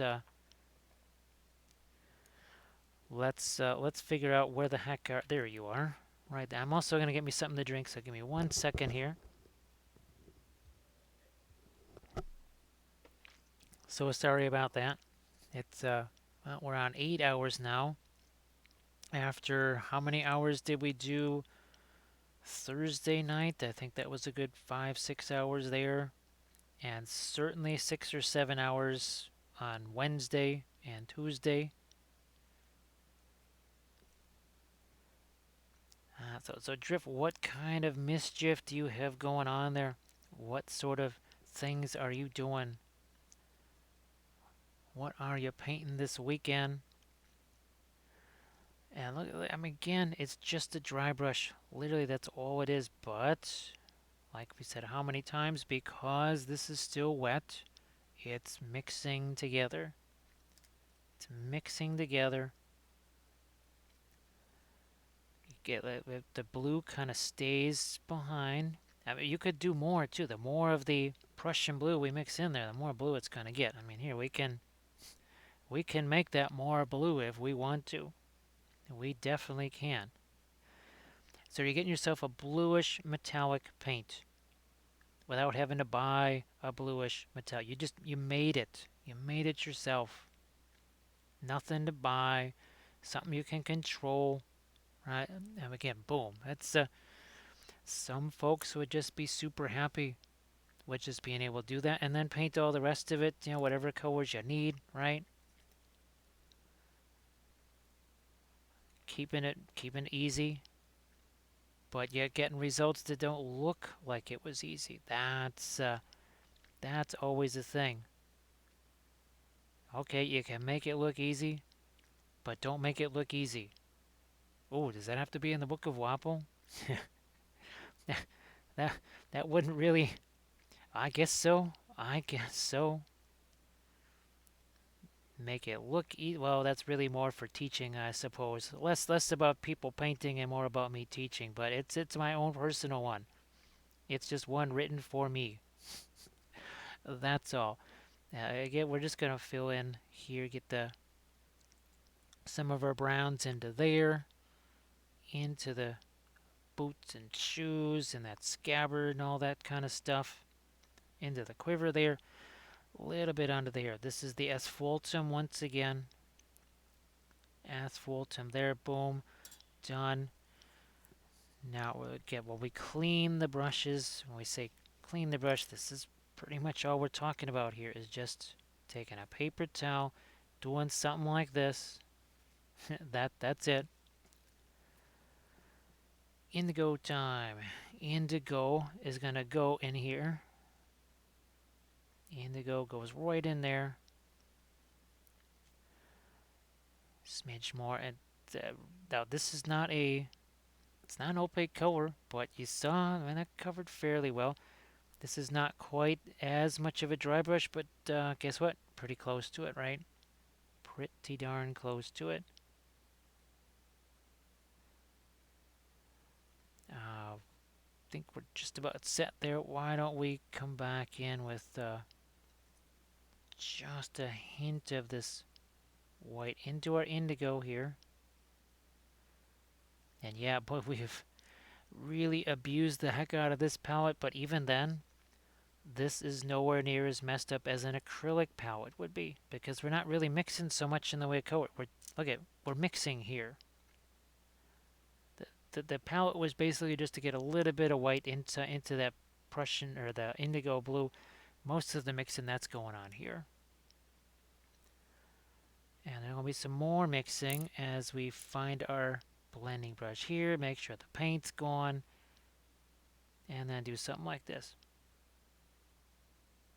Right? Nice and easy. Doesn't have to be difficult. Too many things are difficult these days. Something's got to be easy. Why not make it miniature painting? I mean, it is supposed to be the fun thing after all, so why make the fun thing the difficult thing? Why not say, you know what, I want to get a sky earth metallic effect here with maybe a horizon line. I want to be able to do it nice and easy. So we'll just, grab that silver. We'll mix it with something like a Van Dyke brown, ivory black, whatever, and we will pop in a little bit of a horizon line right here. And all of a sudden it starts to look, just a bit more like maybe he's walking around in the woods or whatever. And the ruins of Gileath, heck, you could paint little towers in there. You could paint broken little towers into his armor. You could do that. You could certainly do something like that. Impress your friends and family. Paint the little Osgiliath buildings in the armor reflections. Just like we've done on our other ones, we will do the negative painting, which basically just means something like this, okay? Instead of trying to paint that ridge line on the top here, which is kind of a pain, let's paint the bigger surface here, which is easier to paint. It's also going to give us more color variety here. So see how that line just got sharper? Well, guess what we're going to do? We'll do the same on this side. So I'm going to have to paint that line. We're sort of painting the stuff around it. Paint the stuff around it. Makes it just easier to get to that. Okay, here's our Prussian blue. A little bit of the Gamlin silver. We do the same now. And I might want a little darker. I might get a little more Prussian blue in there. And I think that's just about what we're looking for. I know it's a little bit tough here if I've got it held at this angle. There's a little bit of shininess, but see how that blue and the warmer color on the other side.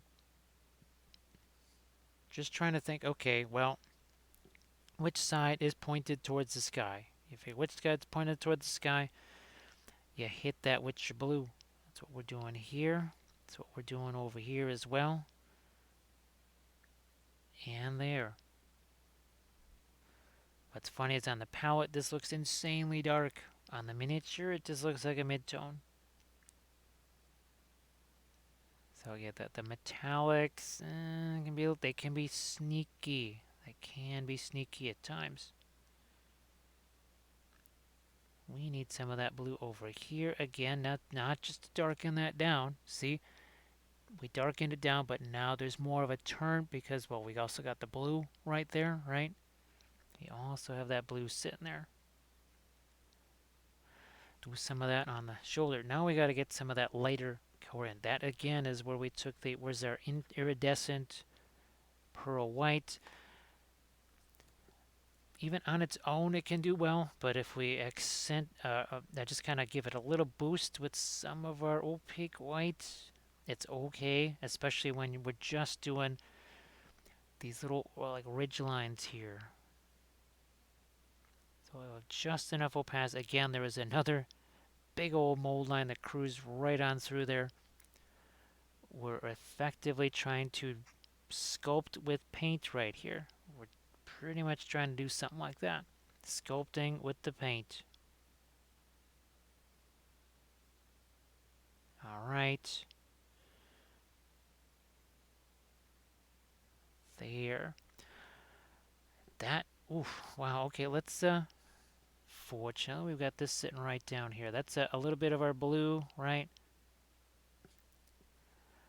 There's our, Gamlin silver. Again, that should be pointed up towards the sky, right? Towards the sky. Which means somehow it's got to get some blue on there. Somehow, got to get some blue.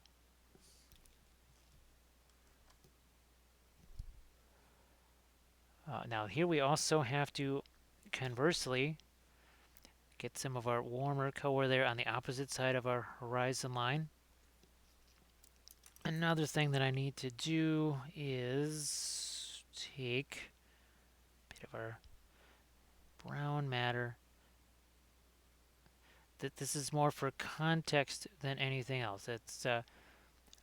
We don't really know how much lighter the armor's got to go or whatever until we get some of these other things around it, like these brown straps or the hair, whatever, the gloves, right?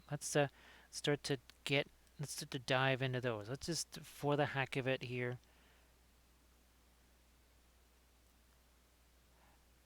just throw in some more lights here. We need to separate that, so we'll give it a little bit of a goldish type of a color. Not every bow has to be exactly the same brown, right?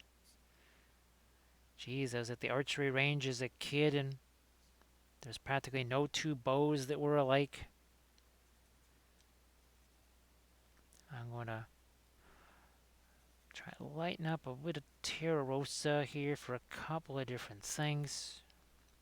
For the gloves, again, we got some straps in there. I guess we'll have to hit the fletching on those bows too. We should do that as well.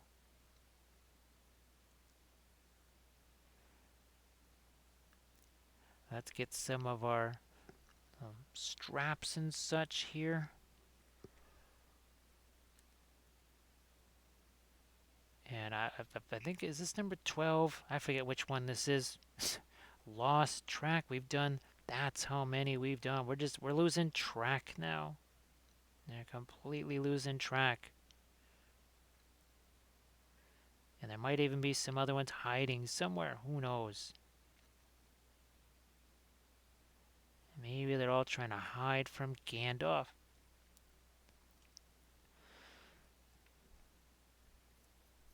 Now, let's not also forget the interior surface of that, right?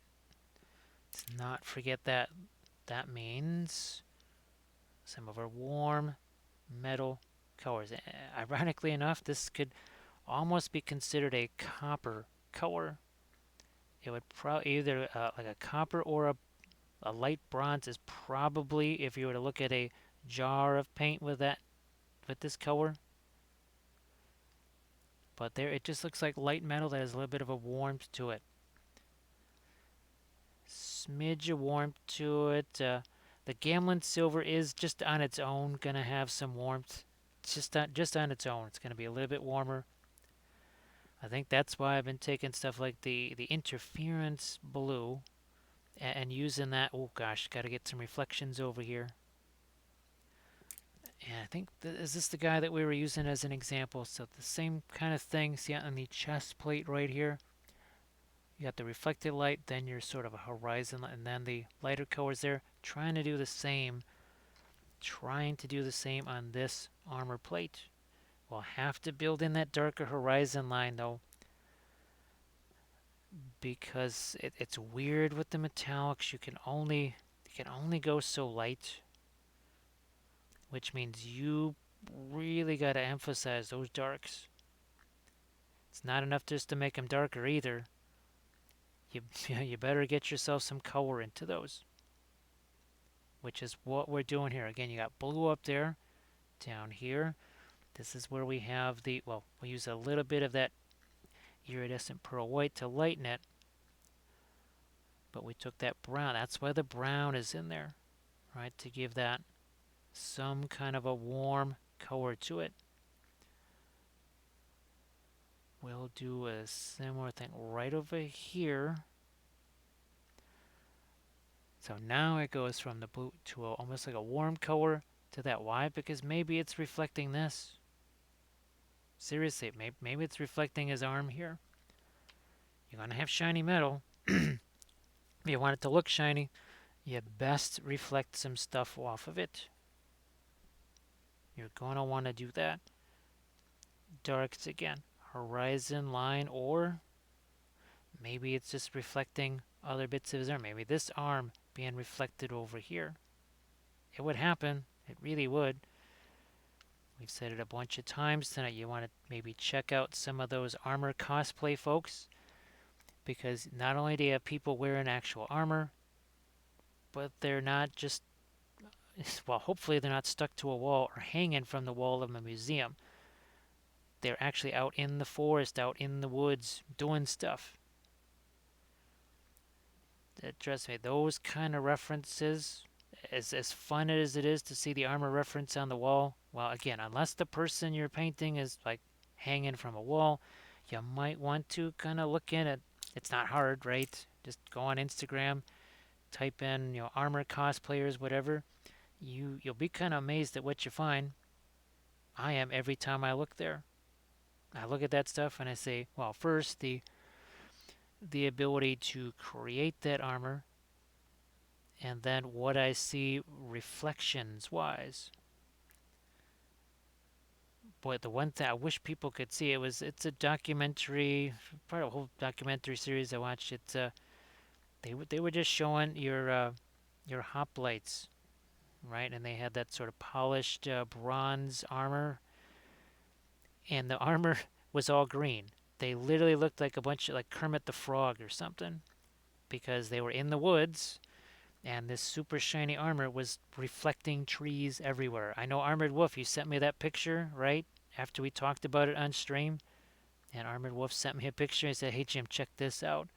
And sure enough, it was armor out in the woods, and they looked like Kermit the Frog because it was this bright green armor. The armor wasn't green at all. It was just regular metal.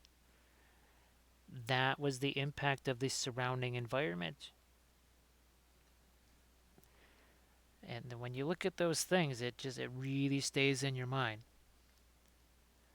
Isn't it a great photo, Armored Wolf? And she's sort of kind of like crouched down, right?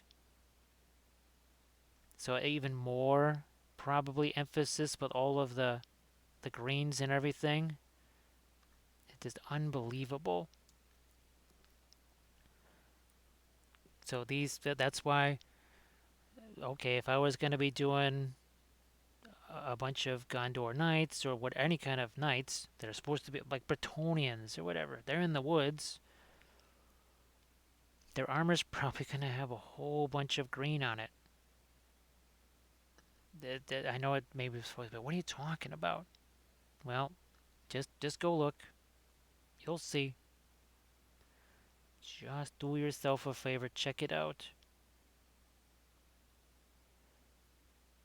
I know when I was painting the one that was that had all the black armor and stuff, that had no black. Anyways, people were just amazed at the photograph that I just had in the image. I just had that photo in the image just so that people could see, look, this is what armor actually looks like out in the woods. There's another picture I had where the person was up against, like a brick wall or something. You could see practically every brick reflected in the armor. Move some of these guys out of the way so that's not quite so much of a distraction there. You know what? First, I was going to do something else, but first I just want to throw this right here. We'll mess with that later.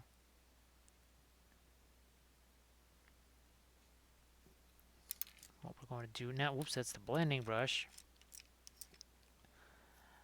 I see I want to restore a couple of darker lines in here, and again, it's just the sculpt itself has some oddities going on. We're just going to sharpen up these lines right here. Sharpen those up. Now here on this side, we best get ourselves some of our lighter blue armor in here. It's our interference blue mixed with the Prussian blue again. This side too, which is also going to make our armor on that side look that much warmer, right? That much warmer. Okay. Why not? Oh, that's a no. That was like just a little bit of a free-handy thing. They're not gonna mess with that. What I will do, however, we should probably lighten up his glove here. This glove too. Again, another one of our mold lines going right through that is Do What Now has also donated a couple thousand points. We're at 12K, right? 12K. Thank you so much, Do What Now. And so that is the last of the now iced chocolate. It is no longer hot chocolate. It is definitely iced chocolate because, well, it's been sitting there for 9 hours, no, 8 hours and almost 8.5 hours because we made that probably 20 minutes before we started the stream. So yeah, that's wow, that's been there a while. No wonder it's a little bit on the chilly side.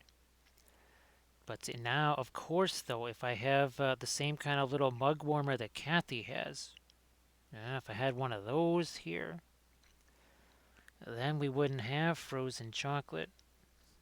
I already did have my ice cream bar for today, so sadly we can't consume any more of those today. Well, there's only one left anyhow. I guess we need to get more. So thank you so much. Do what now? On this side, just gonna pop in that yellow. We grab this guy here, blending brush time. Ah, nice and smooth. Also, to just the color that we're getting here, we've got sort of a almost a I don't want to say a bluish brown, but the yellow that's mixing with it, it's almost kind of getting a grayish green look to it. And look at this again, how easy it is to just blend this bow. So easy. Keep thinking of how many hours I have spent trying to just do something that took a matter of seconds right there. Just a matter of seconds. Now, so here we have a little bit of a shift in the mold. Literally, these fingers go here, and then they're shifted this way, where obviously the rest of the mold picked things up. So, we'll maybe I don't know. We'll try and accentuate something here to just to hide the fact that you have quite a bit of mold shift going on in the fingers here. So we'll figure out something. We'll get something figured out here. Okay, how are we gonna manage this here? Let's just figure out something. We'll go like so,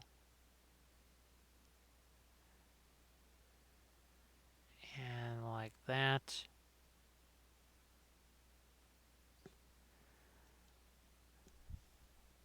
All right.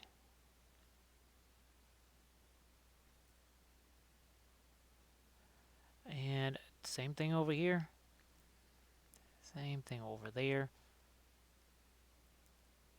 Now that little different issue, though, there's still a mold line going on there, but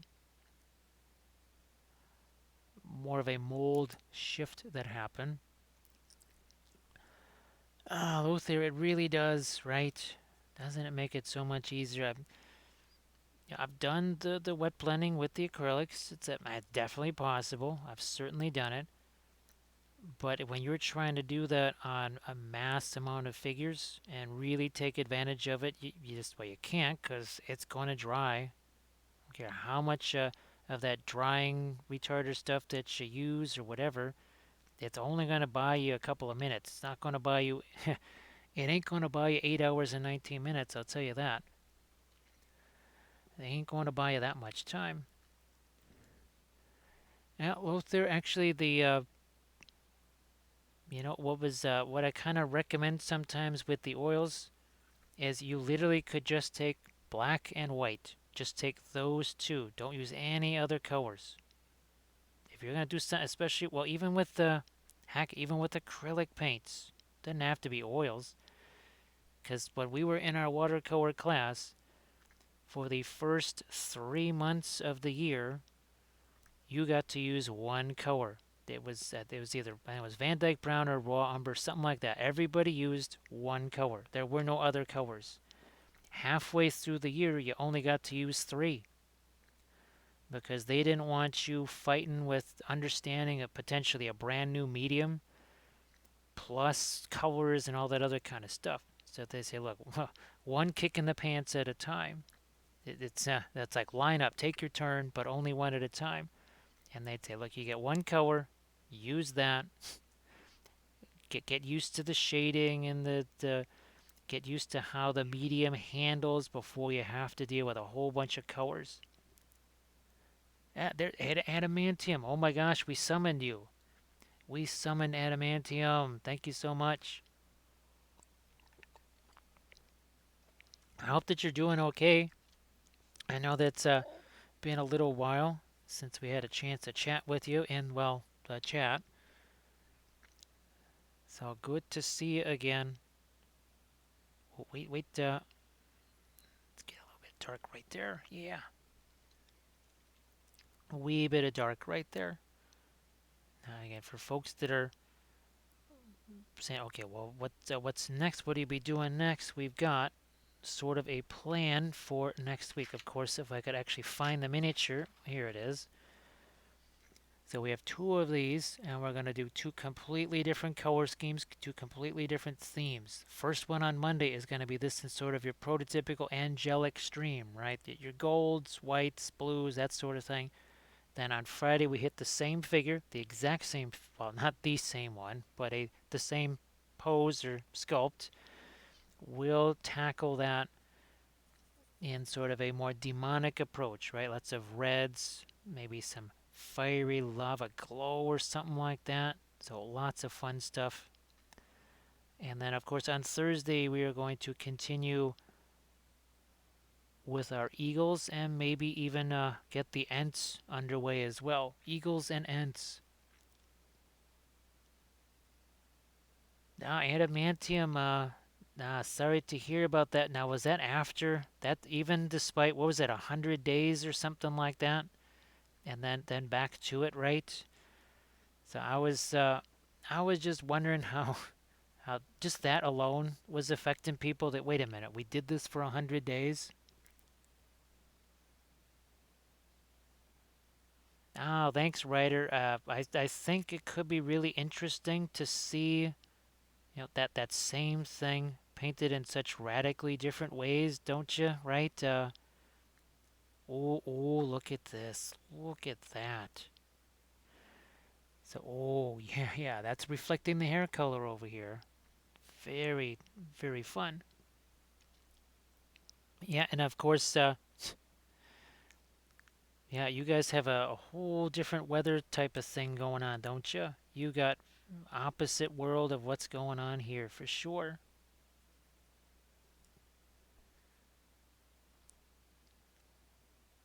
I mean, it won't be, oh, well, potentially.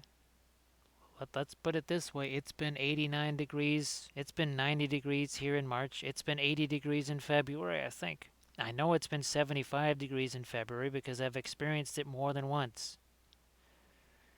And for all that is good in this world, I hope I don't ever experience that. I do not want to experience 75 degrees in February because that would not be fun. I'll catch you later, Lothier. Thank you so much for hanging out. We'll maybe see you Monday. Maybe we see you Monday. So you have a good one. Take care of yourself. So adamantium, how long were the durations of these, or were they just kind of these sort of quick little? All right, we'll do this for 2 weeks, and then we'll do another one for a month and a half. Not that 2 weeks or a month and a half is a short time. So I think you can see what's happening here. We're starting to move out from that our light point there in the bow. What do we want to do? Well, there was something up here like this. Oof, that's a mess. There's practically no detail that we have to basically draw in again. The helmet details there. So White Wolf is at 2, Adamantium is at 3, and I do feel sorry for you folks there. I mean, for me, the sum definition of my travels since last March have been walking a block and a half to the grocery store. It it's like Samwise Ganji. Mr. Frodo, if I take one more step, I'll have gone the furthest I ever have from the Shire. Also, the first was the 100 days, and then they did a 5-day one. What in the world did they think was going to happen in 5 days that didn't happen in 100? Well, well, look at this. Look at what we got here. We just spotted a bookend kitties. Bookend kitties, how you doing? Usually, usually I see you in raids. It's like I only see you when I'm playing the part of a Mongol or something like that, and just raiding and leaving piles of the skulls behind.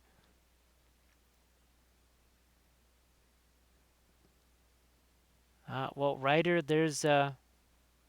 well, really, when you think about it, there's no point in driving a block and a half, right? Also, too, well, at this point, nobody's vehicle is going anywhere with all the snow and everything else. So there's that too. There's the exercise element, right? And even when the weather is, well, even when it's 10 degrees or something like that, or if it's 100 degrees, it's a block and a half away. I just walk to the store.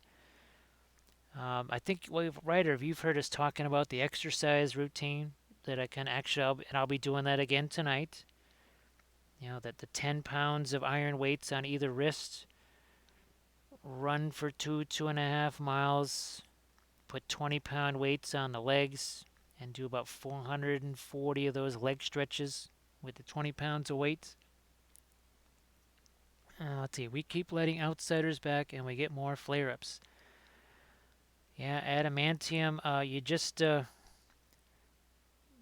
don't know, maybe an army of ruse and some, oh, let's see, what are the, monitor lizard. That's a ruse and monitor lizard. Just pile those up at the border, and they'll just either kick or eat anything that tries to come across the border.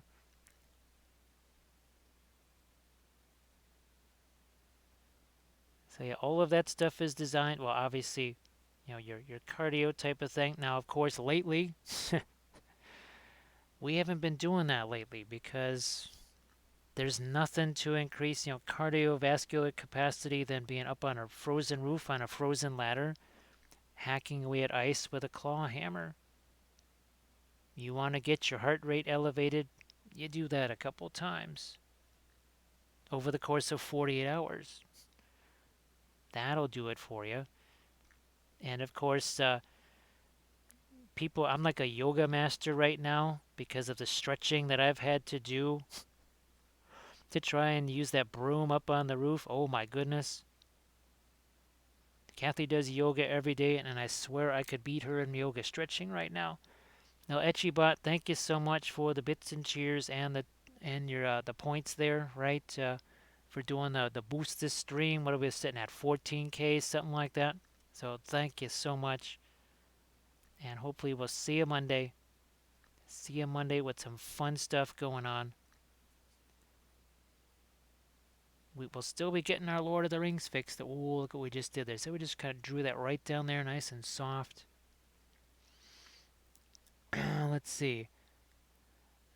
You should archive. Should one archive for non-metallic metal, or is it okay to use TMM? Oh, White Wolf, I think. Well, for me, actually, White Wolf Ranger, my normal thing is non-metallic metals. My normal thing is, but that's only because absolutely zero people in 20 years have ever commissioned us to do metallics. Absolutely nobody has in 20 years of doing this. Between the Patreon page, the Twitch channel here, and then of course now actually here, yeah, this is the first commission. Well, and also the Also to our some of our Warcry war bands here where we did, stuff like this. This is the very first time that we've had a chance to do TMM like this on a mass scale. And there was a lot of people that well, I even heard just the other day, it's like, well, no, TMM and oils doesn't work. And I said, well, wait a second. We've been doing, and it's been very easy. Well, actually, oils makes everything easy, as we know. Let's see, should one achieve? Oh, so White Wolf, to me, there, there's no difference between them as far as the principles are all exactly the same. There's nothing that's different here that I'm doing with this TMM that I wouldn't be doing if this was just regular non-metallic paints, right? The principles would all be the same. Where's our sister of battle here? So see all that green that's reflected there? If I was doing this in metallics, all of that green would still be there, except it will be a metallic green. So all of that stuff in there. Let's see. A backlog, that's supposed to be 2 weeks from now, like March 5th to the 7th, I think. I think that's what it is. War Room. I'll be sending you the links. I can't do that until I'm done with the stream here, but I will be sending you. So look for a message on your Patreon email, and I will be sending you a link, or well, a whole big email with all of the links in there. Now, whichever level that you did. Now, if you did the Army Painter level, okay, yep. More as soon as I'm done here, I will send you those links. And the first set that you're going to see is the Army Painter series. Then that's followed up by the Dark Sword stuff, and then there's another batch after that. That's your kind of your general techniques. And then the very last batch, that's those original painting pyramid videos. And if you ever say, you know what, hey, could you point me to, did you ever do anything on Easterlings? I can say, okay, here, look at this series. Or if you say, well, did you ever do anything with green object source lighting? I can say, yeah, here, go look at these guys. So that's what I like to do is just get folks the links, and then they can tell me what it is they might want to especially see. So White Wolf on the I I gotta say, as far as a Golden Demon thing, they might be inclined to want. I don't want to say want to see, but metallics and stuff like that, they would not mind seeing that. Other stuff might be a little less so. There might be just a little bit less because people have a certain mindset about metallic paints. Kathy and I, we do not care. We don't care what it's painted in. Good is good, doesn't matter what it is. Good is just good. Um, we don't really do so much with the contest things. In fact, well, I mean, we've done our share of the Golden Demon stuff and all that, and all I ever did was just take my armies or take something from my army and just throw it in there. I've never done anything special for a contest. It was just, look, I want an army. If there's a contest, I'll throw something from that army into it. And other than that, that's the extent of it. Let's see, War Room. Oh, thanks. Oh, wow. Yeah, War Room. Definitely, you'll want to check out, and they're in the general techniques. Well, obviously, there's the mixing of these things, right? That would be handy, but then I think you'll really get a lot of info from these, from some of the. I know it's not the most thrilling thing, right? But boy, when you hear my reaction to some of these things, that's kind of why I filmed those. So, writer, was that about the Reaper thing? I think that is March 5th through the 7th. I don't I don't have a calendar in front of me, but I believe that's when it's supposed to happen. Now, I did talk to somebody. They're not from Reaper, but let's just say that they're doing a bunch of stuff for that event. And I asked him, I said, well, do you think they're going to be all right? Because, guess where the Reaper factory is? Yeah, it's in Texas. And I've seen some of their Instagram posts. And I said, so do you think will they be okay? And he said, yeah, I think they'll do it even if all of them are dead. They'll still do it. So I don't think there will be a delay in that. I thought there might be at a certain point.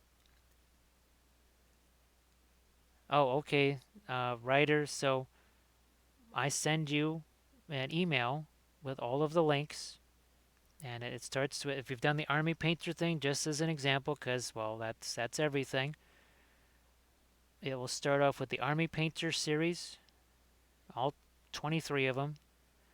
From there, it goes to the dark sword techniques. Then it moves on to some of the more recent kind of basing and diorama episodes, then into the general techniques. And then at the end of that list is going to be the original painting pyramid videos.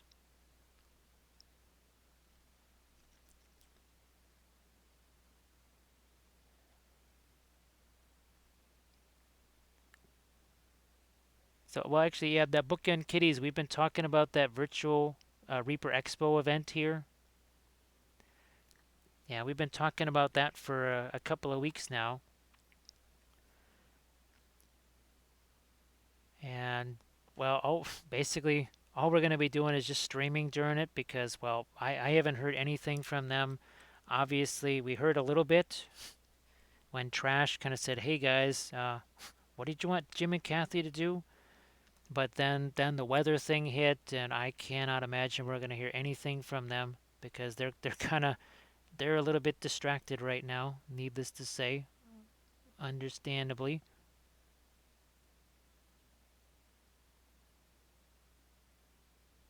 Well, Ryder, you would get obviously all the basing stuff. You would also get the Dark Sword episodes too, because there's some critical basing information in there. So you would essentially have everything but the Army Painter episodes. Because all of those other things and the general techniques and all that kind of stuff, they tie into what you're doing with the Dark Sword stuff. Or sorry, with the basing stuff and everything else. So like here, let me get this. Yes, this is part of the Dark Sword pledge level right here, but the base was kind of important. That the base was the big feature. It's like we painted miniatures to have a base. So this is why you would have to have that. Let me see.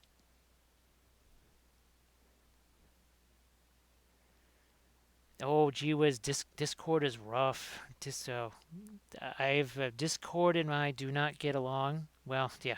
Well, technology and I, once again, like I say all the time, technology and I are sworn to destroy each other. It is a war of annihilation. One of us will lose, most likely me. I am most likely to lose that eternal war with technology. That war was first declared, well, yeah, let's just say probably before most people in this here chat were even born, and it has been ongoing ever since.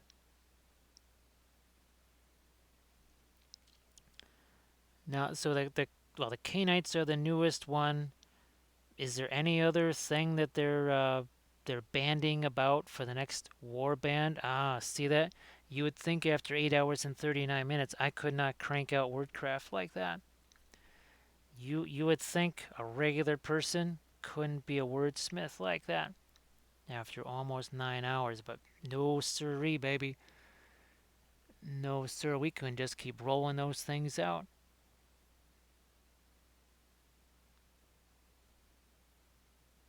Well, now that Kathy does all kinds of stuff in Discord. She lives in Discord. I mean, literally, she lives in Discord. She lives in Discord more than she does, I think, just I think that's actually where she is. I don't think she's even sleeping right now. I think she's just in Discord right now. Yeah, but Discord and I, we have had not happy dealings. It's always been crazy. It's so funny. It's Kathy. It's like the little kid dealing with the grandpa or something like that, and trying to put sounds on his phone or something like that. Yeah, that's very much how this is. Well, thank you so much, White Wolf. Just think when you do, it could be 700 hours, it could be 800 hours, 800 hours of tutorials. When you consider that we're adding, well, basically 100 hours every 4 months, it ain't going to take that long to get there. Not going to take that long. And of course, I was saying, what was I saying? Armored Wolf, like it's about 100 hours, maybe 100 and some hours. And Armored Wolf's like, yeah, Jim, yeah, that's not quite right. That's not quite right. Why don't you tack on like a couple more zeros?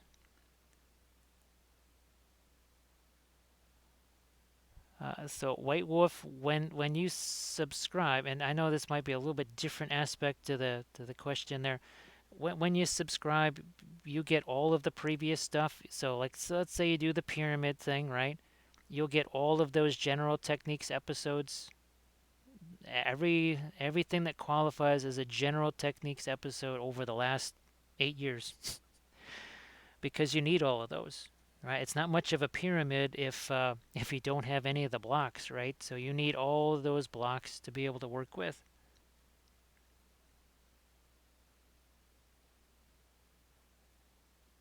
Ryder, you could just send me an email, right? Well, actually, that's when people try to contact me through Patreon, it just comes through as an email. Now the thing is, Patreon, that's not going to let you send pictures, because I know I've tried to send people pictures as examples and stuff, and Patreon just doesn't let you do that. So maybe then email, and of course, when you got my email, when you sign up for Patreon, you should have my email too. So, or I can just send you that, and then you can send me pictures. But yeah, Patreon does not let you send pictures.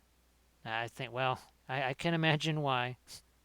But yeah, Patreon won't let you send them in a message.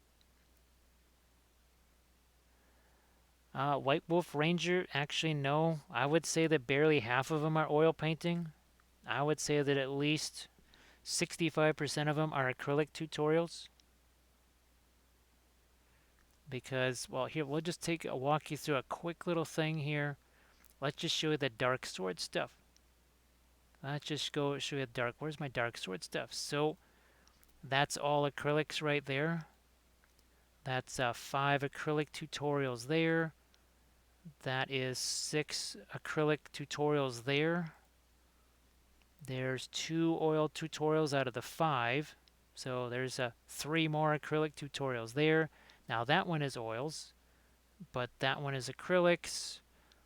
That's acrylics. So that's just the dark sword stuff. That was in acrylics. So that series was in acrylics. The terrain in acrylics.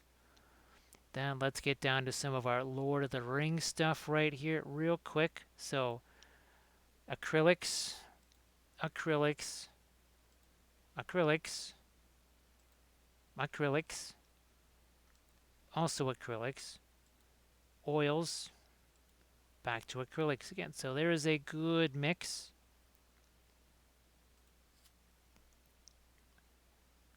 So I'll catch you later, Great Scott. Thanks for hanging out, and hopefully we'll see you Monday. So thanks for hanging out. I know you were here a long, long time.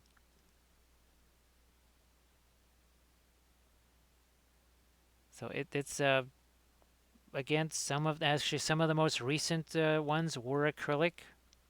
That dark story one with the owl bears I showed you, that was acrylics. Here's 4 general techniques episodes. These were just a couple of months ago. Those were all acrylics. No, no problem, White Wolf. No problem. Because sometimes either the project demanded that they, for one reason or other, be done in acrylics, Or like the that dark sword thing with the owl bears. I did that one in acrylics because the important thing was the base. Literally, the miniatures were secondary to the base. So I said, I don't want to have to wait a day ish or so to be able to do the basing. Oh, thank you so much, Skullfresh. Thank you so much. Let's call out the host with the most. Ride to ruin and the world's ending. Right? It's a red day, a sword day. There you go. Death. Thank you so much for that host.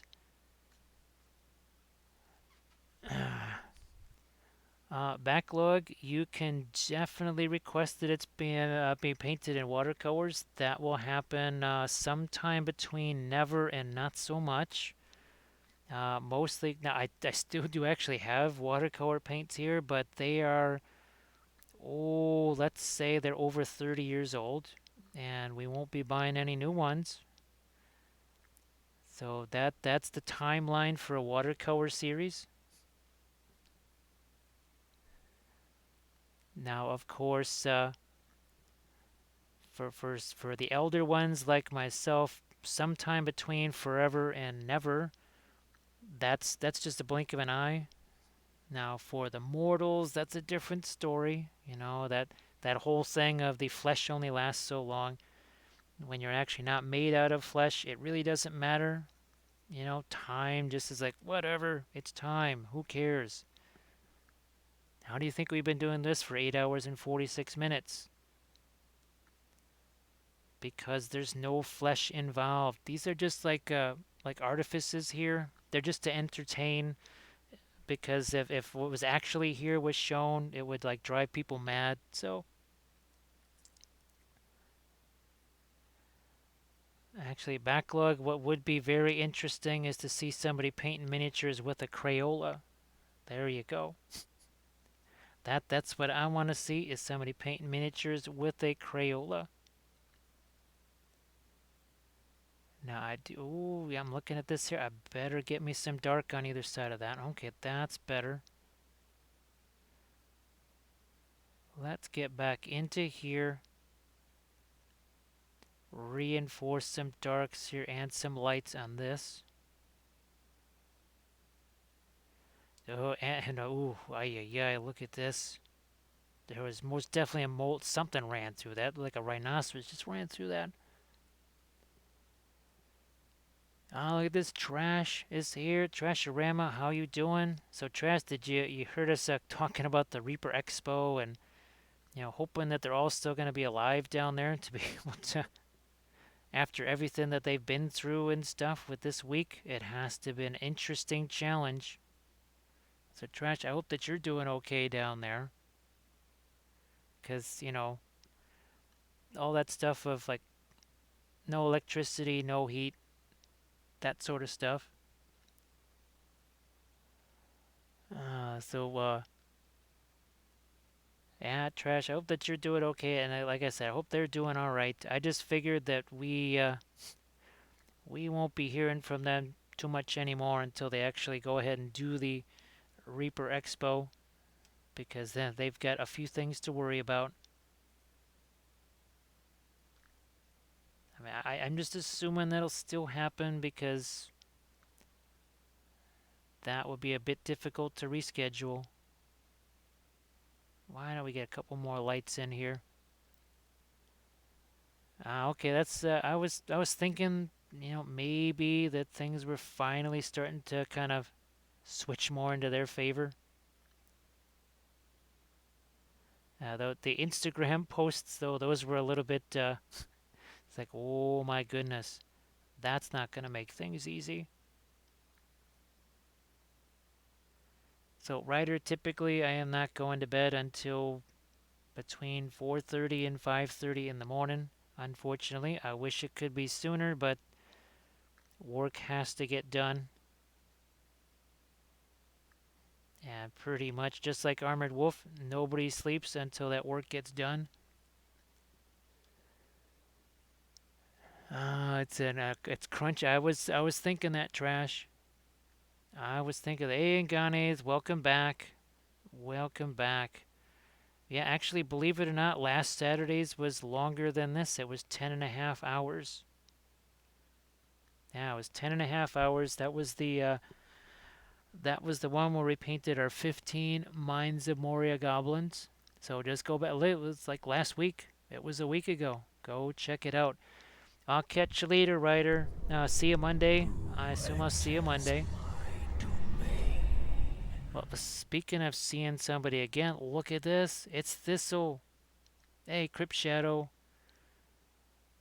So take care, Ryder. Oh, and thank you so much for that cheer. This, even our refresh. This is all we got left, even from the refresh. Look at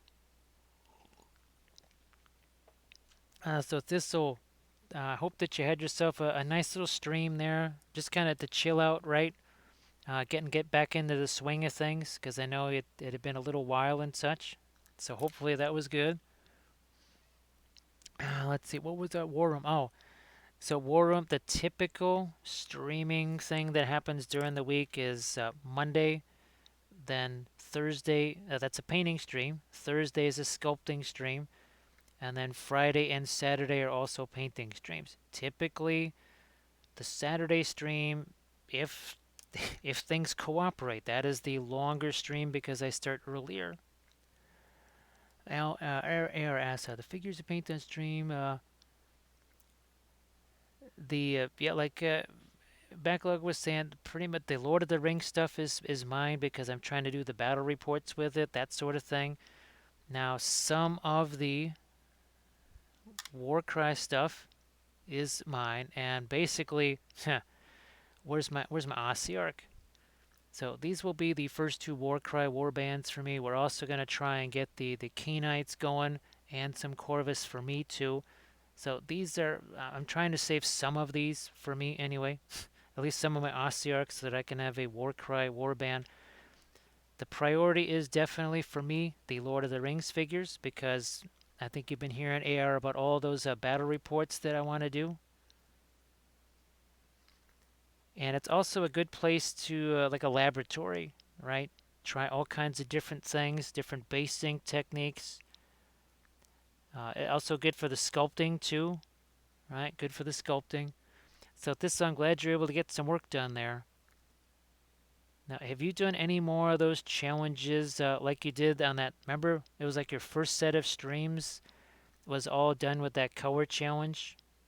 Uh, sort of like with the new person who hadn't really done painting very much at all, and you had that kind of new batch of colors. Thank you so much, Trash. Here, we'll just power through the last of this too. Thanks, Trash. So we're at the 18K. Oh, thanks, Backlog. Yep, AR, the eagle, the great beast of Golgoroth, our Easterling troll chieftain right here. That also for Lord of the Rings, and of course a lot of some of these guys right here. So here's let's grab Boromir out of here. So Boromir, this is another one of our conversions right here.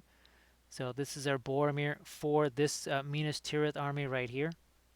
So yep, all of that kind of stuff. That's all for our Lord of the Rings battle reports. Altered Man Art. Speaking of folks that you need to follow, be sure to give Altered Man Art a follow because Altered Man Art owns now, oh, what would you say, about 75,000 Lord of the Rings figures, maybe 85,000, and you base them all in one day, right? Or at least over the last 48 hours, would you say? Let's see. Oh, you completed that challenge and then return the challenge with the 3-color challenge for any Reaper miniature. Now, that sounds like fun there, Thistle. I mean, love me some color challenges, right? Those are very fun. So Trash, it's impossible to say because the amount keeps changing. Because now we have a second box coming of these, which we're going to use as our, what the heck are they? What are we going to use? Oh, for our Corsairs of Umbar. We also have some dwarves coming this way. Oathmark dwarves. Those are coming this way. So unfortunately, as soon as any of these get done, they are replaced by more stuff. So I think, oh, White Wolf, that sounds fantastic. Yeah, I'm going to use those for Umbar, and the idea is I want to make 28 millimeter scale Corsair ships and some Dol Amroth ships, and effectively have battles at sea just with Lord of the Rings rules, because you can do that, right? Because Lord of the Rings rules, they work. You could have ship combat like that, especially kind of the boarding type, fire a couple of bows here and there, right? Yeah, Altered Man, because I saw you had like the Balrog in the background of that one picture. I'm just like, what don't you have? You have everything. You literally have absolutely everything in Middle Earth. And it looked like you had a lot of fun doing the sculpey bases on it. Altered Man Art, it's a combination of well, there's sort of like what we were doing in the stream last night. So it's a little bit of the Gamlen Silver, but also some of the different interference paints. Now, we haven't got any interference green in there. We've been mostly working with the interference blue and also some of the iridescent pale right there. Yeah, I understand Thistle. Yeah, it's 109. Go get yourself some sleep, and thank you so much for that raid. That is appreciated. So you go have yourself a good night's sleep there. So yeah, we've been now here. This is more of that's the iridescent pearl white. It's also got actually a little, just a smidge of actual white mixed in there, just a tiniest little bit, just to let us have one kind of a bright accent in a few places. So again, so hopefully we get to see you Monday. You take care of yourself, because of course tomorrow the weather's going to get crazy again here, unfortunately. So hopefully I'm not up on the roof again Monday. That would be most unfortunate.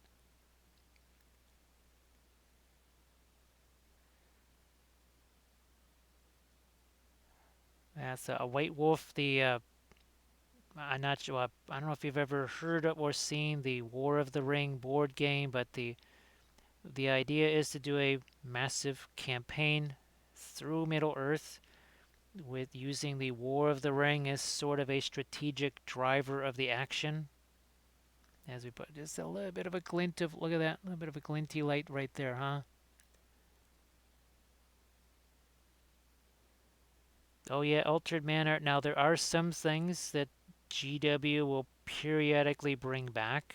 However, you best be right there to order it when they do that, and then you also have to expect it to take forever. And that's the one thing that and again, it's we talk about the can they please take a break from Space Marines? It's just at least if they never produced another Space Marine kit, you could be able to play Space Marines for the next 75 years.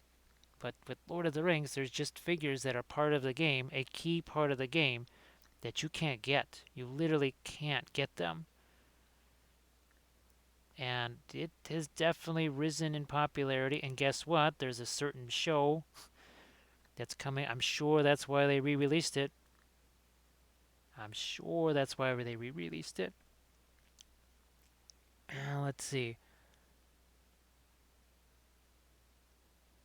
So the Gamlin stuff is used, it's not really used with the interference paints. It's just mixed with regular paints, just like the interference stuff. Yeah, so it's not really, we're not mixing the Gamlin silver with the interference. We're mostly just mixing the Gamlin silver. Well, like here you can see this is the Gamlin silver mixed with the blue. Well, let's get a little bit of reflected light over here. So the interference blue, that sort of thing, that is to create kind of a different effect. Mixing it with the Gamlin silver. The idea that that is more of your kind of your base, right? And then once you get into it's like the interference, that's where you're trying to get more specific metallic colors from that. And that's it. We just that stirrup right there. We needed to get some earth tones on there. We literally just took our brush here and poof, created some earth tones right there. Oh yeah. So White Wolf, I've given up on ever being able to get the Black Numenorians. Besides, the GW figures are kind of hideous. So I'm probably just gonna get something like the Frostgrave or the I think it's Frostgrave. They're undead guys, and do some conversions on them and turn those into Black Numenorians because their armor sort of looks like it. And for whatever reason, figures like Oathmark and the Frostgrave slash Fireforge miniatures just happen to be the same scale. So the Mongol cavalry, these are vastly superior to the Kandish riders, and they're the exact same scale. Very rare to find Lord of the Rings scale, but yes, these are just plastic Mongol horse riders. Painted this one up on stream a few weeks ago. A few weeks ago. And this is also the reason why we've done so much sculpting, right? There's no way, even if you could find the failcast version of the Easterling special characters, like 40 bucks a piece. Let's see. So, yeah, Altered Manor. It definitely looked like you were having some fun with the rollers. Now, look, you also got the, the Palette of Skulls. Yeah. Now, which armies did you use those on, Altered Manor? Because it was a little hard to tell from the photos which armies you were using which basing on. But I could definitely see an awful lot of Sculpey in there, for sure. Let's see, I ordered some extra mounted rates so I could have a unit of mounted ring rates. So Trat, you're gonna have to Trat. Can you send me some picture? I have no idea what's in both Bones 5. I've heard that there's ships in there. I've heard there's all this stuff in Bones 5. Are there some camels in there? All kidding aside, are there camels in it? Because I'd love to make some Mahood riders. And if Reaper's got some camels or something like that in Bones 5, that would be great.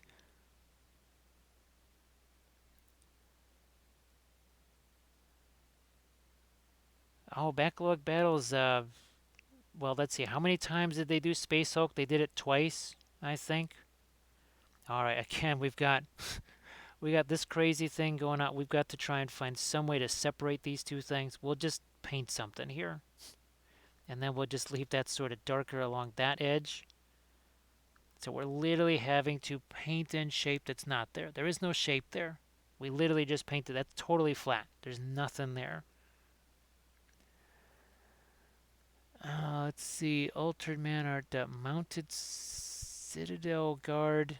Oh, actually, I think I did a conversion of that. At least I think that's what it is. Yeah. So remember we did these conversions right here. We took some of the Fireforged figures, and I don't know if did they ever do Mounted Citadel Guard? I don't remember if they did. Oh, so they have a couple of different boats. Well, Altered Man Art, that's fine if it's not the same thickness, because really, I mean, it's actually the variation. I do that intentionally. I will intentionally have different variations on things, especially if it's something that I would prefer it to be almost like a special character or something like that. So yeah, if there's a variation in the heights of the bases, that's definitely not the end of the world.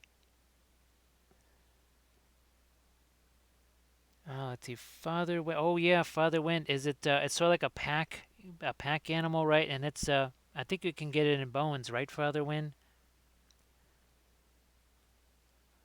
I'm trying to think if the scale is too big. Boy, it's been a while. It's been a long time. I think what we were going to use those for our bolt action games for our desert campaigns. So it is Bones. Okay. Now those I would definitely have to try and hack off all of the pack stuff that's on them. So I was actually thinking about just scratch sculpting some camels, some Mahood riders for myself. I would only need I mean, literally a half a dozen would be a lot. So I think I might just go ahead and sculpt those.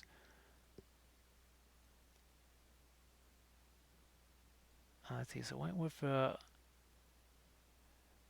yeah, I think I have a bunch of the wraiths now. I don't have all of the named wraiths, and of course the nine. I would love to have the nine because it could be really fun to do some really nifty sort of glowing effects on them and whatever.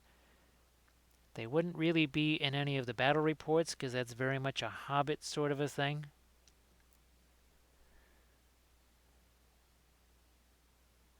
Um, well, Altered Man, um, I guess, well, if you're intending on playing other folks, I guess that would potentially have an impact there. I mean, for me, the folks that I play, they all base their stuff kind of the same way. So they don't really they don't care about the LOS issues and all that sort of stuff. I know if you're going to be playing at game stores or playing other people, that could be a different story. So yeah, I think that's I may just have to go ahead and sculpt myself some camels as well. So what are some of the other things in Bones 5? Again, all I knew about there was the ships, and that's about it. I have no idea what else is even in it. I'm sure there's lots of fun stuff. I know that the Cav guys, they sent me a whole bunch of things to paint for CavCon that are, I guess, also in either Gen 4 or I guess there's Gen 5 now. So we'll be painting some of that up. Was it late March or something like that? When the CavCon, I think that's what they're calling it, CavCon. Let's get just a couple more lights on him here on our bow guy right here. Let's move you back this way. Work in some more skin tones on the face. Oh, gee whiz, we gotta get some. We also need some lights here on some of these things, right? Some of this stuff, I just had to kind of wait for the paint to set. It's not dry, anything close to dry. It's just sometimes that paint is just too fresh. Sometimes your best. This is why with the oils, I always advocate, right? Don't I always advocate working on a whole bunch at the same time? Even if you have no intention of finishing them all or even any of them. Just work on a bunch of them at the same time. It's going to keep you from just going too fast and then having an issue. Let's see. I sent you a message for you to review off stream with a pic of the. Oh, thanks, Trash. Altered Man Art. We've been painting a dozen guys here. Let's see, two. So here, we'll just shove these over here so that they can be on, hopefully, on camera somewhere here. So that's what we've been working on tonight. That's what, 2, 4, 6, 8, 10. Technically 12 because I count him as 12, being a horse and a rider. Yeah, let's move these off to the side here. Get you out of the way. Because you need the same treatment. I saw this guy and I'll bet you any money I gotta do something about this here. So let's just take care of that, shall we? Ay, ay, ay, ay, ay.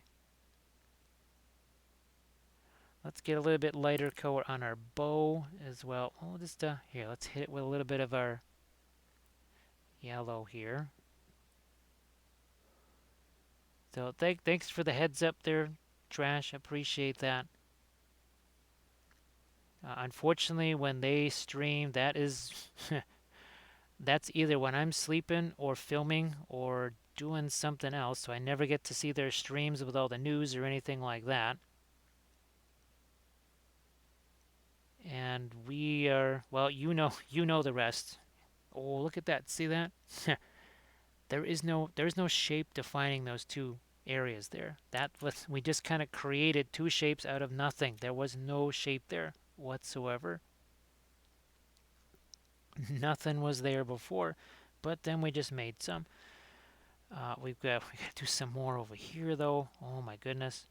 And of course, just to make it extra special, a mold line ran through that. Like, huge surprise, I know, a mold line ran through that. I guess now you've heard us talking about it before. That the crazy thing, of course, about Lord of the Rings is that scale. It's smaller than everything else that's out there, and it can be really tough to match that scale. That's why I've been super surprised at the Oathmark and the Frost. Well, Frostgrave. All that stuff is from Fire Forged. That's it. So that was a huge surprise to find a couple of different companies whose stuff actually sort of matched that scale. Well, close enough, anyways.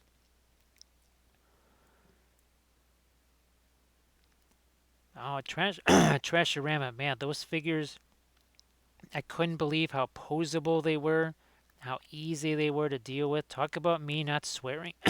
Sorry, I need another cough drop right here because, well, 9 hours in all.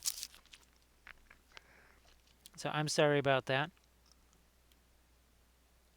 Yeah, let's keep going. A little bit of our gold in here, right? Let's get a smidge of that right in there. Boom. Not a ton, just a little. Reflected light here too. Reflected light here. Let's get some umber here for that glove. Let's see. There's Elf Rangers, War Mammoth, Catapult, and a Trebuchet in Bones 5. Now, typically, unfortunately, the Reaper stuff is definitely larger because unfortunately, I can't reach them. I know a couple times on stream I've held up a ring wraith versus the Reaper spooks there, and there definitely is a size difference. Now I am using some of the Reaper bones, kind of ghosts and spirits and stuff, right? I'm going to use those for things like shades, and what are some of the other things? There's the shades and the uh, not ring wraiths, and they're oh gosh, sorry, spacing on that. Where the heck are they? What are those guys? I'll remember at some point. I'll remember. Oh, barrel weights. Barrel weights. That's when I'm going to use some of the Reaper stuff as is barrel weights. Because it's all going to be one army, and yeah, I mean, they're spirits, right?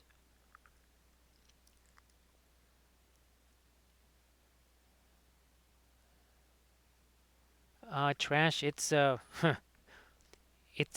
only true scale, it's like extra small true scale, because obviously Dark Sword has like true scale hands and heads and that sort of stuff, but they're very tall.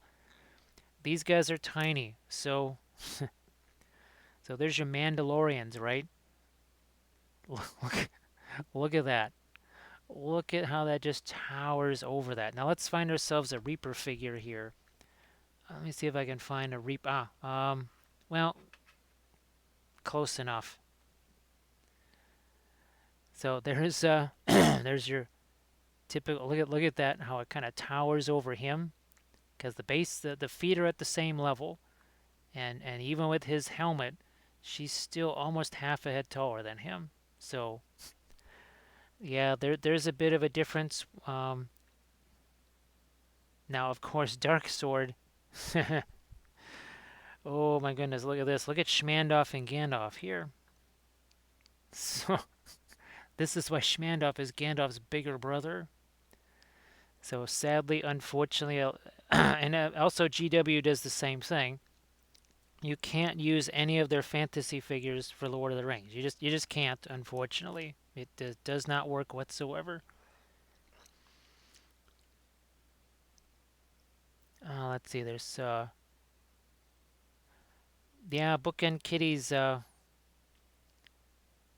lot of it was things that I wanted to use for For it was for going to be for my near Harad army. So I wanted things like Hasharan. They're sort of like a ninja type thing. I was also hoping to get some half trolls. So so basically some of the Reaper like ogres or something like that, the smaller ones, and maybe use those as half trolls. But it's been so long since I've had a chance to look and see what's actually available. So let's see, we just changed the color on that a little bit. All right, lightened it up a bit. Now, some of the reasons why we think that they use the uh, true scale is, first of all, it had to look like the movie characters. And if they got pumpkin heads and baseball gloves for hands, that's not going to really look like the characters. So that's understandable as we get some more lights into here. Also, it was back in the day, you could get a box of these guys for somewhere around $22. And that was like a box of 20 of them. It was insane. Sorry about that. Get something to drink here. So sorry my voice is going here.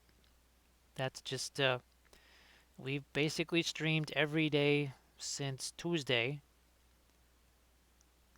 Also, the fact that we've averaged about 3.5 hours of sleep each night this week, that might have a little something to do with it too. It's yeah, it's definitely they're big. Unfortunately, I mean they're fantastic. We love our Reaper miniatures. Unfortunately, because I tried using some of the Werner Clock elves for like Galadrim elves and stuff, and there's some big elves. Those are some big beefy elves. Let me tell you. Let's see. So our Walter Manor is going to get your Williamsburg paints. Uh, well, hopefully so. Well, here, unfortunately, the post office pretty much is in a state of collapse. So um, a lot of stuff is just it's not going missing, but as far as it getting there, well, here it didn't matter. Trying to do anything here post office wise over the last week. I'm sure it was probably the same thing in Texas. That was pretty much an exercise in futility. So that's as soon as I saw what kind of weather was headed this way, I'm just like, well, there's there's no point because it wasn't just here; it was also other places obviously getting messed up, right? Yeah, Altered Manor weren't those were some. Now we look back at them now; they were cheap back then. You look at them now and you say, "Oh my goodness, that was unbelievable." Yeah, Amish Stig. That's kind of what I was noticing, unfortunately. So yeah, that's why I figured the only way I could ever use the Reaper stuff is for some sort of monstrous infantry. So like their regular infantry would be monstrous infantry in Lord of the Rings scale. So think the half trolls, think some of the burly guys. The merchant guards, right? For your Harad army, you could potentially, if there was some kind of Reaper figure that you could dress up in sort of Arabic type clothes, those could be your well, not the Hasharan, but they could be your merchant guard. Let's see. Something like the oh yeah, Amish stick. There's a big difference. Board Game Bliss in Toronto is having a sale on Ice and Fire minis. So not only does the Canadian conversion work for you, the sale helps as well. Well, trash. Oh, I appreciate that. I appreciate that. I'll be curious to see just what kind of prices they're throwing out on those. So Altered Mana, some of these, I did a basing video on this for the Patreon page. So now this one is actually a resin base that came, was it from Dragon Forge, Dragon Forge Design. And I had like 6 of them. I never intended to do a Gondor army ever.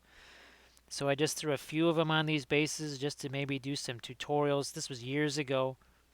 Never did the tutorials.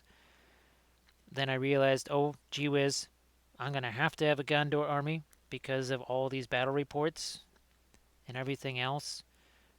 So then I took out the Sculpey clay and let's see, where's the version that I tried to do of this base? Here, let me see if I can find, there it is. So again, we were trying to do a base sort of like this, and we took out some of our Sculpey clay and tried to make that same style of base.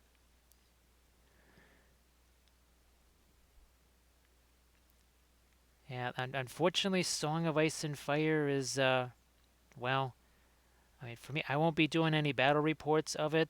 Primary reason is you just can't play that solo. It's too difficult to do battle reports. Well, especially since you can't play it solo. So that kind of unfortunately takes that out as an option for me, sadly. And then no one here plays it, so that's also, even if the current situation wasn't happening, I'd still have to just play it by myself. And of course, the nice things about it, right, are the card mechanics, all the secret stuff, which kind of goes out the window when you're going playing against yourself, right? It's a bummer. It is definitely a bummer. Because that's one of that is again my favorite part about it is all the kind of secret things, the off-board stuff. That's very fun. Now they definitely are nice for painting tutorials. That's for sure. They're also indestructible, right? They are very much indestructible. It can sometimes the mold lines to get rid of them can be a challenge, but they can be gotten rid of. You can slice them off of those bases. You can do multi-basing, right? I'll catch you later, Trash. Thanks for sending that message there. Hopefully we see you Monday. And thanks again for doing that. So again, sorry folks, I had to get to the cough drop there because the voice was really starting to go fast. Because I do believe we have now streamed in the last 24 hours, pretty much have streamed somewhere in the neighborhood of 17, 18 hours, something like that, it feels like.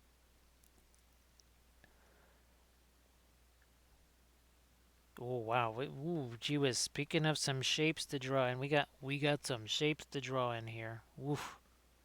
Again, mold line went right through that area, just kind of, just sort of devastated that. Now we can't do the sky stuff over here because, well, it's facing towards the ground, which means we need a different sort of color there. I think we could benefit though from just a little bit of our bright color here. That's just a little touch of that white mixed with our iridescent pearl white so that we can just do these little glints of light, not whole lines or anything like that. Yeah, backlog. Actually, I still have to do the exercise thing. We still have to send off links. There's a bunch of work still yet to be done. That's why bedtime is going to be somewhere around, what is it, 4:30, probably closer to 5 or 5:30. I was actually supposed to also film a tutorial video tonight, but given the state of the voice here, that ain't going to happen tonight. That is not going to happen. Again, we're going to do some quickie wood texture here, right? We just threw in a bunch of lines here. Let's get Mr. Blending Brush and look at this. Wood texture in seconds. How many seconds did that take? Not long at all. Well, two, there's the fact that the heater has been running nonstop for how long, and the humidifiers have long since to cease functioning. They're all out of water. So that means the air is getting drier by the second. All right, let's get some of it. Where's our, here it is. That's our warmer metal color, right? It has to go on the inside of the greaves here. Like so also. Down there. I'm also gonna have to pop back into some darker metal colors here on that shield, because there's no way to lighten that up, right? All we can do is make those surrounding areas darker. That's all we can do here. If we want that to seem lighter, it's just like all of the things that we painted along here, right? On these armor pads, we painted the dark stuff in there to make it lighter. That's effectively what you have to do is paint the dark areas to make the lights lighter.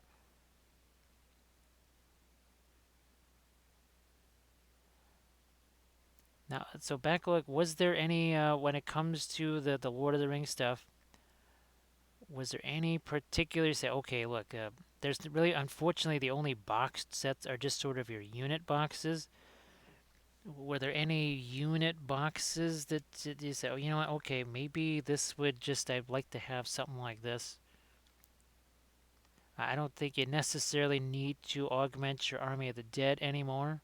I just wasn't sure if there was another army as far as Lord of the Rings goes that you were thinking about. I'm going to just enhance a couple of lighter tones there on that face. We're just trying to get something going here with some of these faces. Like this one right here is really not much of anything going on there. Let's see if we can do some more with that.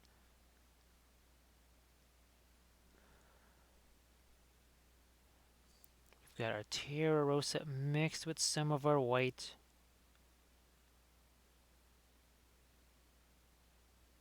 Get a little bit of a cheekbone on him here. I think we can sort of squeeze that nose in there.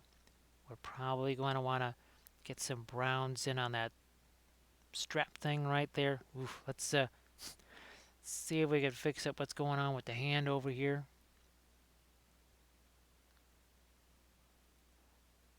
I know it almost might have been easier if it was skin to try and fudge that just a smidge.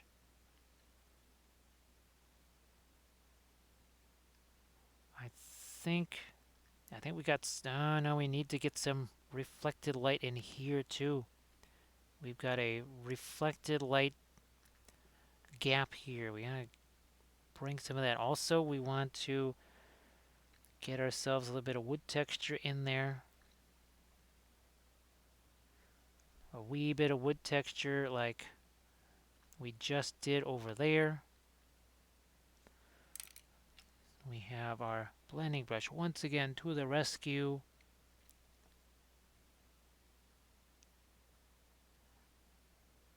Poof, in no time flat. Just using there's still some of the pre-glaze that's mixing into the color that I just threw in there. Seriously, pre-glaze that was on there hours ago is now mixing wonderfully with it.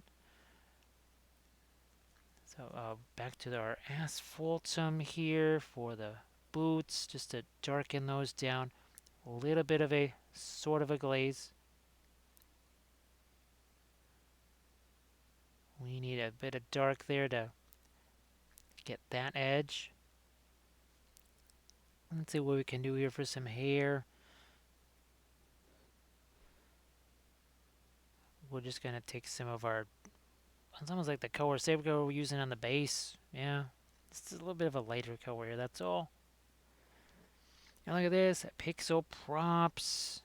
Welcome in. How you doing? So we're kind of taking the same challenge on that we did with our Moria Goblins last week, where we painted 15 of our Moria Goblins in 10.5 hours. So in 9.5 hours, and we're of course continuing Metals Week here. So we were painting Mandalorians all week long, doing the true metallic metal with the oils. And now we're painting Gondalorians. Yes, they're Gondalorians. They're guys with sticks, right? Underneath that is a striped shirt. You just can't see it. You just can't see his stripy shirt. He's actually wearing one. Why don't we, let's take some of this liner color here. I see we got ourselves a line. All of these, so many shapes that we basically have to paint in ourselves before we finally get over here to our lighter and warmer So metal say we color. all. Oh, thank you, Inganes. Thanks so much. Oh, look at that. Even our refill is almost unfilled. Thanks so much, Inganes. Yes, we have defilled our refill. We have defilled it. That's no good. We don't like defilling. We like refilling it. All right, now we'll go back onto the boots there just a smidge. Just get a little bit of warmth on there. All right, this away. Now we don't want the pants to necessarily be brown or anything like that. Not looking for brown pants. Oh, Mage Tails. Well, there was a company that was, well, they were supposed to be working with me on making an actual line of oil paints to specifically for miniatures in a container like this. Unfortunately, that's kind of gone by the wayside. It would seem. It's I was Let's just put it this way. I was supposed to have workable samples sort of like this when I was working on metal medium with the company. So I was supposed to have a sample like this back in October, and well, that was a while ago. So I have a feeling that's never going to happen, which is it's a disappointing. I approached I don't know how many game companies or miniature companies, right? And for the most part, they just kind of laughed at me, or they respectively just backed away and said, "Yeah, sure, yeah." And then now they see people that are literally willing to buy these paints, mix them like this, and bottle them themselves. It's like, well, yeah, you could have just sold that paint to them. But of course, no one's ever gonna buy it. Tammy Knight, welcome back. Yeah, Mage Tales, I really thought, heck, I thought I wasn't gonna have to mix these in the containers either. But unfortunately, it seems like that will be the case for the foreseeable future. Again, that is definitely not what I was looking for sure. Of course, I guess what it does mean is I can continue the research, because that's why I was trying all the different crazy colors and stuff, was to just see what's possible, what's not, what do we like in miniature paint. Well, as far as oils for miniatures, what don't we like? So I'll just continue that, Mage Tales. I'll just continue the experimentation, and then maybe one day somebody who actually really intends to do it will actually go through it. Hopefully, they will let me guide them, because, well, MIG ammo oil brushers, they have some great qualities. There's some other qualities that are less great. And we were trying to literally make these more like actual oil paints instead of reformulated stuff like what MIG was doing.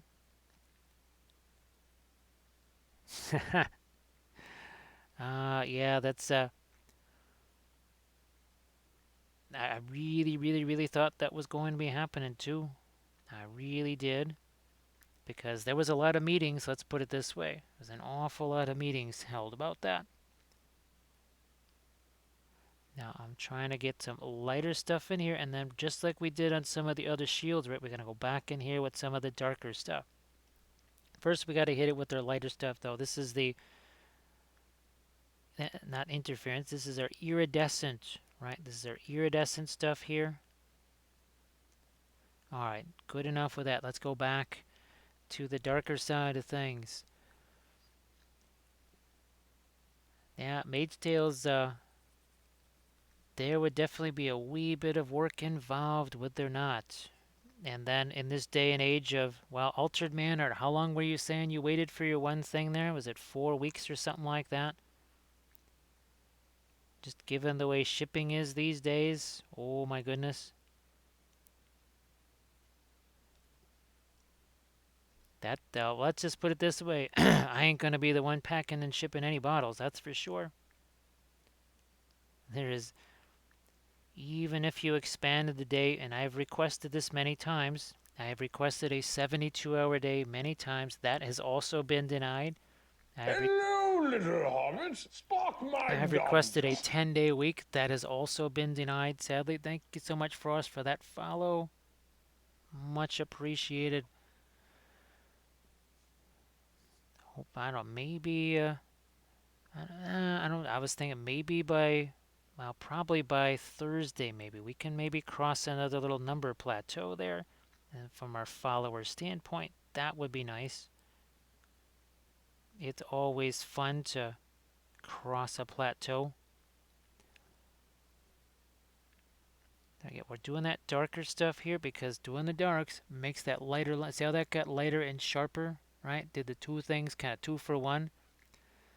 So Tamit, I don't know if you've had a chance to play more of your games, and well, hopefully if you have, you have been successful. Now again, that looks really dark right there, what I just did. That's actually still a metallic paint. Ah, Deuce, how are you doing? Welcome back. So yeah, well, I think you saw we even knocked out one of the cavalry right here. Now we've been powering ahead. We've got to get down to some of our bases and such here too, right? There will be some landscaping materials on these. There'll be some little tufts and everything.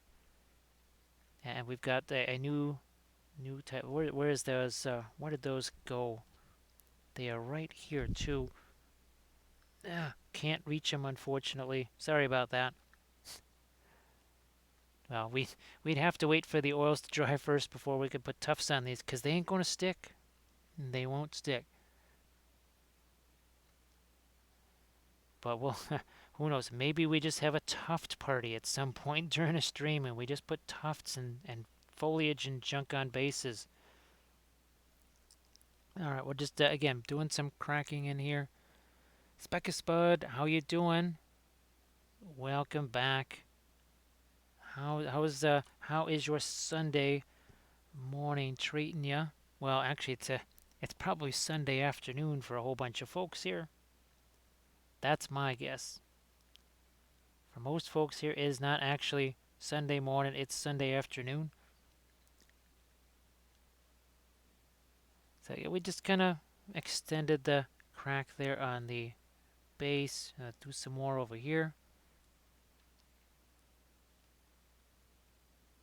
Like so, and let's just have this go up this way, down this way. Remember we did this on our Moria goblins too? So I just painted that little crack in there. Where's our one Moria gobbo here that has the, I think that is this one here. Nope. Yep. Yeah, so we just painted some cracks in there. So again, this was last week's challenge here where we painted 15 of these guys in 10.5 hours, and we've pretty much, and obviously these guys are a wee bit bigger than our Moria goblins, and we're at a dozen right here in 9 hours 39 minutes. Let's see. Yeah, we're just having a little bit of crack here. Dude, just a little bit of crack. So mage, yeah. Now, again, you've heard the story of art school and what they did to encourage people compliance and the no brush in the mouth type of thing.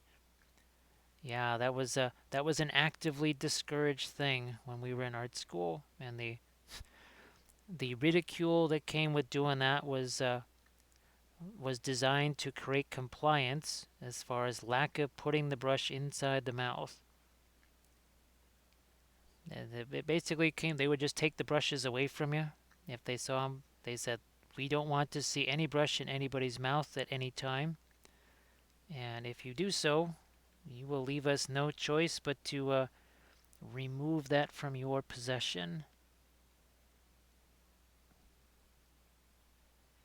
Let's see. There's a joke from Endiff.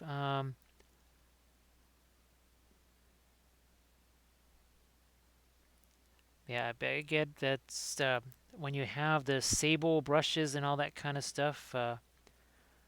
They would say you just paid how much for that brush, and you are essentially sticking that brush inside your digestive system, which your mouth is part of. So you really don't want to be doing that. It's highly destructive to the brush. And they didn't care about you. They said, look, you want to poison yourself, we don't care. We just don't want you destroying your brushes. Backlog, that would be a really bad idea. I think you heard that story. So say we all. Deal. Thanks you so much, Deal. I appreciate that. Look at this. You fortify the last drop of that, which means the end of that too. So see all this phthalo green that's stuck on my hand here? One of the geniuses in our high school, he got the idea of, so he basically, there was like the piece of paper on the inside. He did this to get rid of the piece of paper, and he had the habit of sticking that brush in his mouth right here. Yeah, you see this phthalo green stain here? Imagine that was his whole face.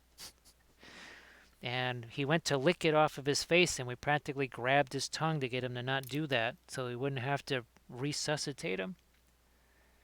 So backlog, basically, really any part of the brush in your mouth is just not the best of habits to generate right there. And he learned that lesson. Hopefully, well, if he didn't learn that lesson, he's probably not still around. So either way, the laws of Darwin take precedence.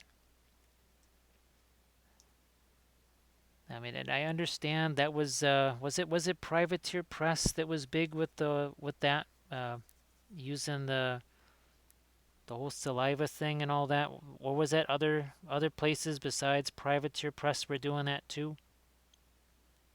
I don't remember who exact. I know Privateer Press was doing that. Yeah, backlog. Actually, Kathy, I forget what her failsafe is, but she has some kind of failsafe that she basically can't drink her. Well, neither of us has paint water anymore, so that's. Let's put it this way: I'm very unlikely to pick this thing up and try and drink out of this water bottle cap right here.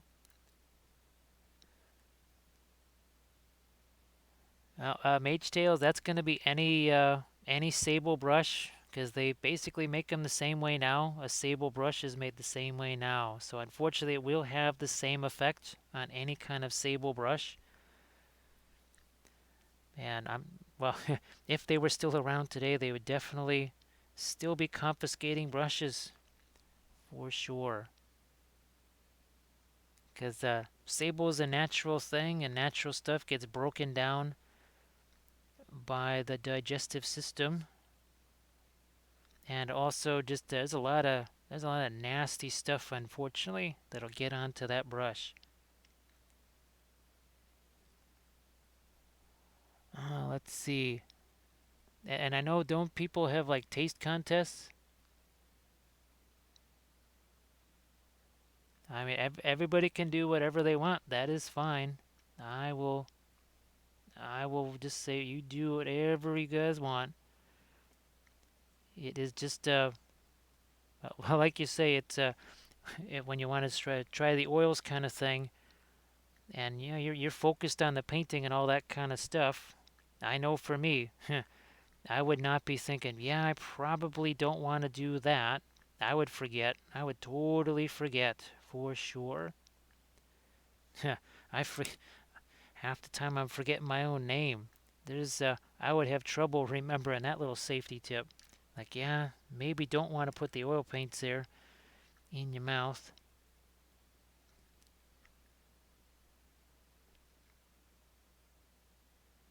I think what was that? Oh, I know that I don't know if Drew still licks his. I think he still does his too. Thunderdome Drew. I think he still does the brush licking thing.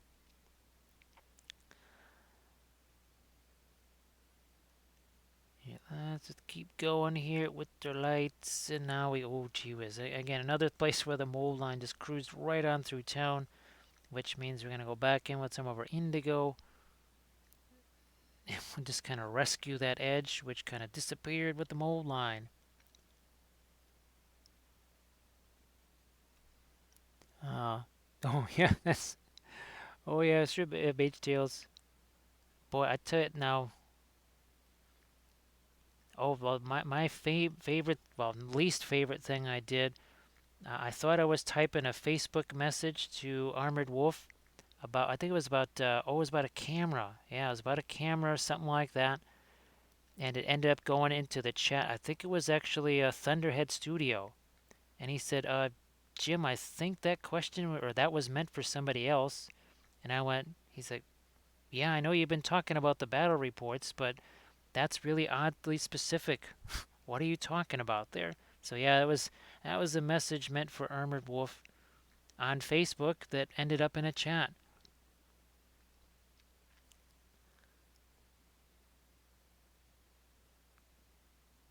And that's let's just, that was the last time I tried typing anything on my phone, because that's not going to happen on the laptop or anything like that. But yeah, no more typing in chat messages on the phone, because that could be a not good thing, especially if it's an address or other important information.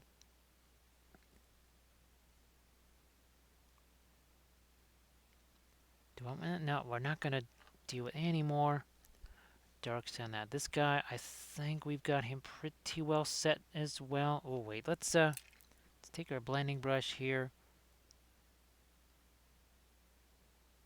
Let's see, I didn't, when I tried the oils last night, I was using two different cadmium colors. I also didn't death grip the brush, right?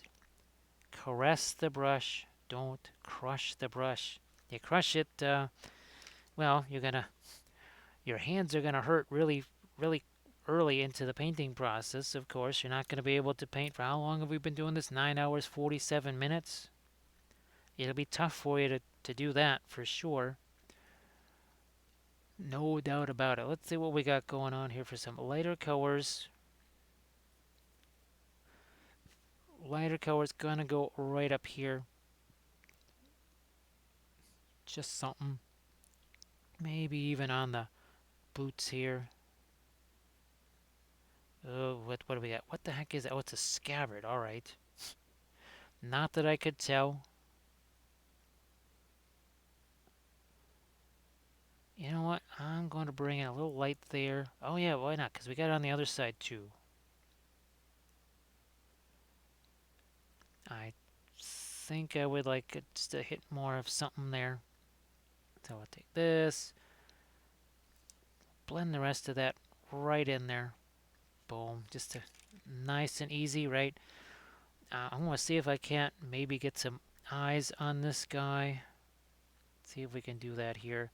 I mean, nothing super fancy for sure, because most of these guys you can barely see their faces on them, much less paint some eyes.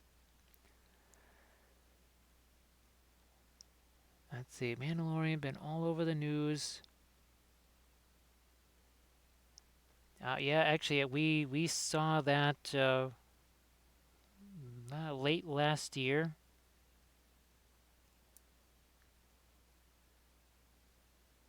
And I was very surprised, but well, most TV shows not, well, we don't, I don't get to watch much TV at all, as in very little, practically none. There's even just, there's only one TV in the whole house at this point, because don't do anything with TV. And I was really surprised. I enjoyed the whole depth of that. I was really surprised. I was not expecting that because Star Wars is not really my thing. Hasn't really ever been my thing so much. I haven't seen, let's see, what was the last Star Wars movie I saw? No, it was like The Search for Jericho or whatever they called it, where what's his name kept crashing private planes on the golf courses. Here, let's throw some of our blue into here. We got, yeah, that got lighter, but we need blue. We need some sky blue there. Backlog, there's been people actually shooting off fireworks during the day here when it's literally -3 degrees. That's Fahrenheit outside. I have no idea why. Maybe they just wish to keep warm by exploding something. I don't know. That's probably not my choice of staying warm. I think I have a couple of other ways that are a little less hazardous. So let's give them some eyes here. Looks like we can. There we are. Couple little sad eyes for him. Yeah, that's why I was surprised, Mage Tales. I was very surprised. I just fully expected to sleep through every episode if Kathy was watching it, and I was really surprised that I enjoyed it. I was expecting to hate it and ended up enjoying that.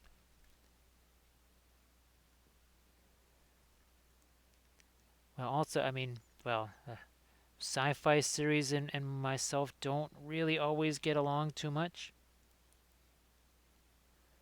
Just because, well, reasons. Yeah, let's get some eyes in this guy too if we can. Then we're going to see if I can't do something on his sword blade there. Uh, Actually, Mage Tales, I'm not really into fiction at all. My thing is definitely documentaries, historical things, astronomy, architecture.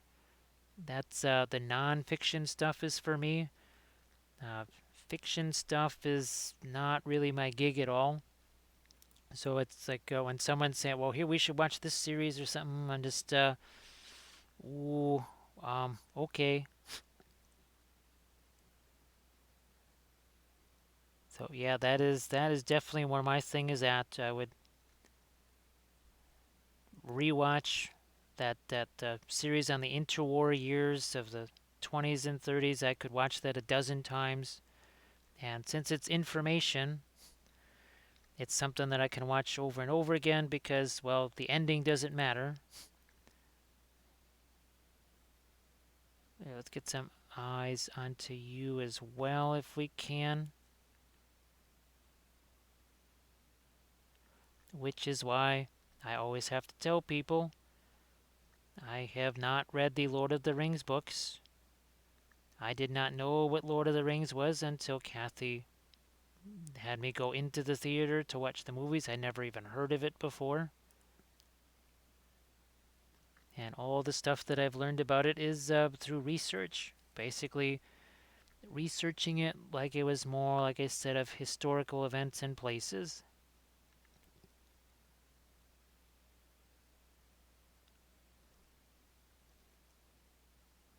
So that's if people are wondering, like, well, wait a minute, how the heck do you know all this stuff? How do you know this stuff from first, second, third, aid, all that kind of stuff? Well, it's all research. Researching it just like it was a historical thing. I'm gonna throw a little bit more of the iridescent pearl white out here. Just a dot. That's all I need.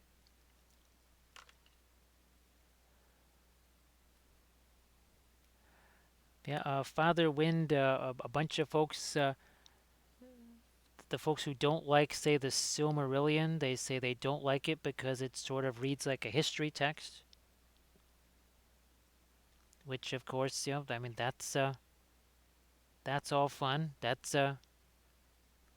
doesn't bother me at all.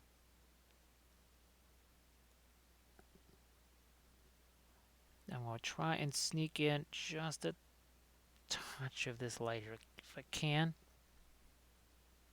There we go. And there.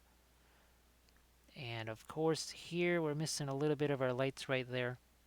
We're just using that iridescent pearl white. Couple little light dots there. How's about the same over here? Like so.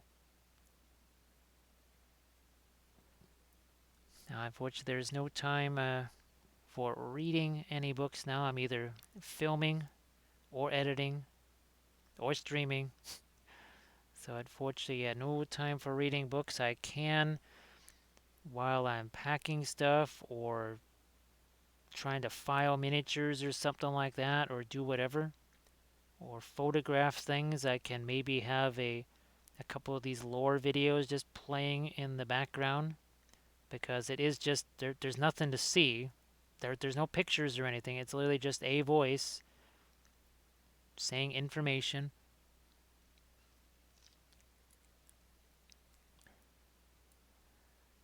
So yeah, that's Specus Spud. That is why I was able to.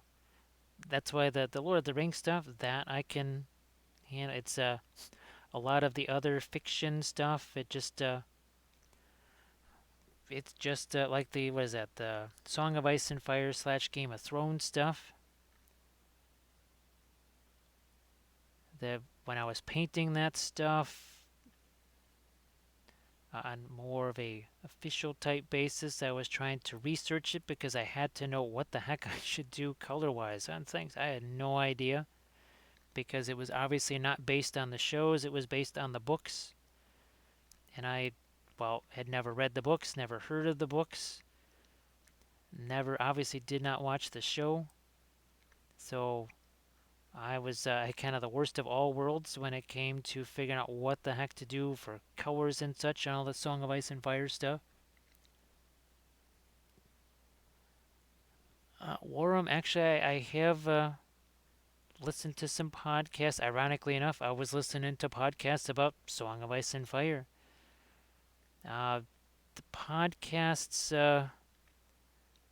and there's a couple of podcasts for Lord of the Rings, for lore and stuff like that. I tried to listen to a Middle Earth battle game podcast, and I couldn't listen to more than 10 minutes of it because it was, well, it was basically the competitive folks basically saying how everything in this army stunk, or everything in that army stunk, or cost too many points. And I said, well, that's just like your episode on this army, which was just like your army episode on this army. So I just had to kind of get out of it. And basically now it's either some, like these lore videos or the different battle report type things. So mage, yes, we also, well, let's see, we do paint some 40k. We also paint our some Warcry, and definitely painting some Sigmar stuff. So these are my two most recent army painting series on Sigmar stuff. So the Osterix, I think, was series 21, and this is series 22. Or no, maybe this was series 20. This was series 22. I think the Necrons were series 21. Yeah, actually the Necrons were. And then, of course, this was series 19, I think, our Sisters of Battle. And then, of course, our Cypher Lords, that was was it 20, series 19, something like that.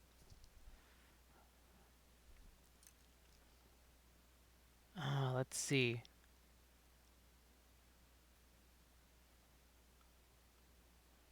Yeah, let me see. Oh, Book of Wapol here for Deuce. For Deuce. Let's maybe go back to sort of the beginning here. If a color goes somewhere, it must go everywhere. This is why we do the pre-glaze. Because what better way to get color unity than if you start with pretty much the same color going into a lot of different places. So real easy to get color unity. What did we start with? Every single one of these we worked with craft brushes. We eventually got down to the more detailed brushes, but we started with the craft brushes. And you got to decide, right? I've seen people literally just stare at a miniature and do nothing. I've seen them stare at a miniature and then put the thing down and never paint it. Sometimes you just got to start putting paint on there. Now, this really, we started doing this when it came to the oils, right? Do you really want to really explore? This has been very important here. How many times have we said this tonight? Like 10 times at least, maybe more, maybe a dozen times. Dark to show the light, especially with these the TMM here, right? Especially with the TMM, because in some of these areas here, the only reason why that's light is because we made things darker around it. You can only go so light, especially with the metallics. So all of these darks that are in here, I mean, even when it's green like this, the reason you see that light is because we made sure, look at all, even in the helmet here, see those darks? It's really important to get those darks. I think, yeah, you can see it here. See that edge right? The only reason you see that edge is because we went really dark over here. Really dark. So that's something that we emphasize all the time. If you want to have light, you better have some dark. Because otherwise you got yourself no contrast. Nothing's going to happen. It's just going to be a value desert. You can highlight stuff as much as you want. If you have no shadows, you have no highlights either. And of course, that also means midtones, because not every dark is a shadow. Midtones can also be a dark. Yes, they can. And poor old midtone, the highlights and the shadows always get all the credit, but poor old midtone never gets any love. Never gets any love. It's sad. It's sad because again, midtone does all the real work, but who gets all the credit? It's highlights, right? Oh, look at those shadows. Look at those highlights. Yeah, those would be nothing without the midtones. And that's that value range between basically 4 and 7. And when you really look at miniatures or you do something like a film noir, that's when you find out that guess what? The vast majority of all the colors or the shading falls in the range of midtones, not highlights and shadows. The vast majority is midtones. Heck, most of what we were painting here, you'd almost consider that a midtone, not a highlight. Now, we need to get some of our, here we go, reflected light. Again, this is midtone right here. We're not looking to put a highlight here. We just want to get something that's in between light and dark.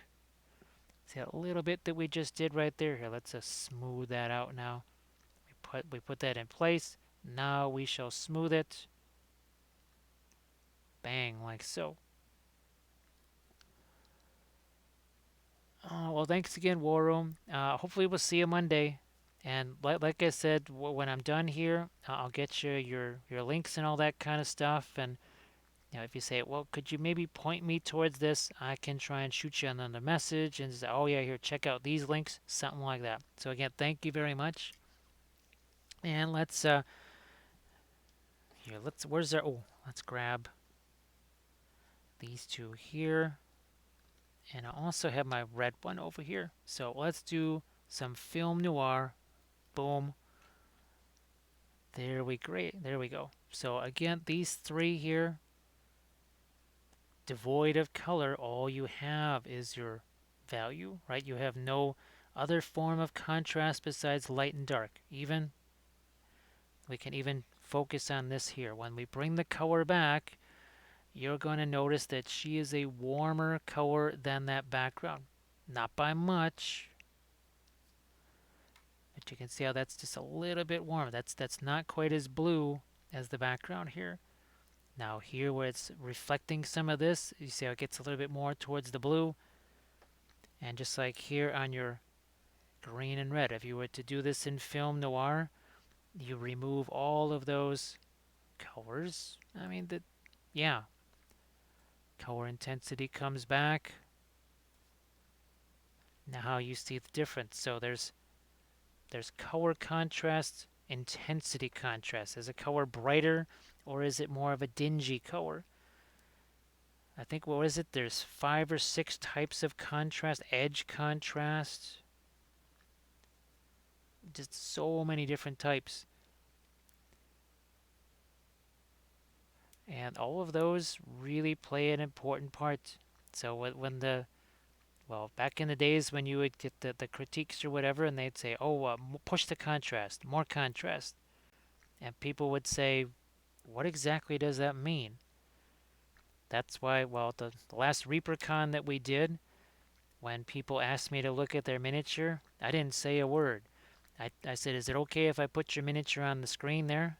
Because I had a setup that would basically, it wasn't, streaming or something like that, but it was attached to a monitor. And they'd say, oh, okay. And I'd do that film noir thing. I would take it and I'd turn it black and white like that. And I'd just look at them.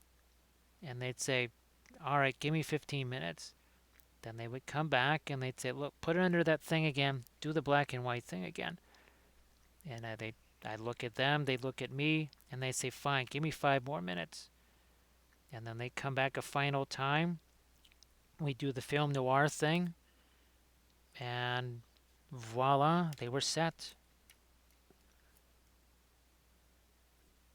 Man, that was kind of that's when the whole film noir thing kind of got born. This is when we realized how helpful it could potentially be for people to see what their stuff actually really looked like, minus their sort of preconceived ideas. And that way they could see, you know what? Yeah, I don't necessarily need to make that lighter or darker, but boy, if I made something green instead of just darker red in a shadow, boy, look what that could do. And it really does make a difference. Yeah, I know it's a weird thing to think about. Like, what do you mean all these different types of contrast? That's what goes into, well, it goes into paintings for sure, but you don't have to necessarily have lots of art degrees or something like that to be able to look at something and go, yeah, that gray, well, it certainly doesn't look blue. So if it doesn't look like it's blue or green, well, then it must be more of a warmer gray. I mean, obviously, if it's something that you've been trained to look for years and years, that's one thing. But there's ways to kind of get a handle on it without having to have spent years and years trying to study it and all that.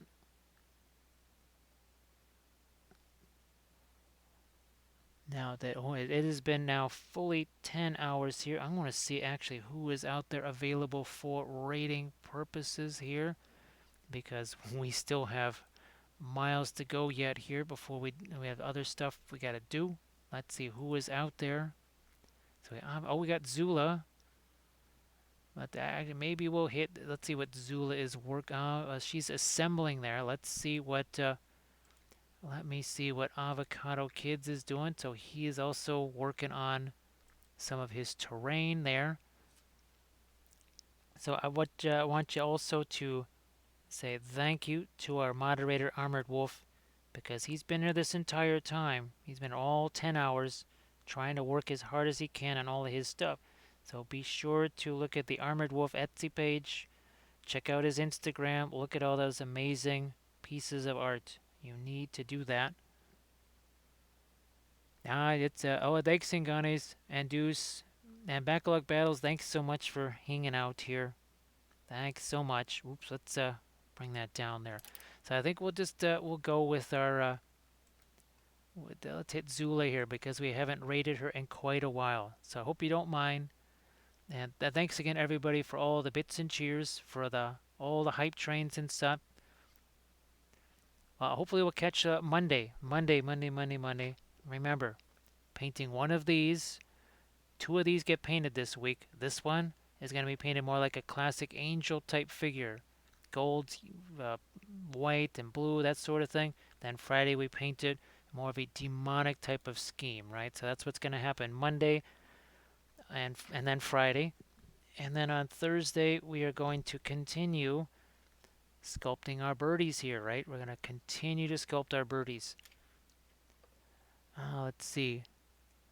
So I'll catch you, hopefully catch you Monday, Asthma Day. Here, let's get this raid going right now.